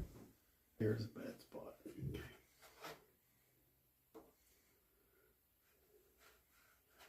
If you're wondering what I'm doing, I'm building the clay up to the bottom of the burrs like I'm thinking it would naturally be if the skin was still on the skull. A lot of times I might even have to go back through with my my little modeling tool and my screwdriver or something and mash it down just a little to allow the skin to tie up below the burr and above the clay. See, it'll go right in there and tie up, and I'll put glue around all that too. So I don't think I showed you that either, but we'll get it now. Okay, like right here, you see how I kind of got the shape. If you look down there, I kind of built the clay up below the burr. Below the burr. That's what I did. And I want that skin, when I tie that skin, I want to tie up in there, and I'll still put glue right around the base here, all the way around that burr there. And even up into here. I think I'm good right in here. I think it'll build up right there. I may need to put a little bit more clay in there. Well, some people just use clay and cinch it up in there. But usually around the front I can get it to tie up real good. But, you know, I use nails when I have to. But you can see how I got it built up kind of good underneath. Not super good, but kind of good. And the skin's going to ride on top of that clay and then get up in there. And then I'm going to have glue also. And then I'll tie it together in the back. And that's my Y incision. I'll do the Y incision in the back and bring it together. So I usually have a cape on already by now. But since I don't, I'm hoping you kind of get the idea of what I'm talking about. And so, okay, got it right here. And I right in there, all this. I should be able to tie it up in there. And there'll be enough hair that's going to hide anything that might show. Right here, you know, I can bring this down a little bit. It's skin's going to have to tie below that. And kind of like above that. In there. Right there in that gap. That's plenty good enough. And plus I use little nails and stuff with points on the end. And I'll hammer that stuff into the bone, little antler, to keep everything good. But we're going to start putting some glue and I'll show you what I mean. Okay, now we're going to apply the glue. The 2-part epoxy we got, the headlock. Now, a lot of times I like to, you know, I'll go in, like right in here. Put that glue in there. And right in here. And Right here at the bottom of the eye, I like to put some. You know, a lot of times you can see that lower cheekbone. I make sure I, probably me more than most people, I will tend to show that lower cheekbone like with the glue and stuff. And you got to imagine the cape is already on, which I got most of that, but it's the part where I glued the eyes. For whatever reason, it did not show up on my video, so I'm showing you now. You go around here, go around in there, go up in here. I usually even have this kind of dug out, like right in here, which you'll see on my video. And this is usually the hide paste that I use for the hide. But yeah, I'll definitely get around the eyes. And up here on top, I'll definitely get all this. And there where you'll stick a pin right in here. And I'll put a little glue in there. And we'll go around the eye.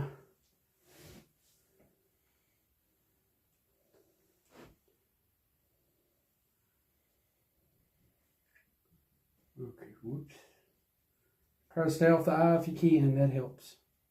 That definitely helps.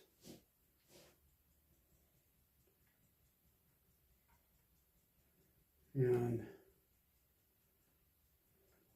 you know, we'll press that lower eyelid where you'll see it later. So that little lower eyelid there. I think I showed y'all that. I just make a little worm-like thing of clay. Put on there. I put up on top here. Put all up here. Right in there, there's like a little crease that comes up right before the brow starts. You can see it on the hair, actually, on the deer. So it tells you where that needs to go. Okay, so we'll go up there. Go around here. There's a little indentation there. Sometimes I show that up. Sometimes that's where the hair coloration changes a little bit. And so we go around here. You get kind of a method how you do it, you know.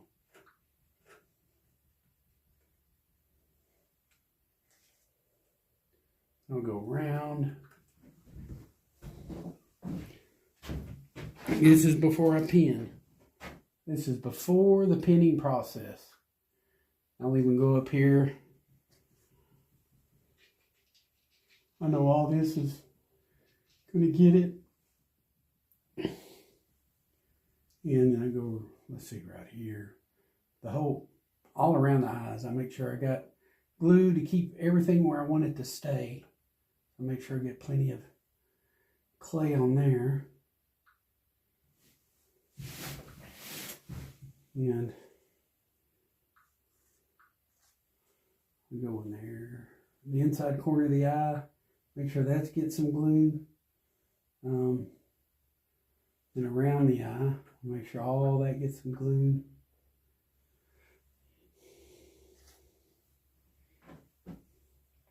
All this right in here gets glued.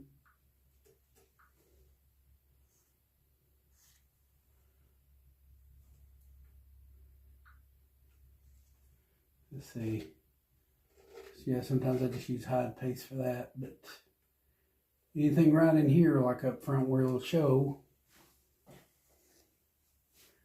get that real good.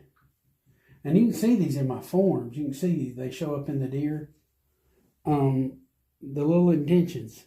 I make sure they show in the deer because that really helps out a lot.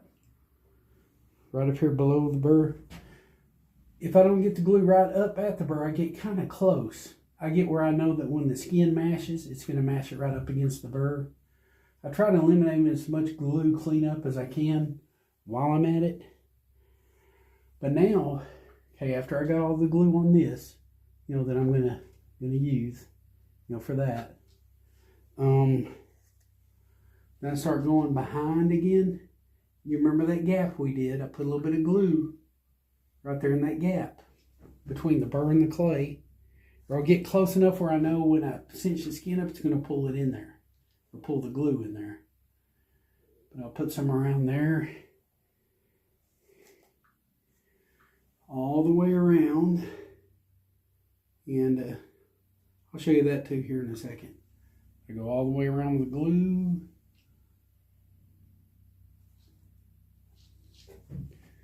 Probably won't be able to see a lot of that, but you can see some of it. Right in here. Okay.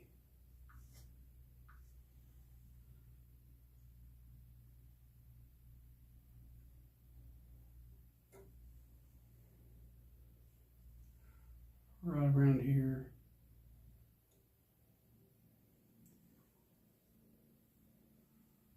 Right around there.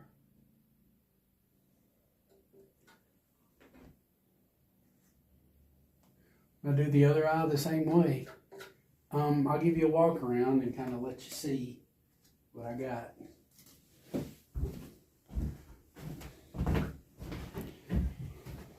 Can you see where I put the glue first, and then I'll glue all the mouth and stuff later. I think I might have showed that already, but if not, I may show you that too. Just real quick while I'm at it, just ensure you got it.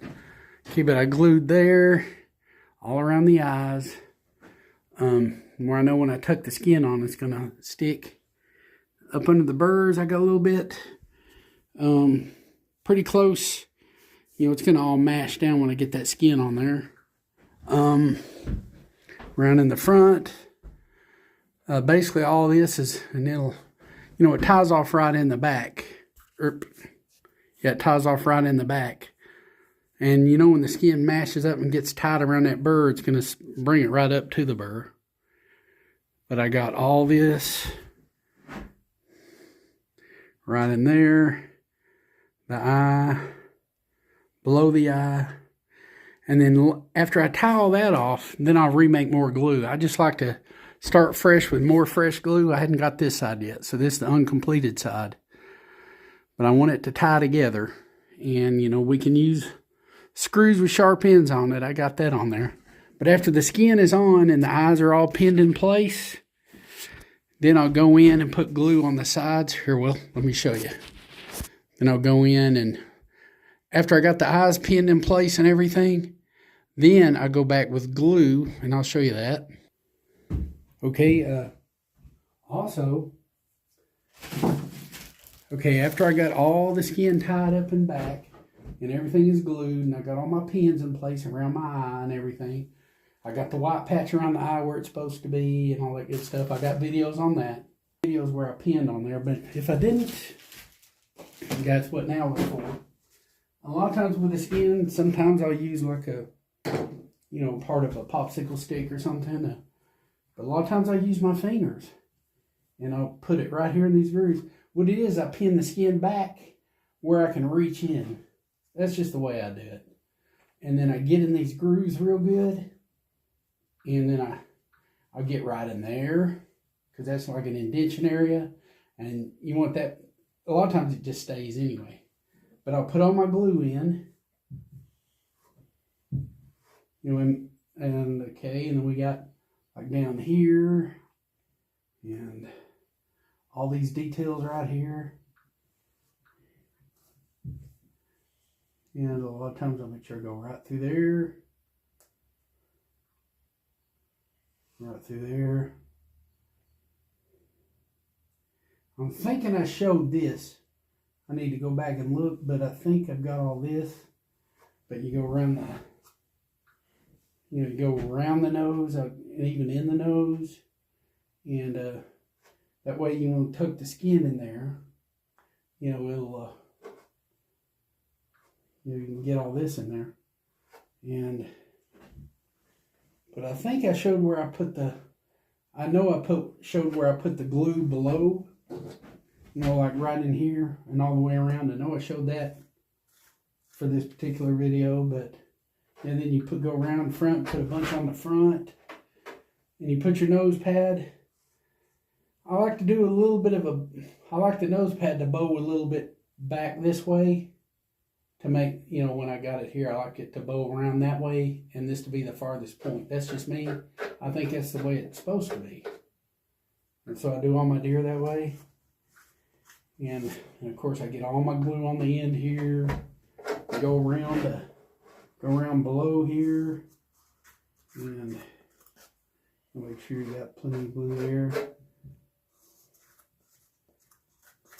Put your glue in there up here where it goes and all that. And what I like to pin and come back the next day and take the pins out and then mash the pin holes down. And then I mash my plastic in, because I've had it where I mash the plastic in and it'll get my hair coloration out of whack. It'll pull like the white in, it'll pull it in too far on one side, not enough on the other. So I like to pin everything in place, let it dry, then take them out after a day or two, the pins. Mash the pinholes down. Then I put my plastic bags in there, and I don't have to worry about uneven white patches or uneven hair lines and stuff. Everything's going to stay where it's supposed to be, if that makes any sense. So, but that's what you do, and then you tuck the skin on and all that. And I think you see where I pin everything. I think you got that part, but this part for some reason it did not show. But yep, sew up the back, all that good stuff. I know I showed some sewing, so this should have you covered as far as, seeing it. So, but good luck with it. Here's something else I didn't show, it didn't come through. Is where I split the lips, and on the video, all this is fleshed out. The head's all fleshed out. And all you got left is around the nose and everything. And unfortunately, that didn't make it on my video again. So here I'm going to show you now about splitting the lips. And might as well show you on another deer, because it's going to be something I have to do anyway. So might as well. I'm going to do it, I might as well do it on another deer, That way, yeah, you know what's going on. If you know what I mean. Helps me get done faster, what I got to get done. And I'm still showing you, so that's kind of what we got going on right now. And I think I already showed splitting the lips and all that stuff. I think that already went through. So all that should be on there. The ears. I got that on there. That's all on there.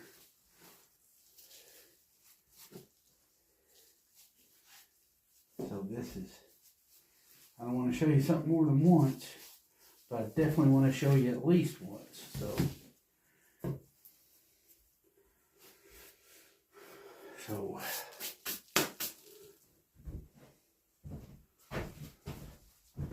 get a straight edge razor if you got one, preferably they're the best. We're usually on the fleshing beam, I'm down to about right here. So, but all this.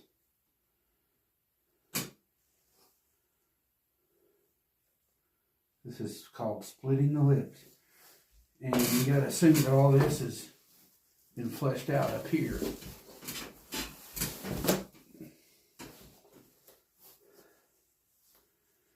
Okay, but at least you go all the way around.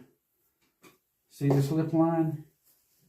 When we skint the deer's head out, which I think I showed that, skinning the deer out. I hope, anyway. But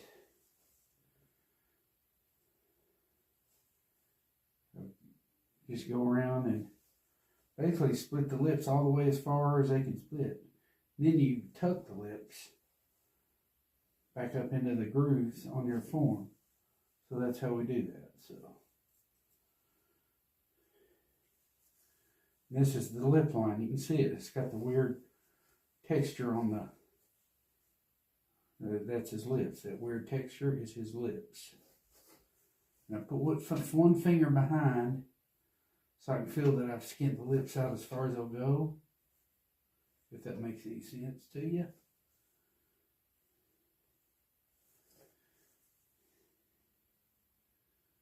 you know, you can take them down so far, and then you risk putting a hole in it actually. So I'm going to go all the way around and show you. Okay, this is the nostril area. I'll show you all that.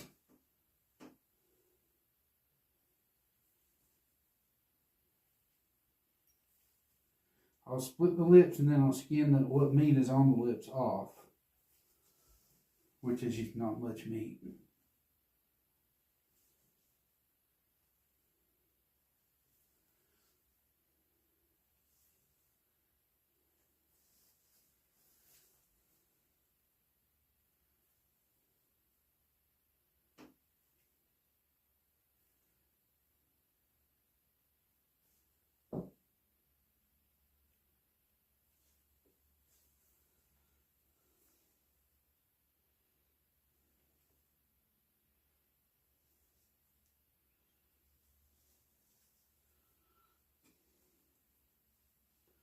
Here in the front of the nostril,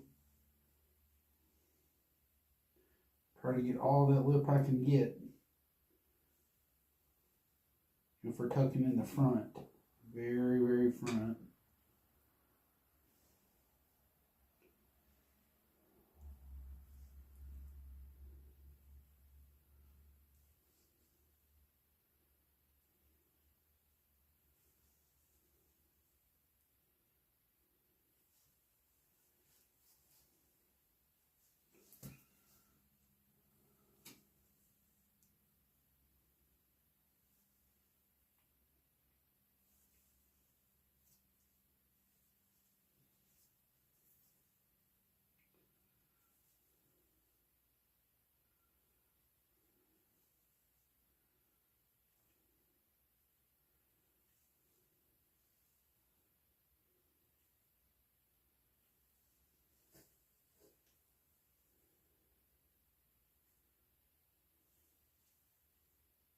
Just bringing it around.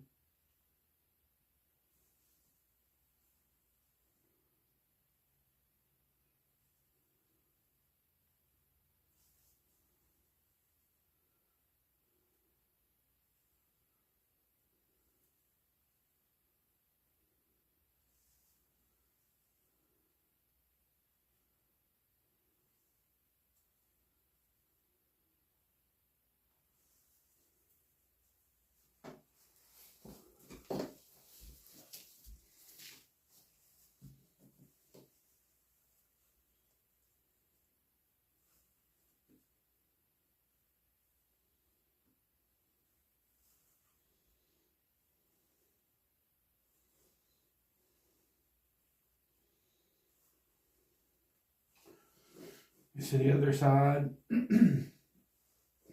lot of times I'll do that first, just kind of get like a trimming outline sort of, and just kind of split the ears. But you got to remember, all this has been skinned out already if it was on the flesh and beef. And if you see in my video, you can see where I kind of do that. So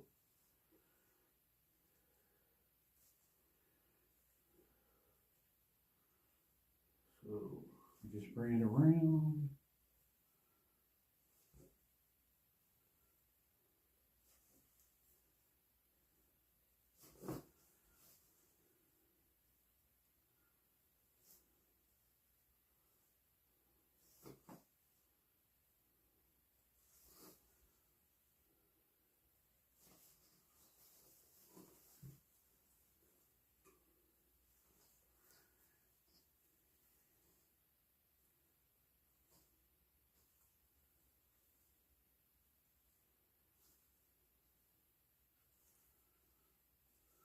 You see it skinning out slowly but surely. Just running my straight edge over it.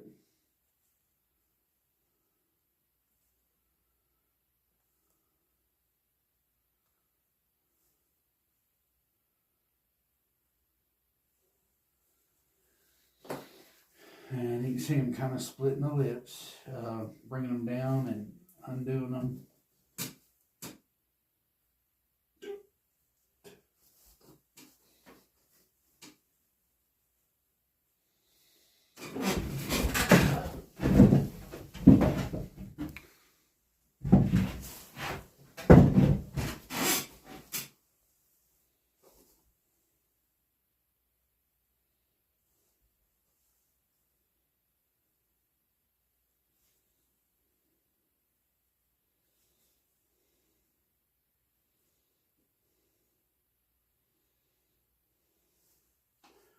And you can feel that ridge disappear. That ridge is your lips not being split all the way. It takes a little bit of a feel though. I can feel that ridge disappear.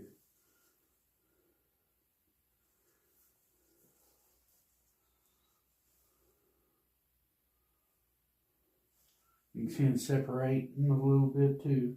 So.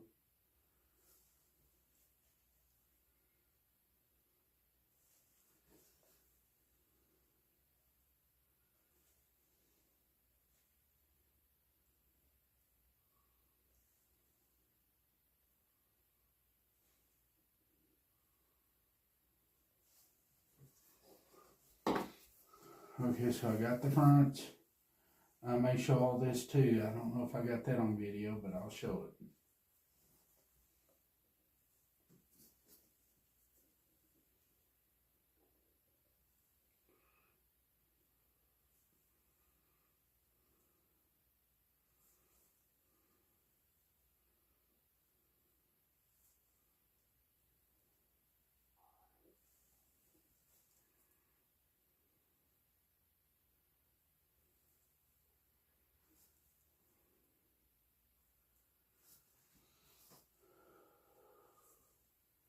If you can keep from putting a hole on here, it's beneficial because it's more patchwork. If you can keep from doing that, you're in good shape.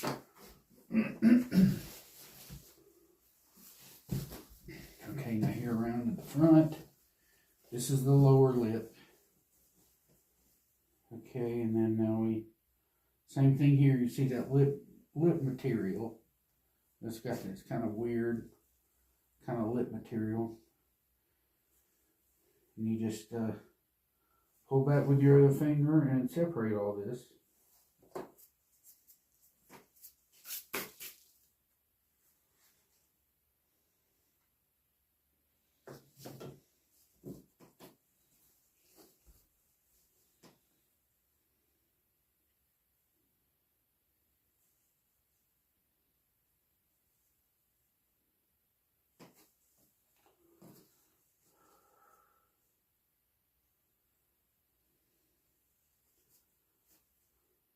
Here's that lower lip. A lot of times it shows a little bit on the bottom of your mouth.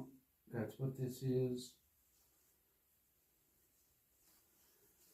Of course, I'm not telling you anything you don't already probably know. But see, here's where the lip is. Just under the lip, I'm cutting kind of in and back is what I'm doing. Just splitting the lips.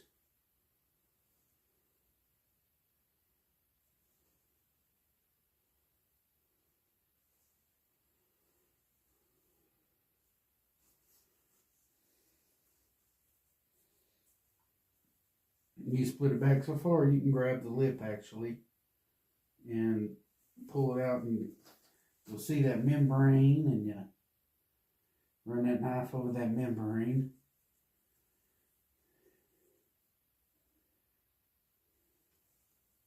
Here in that corner, bring that back. You'll kind of see it a lot of times too. You'll see that membrane you got to get up under.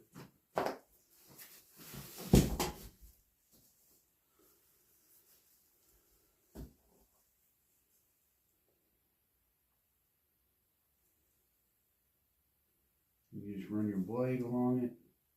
Get this separate for you good.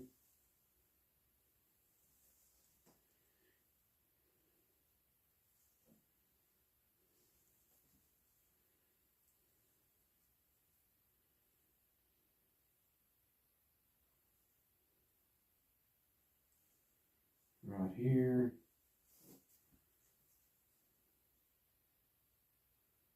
Let's see, I see the video.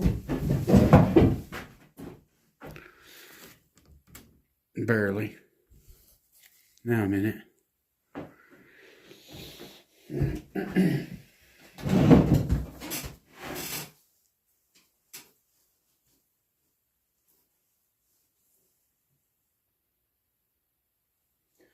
Yeah, I see several places where Just bring that meat on down. Grab that lip.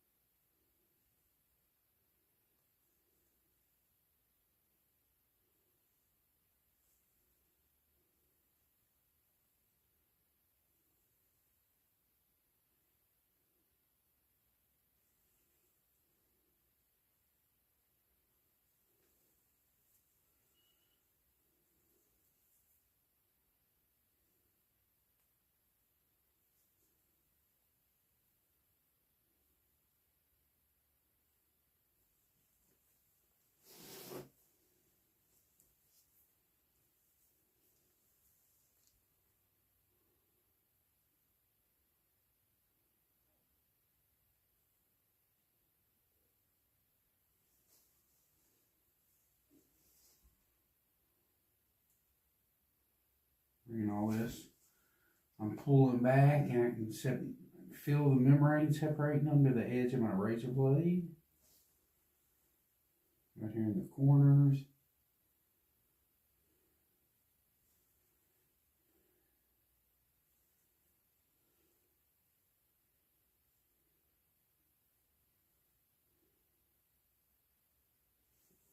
Okay, that's pretty good.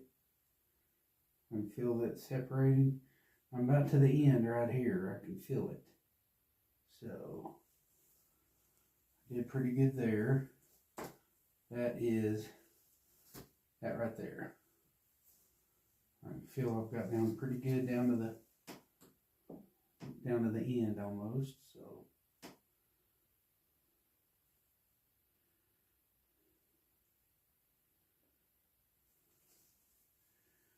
going on the other side, do it the same way.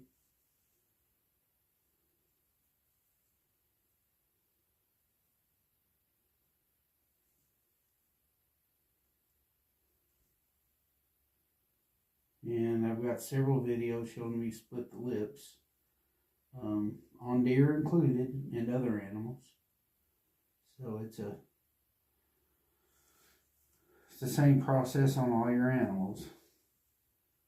Just gotta split those lips.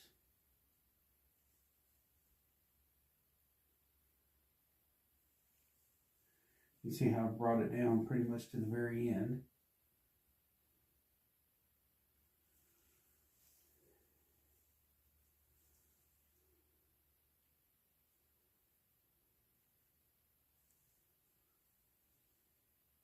Kind of tedious, it is.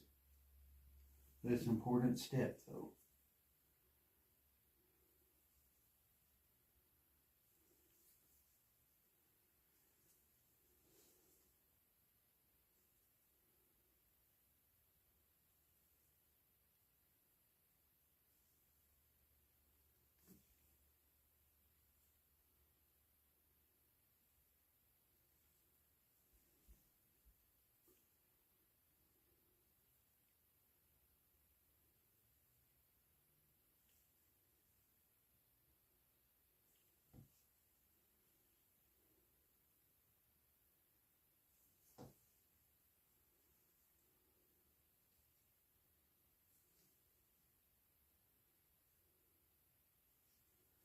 Feel that lip splitting under the bottom of my finger. I can feel it separating.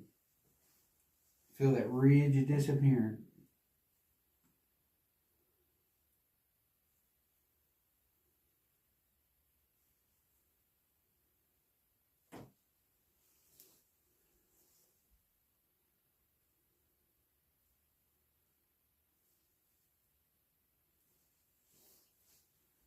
Okay, right through here, all this comes down, this comes down, this comes down. That's pretty well separated, although it can be skin out. Okay. I think I showed where I skinned the meat off. Well, let's go ahead and get the lips. Okay. There's excess meat on the lips that will come off. Some of it can be tricky. You gotta be careful. But I'll slowly cut the thing off with the edge of my razor blade. And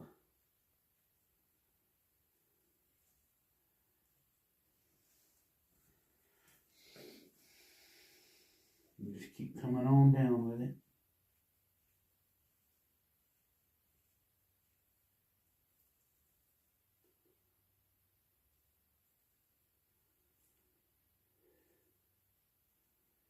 I try not to put holes, but sometimes it's inevitable. Let's see.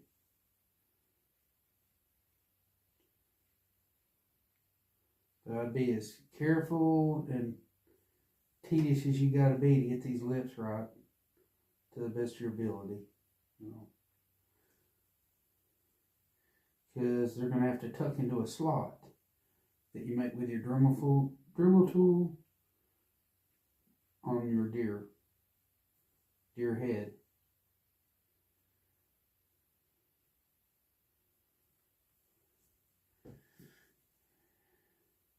What I'm doing is I'm raking my razor blade over that meat and bringing that meat up perpendicular to the lip now. So I skin it out. Now I'm going to go all the way around, just kind of perpendicular, and get that meat off that way. You'll find your own kind of technique that works best for you, but that tends to be what works best for me.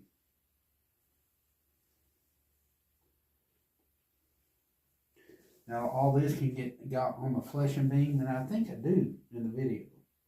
I have to double back and check, but pretty sure I do. But I know I didn't get the part where I split the lips. It, for whatever reason, did not make it onto my video.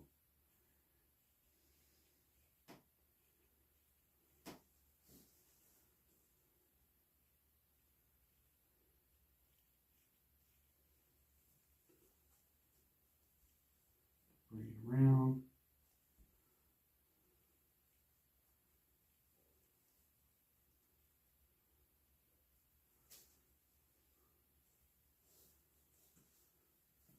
And the bottom line is you're not going to have much lip as you're skinning out anyway. But a lot of times I'll get the deer on the form before I do any final trimming on the lips, you know. That's just me. I got my own technique. Okay, the inside corner tends to be, you can see a little hair coloration difference. The inside corner is where I tend to have the most lip that I leave, you know, for tucking reasons. You know, the inside corner between the upper and lower lip. And I'll allow for that extra skin and that extra tucking when I Dremel the form out, which I'm sure I showed.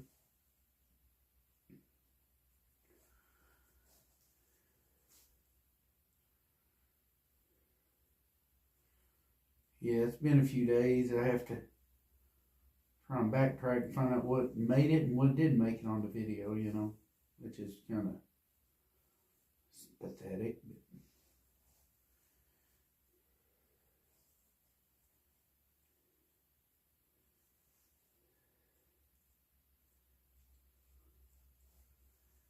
All of this, it just kind of comes off.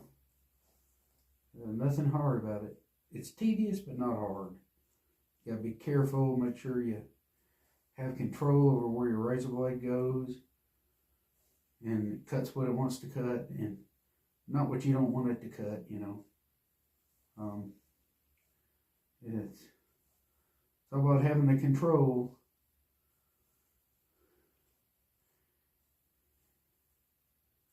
You know, that you've got with your, now I know I've got plenty. I'll cut this excess off, and look at that.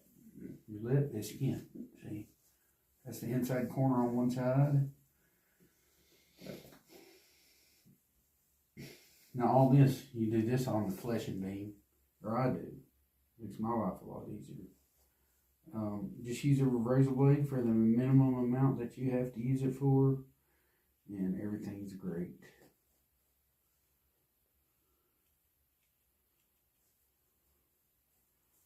Now I'm going perpendicular on my lip, all the way around my lip. You know, from the upper to the lower lip, Basically going around, taking that meat off.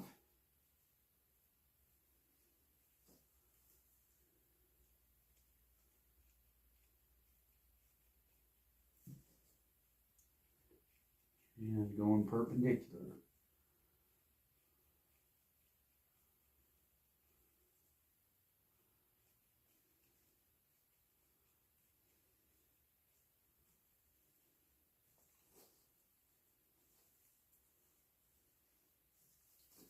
You kind of see how you can see how I've done the lips. Just raking side to side, going perpendicular with the lips, and then we're going to rake all the way around until I meet up on the other side. And that is your lip split and skin also. You know, you skin all the meat off your lips, you split them and skin them. So I guess that's all part of the lip splitting process, I guess.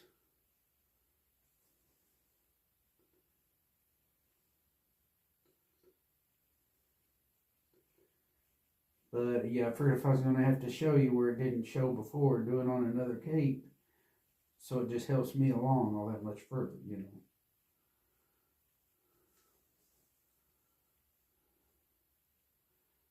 Okay.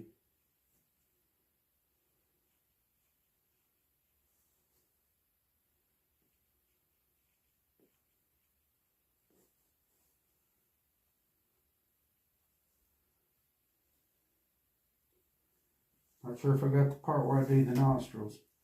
You can go ahead and continue splitting the lips if you want to. Go ahead and get that done first. But a lot of times I go straight to the nostrils. You know, just out of creature of habit. Because the lip is right here anyway. But you don't have to. You know, you can keep splitting the lips, go all the way around.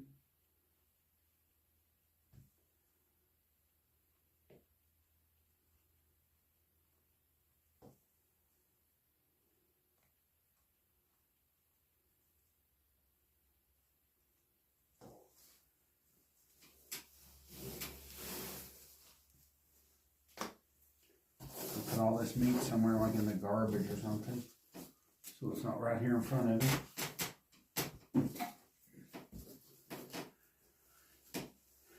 And you keep going around. I can still feel where I can split my lips a little bit more right there. And take a little bit of meat off these sides here.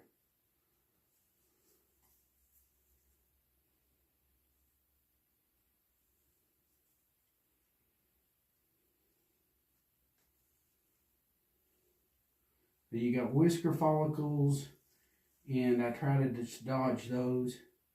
You know, I'm not doing like a, you know, like a professional mount, like a contest or anything.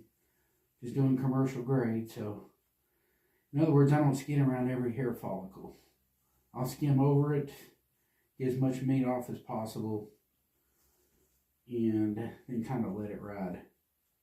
And I'll show you that again too, if I didn't show you before. Not sure. I didn't look back. But it's going to be done anyway. And it's not a bad idea to see it again anyway. So, I'm going to show you. Here's the inside corner on the other side of the mouth.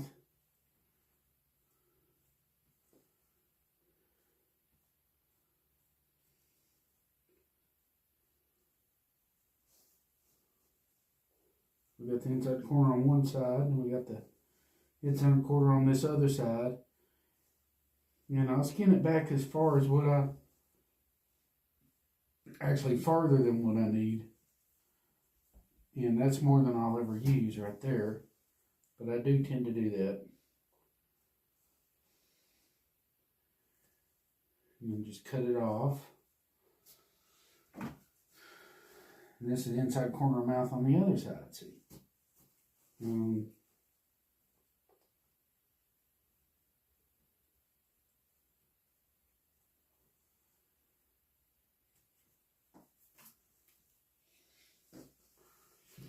Okay, go around to the lower jaw again.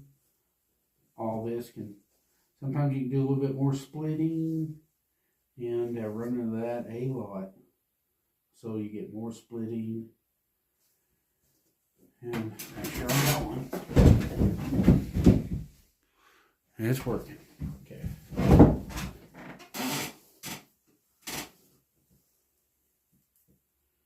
Go around to the bottom here.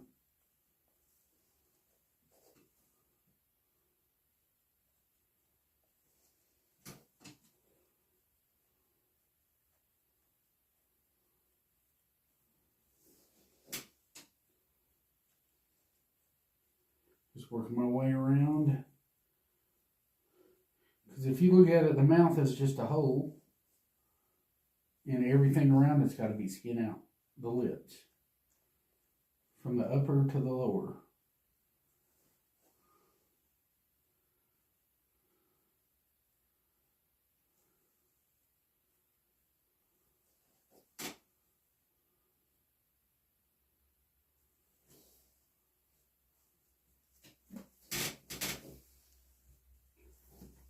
And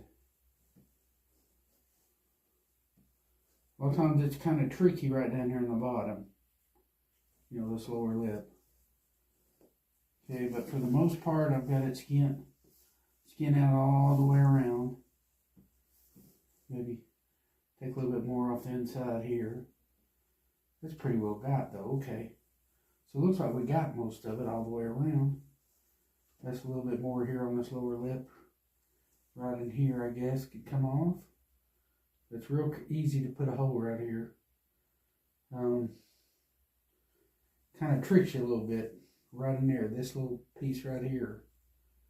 I don't know what you call it. It's right there on the lower lip on bottom.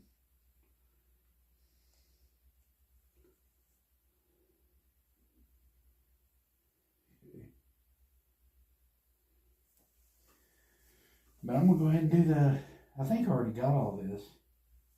But I'll show you again. This is the lower lip.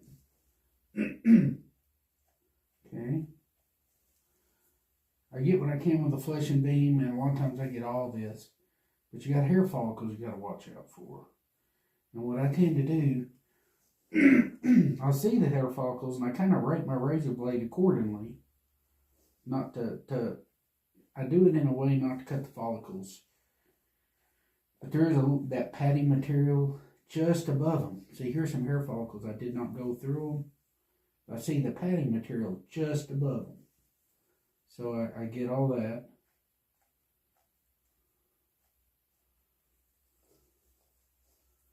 And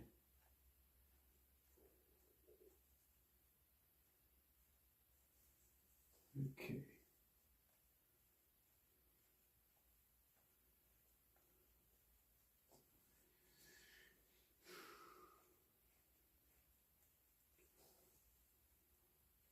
So I can see the hair follicles underneath, but I'm also getting a lot of the padding material just above the hair follicles. And I will try to get as close to the follicles as I can. I'll show you what I do after I do that. And I haven't had problems. I've seen deer that I've mounted 12 years ago, and they're still looking good. So I know it's working. But I'll show you what I mean. The fleshing and everything. Here's a hair follicle. So there's some follicles. They're presenting themselves to me, kind of.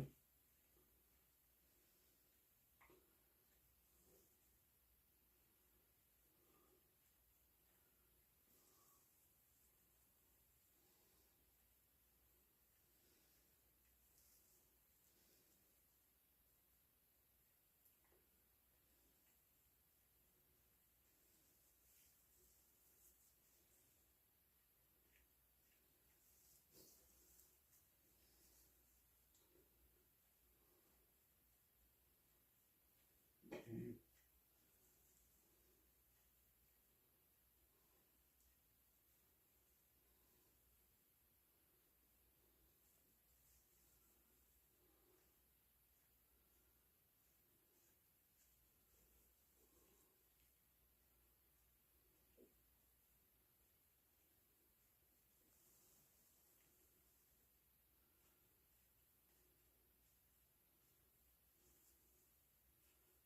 Okay, bringing it, just taking that meat off the top. That padding material, I guess you could call it. This is right below the lower lip right there. On the lower jaw there, it's like a padding material. All animals tend to have it, even coyotes and bobcats. To a degree, they all have this. So I'm just kind of raking it off.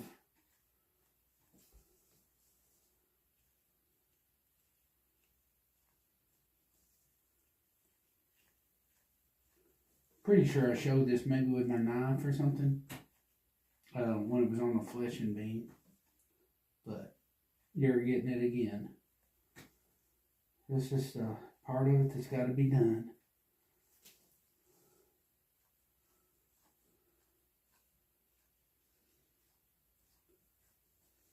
And I always tend to cut a follicle, a few follicles here and there, but I'm good enough not to cut every single follicle. So it might be a good goal to reach is try not to cut every follicle you come to. Kind of a catch-22. You want to get as close as you can, but you don't want to cut to the hair follicles. You can keep from it. It's kind of like a balance there.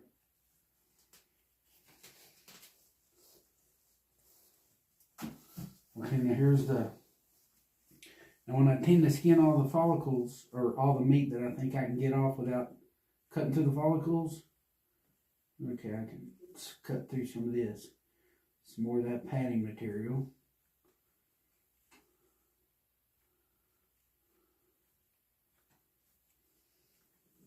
There's some hair follicles here. Right in here. There's some follicles. And I hadn't had no problems with my deer doing it this way. Or any of my animals. But I'll show you what I mean. I guess people that tan their cakes, it's probably the same thing with them. They're doing all this the same way. Which I have tanned some cakes. I've even used what's called, I guess, like a vegetable tan with vinegar and all that. I've done that on several deer. I've experimented around, with some of the tanning techniques. There's one, you gotta get real good. Okay, and making believe all this is skin out. Right here on the bottom lip. I've got down the hair follicles. Now I'll make a crosshatch pattern with my razor. And I know it's penetrating down there into the padding. I don't want to go through the skin, but I definitely want to go through that padding. And I'll tend to go one way, and then I'll go the other way, just kind of like make a crosshatch pattern. And you can see it. And there's that padding material in between the follicles that I didn't get.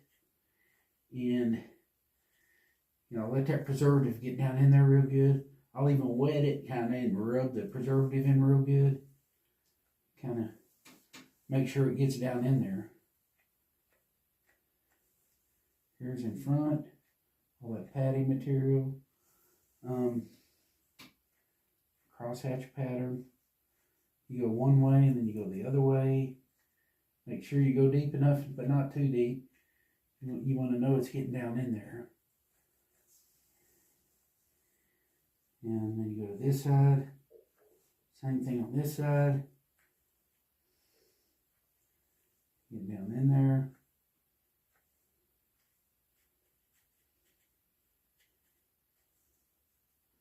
You get down in there.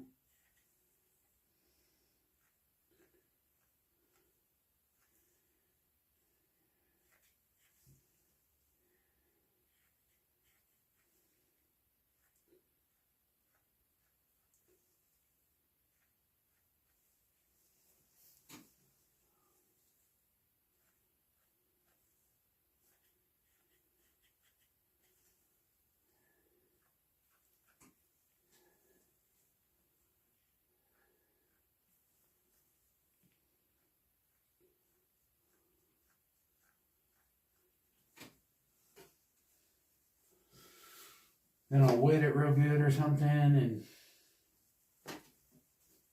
or get my dry preservative down in there, rub it real good down in there. Now this is after it's already all been skinned out. You know, you can do this and make sure it gets down in those little cracks and grooves real good. And just use good enough right there.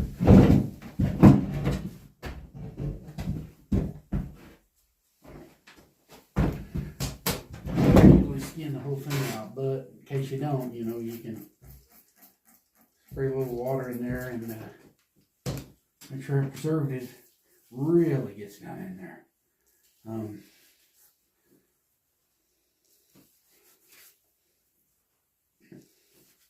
Rub it in there real good,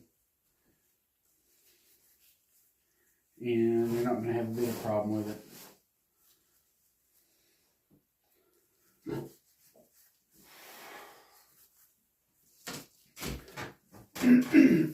I'll show the nose area. It may not have came through either. Heck, I can't remember. Okay, I've already split the lips. But a lot of times, I'll come down here, one side or the other of the bridge of the nose. And then right there, cut through all that cartilage to the skin. And I start working on each individual nostril. Okay, so like I've got, okay, I'll work on this one closest to me first. And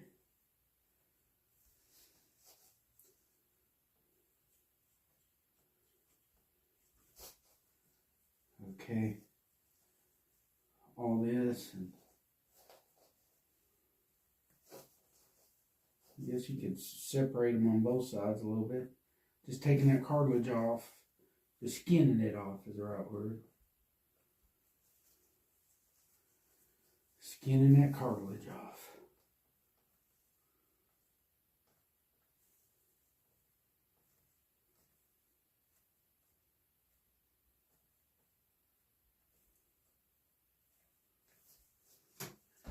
Okay, then I use one finger, pull back, and it just exposes everything.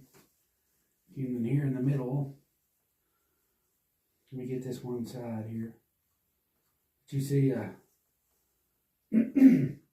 all this red meat, that's that from the front, that nose padding in front of the nostril, all that, you can get pretty close down to the skin right there. So,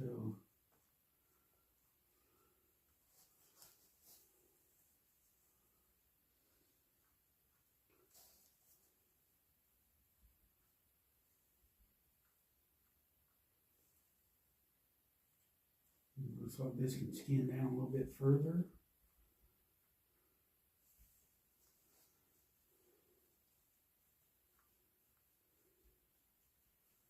And you got to be careful. It helps to, it's tedious, but it's got to be done. So,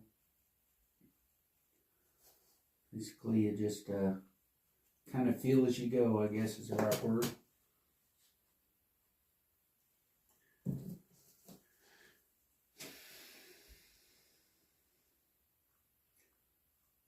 Just kind of come around through here. And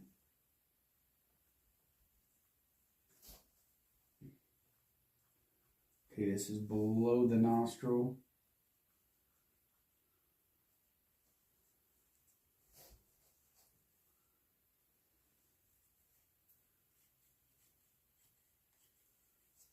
Let's see, taking all this off. You can just feel that meat on there, kind of. You got to be careful. It's super, super easy. Sometimes I use scissors and just snip this stuff off. You know, you can use you can be surprised what you can do with scissors as far as around the nostril area. Cutting off all this, I guess almost cartilage in this. It's almost like cartilage. But it's right around the bottom of the nose, right in here. There's a lot of it. Here, right in here. All this can come off. And sometimes I'll use scissors on this. This seems to work out real good for me.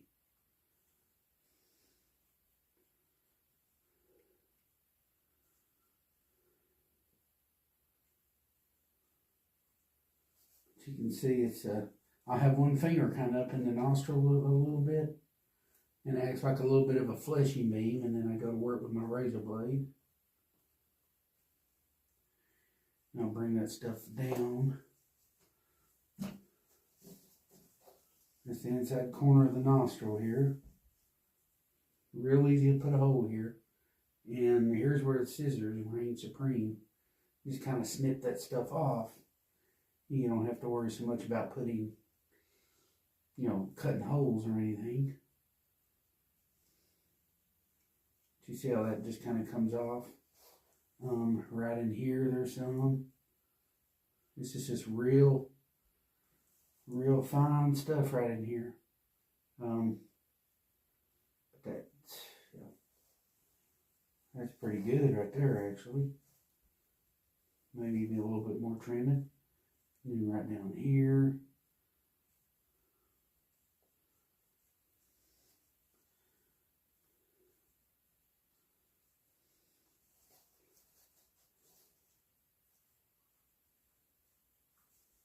Okay, then we go down here. Here's whiskers on the bottom, like around the bottom of his snout there. Those with hair follicles. See, I'm not cutting through them, but I'm raking over and you can get the meat off and expose those follicles. And you've almost gone down far enough as far as, a commercial mount. So, and it's easy. I just cut through a follicle there. It's real easy to cut through follicles. I do it often. It's just part of the deal, I guess you could say. It happens.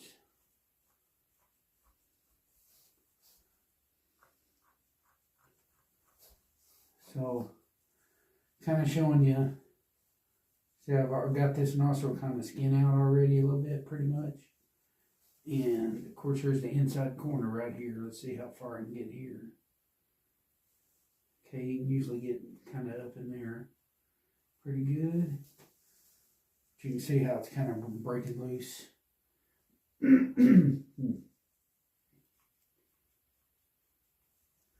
And just let your other finger determine. You can kind of sense the thickness of where you're using your razor. That's a good way to put it. You can kind of sense the thickness. Determines how deep you want to cut. And keeps you from having a lot of boo-boos with your razor. Just kind of keep that in mind. Your thickness of where you're using your razor. And it'll help you. So, look right here. I know it's not super thick. Real easy to put a hole right here. I just keep coming around. Let's see.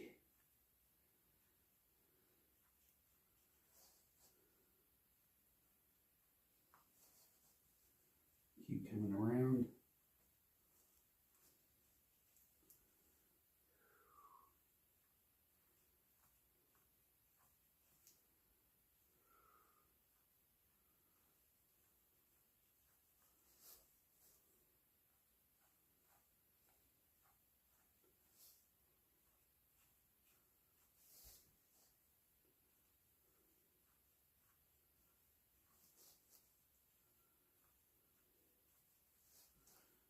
Okay. I've cut through a few follicles accidentally. These are right here on the side of the nose. You see all these hair follicles? Those are the ones you try not to cut through. It's inevitable. I always cut through a few, but I never cut through a lot of them, if you know what I mean. Sometimes it depends on what kind of day you're having. Some days you feel better than others. You may do more damage or something. Just do the best you can always, and you'll come out ahead. I've cut through a few. Cut through that one there. But I can see the follicles.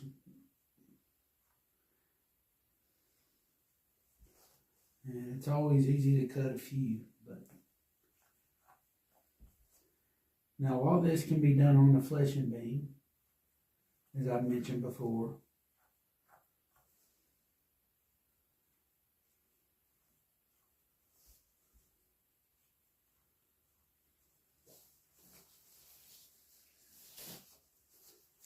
Okay.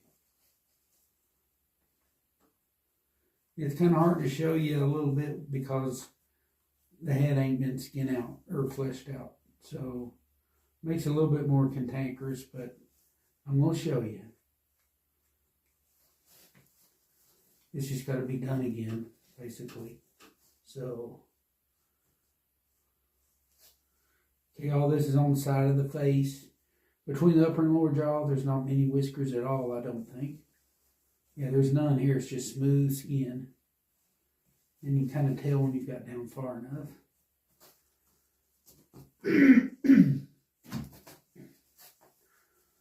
Okay.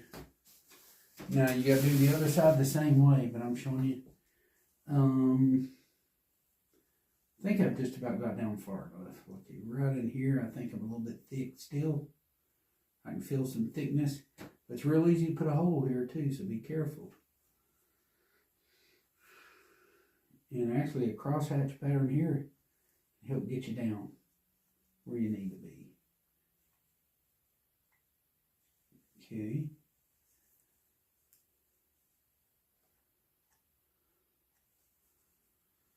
You can see all this underneath the nostril. You can put it, it's, you know, it's ever so thin of a layer, but it can come off. And go ahead and get it off. But some places you don't want to cut through those follicles. And so you're careful. I guess it's the best way to put it right there. But you got to make sure you're down far enough down. And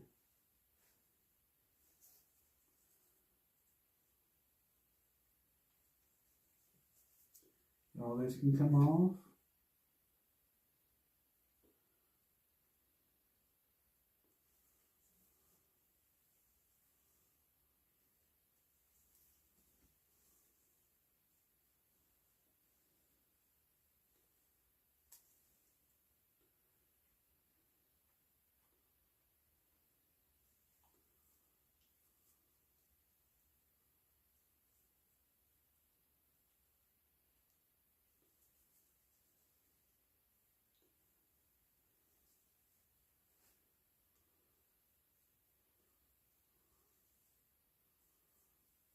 Okay, that's good enough right there. Okay, looks like I can separate a little bit right in here. A lot of times I do separate that membrane as much as it'll let me do it. So a lot of times that's what I do. I will take it down as far as it'll let me. And some of it, like trimming the nostril out, which I'll cut a bunch of this off. A lot of times I do that on the deer itself. You know, after I get the hide on, but you ain't got to. You know, so.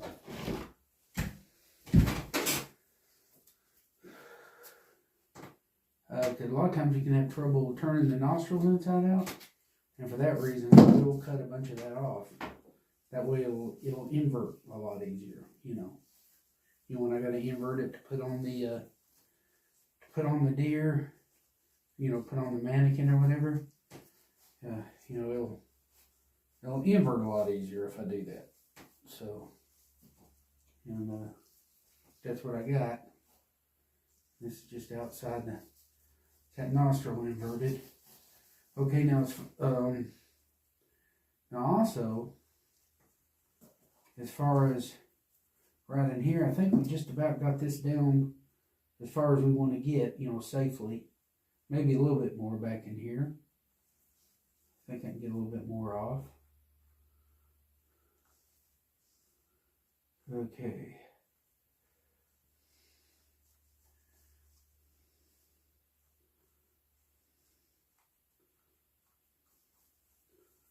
Okay, but as a recap, we've split the lips. We got most of this meat off, but not all of it.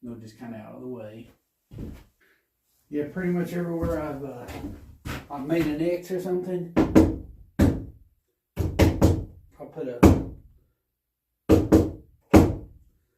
plant, and then, but I got to determine, you know, how high it's going to be.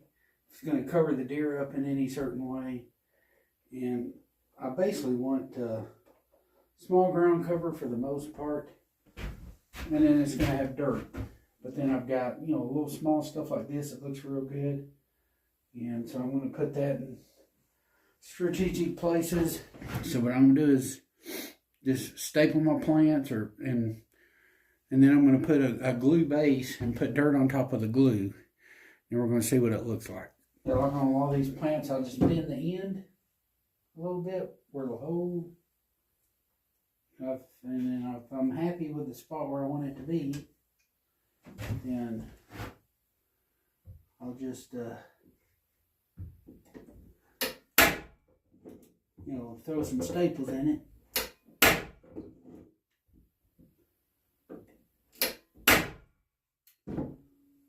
Tap them in real good.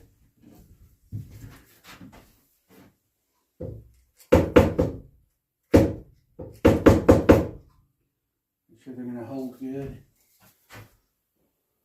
I like this, a little interesting one. Kind of like way in, kind of like to the side. I may put it like close into it or something. A little bit different looking. I may find a separate spot. But you just kind of work with what you got and come up with something neat. I'm not going to get heavy with the plants. You know, the deer is the main attraction. In other words, you don't want to cover him up with brush or anything like that. Well, that's kind of what I got. It's probably better to do it. Go ahead and put the plants on with the animal on the base and then take the animal off. But I know it's going to be skimpy habitat anyway, so it didn't bother me too much. Just to mark a spot and put a little plant there. Okay, here's what I kind of got going on. I'm going to mix glue and water together. And it says half and half glue and water. You know, like for the soil. But as far as the actual glue into the base, I think it was McKinsey. I called them and asked him. And they told me put 2 parts glue to 1 part water. You know, for, you know, laying the dirt on, and, you know, and then after that, I guess mixing with the dirt later, it's just half and half water and glue. So I'll try that. Exactly how I'm going to apply it, I kind of wonder. I'll probably use a brush, I guess, but 2 parts glue and then just 1 part water starting out. 2 parts Elmer's and then 1 part water. Of course, when Elmer's dries, it kind of dries kind of cloudy clear, so that's what we got going on. Okay. I got a big old thing of glue. I wanted to make sure I had enough as opposed to not enough. And I use it on various projects. But that first bottom line will be the halfway mark. So I'll just try to get close. I don't know how perfect you got to be on this, but just got to try to get kind of close. And it is Elmer's. Let's see, I think we're on there. I'm down to the bottom line. Pretty darn close. Yeah, I'm right on it. It's kind of spreading out now. Okay, that first bottom line is the halfway mark. You can probably see it. That's the halfway mark on the cup. And that's going to be 2 parts. And then I'm just going to add another part, water. So it's going to be 2 parts glue and then 1 part water. That's kind of what I got going on here. So I'll just use my squirt bottle of water and fill up the other part. There we are right there. That's it. And this is actually stronger than what I need to make it when I mix dirt with it. I guess that's how I gotta do it, mix dirt.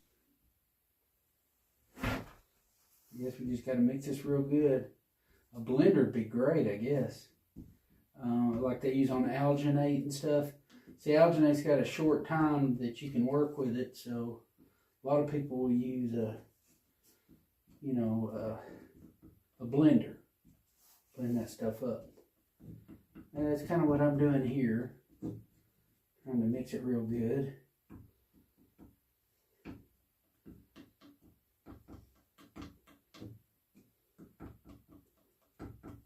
Basically just watered down glue.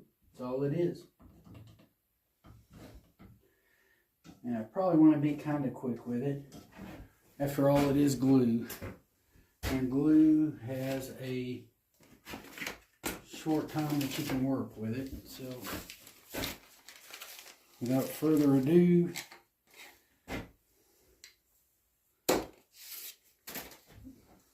start putting that stuff on here. Like this. I'm just going to coat the whole base. I should have plenty of working time.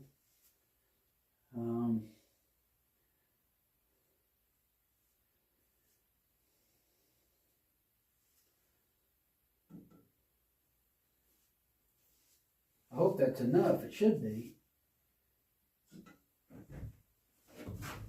We'll find out.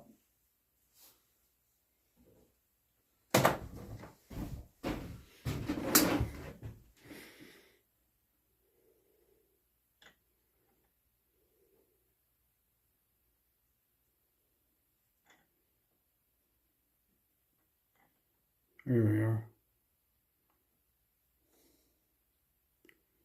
Good enough. Okay. I'm gonna kind of be quick with it. I guess I gotta be, kind of, really. Don't want this stuff setting up on me. But it's more glue than water right now.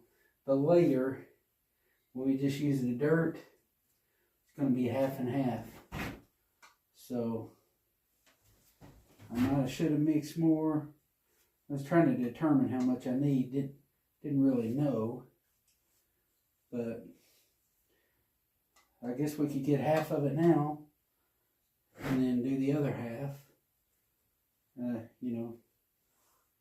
No certain specifics on this one really, so just, I guess, mainly get them as good as we can while we can.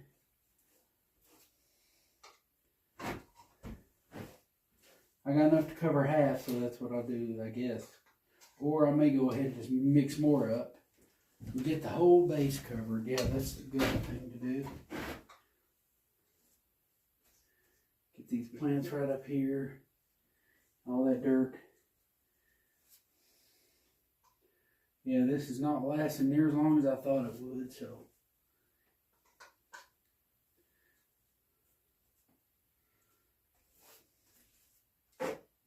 The good thing is I got plenty of glue, so as long as we got that to work with, we're fine.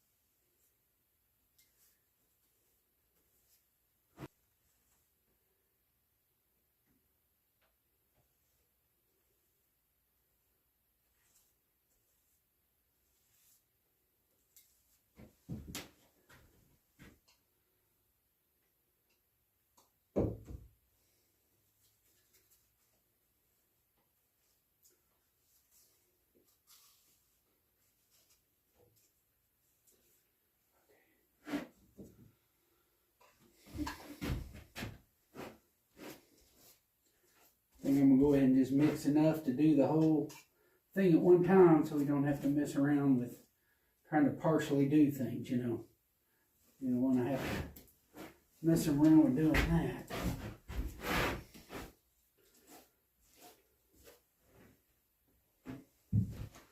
Just pouring it on there and smearing it out. That's probably the best way to do it, actually.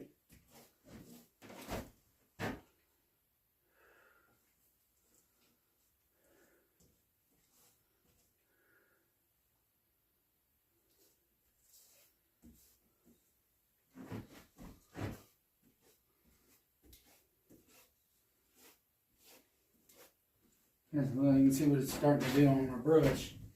That's Elmer's for you. I remember doing that as a kid. Doing this stuff. Kind of rubberizing it up on the ends. And I'm going to rinse my cup out before it dries. And I'm going to grab some peat moss real quick and throw on there. And we're going to see what it looks like. Well, just had a thought. Actually, warm water will mix that glue a lot better. So you're probably supposed to use warm water. I didn't. But now I know. Okay, we got our peat moss here. This is real good stuff because it doesn't have all the little white, little fertilizer balls or whatever in it. And it's pretty good to work with.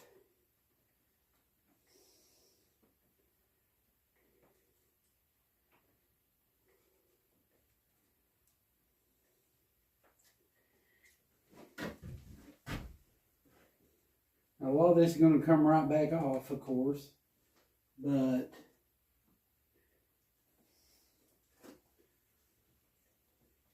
before I do any moving, I definitely want to make sure it's on there good and dry first.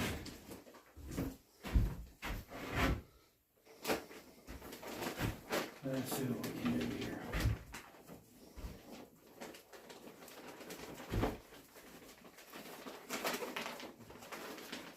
I've got 3 of these, so if one don't got it, I've got more.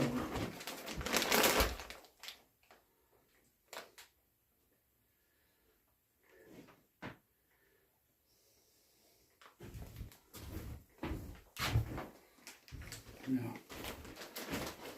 what we'll do is we'll tip it over and get the excess off. What doesn't stick, you know. So, kind of what we got going on here right now.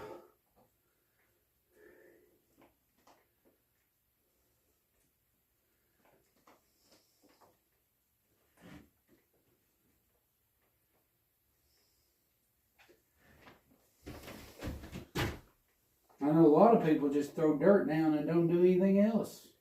I've done that a lot myself. You know, it's got a little ridge on it to hold the dirt. Of course, if you're around a big gust of wind or something, that's not going to be fun.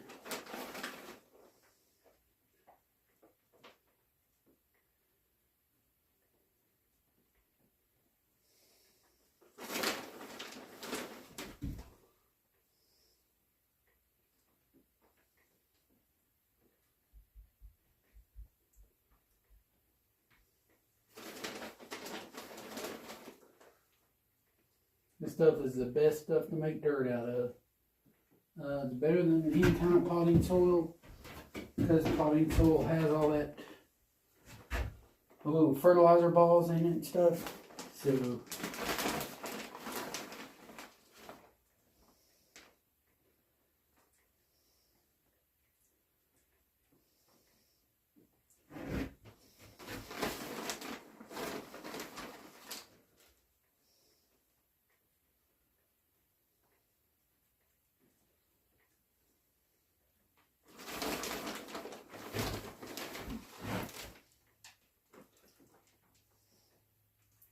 yeah, so there's a few steps even in making this fake dirt. You know, mixing with the glue, you know.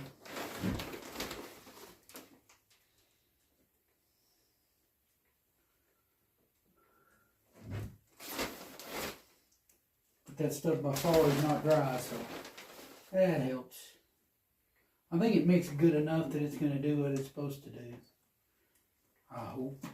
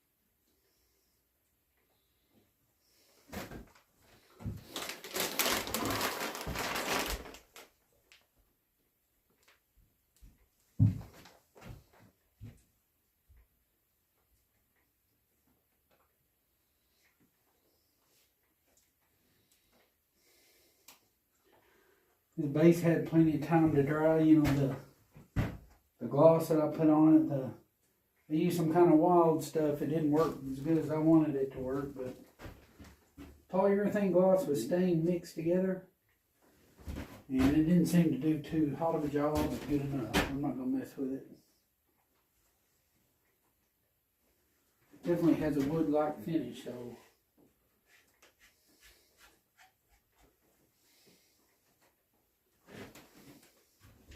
We'll let that dry for a while, and I'm debating whether to even try taking all that stuff off. You know, I might leave it like that. Call the customer.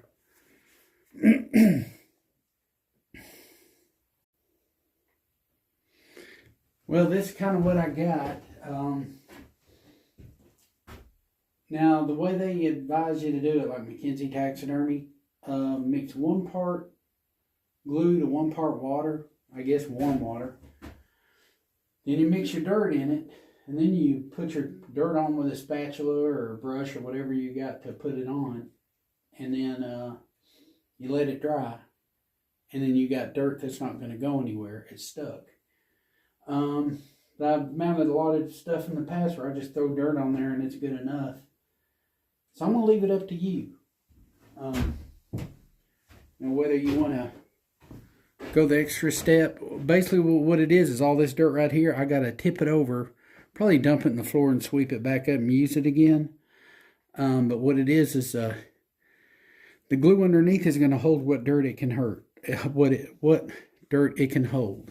And it's the 2-part glue to 1 part water, and should have been warm water, but it wasn't. And then you dump it, and you dump all the dirt, and it's going to leave the dirt that's going to stay. And then you mix the dirt solution, 1 part dirt to, or 1 part of the peat moss, or you put peat moss in with 1 part water and 1 part glue, half and half, glue and water. So it's not as strong as what we used to paint right on the base. Then you mix that stuff up, and then you put it on, and you make that dirt, and that dirt's not going to go anywhere. But I've got that base cover there, and then I just got loose dirt on top, but I got a lip going around it, so I think it's going to be good, just like it is. And of course, it's going to have the deer on it. The deer is going to look like this. Well, that's what we got. He looks okay to me. So I'll let you decide how you want to do him.